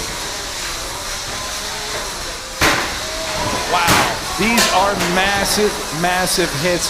A huge amount of damage. The weapon is starting to go down on Sunday Scaries. You can only take those hits for so long until something starts to break. Chainsaw Kitty's weapon has so much power and is so durable. Sunday Scaries has unfortunately stuck itself on the wall. You can see those this end up arrows pointing the wrong way. Massive hit after massive hit. The armor package being slowly removed from the right-hand side of Sunday Scaries. Sunday Scaries has a lot of armor all around the outside, which is protecting them a bit here, but is also getting them stuck every so often. You can see Chainsaw Kitty has none of that, and as they bounce around, they don't get stuck. One of the advantages of having wheels sticking out on every side, but Sunday Scaries here going to get counted out after just using their unstick earlier, which Chainsaw Kitty was happy to give them. Oh, look at everything just trying to move. Now Weapon you can completely jammed. Yeah, the weapon is jammed. The motor running the weapon, still running. Didn't make a difference. That's a knockout. Wow. Chainsaw Kitty taking home the win. You can see Keziah is excited but depleted. Yeah. That can take so much. Fighting a robot like Chainsaw Kitty is such an energetic experience. It takes so much out of you. I don't know how some of these competitors do it. Once. Yes. I mean, that's a good first event for Sunday Scaries coming in here. Going up against Chainsaw Kitty, really dialed in robot, and you can see the difference 10 events versus one event is going to do. It is impressive. You can see the talent and the practice showing up. We're going to go back to the desk, get a little information on what fight is coming up next. All right, we are going to hop to the next fight, but right before that, I'm so lucky I get to give the most fun bot award for this tournament again. And Kyle, I bet you have an idea of who it is. It is Chubby, Unicode, and Tim Hebert. They clearly won this award. They've brought a whole new element to the sport, and I see so much potential with their new controller schemes, from the DDR pad to the rock band guitar to the drums, and there's just so many more options out there. I'm excited to see where it goes. So big ups to Chubby, Unicode, and Tim Hebert, and big thank you to Repeat Robotics for sponsoring this award. Did you have a favorite control configuration for Chubby Unicode at this event? The DDR one. It was the fact that it was so successful was shocking. Yeah, because that was the most big surprise, and then you expected it when he was on the drums. Right. The fact that he actually had to drum out the movements with the drums was like, he wasn't just holding down the button, right, which is kind of what you would expect. No, he had to like full on do like the rhythm, the beat. It was impressive. Tim is a strange and brilliant man, and I hope he continues to come to this tournament and bring us with his delightful and joyful innovations at every single event. And he had so much fun doing it, so it's just fun all around, fun for us, fun for his opponent. Amazing. Thank you, Tim. Yeah, thank you so much, Tim Hebert, and congratulations, and thank you so much, Repeat Robotics. All right, so are we going to talk about our next matchup? Yeah, what do you think? I bet it's a 3-pound matchup. I mean, we got to get through some 3-pound matchups. So just so we know what the bracket looks like in the 30-pound division. We know what the bracket looks like in the 12-pound division. We are ready to go into prime time with both of those. We got some catching up to do in that 3-pound division. So we are moving our way through that as quickly as possible so we know who our round of 16 is going to be, or sorry, round of 8 is going to be when we go into that competition. We're moving right along, but it's taken a little while to get through that. Yeah, to put it into perspective, we have about 3 times the number of 12-pound bots than we do 30-pound bots, and about 3 times the number of 12-pound bots that we do 3-pound bots. So there's a lot of 3-pounders, and we're getting through them. I will say this, with that victory, Chainsaw Kitty will be facing off against Prince in the next round. That should be a lot of fun. That is round of 16 action that we'll be going into once we get into that round. But we will be looking at either Juxtaposition and Impulse or Sea Dragon's Roar and Strike Point next. Cool robots all the way around. I haven't seen a single Sea Dragon's Roar fight today. I've only seen it in the pits, and it was looking pretty good up there. Yeah. But the pit, it was before any fights, so who knows what state it's in now. If William's still this far into the bracket, then he's having a good day. Yeah. That's usually how it goes with him. If he's having a bad day, he starts off having a bad day. If he's having a good day, he might have a deep run here. So that's really cool to see. Yeah. Gotta love that guy. He's one of my favorite builders up in the pits. Just a positive attitude, a lot of fun, a wealth of knowledge. All right, let's do it. Let's head to Cage 2 right now, and our fellas in the booth are going to call this fight. Thank you so much, Sam. We got another great one. Caldera and the Throngler.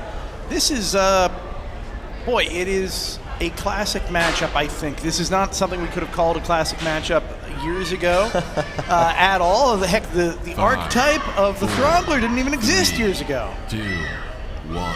Fight. Away we go. That big plow on the front of the Scrambler, a perfect foil for the horizontal weapon on Caldera.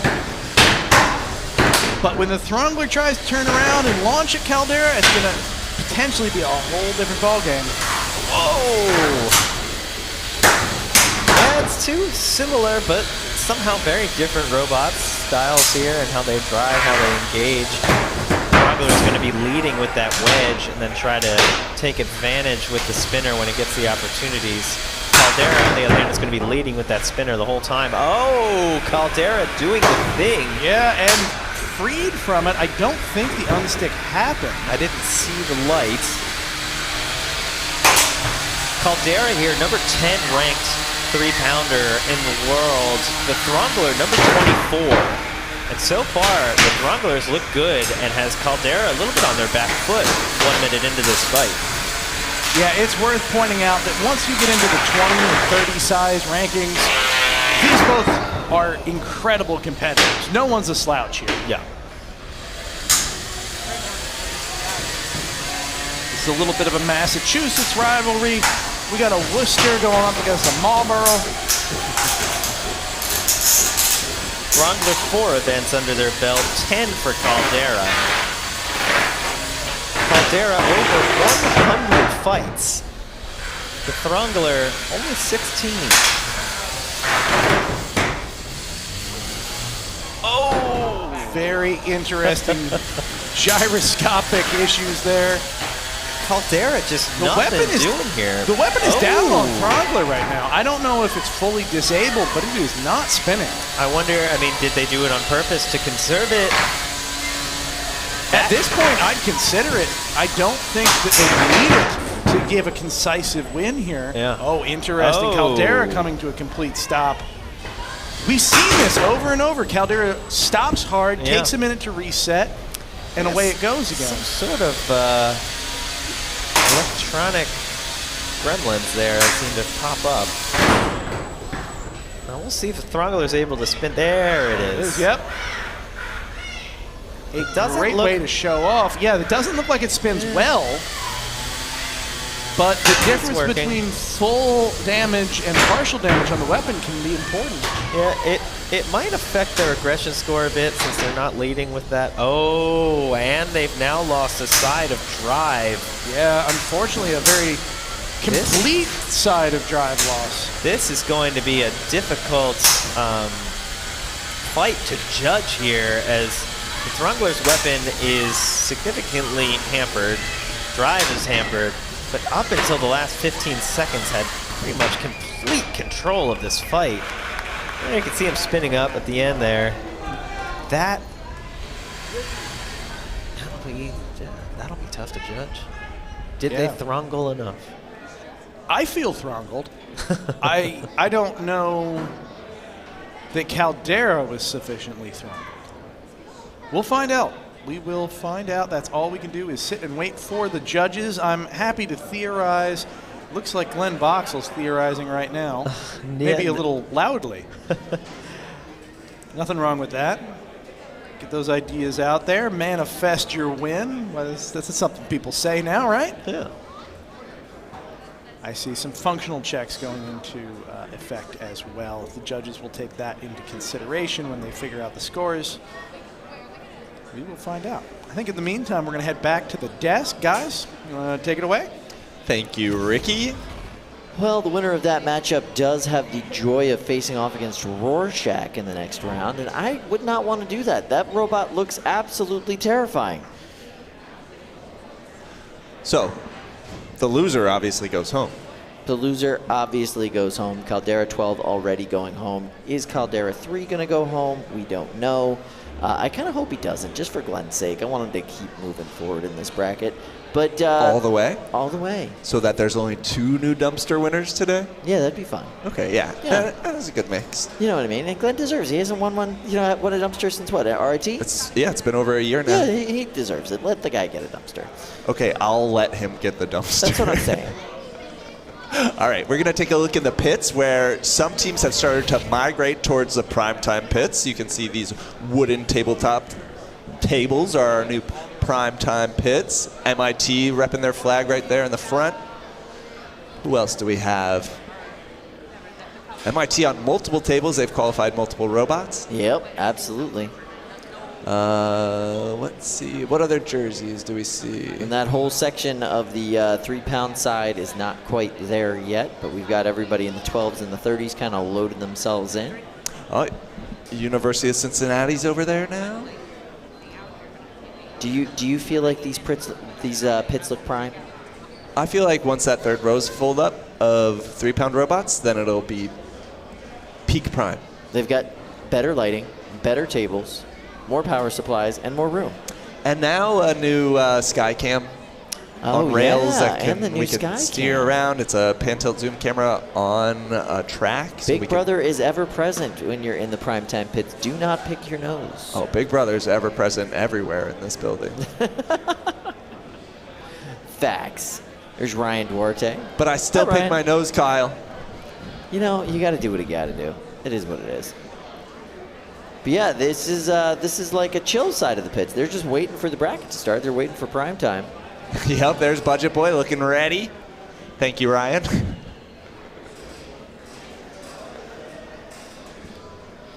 Everybody else is, a little bit stressed out over on the other side of the pit, still trying to make it into prime time. But these guys, they just know what they got to do.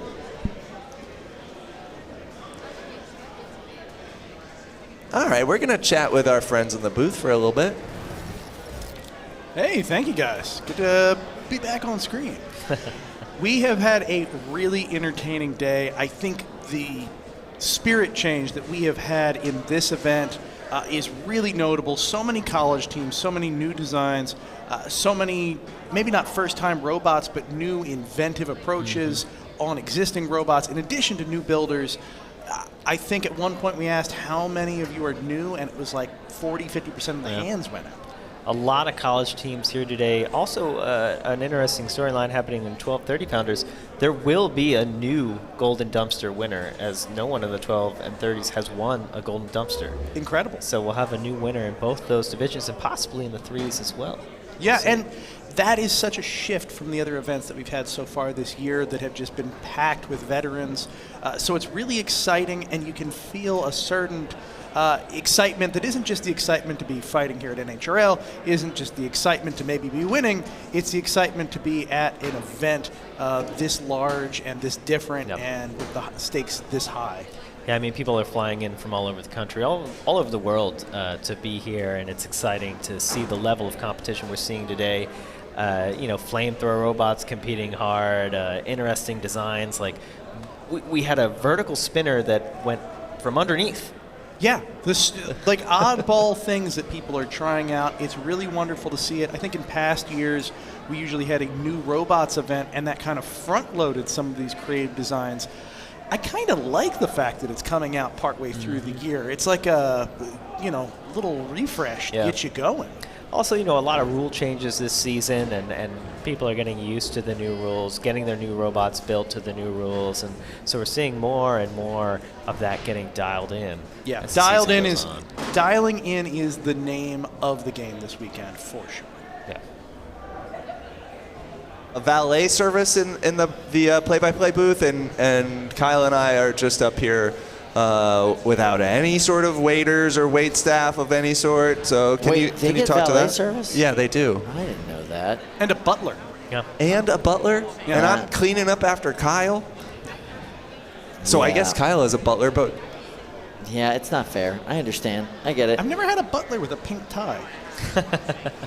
Now, one of the things I found most interesting in the 3-pound division, guys, was that adjustment that we saw with Chainsaw Kitty. Chainsaw Kitty was one of those robots that really relied on that mini-bot weight bonus that is no longer effective in the rules. They couldn't use it.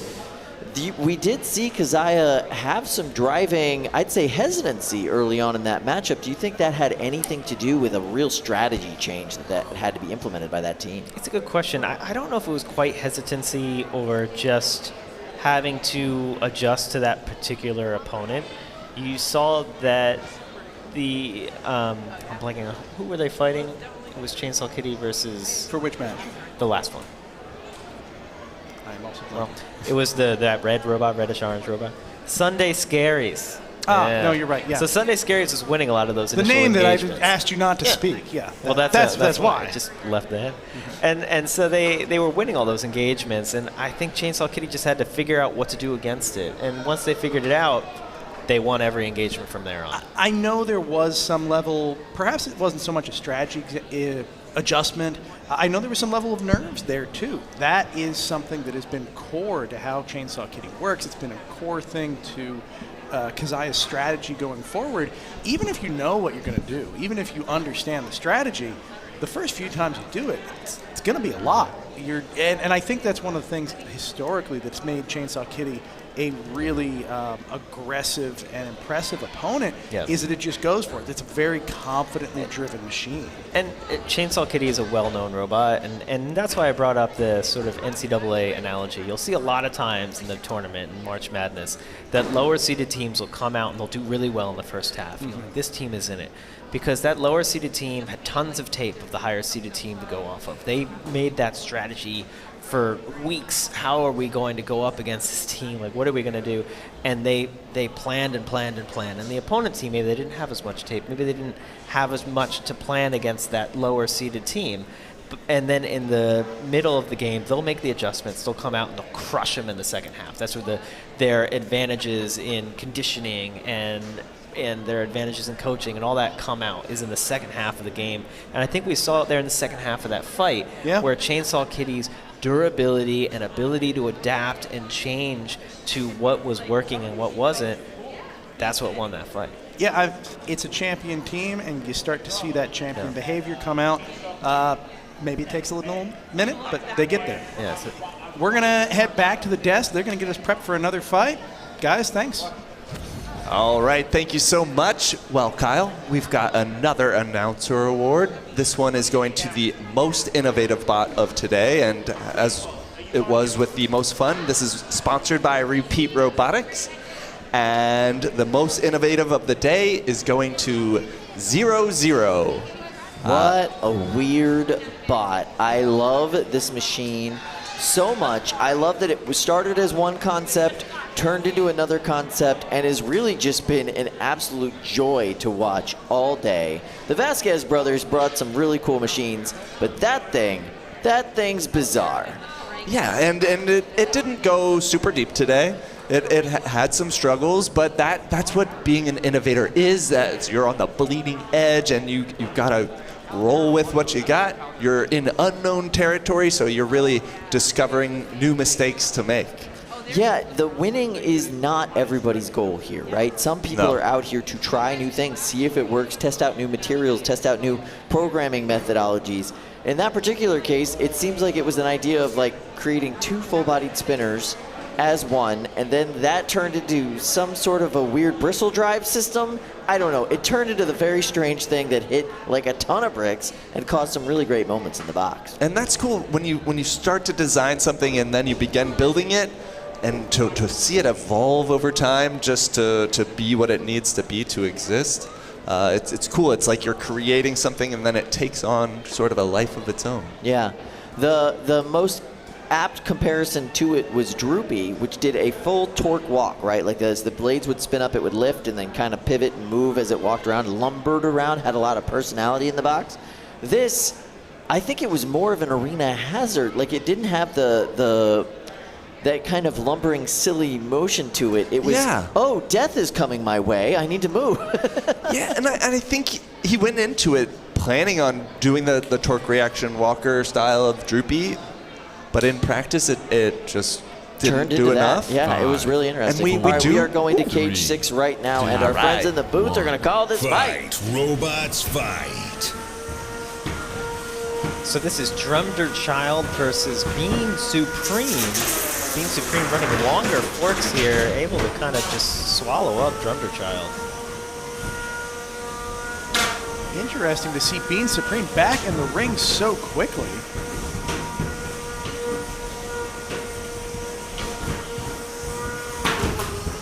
Yeah, we are in the round of 16 now. Bean Supreme obviously won its last fight.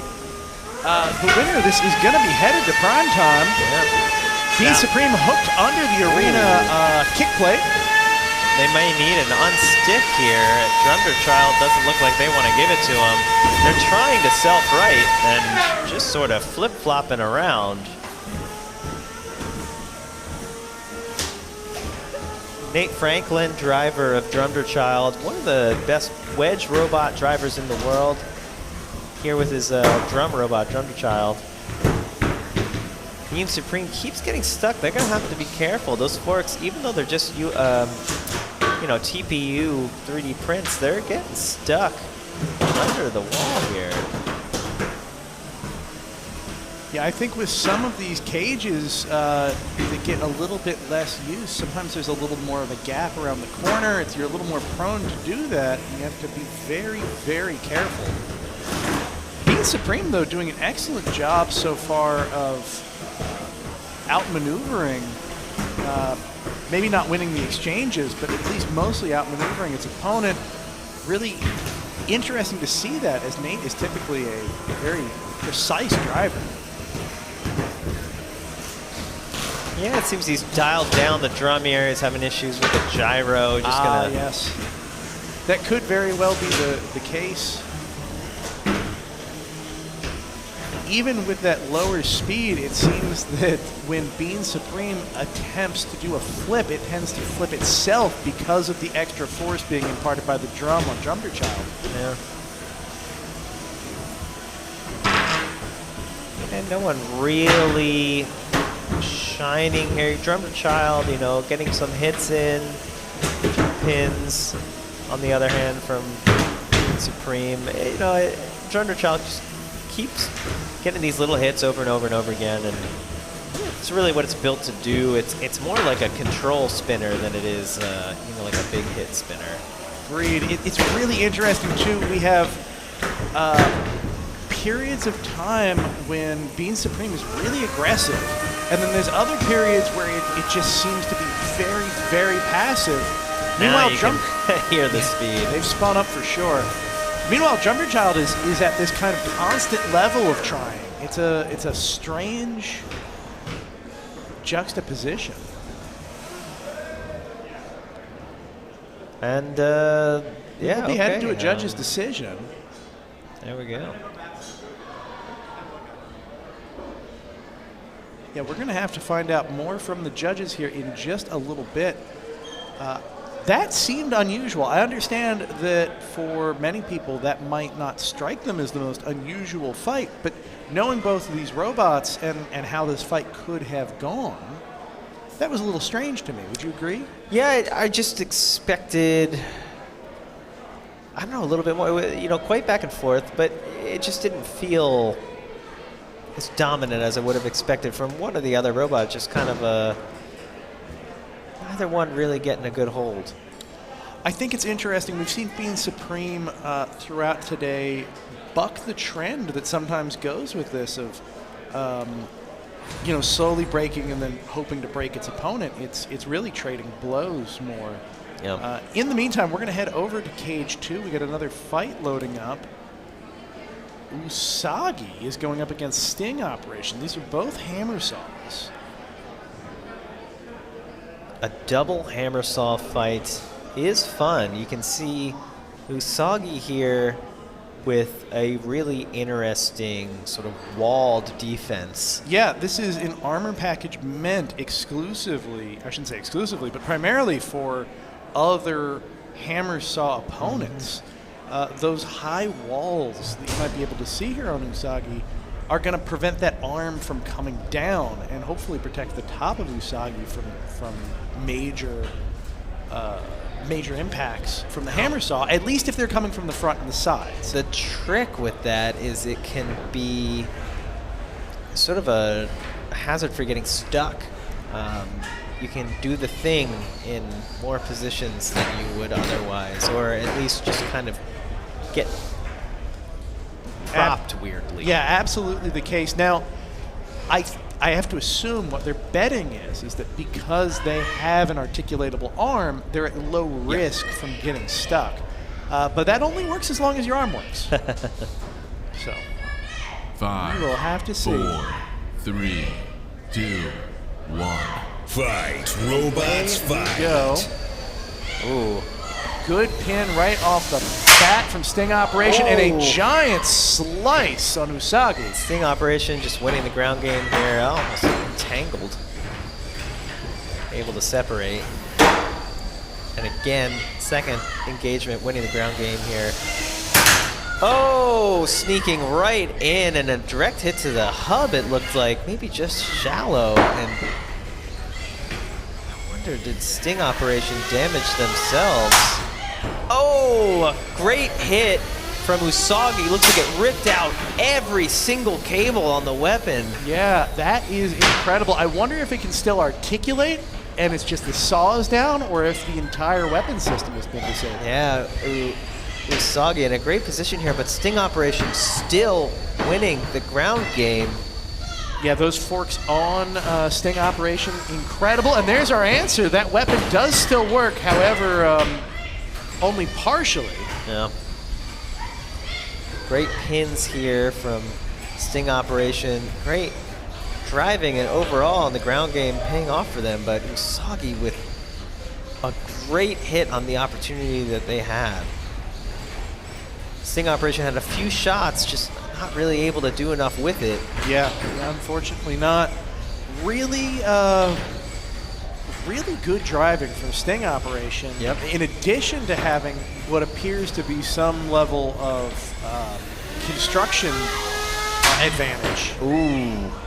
Oh, that was a pretty good slice, but their arm is now stuck under their opponent. Oh, the loose wires on Usagi's weapon system just make me nervous. It's by design. It's not a damage thing. It's just gives me the jibblies. Usagi from driver Mint out of Baltimore, Maryland, and Sting Operation from Mark Young out of Susquehanna, New Jersey. Usagi, alternate spelling of the Japanese word for rabbit. And you can see the little rabbits on the side of Usagi.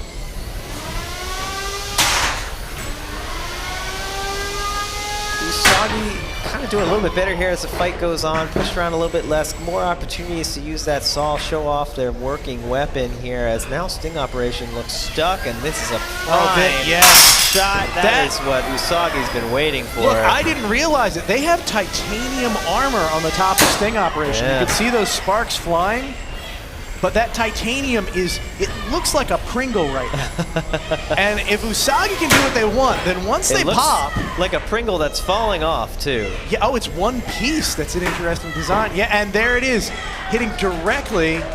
The end of the match just happened, but boy, what a way to leave the judges with a good impression. Sting Operation, losing their weapon early, able to hold on with some really good driving, but then Usagi, in the latter half of that fight, able to use their functioning weapon, land some brutal hits. The Sting Operation comes out with no operating spinner and a lot of pieces seemingly hanging on by a thread. So Usagi having a great second half of that fight. Although, in the function test, I'm not seeing the weapon spinning anymore. I am not, no. That could be a big deciding factor in the damage score. It's absolutely a factor. We'll see if it's a deciding factor very soon.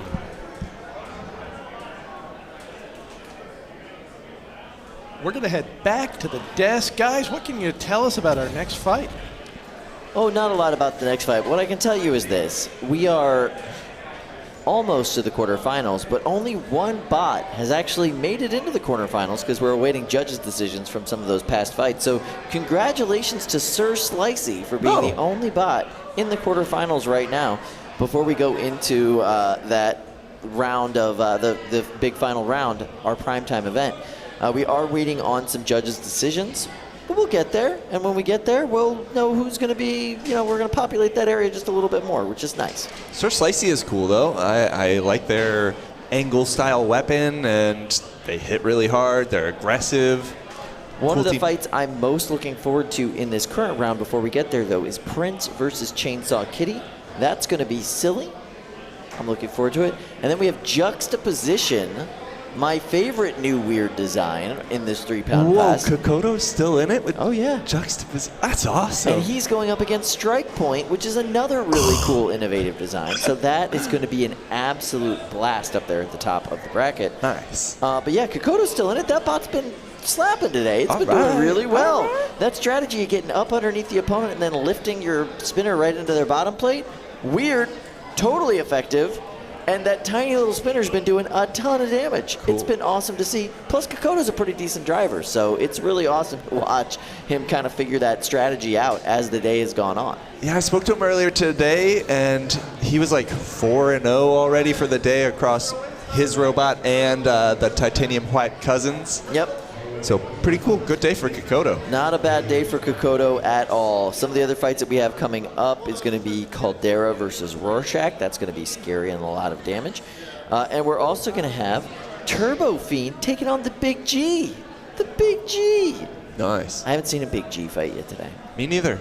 Me neither. And just one Turbo Fiend fight. Yeah, just one Turbo Fiend fight. Someday, Turbo Fiend Mako... That's happened. Fighting in the... There's been a Papazian match. Was it in primetime? Yes. So top 8. Okay, well, my bad. Yes, and Mako won. Yeah, okay. Yeah. Oh, and he said he would. They both said that he would, yes. She fully admitted, she was like, I'm not optimized to beat my brother. He's going to win. And he did. Pretty handily. I don't know. Turbo Fiend was really impressive in the one fight I saw. Yes, it's just got a lot of surface area. You know what I mean? Like a lot of visible, easy to hit, big wide surface area up top. And if you make your forks just the right length, you're going to slam into that every single time if you're a bot like Mako. So it's, rock, paper, scissors is a part of our sport. And that is definitely a paper to Mako's scissors. It seems like, Julian from Mako is kind of the designer for both of them. So Correct. I wonder if that's by design. Yeah, I'd probably say that has something to do with it for sure. But yeah, Mako's an amazing bot. It's won a lot of competitions. It's definitely designed to take out bots with big top surface areas. That's just kind of how it's put together, It's the whole thing. Yeah, we're slowly but surely making our way through this part of the bracket. We are currently waiting on 2 judges' decisions. And then we'll see how it goes. Oh, wait, now we're coming up. We have a judge's decision. One just came in, literally right now. Are you ready? I'm ready. All right, so in the fight between Bean Supreme Refried versus Drumder Child, your winner by judge's decision, Bean Supreme Refried. All right. Congratulations to them. So they are moving on. They will face either Turbo Fiend or Big G in the next round. That doesn't sound fun for them, but you know, they do get to move on. They do get to be in prime time, so that's nice. Yeah. All right, Kyle, let's go to Cage 2 where we've got a fight loaded in, and let's go to the booth where they will call this fight. How nice. Thank you, Sam. I'm excited to see how this goes. Caldera versus Rorschach. Caldera, of course, a perennial heavy hitter, but Rorschach, for their first showing here, has been doing fantastic work. Two really great executions of their respective designs. Caldera, a very optimized horizontal spinner. And like you mentioned, Rorschach coming in first time with a great vert. Yeah, kind of minor threat-esque style. You can see that's a big front wedge. Going to be great against Caldera. 2, 1. Fight, robots. Assuming, of course, they drive well. Caldera has had some odd bugs today. Wow, Caldera going absolutely flying time and time again. Big hits. That wedge feeding the weapon on Caldera perfectly into the weapon on Rorschach. The power of Rorschach is impressive as Caldera is basically running away. And I can't, wow! There's a massive hit for you. I want to see how that wedge is on the front of Rorschach, but right now the weapon's down. Yeah, the weapon was not happy with that last engagement, and it is tweaked. Oh, Caldera is going to need to use an unstick here. Unstick has been used. They're going to have to be very careful. Almost any hit from the weapon on Caldera could result in them going flying and getting stuck again. Rorschach with the wedge is primed here to get Caldera stuck again. They almost did a couple times. Caldera also can get stuck in the wall just from the power of their weapon. That has happened before. Uh-oh. Oh, they're able to get back out of that position. They have that backside dialed in, so that shouldn't happen. You never know, though. Weird things happen. A minute and a half left, and Rorschach knows what they have to do. Caldera trying to prevent it. You can hear Caldera has not spun their weapon up full blast.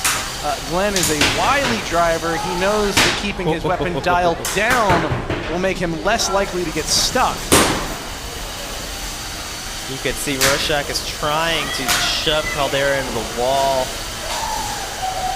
Anything they can do to get them stuck.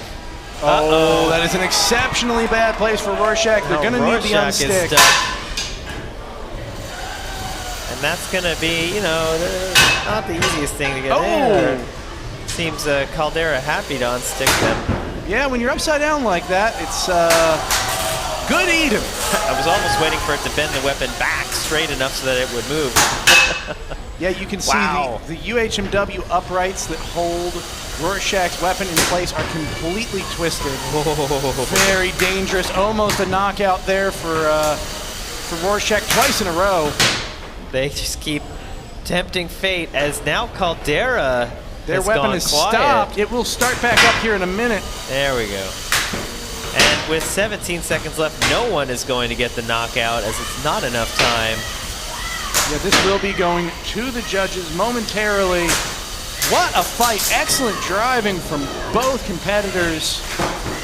But this is where the durability of Caldera really shows through. You don't get this far in the sport and to this level of competition without knowing how to build a robot that's really hard to break. And you could see at the end there, it looked like Rorschach lost a side of drive as well, but quite a good first showing for that robot, and Caldera showing what 10 events can do to your durability. We are going to jump right over to another 3-pound fight in Cage 6. Just loading in, Juxtaposition is going to be fighting Strike Point. Strike Point, one of the more controversial designs in this event. It came in with a lot of interesting configurations. It's not using those in this fight, but congratulations to Strike Point for really pushing some of our rules boundaries earlier in the day and in the weeks leading up to this event. Juxtaposition, really 5, interesting configuration. 4, I'm interested 3, to see how it works 2, on Strike Point. 1. Fight. Very much a Robots 4-5. fight. Oh, slow and troublesome issues. There it is. Wow, that is quite a hit. This is a new configuration for Juxtaposition than I have seen. Yeah, I haven't seen this in play either. I don't know that we will. One of its legs has been chopped off already. It's upside down. It's not moving. Not doing much. Just a gentle little nibble on that one. Strike Point looks like a bird Really hesitantly eating food. It's pecking at the rice to see if its stomach's going to explode. Kodo looking a little, maybe overwhelmed is the right word.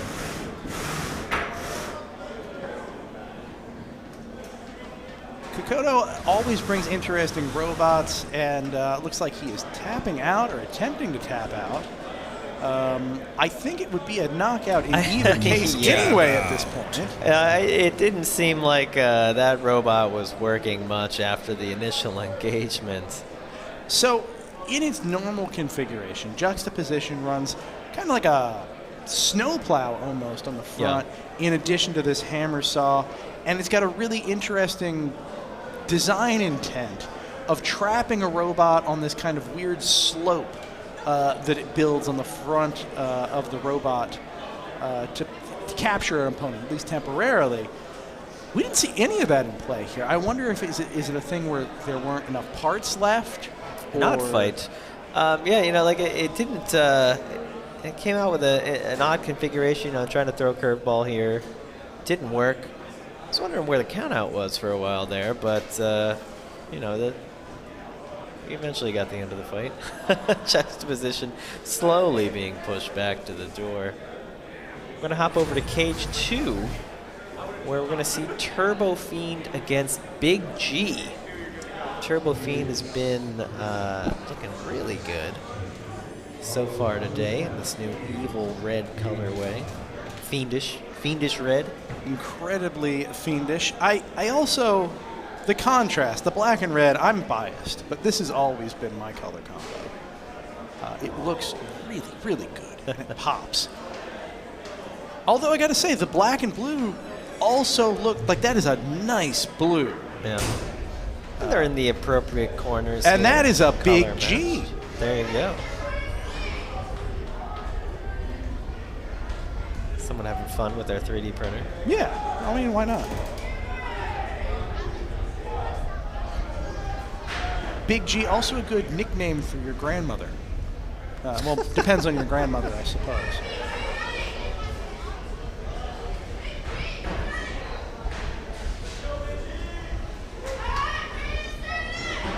Five, pretty excited 4, on this one. 3, 2, 1. Fight. Robots fight. Away we go. Wow, it's just terrifying noises coming out of this cage.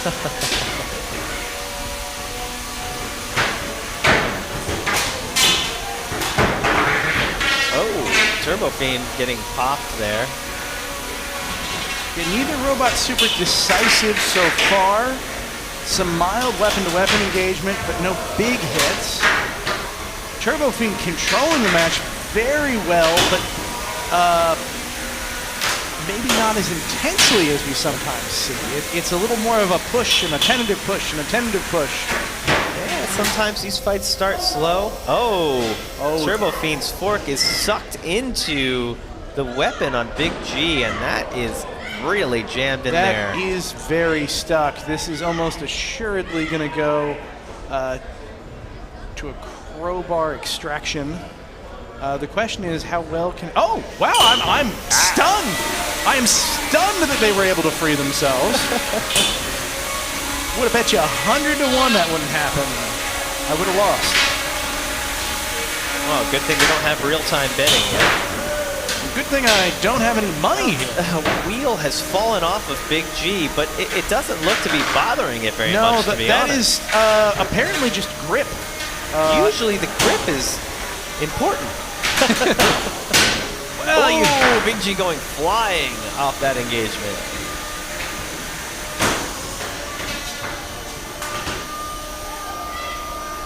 A good pin from Turbo Fiend and some... Turbo Fiend helping Big G out by lightening the robot slightly. Giving a little extra ground clearance on that side where they lost the tread. Turbo Fiend really showing a lot of what we've seen today as the fight goes on, more and more control. You know, Big G getting hampered a little bit with that tread loss. Not as much as I might expect, but it is showing here as Turbo Fiend getting more and more engagements. The weapon now on Big G really just not working. It spins slowly.